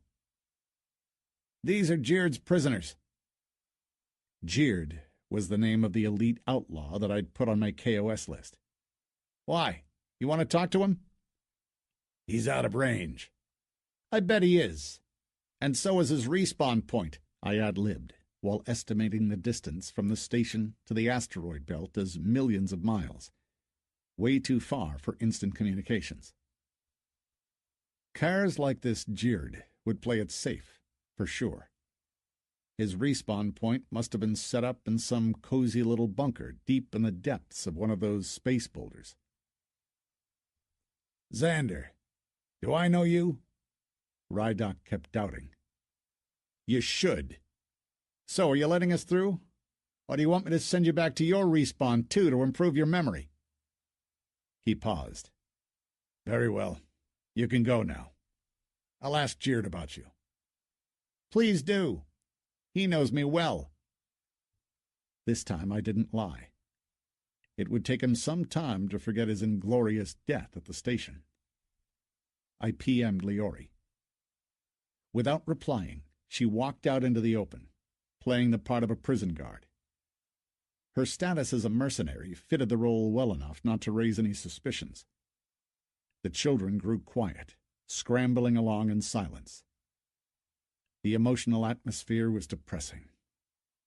Arbedo joined the group. Yet another frail and harmless little figure. We disappeared uphill, but it was too early to relax. From their prominent position, the outlaws could see us well. I PM'd Leori again, telling her to contact the others and instruct them to move to the RV via tunnels without hovering around in the open. I could already see that the mercs would be a problem. They weren't going to appreciate my inopportunely timed clan affiliation. Chiron joined us. For him, I was always a friend of the Heish, whatever my status. We walked quickly. Leori didn't speak. I didn't force her to. The admin's predictions seemed to be coming true. The two founders' frigates, hijacked by the pilots, suddenly gunned their engines, approached the station, and opened fire. Once again the station shuddered with explosions. My field of vision flickered with tiny bright dots that swirled around like an enormous swarm of lightning bugs. Bigger dots started joining them. I opened the combat chat and checked the predictable information. The station was under attack from the Dargians, Werongs, and the Kamresh. They weren't exactly allies, the chat flashing with messages about clashes between them. Still, their feuds weren't going to change the developer's new scenario. Our two fighters, Leori's and mine, had already left their docking pads and were heading for the RV on autopilot. This had been a risky decision, but we didn't have much choice. We couldn't go back to fetch them across the collapsing station, far too dangerous, and way too time-consuming. The space battle was gaining a new, fierce momentum. But this wasn't our war anymore. Had the pilot's clan had some clever, unhesitant leaders, they could have united the surviving players. But judging by the messages and the combat chat, the centralized control of the station was now gone. The corporations were busy defending their sectors. The technologists had been pulverized by the outlaws. Both the mechanics and the engineers were nowhere to be seen. The network rumors claimed that they had retreated to their well-prepared shelters in the station's inaccessible depths. The only positive person among us who didn't seem to be concerned with future unpredictability was Chiron. He looked driven and determined. He had put his full trust in me, which I wished I could say about the others. Basically, we were a bunch of strangers drawn together by some overwhelming circumstances. I took the lead. Honestly, I just didn't want to speak to anyone. I continually scanned both hemispheres, searching the rampant edge of the station in front. The area was deserted, free from both mobs and humans, the weak radioactivity level being our only intrusive companion. Apparently, we were being spared for some future tribulations. The deck was listing to one side. I could discern the outline of the third hangar in front, the one which had never been restored. My fighter ship contacted us. Leori sent me a quick message.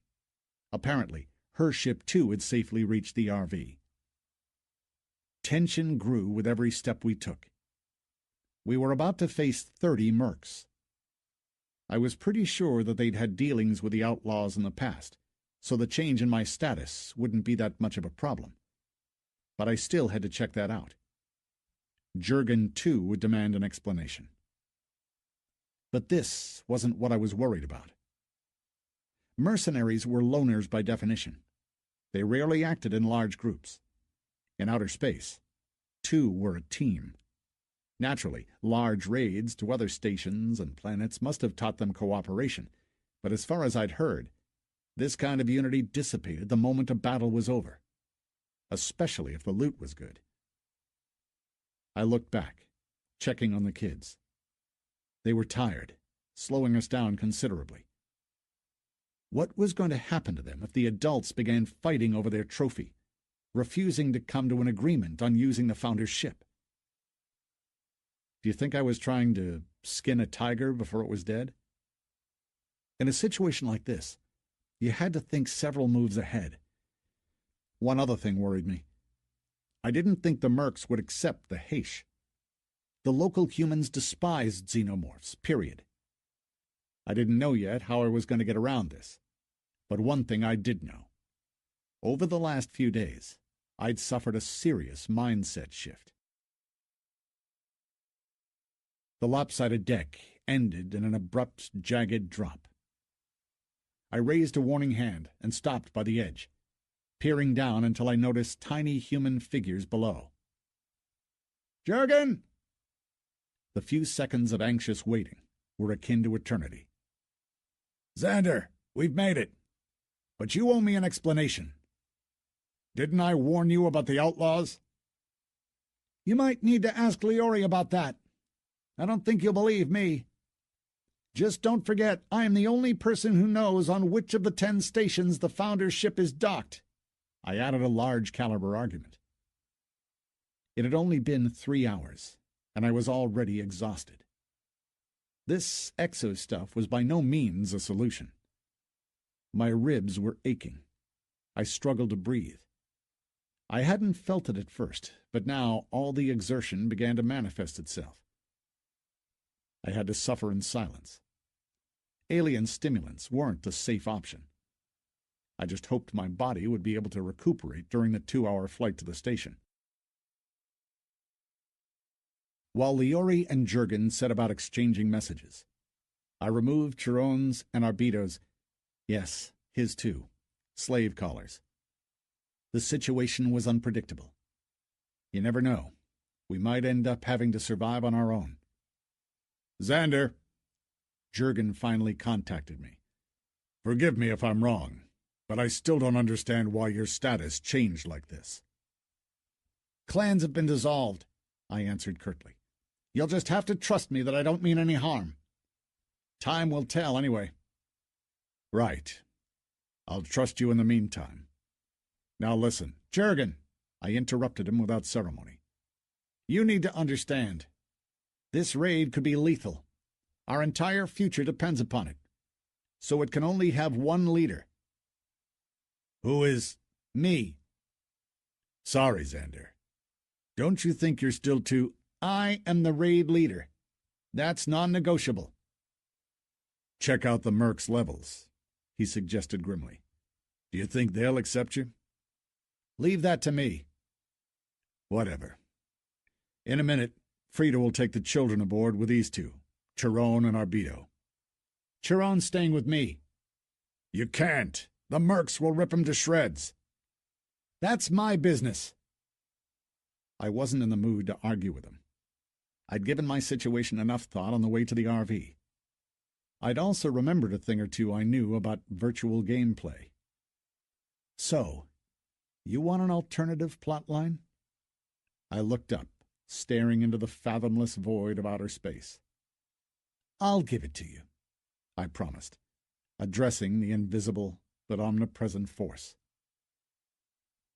2 cargo modules silently hove into view above the station's ragged edge. Jesus, this was even more primitive than I'd expected. A couple of cargo containers with a jury-rigged propulsion system, and something that vaguely resembled a vitrified cockpit. This was a disaster. Would these things even make it to the station? Having said that, they should. You could fly a soapbox in outer space if necessary, provided you didn't have to enter an atmosphere. The containers were crude and comfortless. Just some seats welded to the floor. Better than nothing, I suppose. Cautiously, the children clambered inside and took their places. Liori buckled them in, while instructing Arbito who was to fly with the kids. Chiron and I took our places in the other spacecraft. Our brief flight brought no surprises. Jurgen controlled it well. In the absence of G-force absorbers, maneuvering this rust bucket took a lot of skill. I had to review our schedule. Our journey to the station would take at least 6 or 7 hours. Actually, I wasn't yet sure the raid would transpire after all. I sensed a gentle deceleration. We'd arrived. The container's unpressurized door shuddered open. Liori, Chiron, and myself stepped out, finding ourselves inside an enormous hangar. 32 mercenaries and 3 pilots were already there, casting curious looks at us. I joined the group's local network. Reality faded as human faces filled my mental view. I didn't study their expressions. They all looked grim and disinterested. I met a few stares that held nothing but a disdainful promise. Just wait till you take us there, and then you're toast. I wasn't at all happy with their attitude. I wasn't going to watch my back for the rest of my life. Which of you arrived with the first colonial fleet? Not a muscle twitched on their gloomy faces. Some lips curled in a smirk. The mercs were strong. They'd been in the game for at least 3 or 4 years, and not a single one of them had bought into Phantom Server's authenticity. I PM'd each of them personally, quoting the wiki update and adding my own thoughts on the significance of neuroimplants and our own role as guinea pigs. It didn't look as if I told them something new as far as AI neuronet modules were concerned, but the wiki update was a shock for everyone. Yeah, right. They were too experienced to bother to check such noob sources. I didn't have to explain what it meant to all of us. Their expressions changed, cold confidence giving way to reserved curiosity as they eyed me with the unasked question, "So what do we do next?" They realized that whoever stayed on Argus was doomed. What they didn't yet realize was that our escape to the neighboring station wouldn't save us from the total purge. I forwarded them the logs of the admin's offer and my response to them. Not all of them grasped it at once. Some eyes glazed over, as if the mercs were busy checking Argus's agonizing network for confirmation of what they just learned. Predictably, they found none.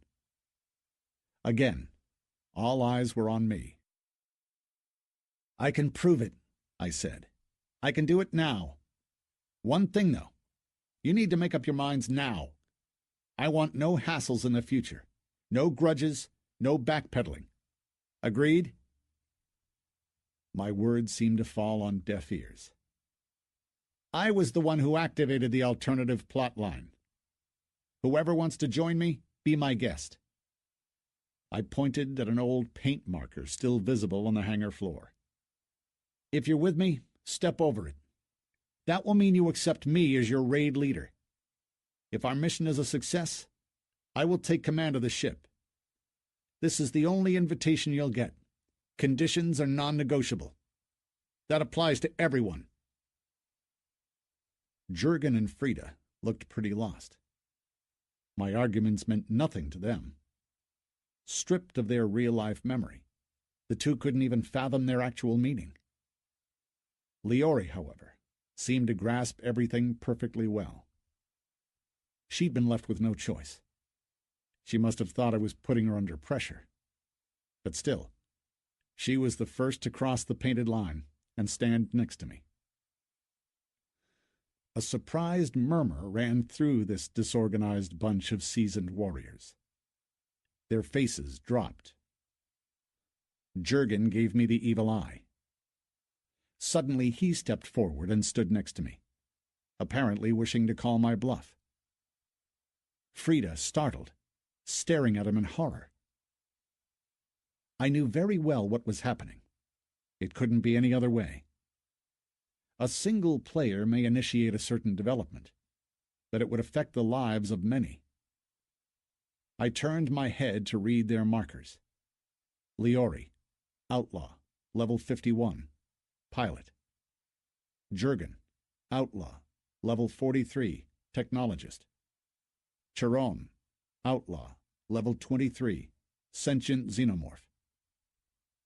We had become wrenches in the works of the game. We were the alts, the ones capable of giving this world its alternative history. Whether that history would be long enough to recount depended on the numbers of the mercs who'd crossed the line. Their eyes were filled with some sort of superstitious fear. But they also glinted with hope. They had enough experience to know what it meant to go against the flow. Their ranks quivered. 5 more stood next to me. I hurried to put their nicknames on a special list. I had my reasons to question the others' sincerity. They must have already realized that joining the alternative plotline would save them from immediate elimination by the developers. And still they sat on the fence, making mental calculations, which meant that their loyalty would be of the "I'll join him, and then we'll see" kind. I wasn't happy with that. My responsibility was too high as it was. The rest of the mercs began to cross the line, singularly and in groups, taking their places next to me. These were the only fighters we had. There wouldn't be others. The future was nebulous, but at least it was in our hands now. It lay in our intentions and our actions. Chapter 7. Phantom Server, Outer Space. Our journey to the station took 8 hours. Chiron and I took turns flying our craft. Its slow speed and smooth maneuvering. These cargo modules would have disintegrated otherwise, even allowed me to take a nap. But now it was time to act. I took the controls. Considering we only had 5 fighter craft, a blatant entry was way too risky. We had to act inconspicuously, collecting whatever information we could, and then try to come up with a plan of action. The 2 cargo modules changed their course, moving toward the coordinates I'd ordered. While Jurgen and Frida gingerly maneuvered their craft, they remained within our line of vision, meaning we could maintain laser communication. I killed the engines. The other pilots followed suit. We coasted on, keeping a low profile while gathering intel. Until now, everything was quiet. No one seemed to have noticed our approach to the station.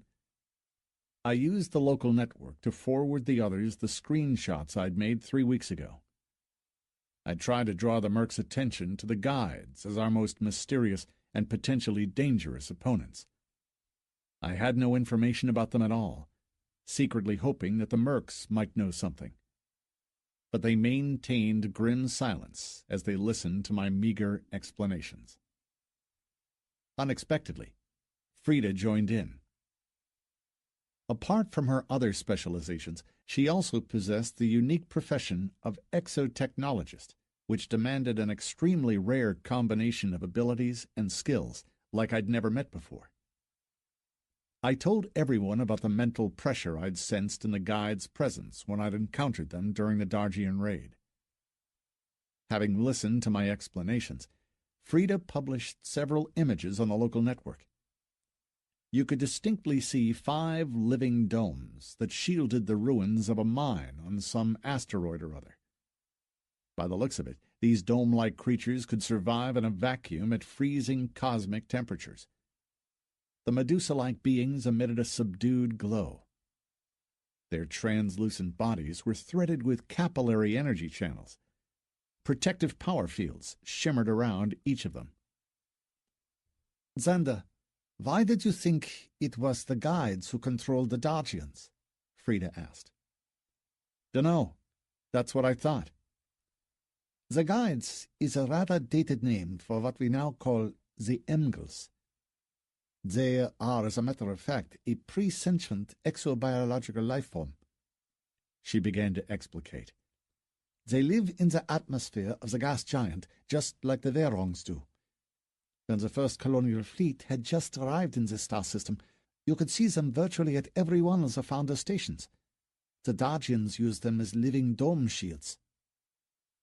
I compared them to the screenshots I'd taken. Those on the pics differed considerably in a number of ways. They'd apparently been cyberguised. I pointed this fact out to Frida, but you couldn't confuse her so easily. It must have been the Dargians who did this, she said. The Emgals are strong and fiercely independent creatures, but they can be easily tamed during the earlier stages of their development. Young Emgals develop a strong bond with their owners, provided they're well treated. I struggled to imagine anyone taming a gigantic Medusa from outer space. Still, Frida insisted. It's their empathetic nature that makes Emgals so susceptible. They're naturally curious. The adult ones can be described as defenders rather than aggressors. Their bodies may look fragile, but they are in fact unique biological reactors refined through evolution, complete with an integrated power field generator. You just can't survive in the gas giant's atmosphere without one. But how about the planet's enormous pressure? I insisted. And how do the Dargians even manage to domesticate them? They catch the young ones during the short period when they rise to the top layers of the atmosphere to benefit from the abundant solar energy, she explained. The implant you noticed apparently points at the Dargians' inability to establish positive mnemonic contact with them. So they use technology to enslave them, turning them into dangerous and aggressive creatures. They use surgery to remove certain body parts, replacing them with implants.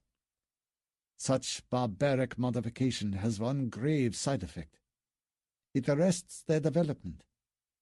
As a rule, those Emgals which are unlucky enough to be trapped stop growing and don't live long afterward.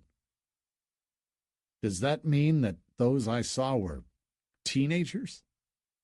Judging by the pictures, they were, Frida answered.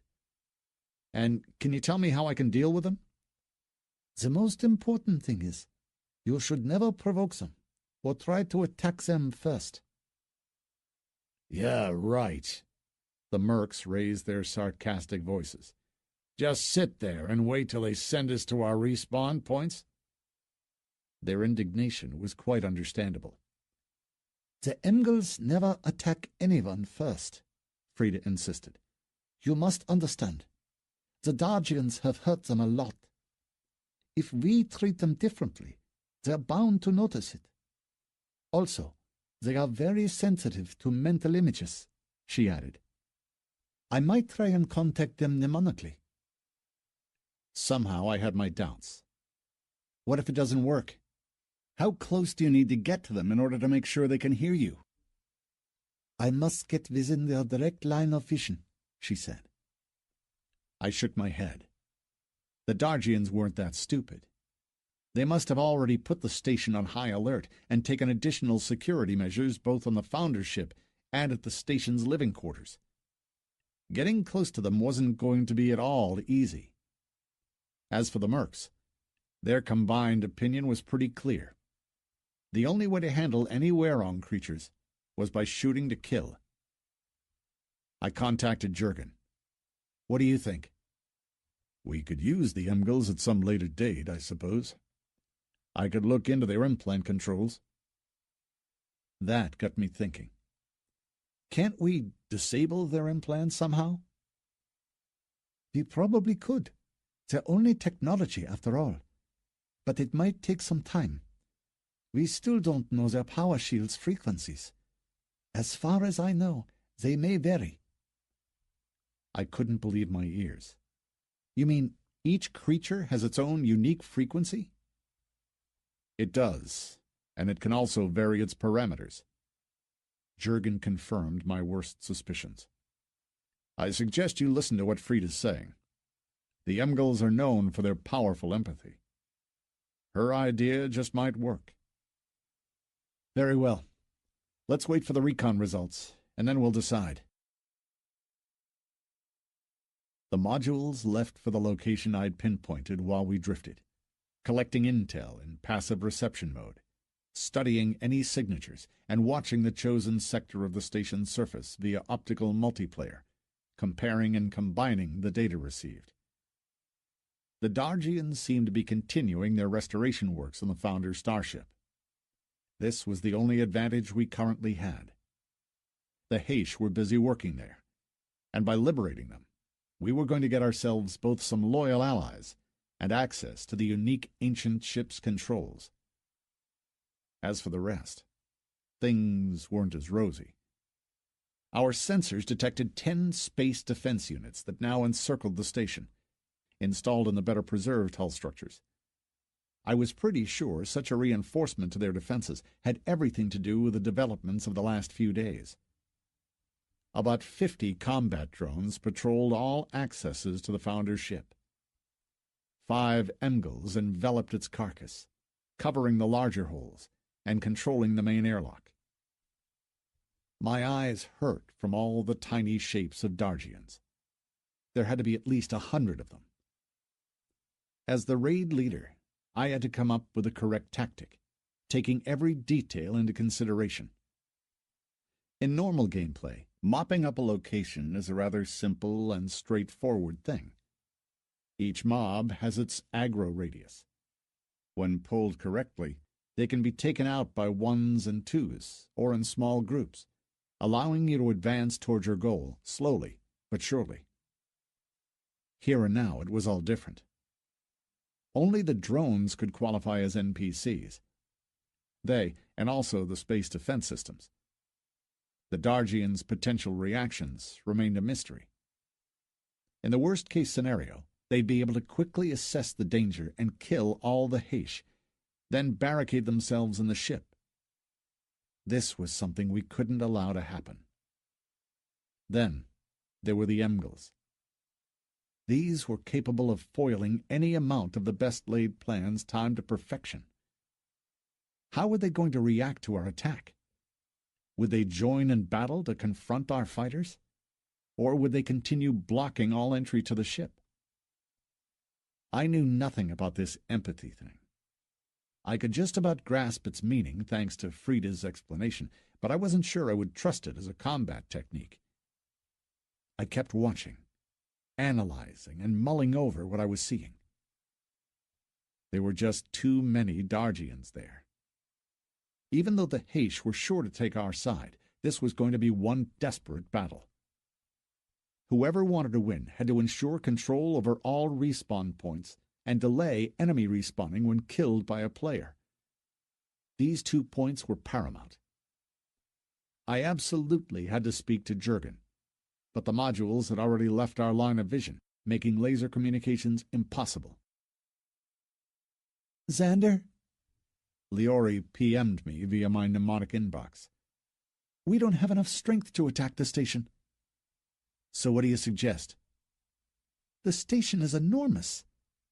If we find a place that's sealed and undamaged... I knew, of course, she wasn't worried about herself. Still, I insisted, if we want to survive, we need to take the ship. Impossible. She obviously had no illusions about our situation. 10 space defense units won't let you anywhere near the station. That we're yet to see, I replied. My plan of attack was admittedly daring, bordering on insane, but this was something the Dargians definitely didn't expect. I sent my idea to Liori. She paused, weighing all the pros and cons. You know what, Xander? It might just work. I detected a spark of hope in her voice. Who's going to do it? You and I. We need to think every maneuver through. Are you that sure of the Heish prisoners? I could hear that she'd already bought into my idea, prepared to take the risk if necessary. I am. They've been awaiting my return. The Mercs were apparently struggling to put their trust in xenomorphs. All their experience screamed otherwise. Still, I didn't suffer from the same kind of phobia, so I didn't give in to their unspoken pressure. I told the 3 pilots to stay put within the path of their drift, out of the Dargian scanner's range, and to watch and perform all the necessary calculations. Liori and I were going to follow the cargo modules. Sharon and I still had work to do on our craft. Besides, I had a few questions to ask Jurgen. His answer might decide the outcome of the upcoming combat.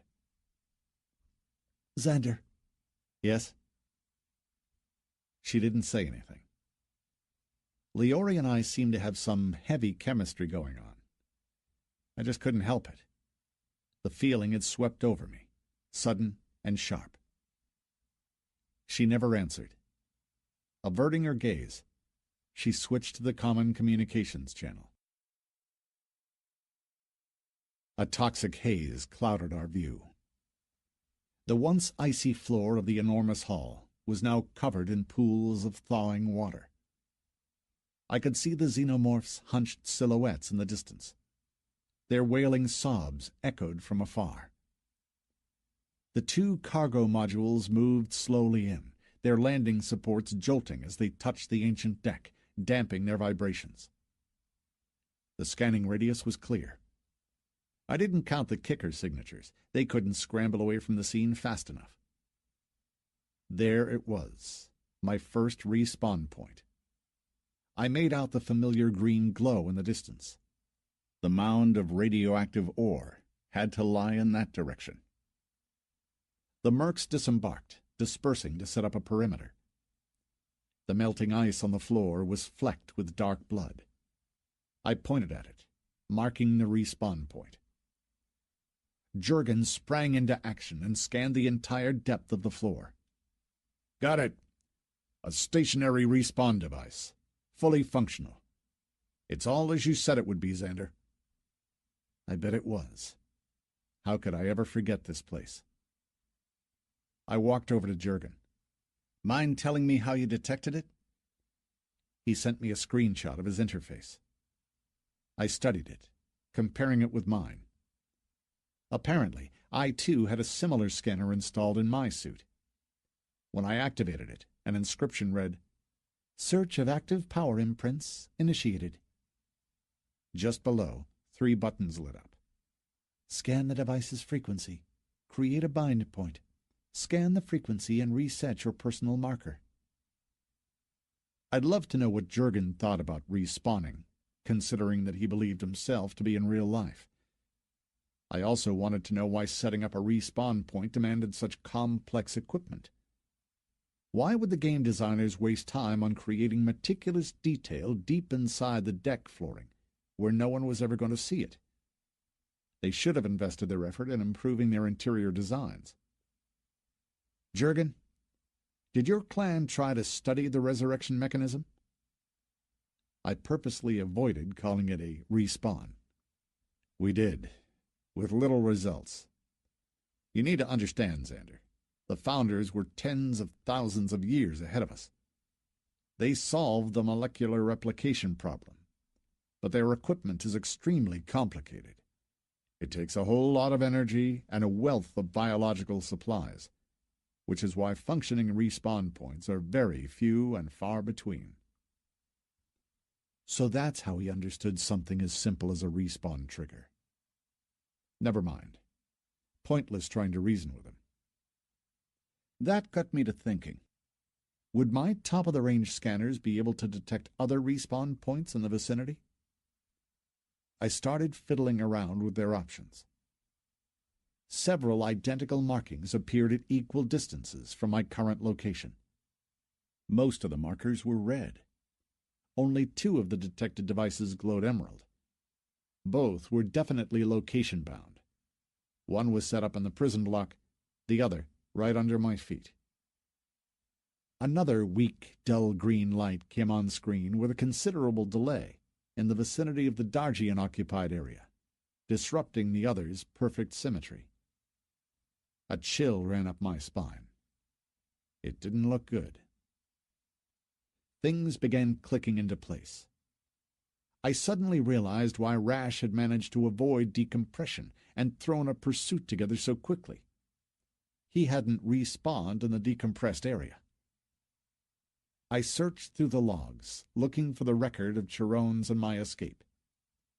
Just as I suspected, the Dargians too had a respawn delay of only 10 minutes when killed by a player. But worst of all was this wretched green marker, whose location coincided with the position of the Founder's ship. "Jurgen, take a look." I forwarded him the logs. He turned noticeably pale. The Dargians must have a mobile respawn point device, he said bitterly. A super rare artifact. Xander. He switched over to the encrypted communications channel. I hope you understand that this renders our entire plan useless. The Dargians will be respawning right here on board the starship.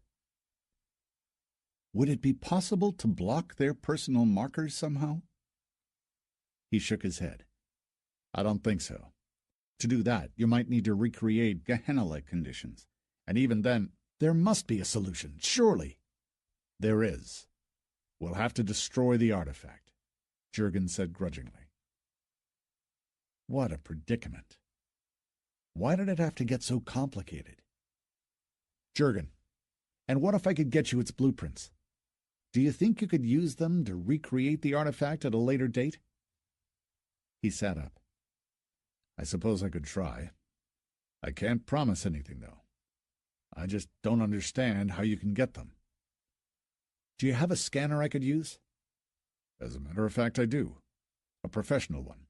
It's built into my gear. It can create a detailed model of any technological artifact in a matter of minutes. I'm afraid you might have to part with it for a little while. Mind telling me your plan? I will. Don't worry.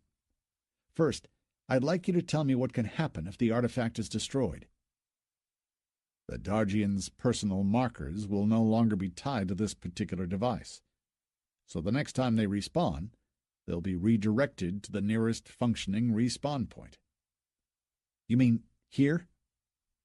I pointed at the prison block marker. Exactly. And if we manage, hypothetically, to block this one too? I could read the silent question in his eyes. How on earth can we do that? I didn't say anything. He sighed and pointed below. Then their respawn point will be relocated down here. I removed my power belt and laid it on the floor, then turned it back on. Have you got a signal? I have, but...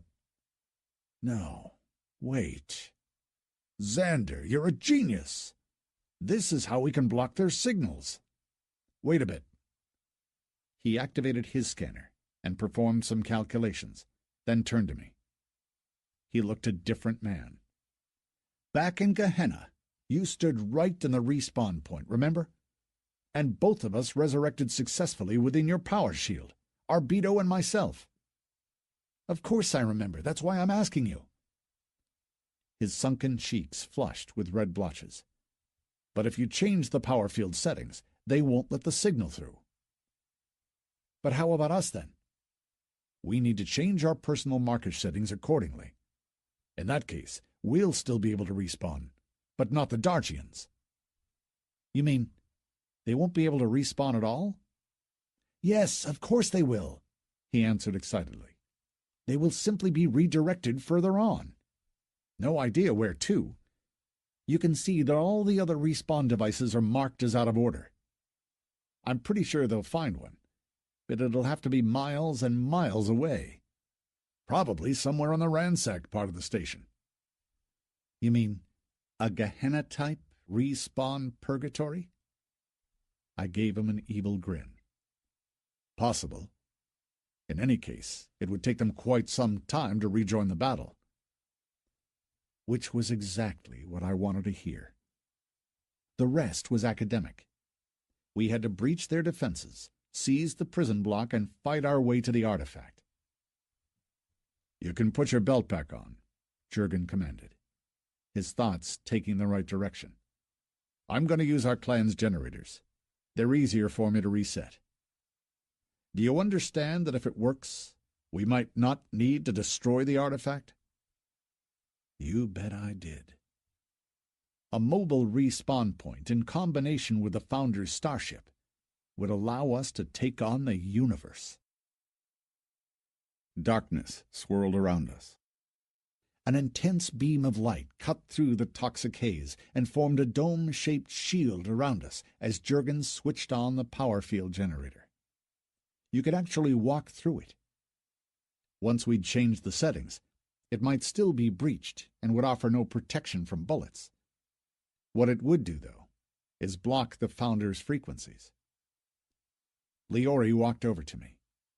She too must have noticed the change in the shield's parameters. "What's going on?" Just a nasty surprise for the Dargians? I clued her in about the changes suggested by Jurgen. She listened closely. "So this is going to be our respawn point, then?" she asked. "Hopefully, a backup one. The main one I plan to set up in the prison block. Jurgen is now updating our personal markers. Our transmitters now work in sync with the power shield, which will bounce all other incoming respawn requests." Liori looked tense and subdued. You could see something was gnawing at her. Our eyes met, and I felt lost in the depths of her gaze. We were physically drawn to each other, there was no doubt about it, and still I could sense this icy estrangement in her that she'd adapted in order to hide herself from other people. She must have been betrayed, repeatedly so. I could feel that. Again, I had this eerie feeling of ethereal figures crowding behind her back. She knew something about Phantom Server that I hadn't even begun to fathom out. That's what gnawed at her. That's what didn't allow her to breathe freely. "Liori, who are you?" She was the first to avert her gaze. "Are you scared?" I asked. "Sorry, Xander. Not now. Maybe later if we survive."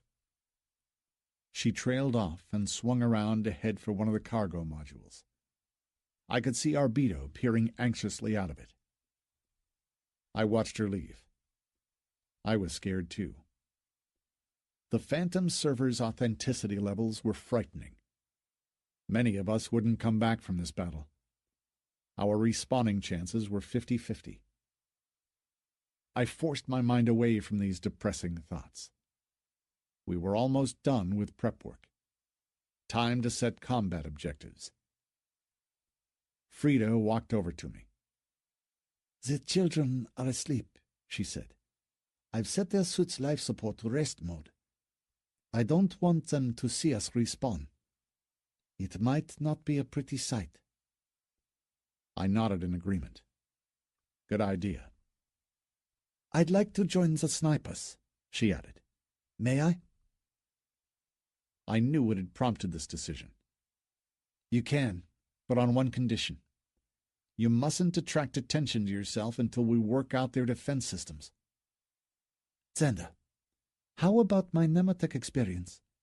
I can distract the Emgos and lure them away from the ship." "These Emgals are cyberguised," I said. "They obey the Dargians and maintain permanent communication with them. Don't they?" "Yeah," she admitted half-heartedly. "Which is why you aren't going to do anything until we destroy their defenses." "But I could—" "Our mission has been choreographed to perfection. This isn't the right time to experiment. The Dargians mustn't suspect anything. This is my last word." I wasn't going to argue with her. An order was an order. She stared at me, looking hurt. But I'd already switched over to the Mercs network, making it clear that our conversation was over. We were faced with a very difficult task. The Mercs were too few. They would have to work in small groups. I couldn't be everywhere either, which meant that I wouldn't be able to monitor a considerable part of the action. Oh well. Being professionals, they had to understand that this was an all-or-nothing game. 10 of them were the snipers who had to deploy immediately, taking positions on the towering structures around the Founder's starship. They would commence on my command, taking out the Dargians and depleting their numbers. Jurgen would lead the 20-strong assault group. Their objective was to storm the Dargian base, then either block or destroy the respawn equipment in the prison block. The 3 most trustworthy mercs recommended by Liori were going to stay here, guarding the modules and administering first aid to the wounded. They would have the use of a couple of repair robots, as well as access to power units, and a stock of spare parts for standard gear. Once I was done issuing orders, I asked Chiron to see me. I was busy meting out my instructions to him when Jurgen walked over to us and handed him a plain tube filled with silvery paste. Respawn markers for the remaining Heish. I'm not going to bore you with its principles. Let's just say the paste contains some nanosignal transmitters. I made sure that Jurgen and Chiron successfully found common ground, then contacted our guards for one last warning. The Heish are our allies. When they respawn, you'd better behave yourself. If any of you doesn't think he can overcome his xenophobia, he'd better say so now. They frowned, but said nothing. I could see already that our victory might only create more problems for me. Once again, I looked over all the current objectives and checked everyone's positions, then walked back to my ship. There, I removed my helmet and handed it to Jurgen. We'll have to install your scanner and my collar controller into Chiron's helmet. You do realize it's a risk, don't you? He PM'd me. I'm pretty sure of him. Jurgen was paranoid about anyone he didn't know. I couldn't blame him, but we'd all have to adapt to the changes. If we survived, that is. Arbito! Hearing his name, the goblin peeked from behind the cargo container's hatch. How's it going? I asked him. The children, you mean? They're asleep. They must be tired. Want to have a look? It's all right. Let them sleep. You sure you'll manage? I've got a grandson back in real life, he admitted. I miss him. Oh, really? Somehow I'd always thought he had no family. Actually, I used to think that money was the only thing he loved. The hatch hissed shut. I confidently took off. The ship hovered over the deck. We'd had a second pilot seat for Chiron thrown together. Now, we sat back to back. I activated a practice drone mounted on the ship's hull. Immediately, the ship's recognizable outline and unique signature changed. Now, both its appearance and power imprint were identical to those of a standard Condor. Liori took off next. The deck slowly fell away. I accelerated smoothly, steering toward the green radioactive glow of the enormous hole formed by the ancient ship's collapse onto the station. Once at some distance from the station, I changed my ship's course and killed the engines, drifting as I entered the data to calculate the upcoming maneuver. Chiron wheezed, concentrated. I didn't distract him. Both our stares focused on the cockpit's only functioning holographic screen.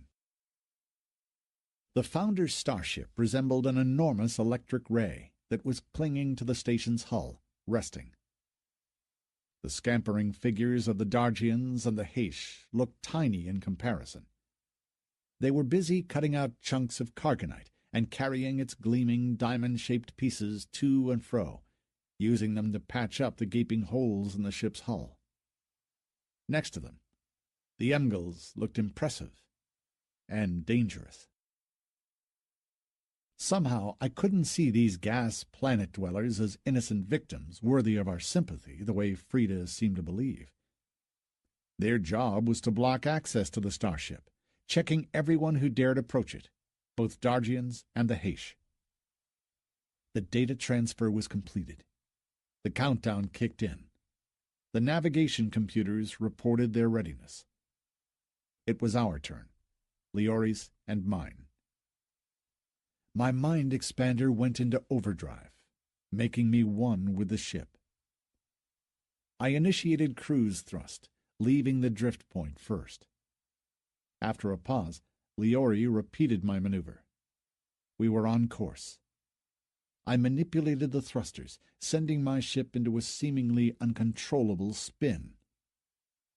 Liori kept lagging behind. Our ship's reactors were barely glowing at 5% of their power. Both the interference created by our security systems and the tails of rarefied gas trailing in our wake served to convince our enemy that they were looking at two condors, shot down and pilotless, their crews long gone to their respawn points. Two drifting, abandoned craft, which presented no threat whatsoever. The Dargians couldn't possibly ignore a tasty morsel like that. They had to view this as a minor but welcome byproduct of the still raging battle for Argus. Their drones couldn't get close enough to us. I could imagine how we must have looked in their scanners. The occasional flickering betrayed the presence of our power fields, and our laser turrets seemingly still in working order. No, the slave drivers wouldn't risk their drones. They'd wait until the two condors drifted closer and rammed into the station. In that case, our ship's equipment would attempt to cushion the impact with their power shields, depleting their batteries. Then, you could catch these two powerless birds with your bare hands. Aha! I could see them rushing about. They must have worked out my course. Liori's ship lagged far behind, tempting the Dargians to focus on mine. Excellent. Their defenses remained silent, while the Dargians hurried to clear a small area not far from the Founder's ship. They then lugged some generators there to create a makeshift acceleration observer and ensure that the ships didn't sustain much damage or bounce back into outer space. The station was rapidly growing. My ship's spin was by no means uncontrollable, even if it may have seemed so. Its trajectory was meticulously coordinated, targeting its aft as the impact surface. The Dargians scrambled away, leaving the Heish to operate the generators. Excellent. Just as we'd planned. Liori's ship was about 500 feet above me. I crashed. The shield's power plummeted. The hatches of the main airlock and the cargo holds failed simultaneously. Chiron emerged, forced out by the airflow, while I released the chemicals from the reactor's cooling system, burying the area in thick, toxic fog. All this had taken but a couple of seconds. My ship bounced off, depressurized. Any outside observer was obliged to conclude that the craft had fallen apart on impact. I glimpsed the silhouettes of two Heish just next to the toxic cloud. They hurried to pull Chiron, with his easily recognizable personal marker, away from danger. He'd done it. He was with his own now, and the Dargians were none the wiser. Time to engage. I released the power from the reserve batteries. It surged down the circuits, charging up the shields. The reactor was quickly regaining its capabilities. The engines kicked in. Liori's Condor mirrored my maneuvers with perfect timing. We sped up and charged at the nearest defense units. The positions of plasma generators and laser batteries were located higher and were aimed at outer space. In this situation, they proved utterly useless against our lightning attack. The Dargians' desire to capture our ships had backfired on them. We fired a broadside at close range. The two nearest structures erupted in flames, while Liori and I were already speeding off, maneuvering dangerously close to the hull amid the molten peaks of its technoscape. Two heavy lasers fired after us, followed by two discharges of plasma generators. Their guidance systems locked us in their sights, following our ships, bathing them in their scanners' waves, all the while hoping to shoot them down in full maneuver. Liori threw her Condor into a narrow ravine formed by two monolithic blocks of the station's armor. I repeated her maneuver, albeit not as gracefully, barely avoiding a collision as I fell into place as her wingman. We shot out of the ravine and banked, changing course, beginning a new attack. Now all their defense systems were upon us. The Dargians were angry, but still uncomprehending. We kept evading their fire. Our shields pulsated, draining the batteries. but I'd already noticed 3 bright dots rapidly approaching through space. This was a wing of condors, zeroing in on their highlighted targets. They fired their first salvo at long range, sweeping away the locator modules. I watched a tall lattice tower tilt to one side and disintegrate. 3 more hull structures cascaded with molten steel. We passed them head-on, turned around, and charged again. The Dargians scattered, desperate to leave the open area. Only a few headed for the Founder's starship, the bulk of them holding up in the openings cut in the station's hull. The surviving defense modules switched to curtain fire. They critted one of the condors, which plunged into a chaotic spin, ramming the station in a ball of fire. Liori and I targeted the plasma generators, using this already tested scheme. She removed the shields, while I fired my pulse guns. Got him! My missile sliced through the armored hull structure, its powerful blast tearing up the Dargian's firing position from the inside. It fell apart in a swelling cloud of red-hot fragments, like a heap of crimson autumn leaves when you kick them. Panic set in among the Dargians. Their space defenses had been destroyed. What else would these unknown invaders do? They rushed around like headless chickens. Little wonder. The 4 fighter craft hovering overhead meant their death sentence. Suddenly, we saw the Emgals leave the Founder's ship. They soared up and headed for us. Freda, your turn! Instinctively, I banked, trying to avoid a collision. Too late. One of the Emgals effortlessly caught me up and rammed me. The shield self-destructed, melting the hull of my ship. I lost control. The last thing I saw were the shreds of some translucent substance veined with power channels flying everywhere. Then, a shuddering impact knocked me out. My heavy armored suit and the secure pilot seat had saved me from respawning. My ship rammed the station, not far from the Founder's craft. I stared at the dying screens, watching 2 more condors go down. Obeying the Dargian's command, the Emgals had sacrificed themselves, bringing them down. Liori was the only one who'd managed to escape their assault. She was now busy taking her damaged condor toward the station's deserted area, trying to shake off 2 more Emgals chasing her. I tried to move. My gear's muscle enhancers were working. My ribs ached from my scuffle with the outlaw. My lip bled from where I'd bitten it on impact.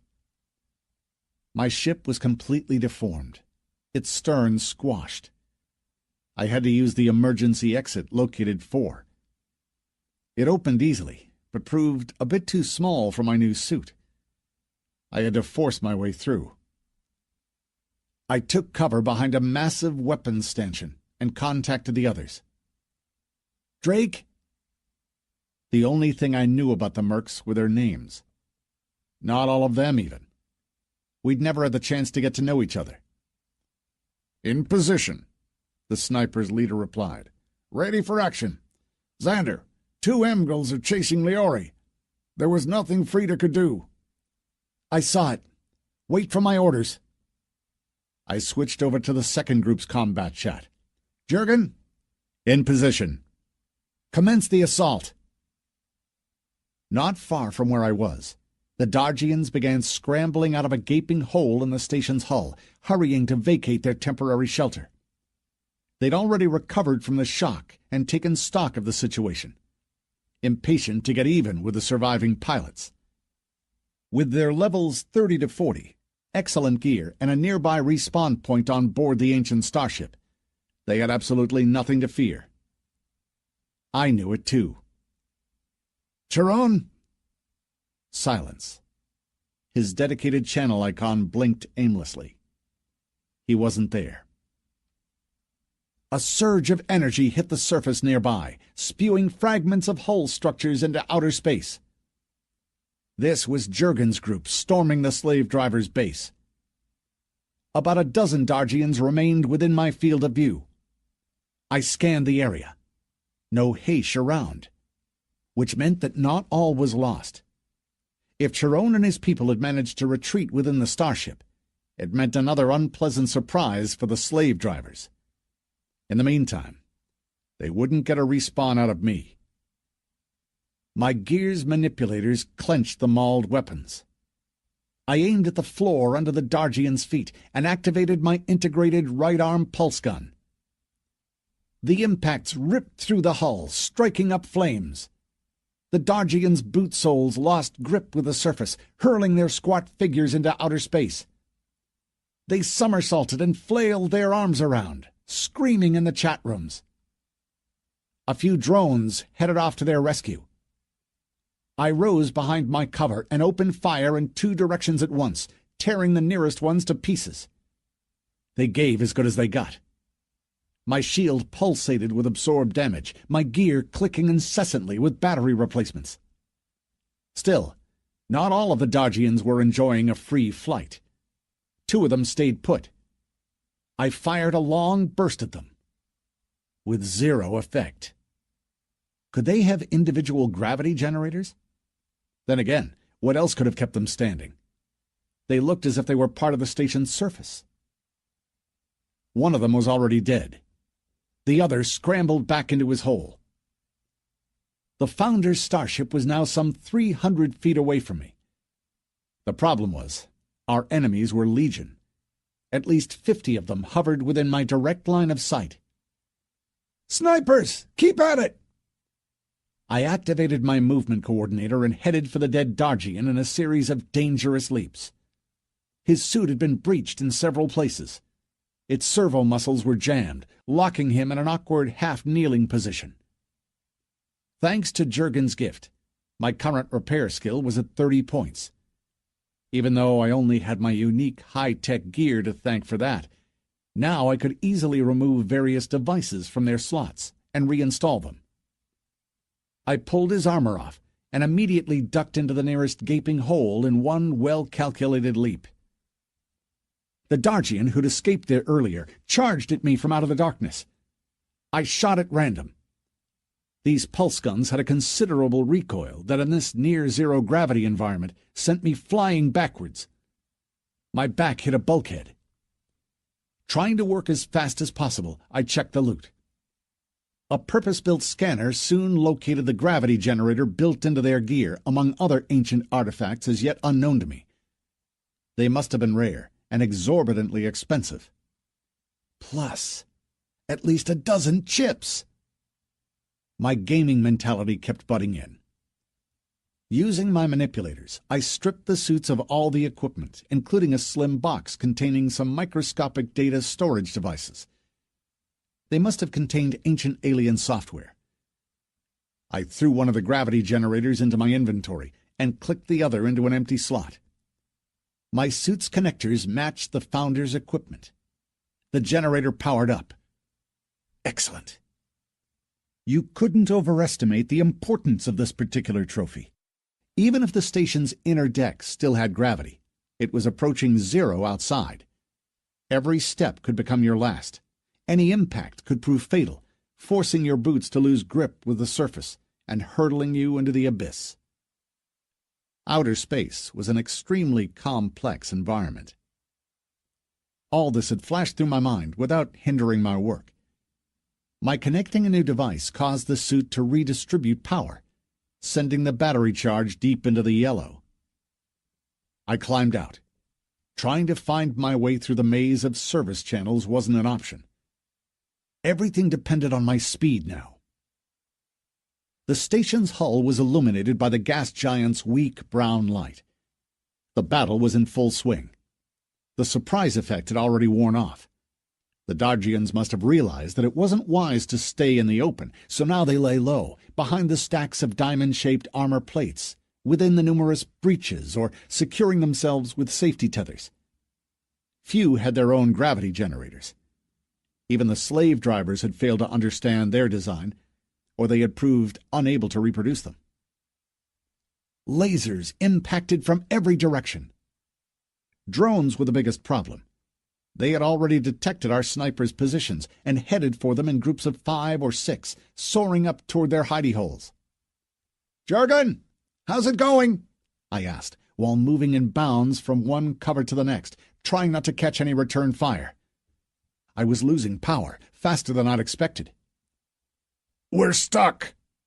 Jurgen's voice rang with the tension of the battle. "Any casualties?" "I've lost contact with 10 men," he snapped back. "No idea where they are now." "I want you to fight toward the respawn point, whatever it takes. If you can't take it, you must destroy it."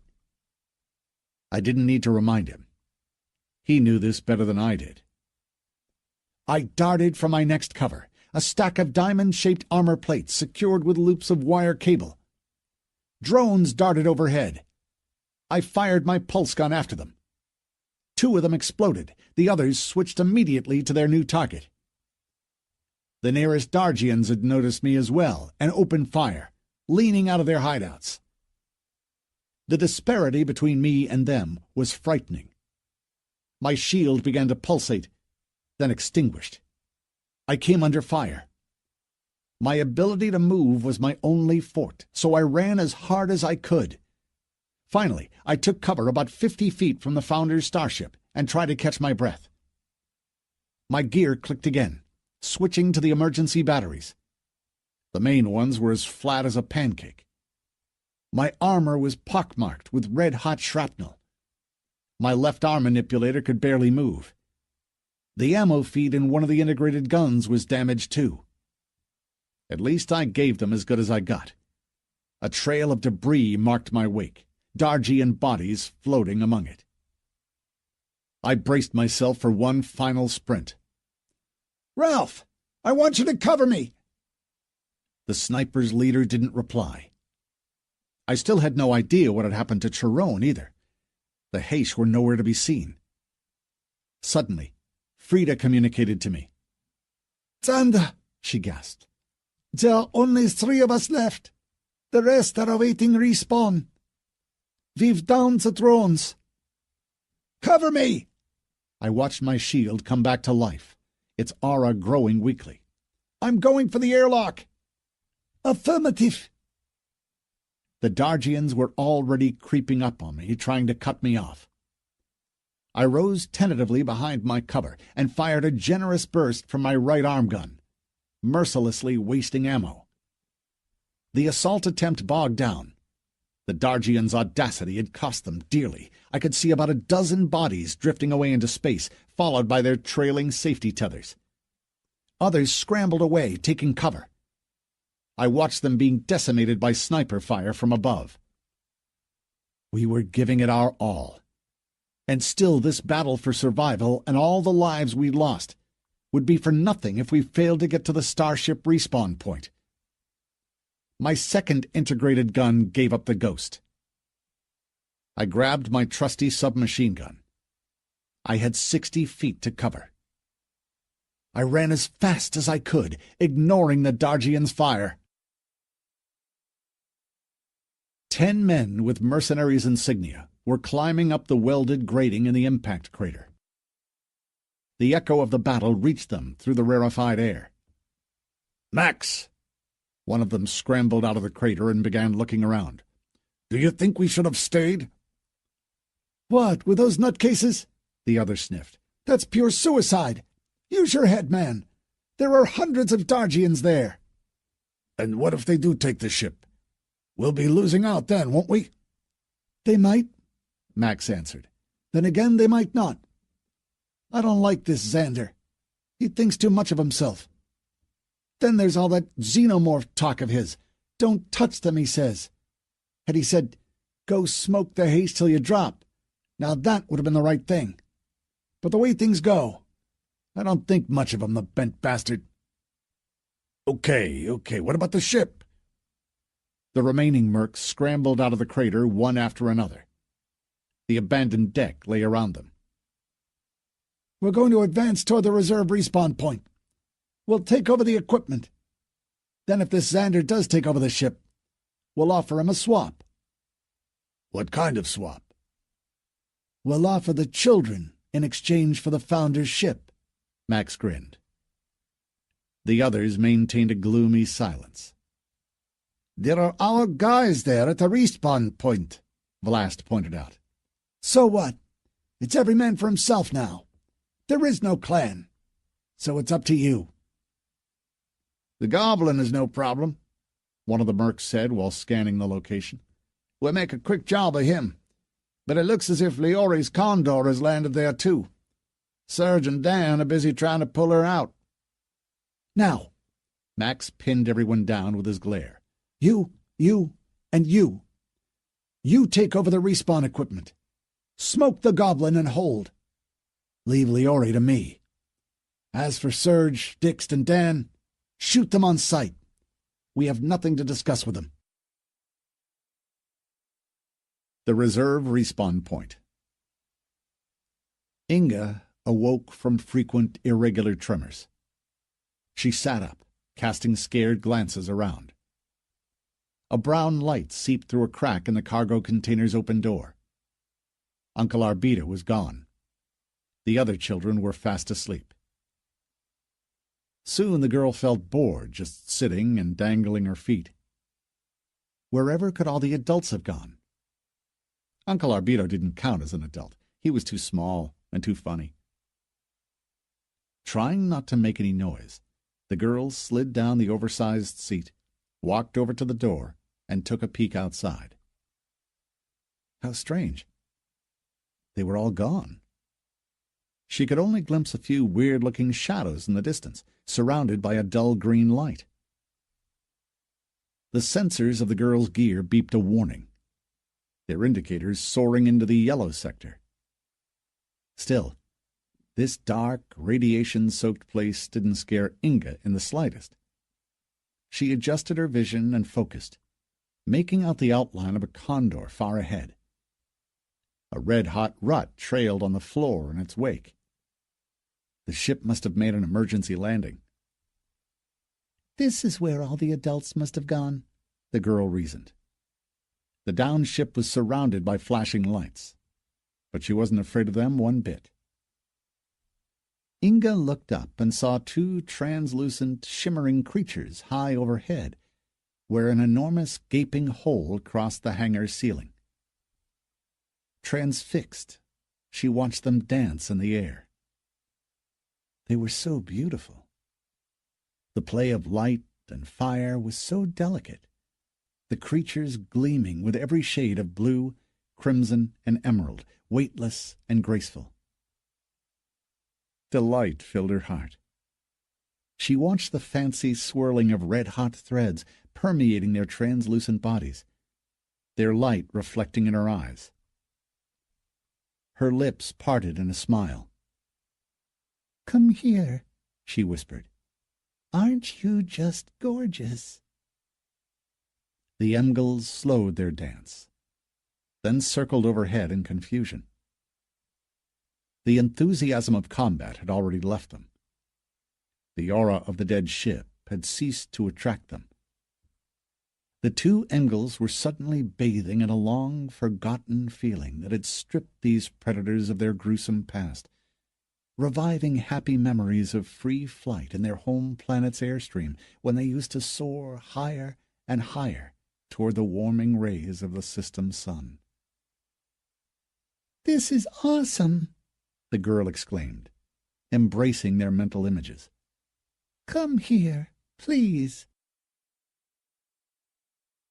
8 minutes into combat. The timer kept clocking up the seconds.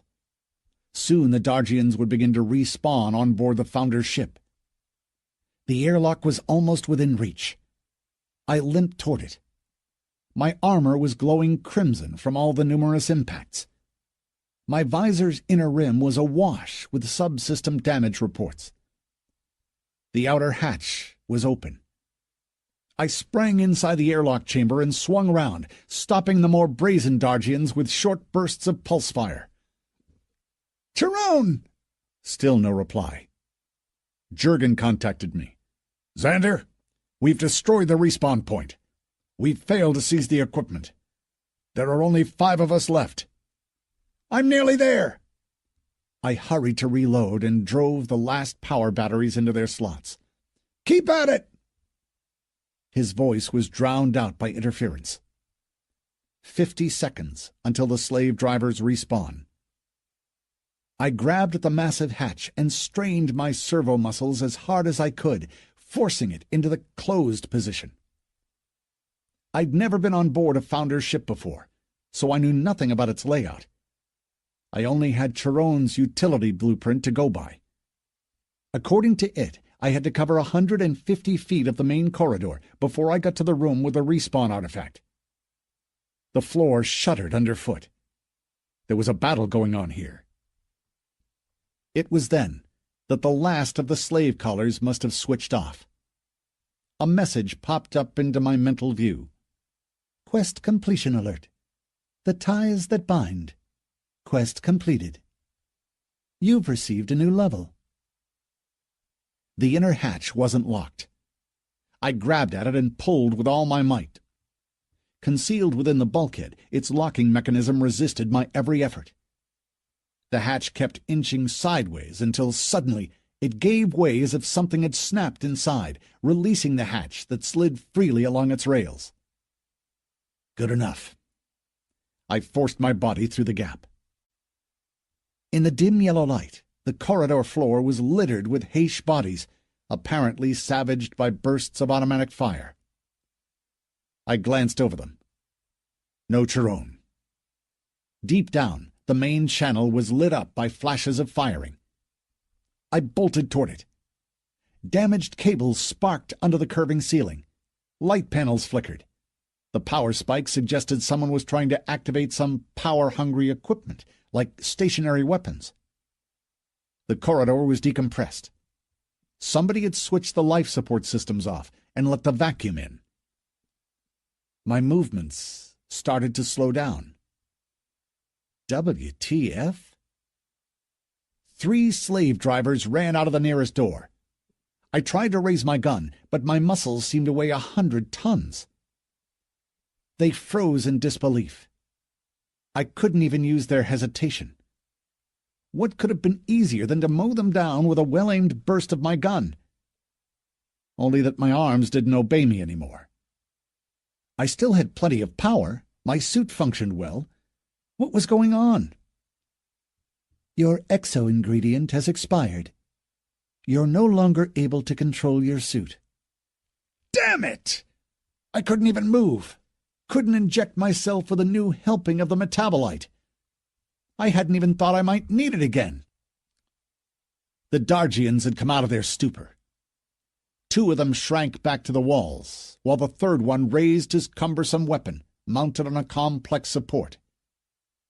A shiver ran down my spine. I recognized Rash.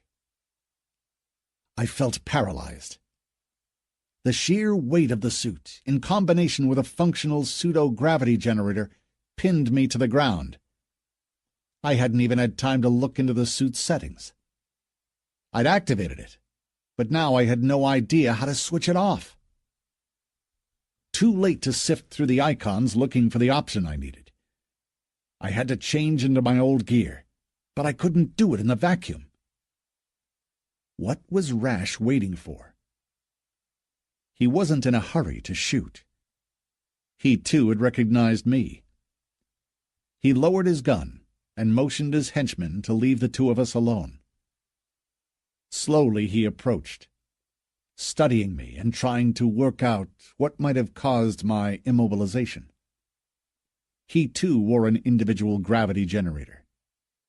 Last time he'd had nothing as good as that. Human.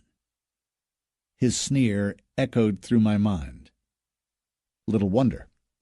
It had been he who'd implanted me with a semantic processor, after all, so he knew how to use it.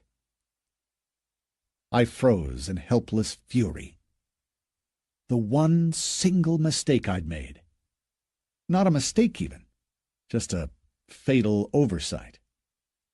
But now it was threatening the lives of all those who trusted me. Arbito might survive. He might take the children to some unexplored, far-flung location. He'd manage, I knew it. Still, I couldn't even begin to imagine how hard it would be for them. In moments like these, a lot can flash through your mind. I had less than 100 feet between myself and the artifact. 3 Dargians were all that stood between me and the respawn point we needed. In any other game world, I'd be able to change into my spare gear. But not in Phantom's server. I'd explode from decompression within seconds. "Rash, just do it," I said. "Oh no, human. Death would be too easy." His voice held the promise of a torturous agony. I didn't care. I was searching for a solution, even though I knew there wasn't one. Too late anyway. More Dargians appeared, from the far end of the corridor. Only a few. Those had been the first to die and respawn. "The suit's a bit too heavy for you, eh?" Rash must have put 2 and 2 together, so he was habitually arrogant, fearing nothing and no one. A wild beast, safe in his high-tech shell. "Too late, Xander. Forget the gravity generator. You can't switch it off. Pointless even trying. So you can tell the others to surrender. We need new slaves to replace all the Heish that died today." My mind boiled in silent fury. A red haze clouded my vision. I strained every sinew, trying to lift and fire the gun. I couldn't. A door began to open to my side. I could sense the gelatinous flow of hatred seeping from within, directed at the Dargians. A Heish? I struggled in vain to establish mnemonic contact with him. All I could sense was his craving for revenge, desperate and violent. A message popped up in my mental view. "A unique ability activated. Friend of the Heish. Every time you fight alongside the Heish, you receive +1 to all characteristics." The servo drives of my suit rustled softly. The internal manipulators of my gear sprang to life, apparently happy with my current strength level. In one swipe of my eyes, I injected myself with a bumper dose of Exo. "So what do you say, Xander?" The slave driver grinned, enjoying his power over me, savoring my immobility. "You do realize, don't you, that you stand no chance? Yes, you've managed to kill quite a few of us. But even that is only temporary. Don't you understand? What did you expect? Tell me." More and more Dargians filled the corridor. The Heish's image within my mind had taken a familiar shape. "Danazarath? Xander? Danny, wait up. We'll do it together. Wait for my signal." Shaking, I forwarded him the mental image of the situation in the corridor. My nerves were ablaze with the strain. 100 feet. Only 100 feet and a couple dozen Dargians.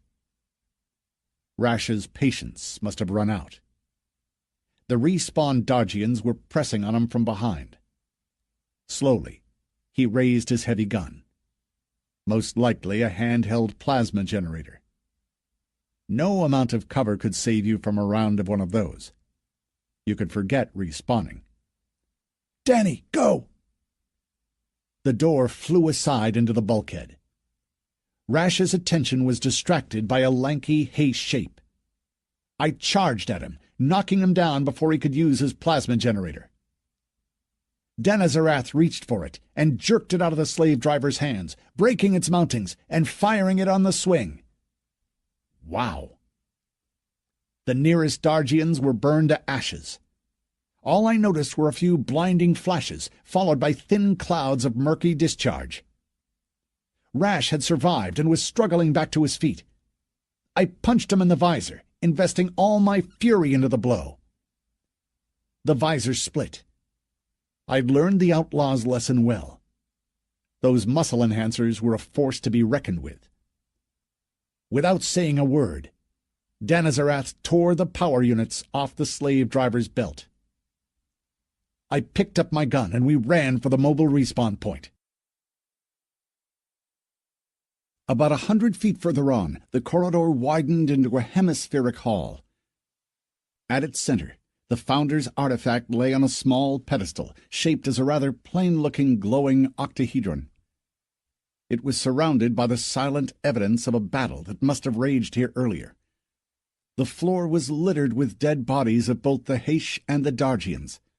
Broken defense turrets and gutted drones were strewn everywhere. "Danny, hold the entrance!" Silently, Danazarath began heaping up Dargian bodies to barricade the passage. I hurried to check the dead for Chiron's body. The Heish were a horrible sight. Most of them were still alive, their gear molten and decompressed, gaping holes filled with a mixture of sealing foam and blood. The cost-conscious Dargians hadn't finished them off, knowing that the prison block respawn point had been destroyed. I had a small stock of metabolites on me. I injected one of the survivors with some. "Where's Chiron?" He pointed weakly at the heaped Dargian bodies. I threw them this way and that, and leaned helplessly over my friend. Chiron was still alive, the two emitters attached behind his back. He hadn't yet installed them. "Xander." A hand touched my shoulder. I swung round. "Metabolites?" croaked the Heish I'd just saved, his eyes overflowing with agony, his body moving on willpower alone. "There!" I unstrapped the bags from Chiron's belt. They held whatever meager supply of metabolites we'd managed to come by in the exosector. "Make sure you inject only those who can still fight." I was forced to make hard decisions. Still, Marogeron, that was the Heish's name, seemed to understand. He used the first dose to inject Chiron, then staggered toward the others, overturning bodies in the ravaged suits and peering into faces, deciding who of them would live. Time pressed. I opened the bags on Chiron's back and yanked out Jurgen's new improved power field generators, hurrying to set them up. The room lit up with a respawn's emerald glow. Damn it! The way the artifact worked was rather unusual. A few clots of emerald light clustered together next to the room's wall, letting out 5 Dargians. They hadn't yet realized that their respawn point had been captured. "Come here, slave," one of them hissed, noticing Danazarath. I let go of the generator and whipped out my gun. My intervention wasn't necessary, though. One by one, the already injected Heish rose from the bloodied floor, awesome and merciless in their fury. We closed the perimeter and powered up the generators. I sent a remote command, activating the modified force shield. Charges of iridescent light sparked about, morphing and acquiring the shape of a flattened dome. My heart knocked against my chest, counting down the seconds. In the depths of my visor screen, the fine line of the shield's graph surged with 5 peaks. 5 respawn requests. "Respawn denied. Request redirected." It didn't say where they'd been redirected to. There wasn't a single respawn point left available to the Dargians within the scanner's effective range. Chiron was sitting on the floor, still coming to. He'd had it tough. Not a limb was untouched. His whole suit was covered with a layer of sealing foam, pink with his blood. "Xander!" I offered him my hand, helping him to his feet. We didn't have a chance to say anything. as a plasma charge flared up, casting long, ragged shadows all around. Those of the Heish who'd already armed themselves rushed toward the barricades. Jurgen! I hurried toward the hall's second exit, also barricaded. Xander, what have you got there? Jurgen's voice reached me through the interference. We've blocked the artifact! The Dargians are building up on the other side of the ship. We can't reach them from here. I suppose we'll just have to hold the fort. What else could I say? We'll try to attack them from the rear. Then his voice died away, swallowed by white noise. Chiron and I took up our positions at the barricade. 3 more Heish joined us. Just in time. The squat figures of the Dargians flitted within the corridor's depths. They had nothing left to lose. 5 of them were dragging a stationary laser gun. It had to be at least 200 megs. Its very first blast made a large, smoking hole in the barricade. The slavers charged. We didn't budge. We met them with intense fire, mowing down the more eager and stupid of them and thwarting their attack. The others shrank back to the walls, seeking cover. The laser struck again, raising a swirling blizzard of ash in the vacuum. One of the Heish collapsed, sliced in 2. He could forget respawning. There was no way we'd last more than a minute under this kind of fire. I still had the 2 plasma grenades in my bag, those I'd picked up in Serge's looted shop. Chiron and the others! Cover me! I switched on the movement coordinator, simultaneously deactivating my individual gravity generator and marking my future route with a swipe of my eyes. Up the walls to the ceiling to reach the wretched laser gun. Me. I had a lot to lose. I was scared.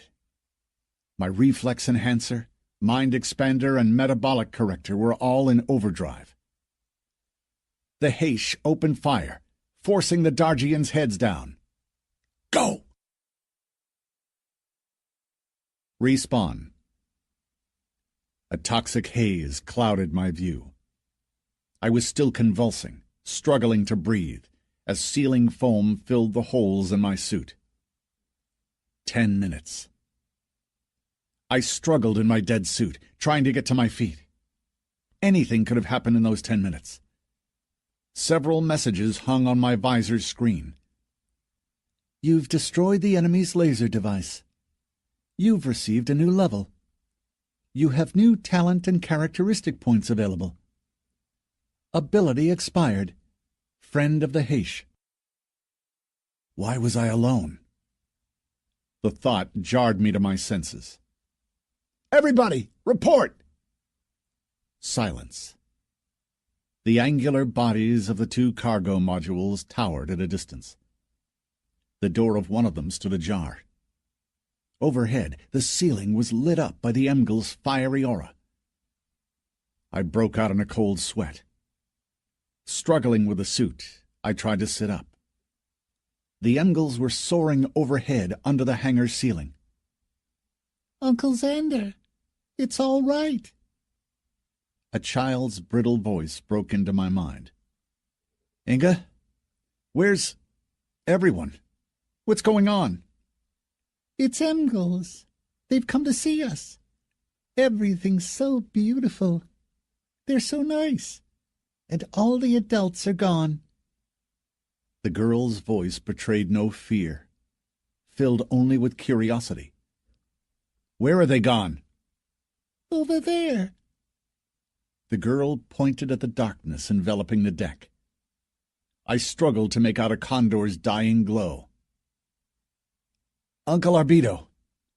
Has he been gone long? I managed. He fell down and he won't get back up, the girl complained. I forced myself to my feet.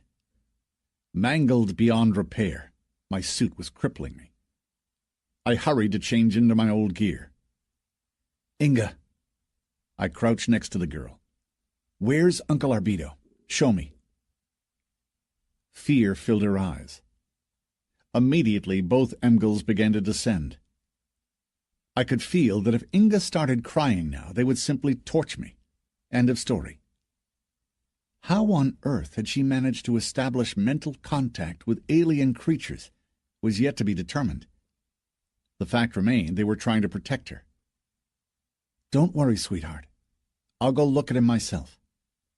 You'd better go and join the other kids, okay?" She pouted her lips. "It's boring. May I stay here, please?" Well, I suppose with guards like these she had nothing to fear. I'd just have to accept what Frida had told me.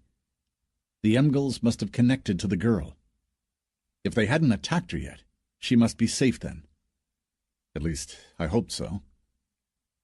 "Very well, Princess. You stay here. Just promise me not to leave this place, okay? I'll be back." She smiled. My mind was still in combat mode, my anxiety growing. I couldn't contact the others, and I had no idea why. Every moment was precious. I gave the girl an encouraging smile, even though she looked perfectly comfortable. I checked the open module. The other kids were fast asleep. I walked out. The floor was spotted with green blood. I followed its trail to the landing site. Arbedo lay there on the icy floor, clutching the pulse gun. At a short distance lay the bodies of 3 mercs, peppered with pulse rounds. I checked their markers, then bent over Arbedo and carefully turned him onto his back. The gun's magazine blinked with a red light. Empty. His Dargian suit was all dented. I could see at least 2 breach holes. Arbedo had bled to death, fighting to the last. Why would these traitors have attempted to take control of the reserve respawn point? It had been available to them all along. The answer was soberingly evident. They had wanted to take the children hostage, to blackmail me into surrendering the Founder's starship. Bunch of lowlifes. But I could only see 3 bodies there. Whatever had happened to the rest? I carried Arbedo's body to the other cargo module, hoping against all hope that he'd respawn, desperately praying that the agony of dying hadn't scorched his mind. One of the Emgils glided over me anxiously, listening into my thoughts. But I didn't sense any emotional reaction coming from it. I looked around. The second Emgil had descended, levitating about 7 feet off the floor. It then took the shape of a dome, 2 of its deadly bioenergetic tentacles hanging down like 2 thick, luminous cables clutching a scrap of metal plate. What was that supposed to mean? I stood there in bewilderment, while Inga shrieked with delight on seeing the weird shape. She ran toward it and climbed onto the makeshift seat, grabbing the radiant cables. Then started swinging, dangling her legs in the air. I broke out in a cold sweat. This was a swing. A child's swing. "Uncle Xander, look! This is so nice!" I stopped shaking. Could the Emgil dip into the girl's mind? Apparently so. Otherwise, how else would it have been able to create something as alien to it as a swing? I felt completely lost. Still, time was an issue. The children were safe now. That little was clear. The mind-reading Emgils wouldn't let any scheming bastard anywhere near the kids, be he human or Dargian. It was a good job I hadn't shown any express fear or aggression. I just couldn't stay there in suspended animation without contact with anyone. I had to put my trust in these creatures from Werong. Somehow I didn't think there were any Dargians left in the vicinity capable of controlling them.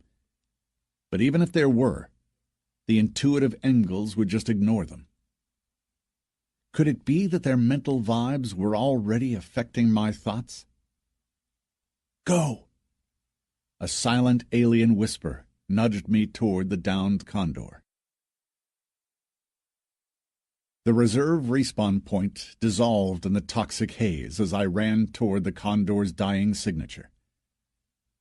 A few xenomorphs shrank out of my way. Whatever had attracted them to the ship? I stopped, catching my breath.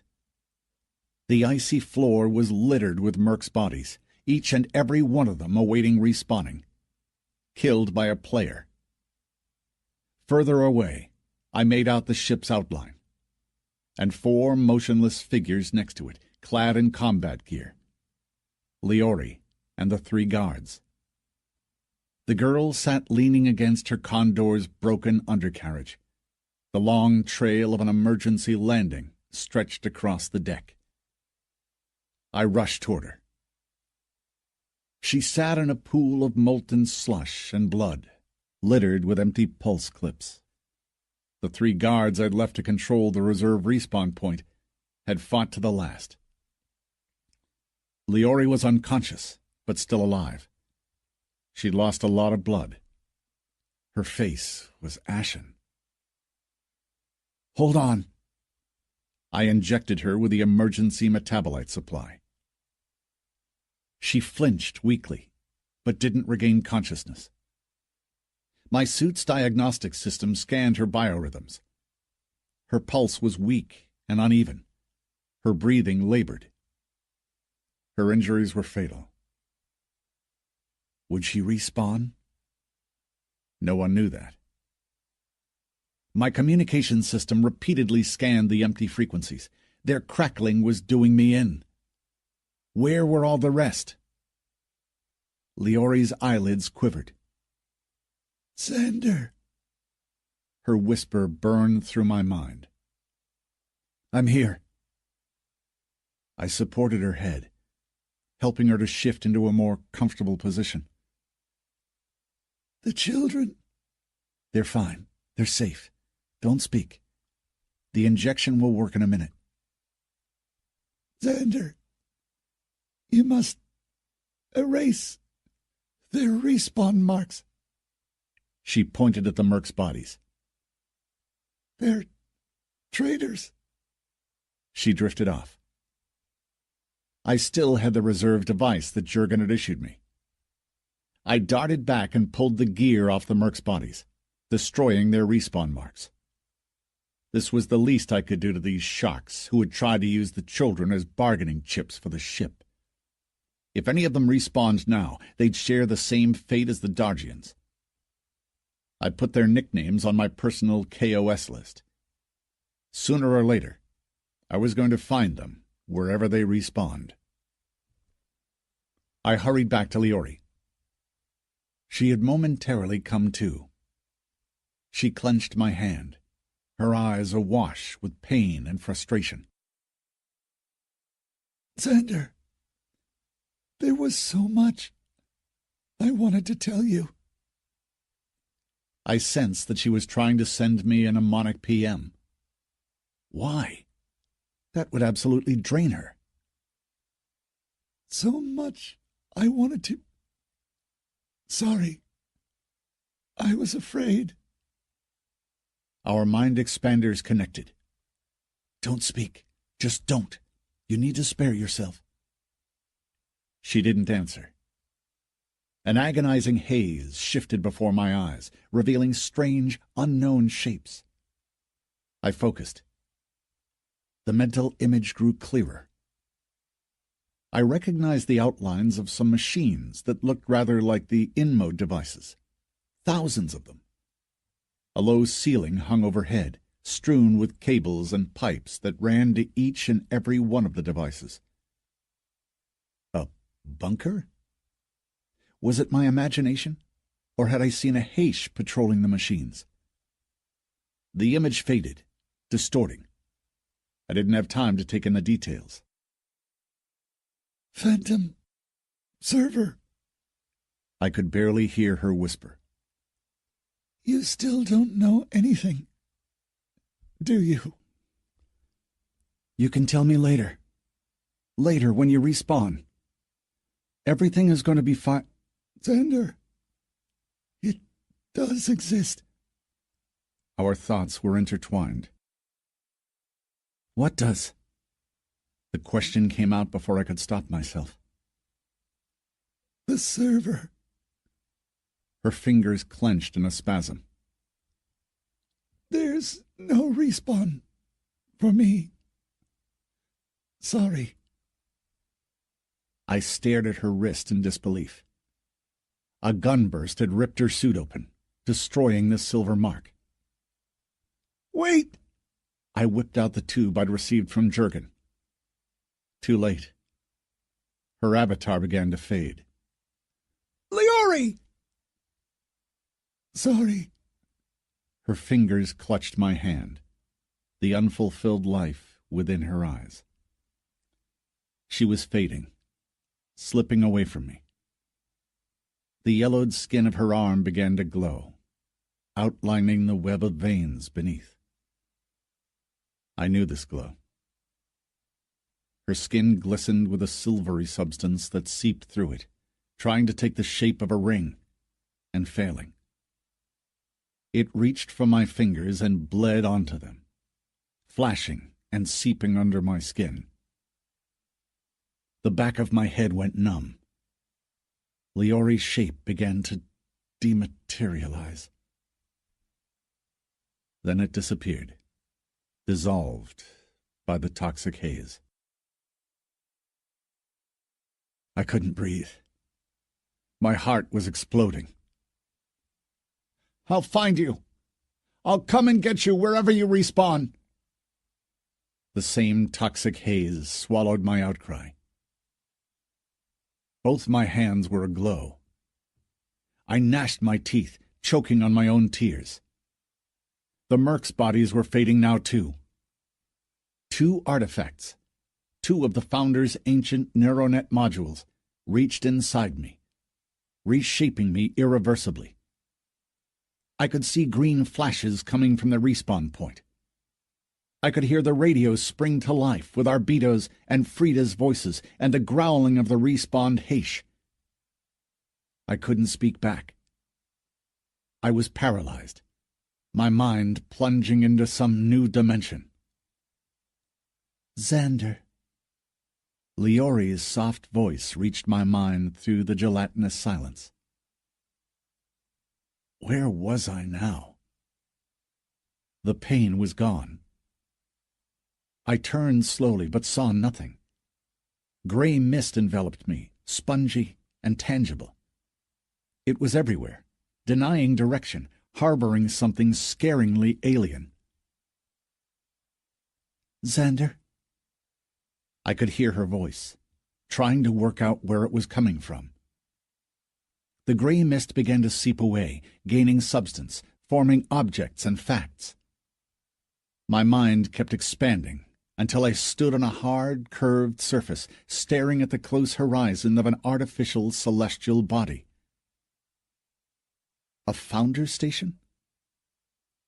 The hull was dominated by a group of tall structures, their spire-like silhouettes reaching out into space. An unusual design. I'd never seen anything like it. Together, they formed a graceful group stretching out to the stars. Xander. I studied the area around me in search of Leori. The station looked undamaged. The surface was of familiar bluish steel, its cargonite blurred and rippled. This couldn't be happening. My mind was awash with an icy feeling of danger, blurring again until the stars stretched into straight lines and then disappeared. The gray mist quivered around me, thickening into rough stone walls. Once again I stood on a hard surface. My heart beat slowly, the pain in my chest melting slowly. The air here was cold and thin. Where was my suit? I stepped forward, feeling the roughly chiseled wall. A weak echo reached me. I noticed a dull light ahead. I walked toward it. Gradually, the walls parted, the light growing brighter. Now I understood. I was inside an asteroid riddled with mine shafts and galleries. The short tunnel took me outside to a small opening. In the past, it had been used as a landing pad for cargo ships. A few remaining parts of docking mechanisms were broken and powdered with dust. The landing ended in the ragged edge of an abyss. The cosmos lay beyond. Where was I? Where was the Founder's station? Liori! My voice echoed back to me. No answer. Then the asteroid's rotation brought an enormous technogenic structure into view. This wasn't a station. This was something much more than that. Its size defied imagination. I could observe a multitude of spired structures pointing into space, their configuration mirroring the outline of the sky's unfamiliar constellations. This incredible space creation was filled with a silvery mist, as if it was wrapped in a gauze of the finest dust. The mind expander automatically zoomed in on the structure. It focused on one of the specks of silvery dust, bringing its familiar outline into view. A phantom raider? Billions of them, their serried ranks surrounding the mammoth structure. Some of the towering structures oscillated with charges of lightning, pulsating each in its own rhythm. Server. Barely audible, Liori's voice was a mere whisper coming from the depths of the universe. Once again, the stars blurred to fiery lines and disappeared. I shuddered back to life, feeling my body pumped with metabolites. The place was almost dark. A squat figure clad in a Dargian suit with no helmet nervously shifted from one foot to the other next to me. Further on, I could just make out the figures of the Heish, hunched up in the small space between the rows of seats haphazardly welded to the cargo container's floor. My throat was dry. My muscles taut to the point of cramping. My mind expander was in overdrive. Arbido. My voice sounded like a croak. With a startle, he turned to me. Can I have a drink?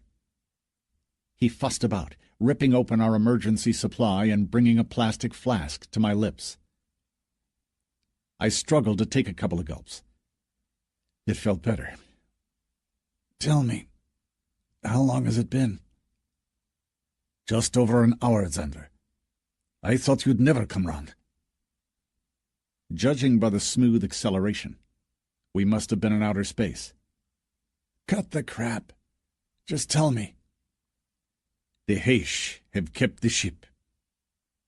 He looked me in the eye, as if not daring to ask some important question. We found you lying next to Liori's ship. You were flat out. We tried to bring you round with some metabolites, but they didn't work. Frida scanned your brain and said you might not get back at all. Zander, is that true about your second neuronet? Yes. I saw no point in keeping it from him. The images still crowded my mind, defying explanation. Have you found Liori? He frowned, shaking his head. She's gone. No idea where her respawn point is. Give me a hand. He helped me to my feet. My bulky suit crowded out the small space between the seats, its surface twinkling with electric charges.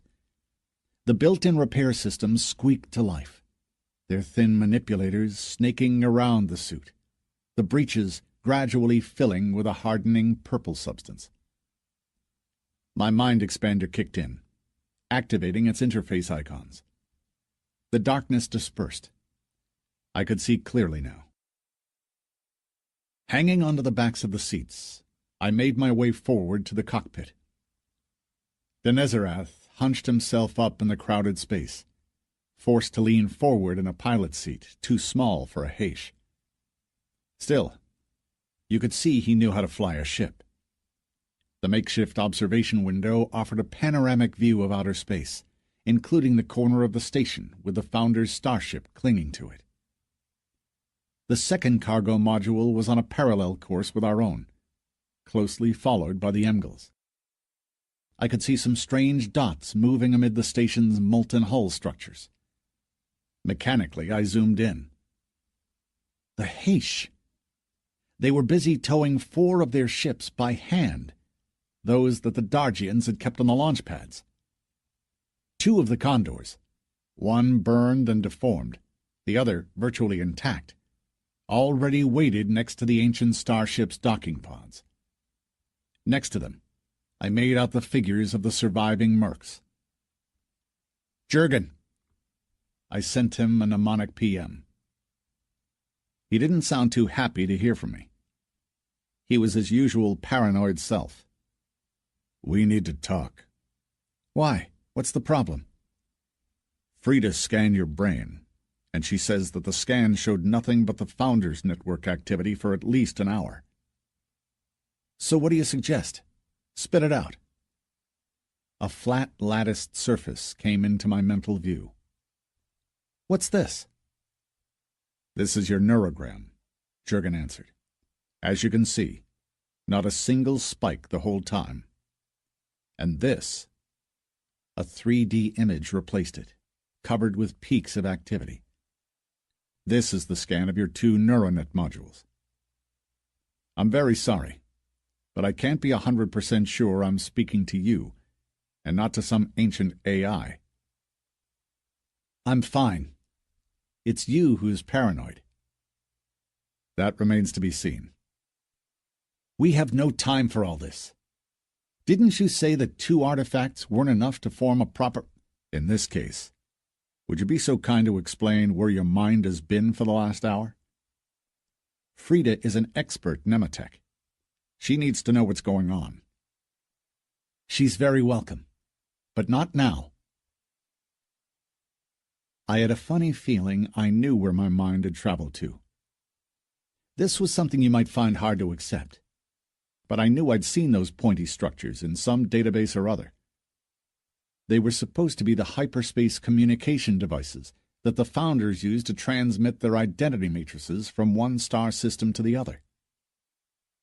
And what if everything I'd seen in my unconscious state was more than just a hallucination?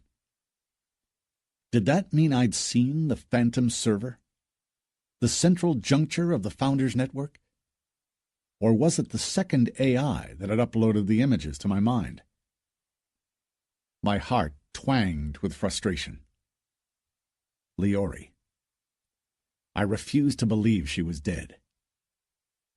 The cargo module's landing gear touched down on the station's hull. We disembarked. The 2 Condors were already sitting in the docking pods. The surviving Heish stubbornly towed their 4 craft toward the Founder's starship. The children looked around in amazement. Then they filed on board the starship, shepherded by Arbedo. Judging by the few reports I'd received, they'd already managed to seal several living modules and restore their life support systems. The ship's reactor functioned at 20%. The power system was intact. As for the rest, the entire scope of the repair works wasn't yet clear. 4 mercs and 12 Heish. That's all the survivors. Those of the Heish who hadn't had their personal marks changed must have respawned too, but we had no idea where. The ship's corridors were empty. Everything here screamed of a desperate battle. The walls were dented and molten, covered in blood. Many of the cables and much of the pipework had been damaged in the shootout. I finally found Jurgen in one of the modules of the radar center. We did need to talk. We needed to set the record straight. This ship could only have one commander. I could understand his suspicions about me being the host to an alien neuronet, but so far I didn't feel any intrusion into my personality, and I was quite prepared to stand by my conviction. Restored by the Dargians, the location equipment took up a large hall in its entirety, decompressed but functional. An enormous holographic screen domed overhead, receiving data from the sensors. Jurgen turned round. Perfect timing. He seemed to have forgotten about our argument, at least for the time being. Whatever had happened now? Noticing the anxiety in my stare, he pointed at a cluster of dots. I frowned, unable to read the data. What's that? Jurgen paused. The device nearest to us was blinking with a plethora of multicolored lights, its screens filling with the scrolling lines of the Founder's fancy script. I peered at them. They formed messages that became perfectly clear to me.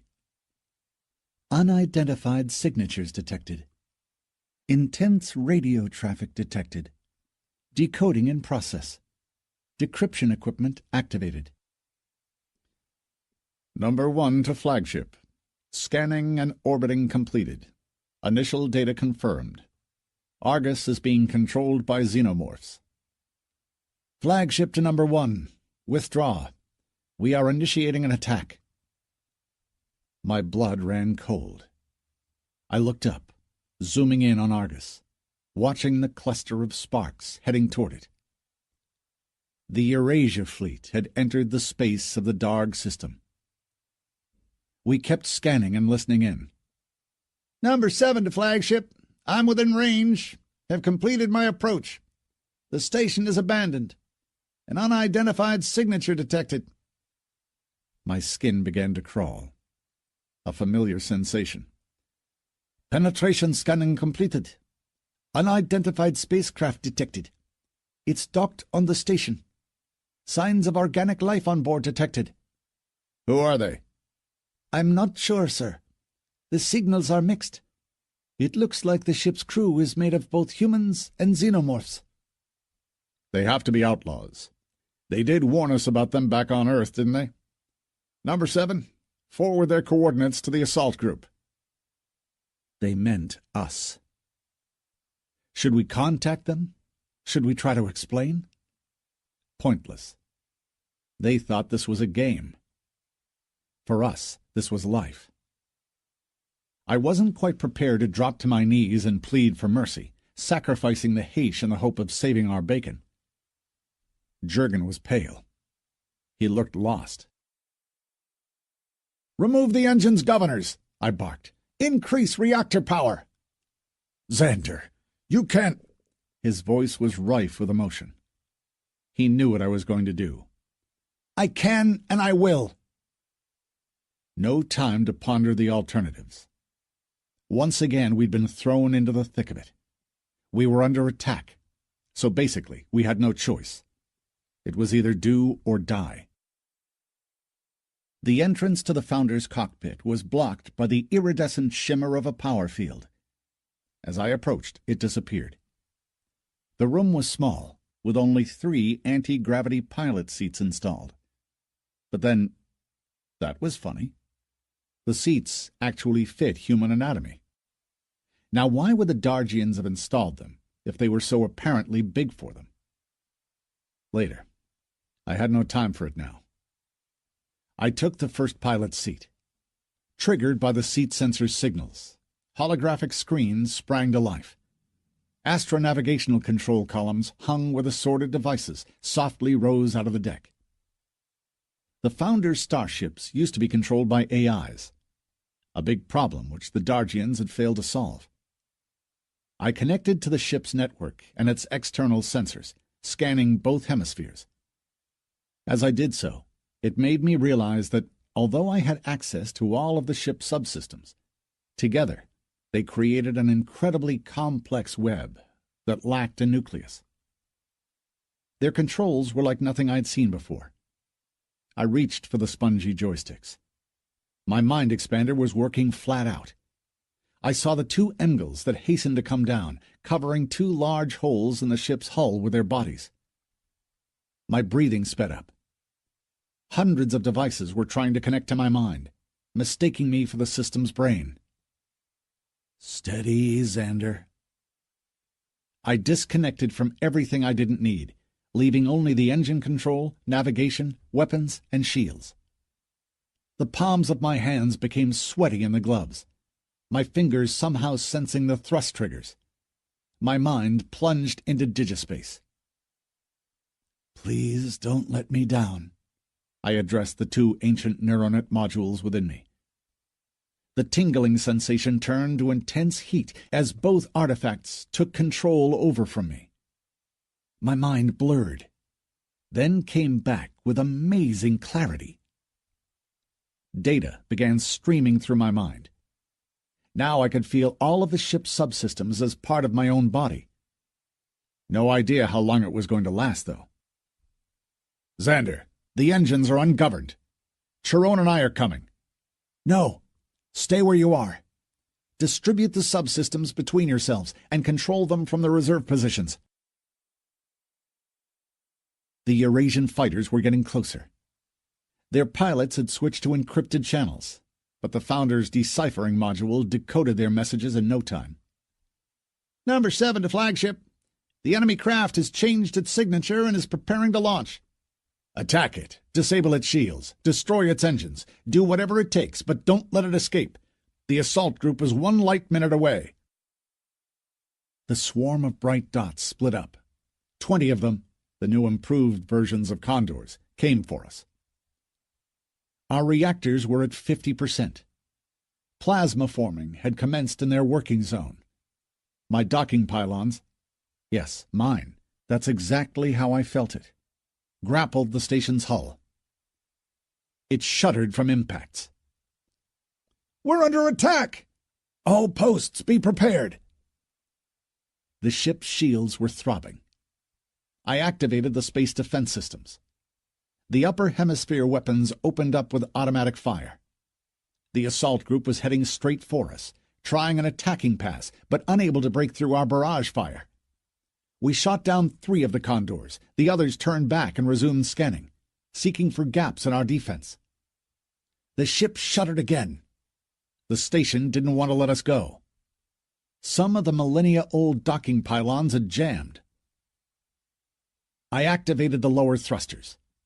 The unyielding docking pylons crunched under pressure. A few of them ripped out of the station's hull, together with some of its superstructure. The starship listed to one side as it took off, followed by a trail of debris, but its body was intact, its shields still absorbing the impacts, the upper hemisphere turrets chattering away. The station's surface dipped sharply downwards. I maneuvered slowly. Stars drifted by the observation window. My stare, supported by the location sensors, focused on the asteroid belt. I became engulfed in the throbbing aura of power fields. Deep space was my natural environment. I was millions of years old. The cruise thrusters kicked in. It felt like a miraculous liberation from an age-long captivity. My mind kept changing, remolding. No idea what kind of creature I'd be once this was over. The Founder's station opened up to my mental eye, dull and static apart from one particular location signaling an anomaly. I concentrated. My heart missed a beat. About 70 miles away from the launch pad, the ship's sensors detected a familiar power imprint. An active respawn point. The engines throbbed powerfully and monotonously, continuing to accelerate. The remaining 5 enemy ships dared not pursue us. The scanning sphere was pockmarked with pale dots, but the assault group was unlikely to catch up with us. Our star pilgrim was way out of their league. I made out thick clusters of rocks up ahead. Beyond them lay the universe, the untraveled void of outer space. I accelerated. The G-force absorbers kept the crew safe as the ship covered millions of miles within minutes. The sheer power of this mammoth was beyond anything I could have ever imagined. I carefully decelerated as the ship immersed into the asteroid belt, the domain of the outlaws. It calculated its course while I maneuvered amid clumps of enormous boulders that closed back up behind me, shield-like. My temples were throbbing. There was no one pursuing us anymore. My strength was dwindling quickly. These past few minutes felt like a whole new life. I directed the ship toward a family of asteroids and synchronized my speed with their orbital parameters. I killed the engines. We were coasting through a thick mass of space boulders. My mind felt as if it had been refused. The ship's sensors focused my stare, searching for the barely discernible glint of the Founder's station. My caked lips whispered, "Liori, hold on. I'm coming." Jurgen, Arbito, and Chiron were waiting for me next to the docking module. Jurgen tried to step in my way.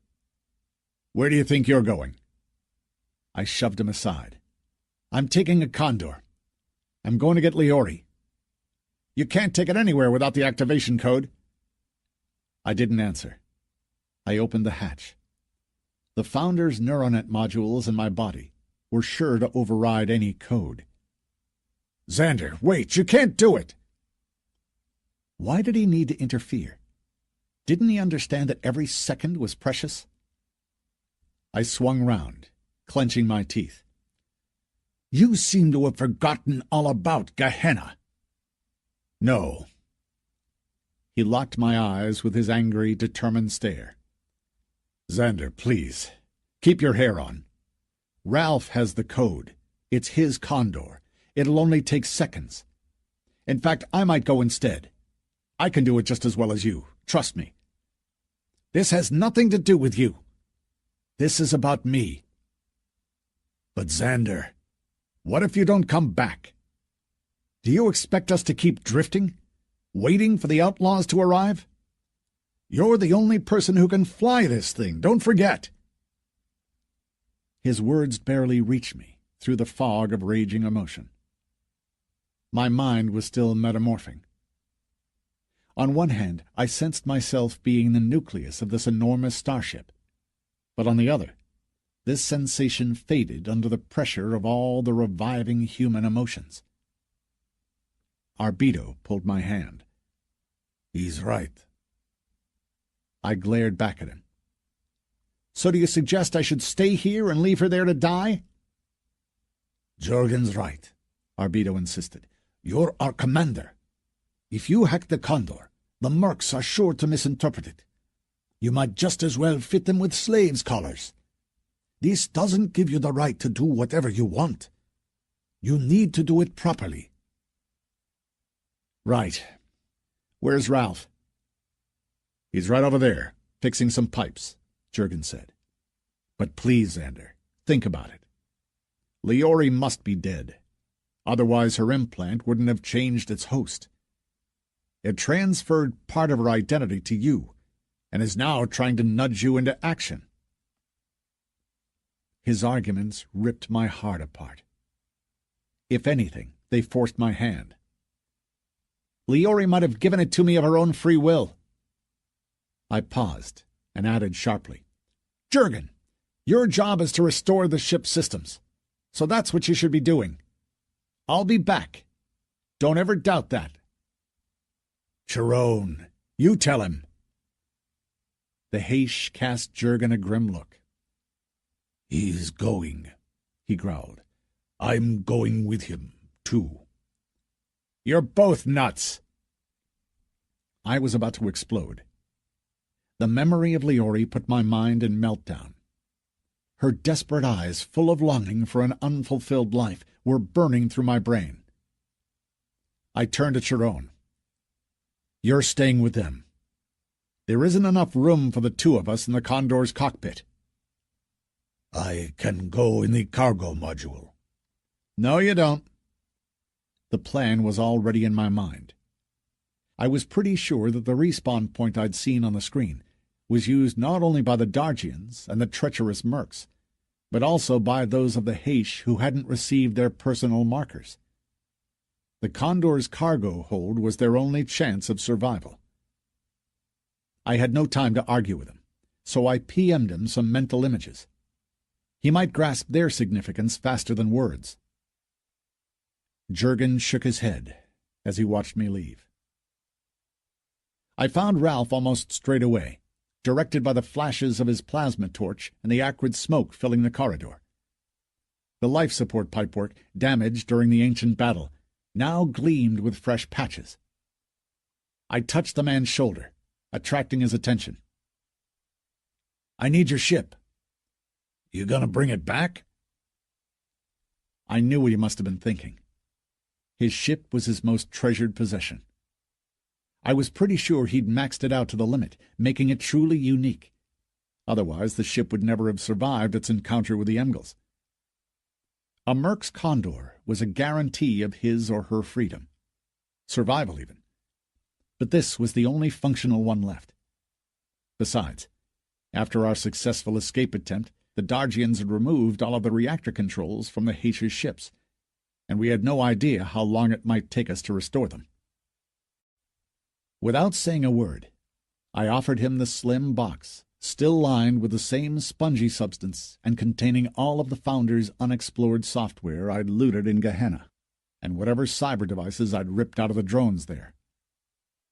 I threw in a dozen neurochips I'd seized during the recent fight with the Dargians. Both of us knew that the Phantom server's economy had collapsed, but at least this kind of currency was still acceptable. Ralph scanned the box's contents, considered all the alternatives, and gave a reluctant nod, appreciating my gesture. "Here," he handed me the code. "It's yours for the time being. I might buy it back off you if I get the chance." I soon lost the Founder's starship from view. To find it among all the clusters of asteroids without knowing its exact coordinates would be totally unrealistic. I began an approach maneuver on the station. My pilot's instincts, uploaded with a reflex enhancer, had allowed me to master the Condor's controls in no time. This ship was well and truly unique.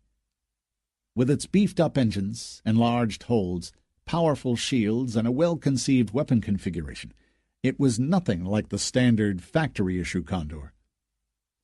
All this flashed through my focused, strung-out mind as it continued scanning the area.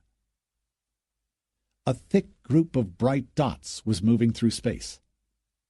The Eurasia fleet. Argus was surrounded by a shimmering cloud. There, the battle was raging. The Second Colonial Fleet's avant-garde confronting the Dargians within the station's orbit. They seemed to be losing at the time. If you maxed out the zoom, you could see the station's defense systems working, preventing the attackers from launching any assault groups. The abandoned Founder station seemed quiet. I scanned the frequencies, listening in on the Eurasia's conversations. All their attention was on the battle for Argus, which would decide the fate of this world. I was too tired to look into everything that had happened in less than 24 hours of gaming time. My nerves were burning out. The station loomed rapidly into view. The respawn point I discovered earlier continued flashing its bright round marker. The only thing I wanted now was to snatch Leori and the remaining Haish from the never-ending circle of inhuman torture. If I could just look her in the eye and see the pain dissipate, I wouldn't want for anything else. I initiated the maneuver with the station. At first, the numerous hull structures seemed to blur into endless lines on the screens. Then their rapid rotation slowed down, breaking them up into separate groups of ruins. I kept ascending, passing through their ragged summits until the ship's docking pylons caressed the hull. The target respawn point was 450 feet away. It must have been located in one of the burned-out modules of the primary hull. My suit's sensors registered its signature. The navigation system busied itself plotting the route. I had a couple of repair robots in my inventory, as well as some spare parts for the suit, batteries and life support cartridges. I got out and activated the movement coordinator in order to reach the nearest hole in the station's hull. Below it lay the opening of an ancient tunnel. Far ahead, I could make out some weak flashes of green light. Mechanically, I quickened my pace, grateful for the individual gravity generator, which allowed me to move freely. The flashes grew brighter and closer, but I couldn't see their source yet from behind the deformed bulkheads. To add to it, the collapsed hull with its spars and depleted armor hung down overhead. Vacuum reigned here. I headed for the light, making my way through the destroyed rooms. Then I froze on the spot. My heart missed a beat. The respawn point. A new green flash materialized a Dargian in a decompressed suit. Immediately he dropped to the ground, his avatar fading. 2 Heish followed. They managed to run a few paces more, with identical results. The vacuum and the cosmic cold left them no chance. New flashes kept coming. I kept the power shield at the ready. Leori, where the hell are you? Suddenly, the brief succession of reincarnations stopped, submerging the crumbling deck into darkness. What was that now? I switched over to the sensors, my stare searching for the already familiar icon and activating it. Scan the respawn point equipment. The deck's floor revealed the outlines of cables and pipework. As far as I knew, everything was in perfect working order. The movement detector pinged anxiously. Several figures clad in high-tech suits similar to mine stepped out of the darkness. Outlaws, about 20 of them, closing in on me. I still could fight my way through. Not so fast, Xander. The voice definitely sounded familiar. You've got nowhere to run. I recognized him, of course. Jared, what's up? I turned round slowly, playing for time while trying to decide on which direction was best to fight through. Why has the respawning stopped? Is it you controlling it? I invested all my sarcasm and disbelief into the last phrase.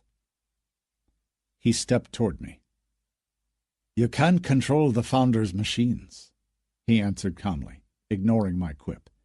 You can use the Founder's neuronet implants, though, to switch them on or off. Like when you need to attract someone's attention. He grinned. You're lying. I've just seen some Dargians and Heish resurrect here. Holographic artwork, he replied nonchalantly. Let's get to the point. I'm sorry, but you've stolen my ship, man. You'll have to give it back. I didn't steal it. We won it in battle. The Dargians work for me, he snapped, losing his patience. I was surprised, I have to admit, when you managed to fly it. I want its coordinates. Where is it? They hadn't managed to trace its course. Great. My friends were waiting for me there. There was no way I was going to hand them over to the outlaws. Jared seemed to realize that. If you don't tell us now, your neural AIs will. His voice was rife with menace. You know very well what happens when someone dies without a respawn point available. Their bodies reject the artifacts. All I'll do, I'll pick them up from your dead body and absorb them. I threw my both arms up in the air, pointing the integrated guns at him. They didn't work. The servo motors were dead. Good try. He walked over to me, fearing nothing anymore. For future reference, I was the founder of the Technologists clan. I developed much of its equipment personally. Jurgen doesn't know everything, he added confidentially. Every armored suit has a secret remote control module. Here, look. My helmet's visor lit up with a system message. Maintenance mode initiated. Time until decompression, 60 seconds. The message blinked and went out. I have to admit, Sander, you're a bit of a dark horse. You have potential. Apparently you can fly the Founder's ship, and this is a very valuable skill. Also, neural AIs have their own fragmented personalities, so to speak. They're very choosy who they work with. It's funny how your worst enemy can become a friend sometimes, he added. But Jurgen painted us in a very bad light, and you believed him, didn't you? Why? Was he wrong? It all depends on your point of view. Jurgen is a wuss. He bought into this world's authenticity, forgetting who he used to be. We haven't. So what do you want? I asked. To bring the log-out button back? You want to escape? Then why would you need the ship or the artifacts? What's the point of using the Founder's stuff? Go cap in hand to the admins and see if they succumb to your pleas. He smirked. Do you really think they can do it? What if you're mistaken, and they're but pawns in somebody else's game? Has Leori told you anything at all about the Founder's network? Is she alive? You bet she is, he said with disdain. Once you give me the ship's coordinates, you can have everything you want. No. Sorry. Whatever, he shrugged. I might be back after the first 30 respawns or so, to give you a moment to think. Trust me, that's plenty of time to reconsider. He swung round and walked away. The others followed. My suit was still dead. I was enveloped by darkness, my heavy breathing the only sound in the cosmic silence. Images from the neural AIs flooded my mind, blending. I could see the Haish resting in life support capsules, not unlike our in-mode ones. I could see the Phantom server. Still, I didn't believe Jared. This was a game, a familiar world that followed a well-programmed set of gaming rules. He'd been trying to deceive and confuse me. You couldn't create a game using a real-world hyperspatial network. He'd been lying, trying to trick me into betraying the ship's location, as simple as that. Once again, the visor lit up with a spiteful warning. Maintenance mode initiated. Time until decompression, 60 seconds. Jared knew what he was doing. The events of the last few days flashed through my mind. Both neural AIs sprang back to life. Time until decompression, 60 seconds. 59 seconds. 58 seconds. 57 seconds. This concludes Edge of Reality by Andrei Livadny. Translated by Irene Woodhead and Neil P. Mayhew. Narrated by Todd McLaren. Copyright 2015 by Andrei Livadny. English translation copyright 2015 by Irene Woodhead and Neil P. Mayhew. This unabridged audiobook is published by arrangement with Magic Dome Books and was produced in the year 2016 by Tantor Media, Incorporated, a division of Recorded Books, which holds the copyright thereto. Please visit tantor.com for more information on our growing library of unabridged audiobooks and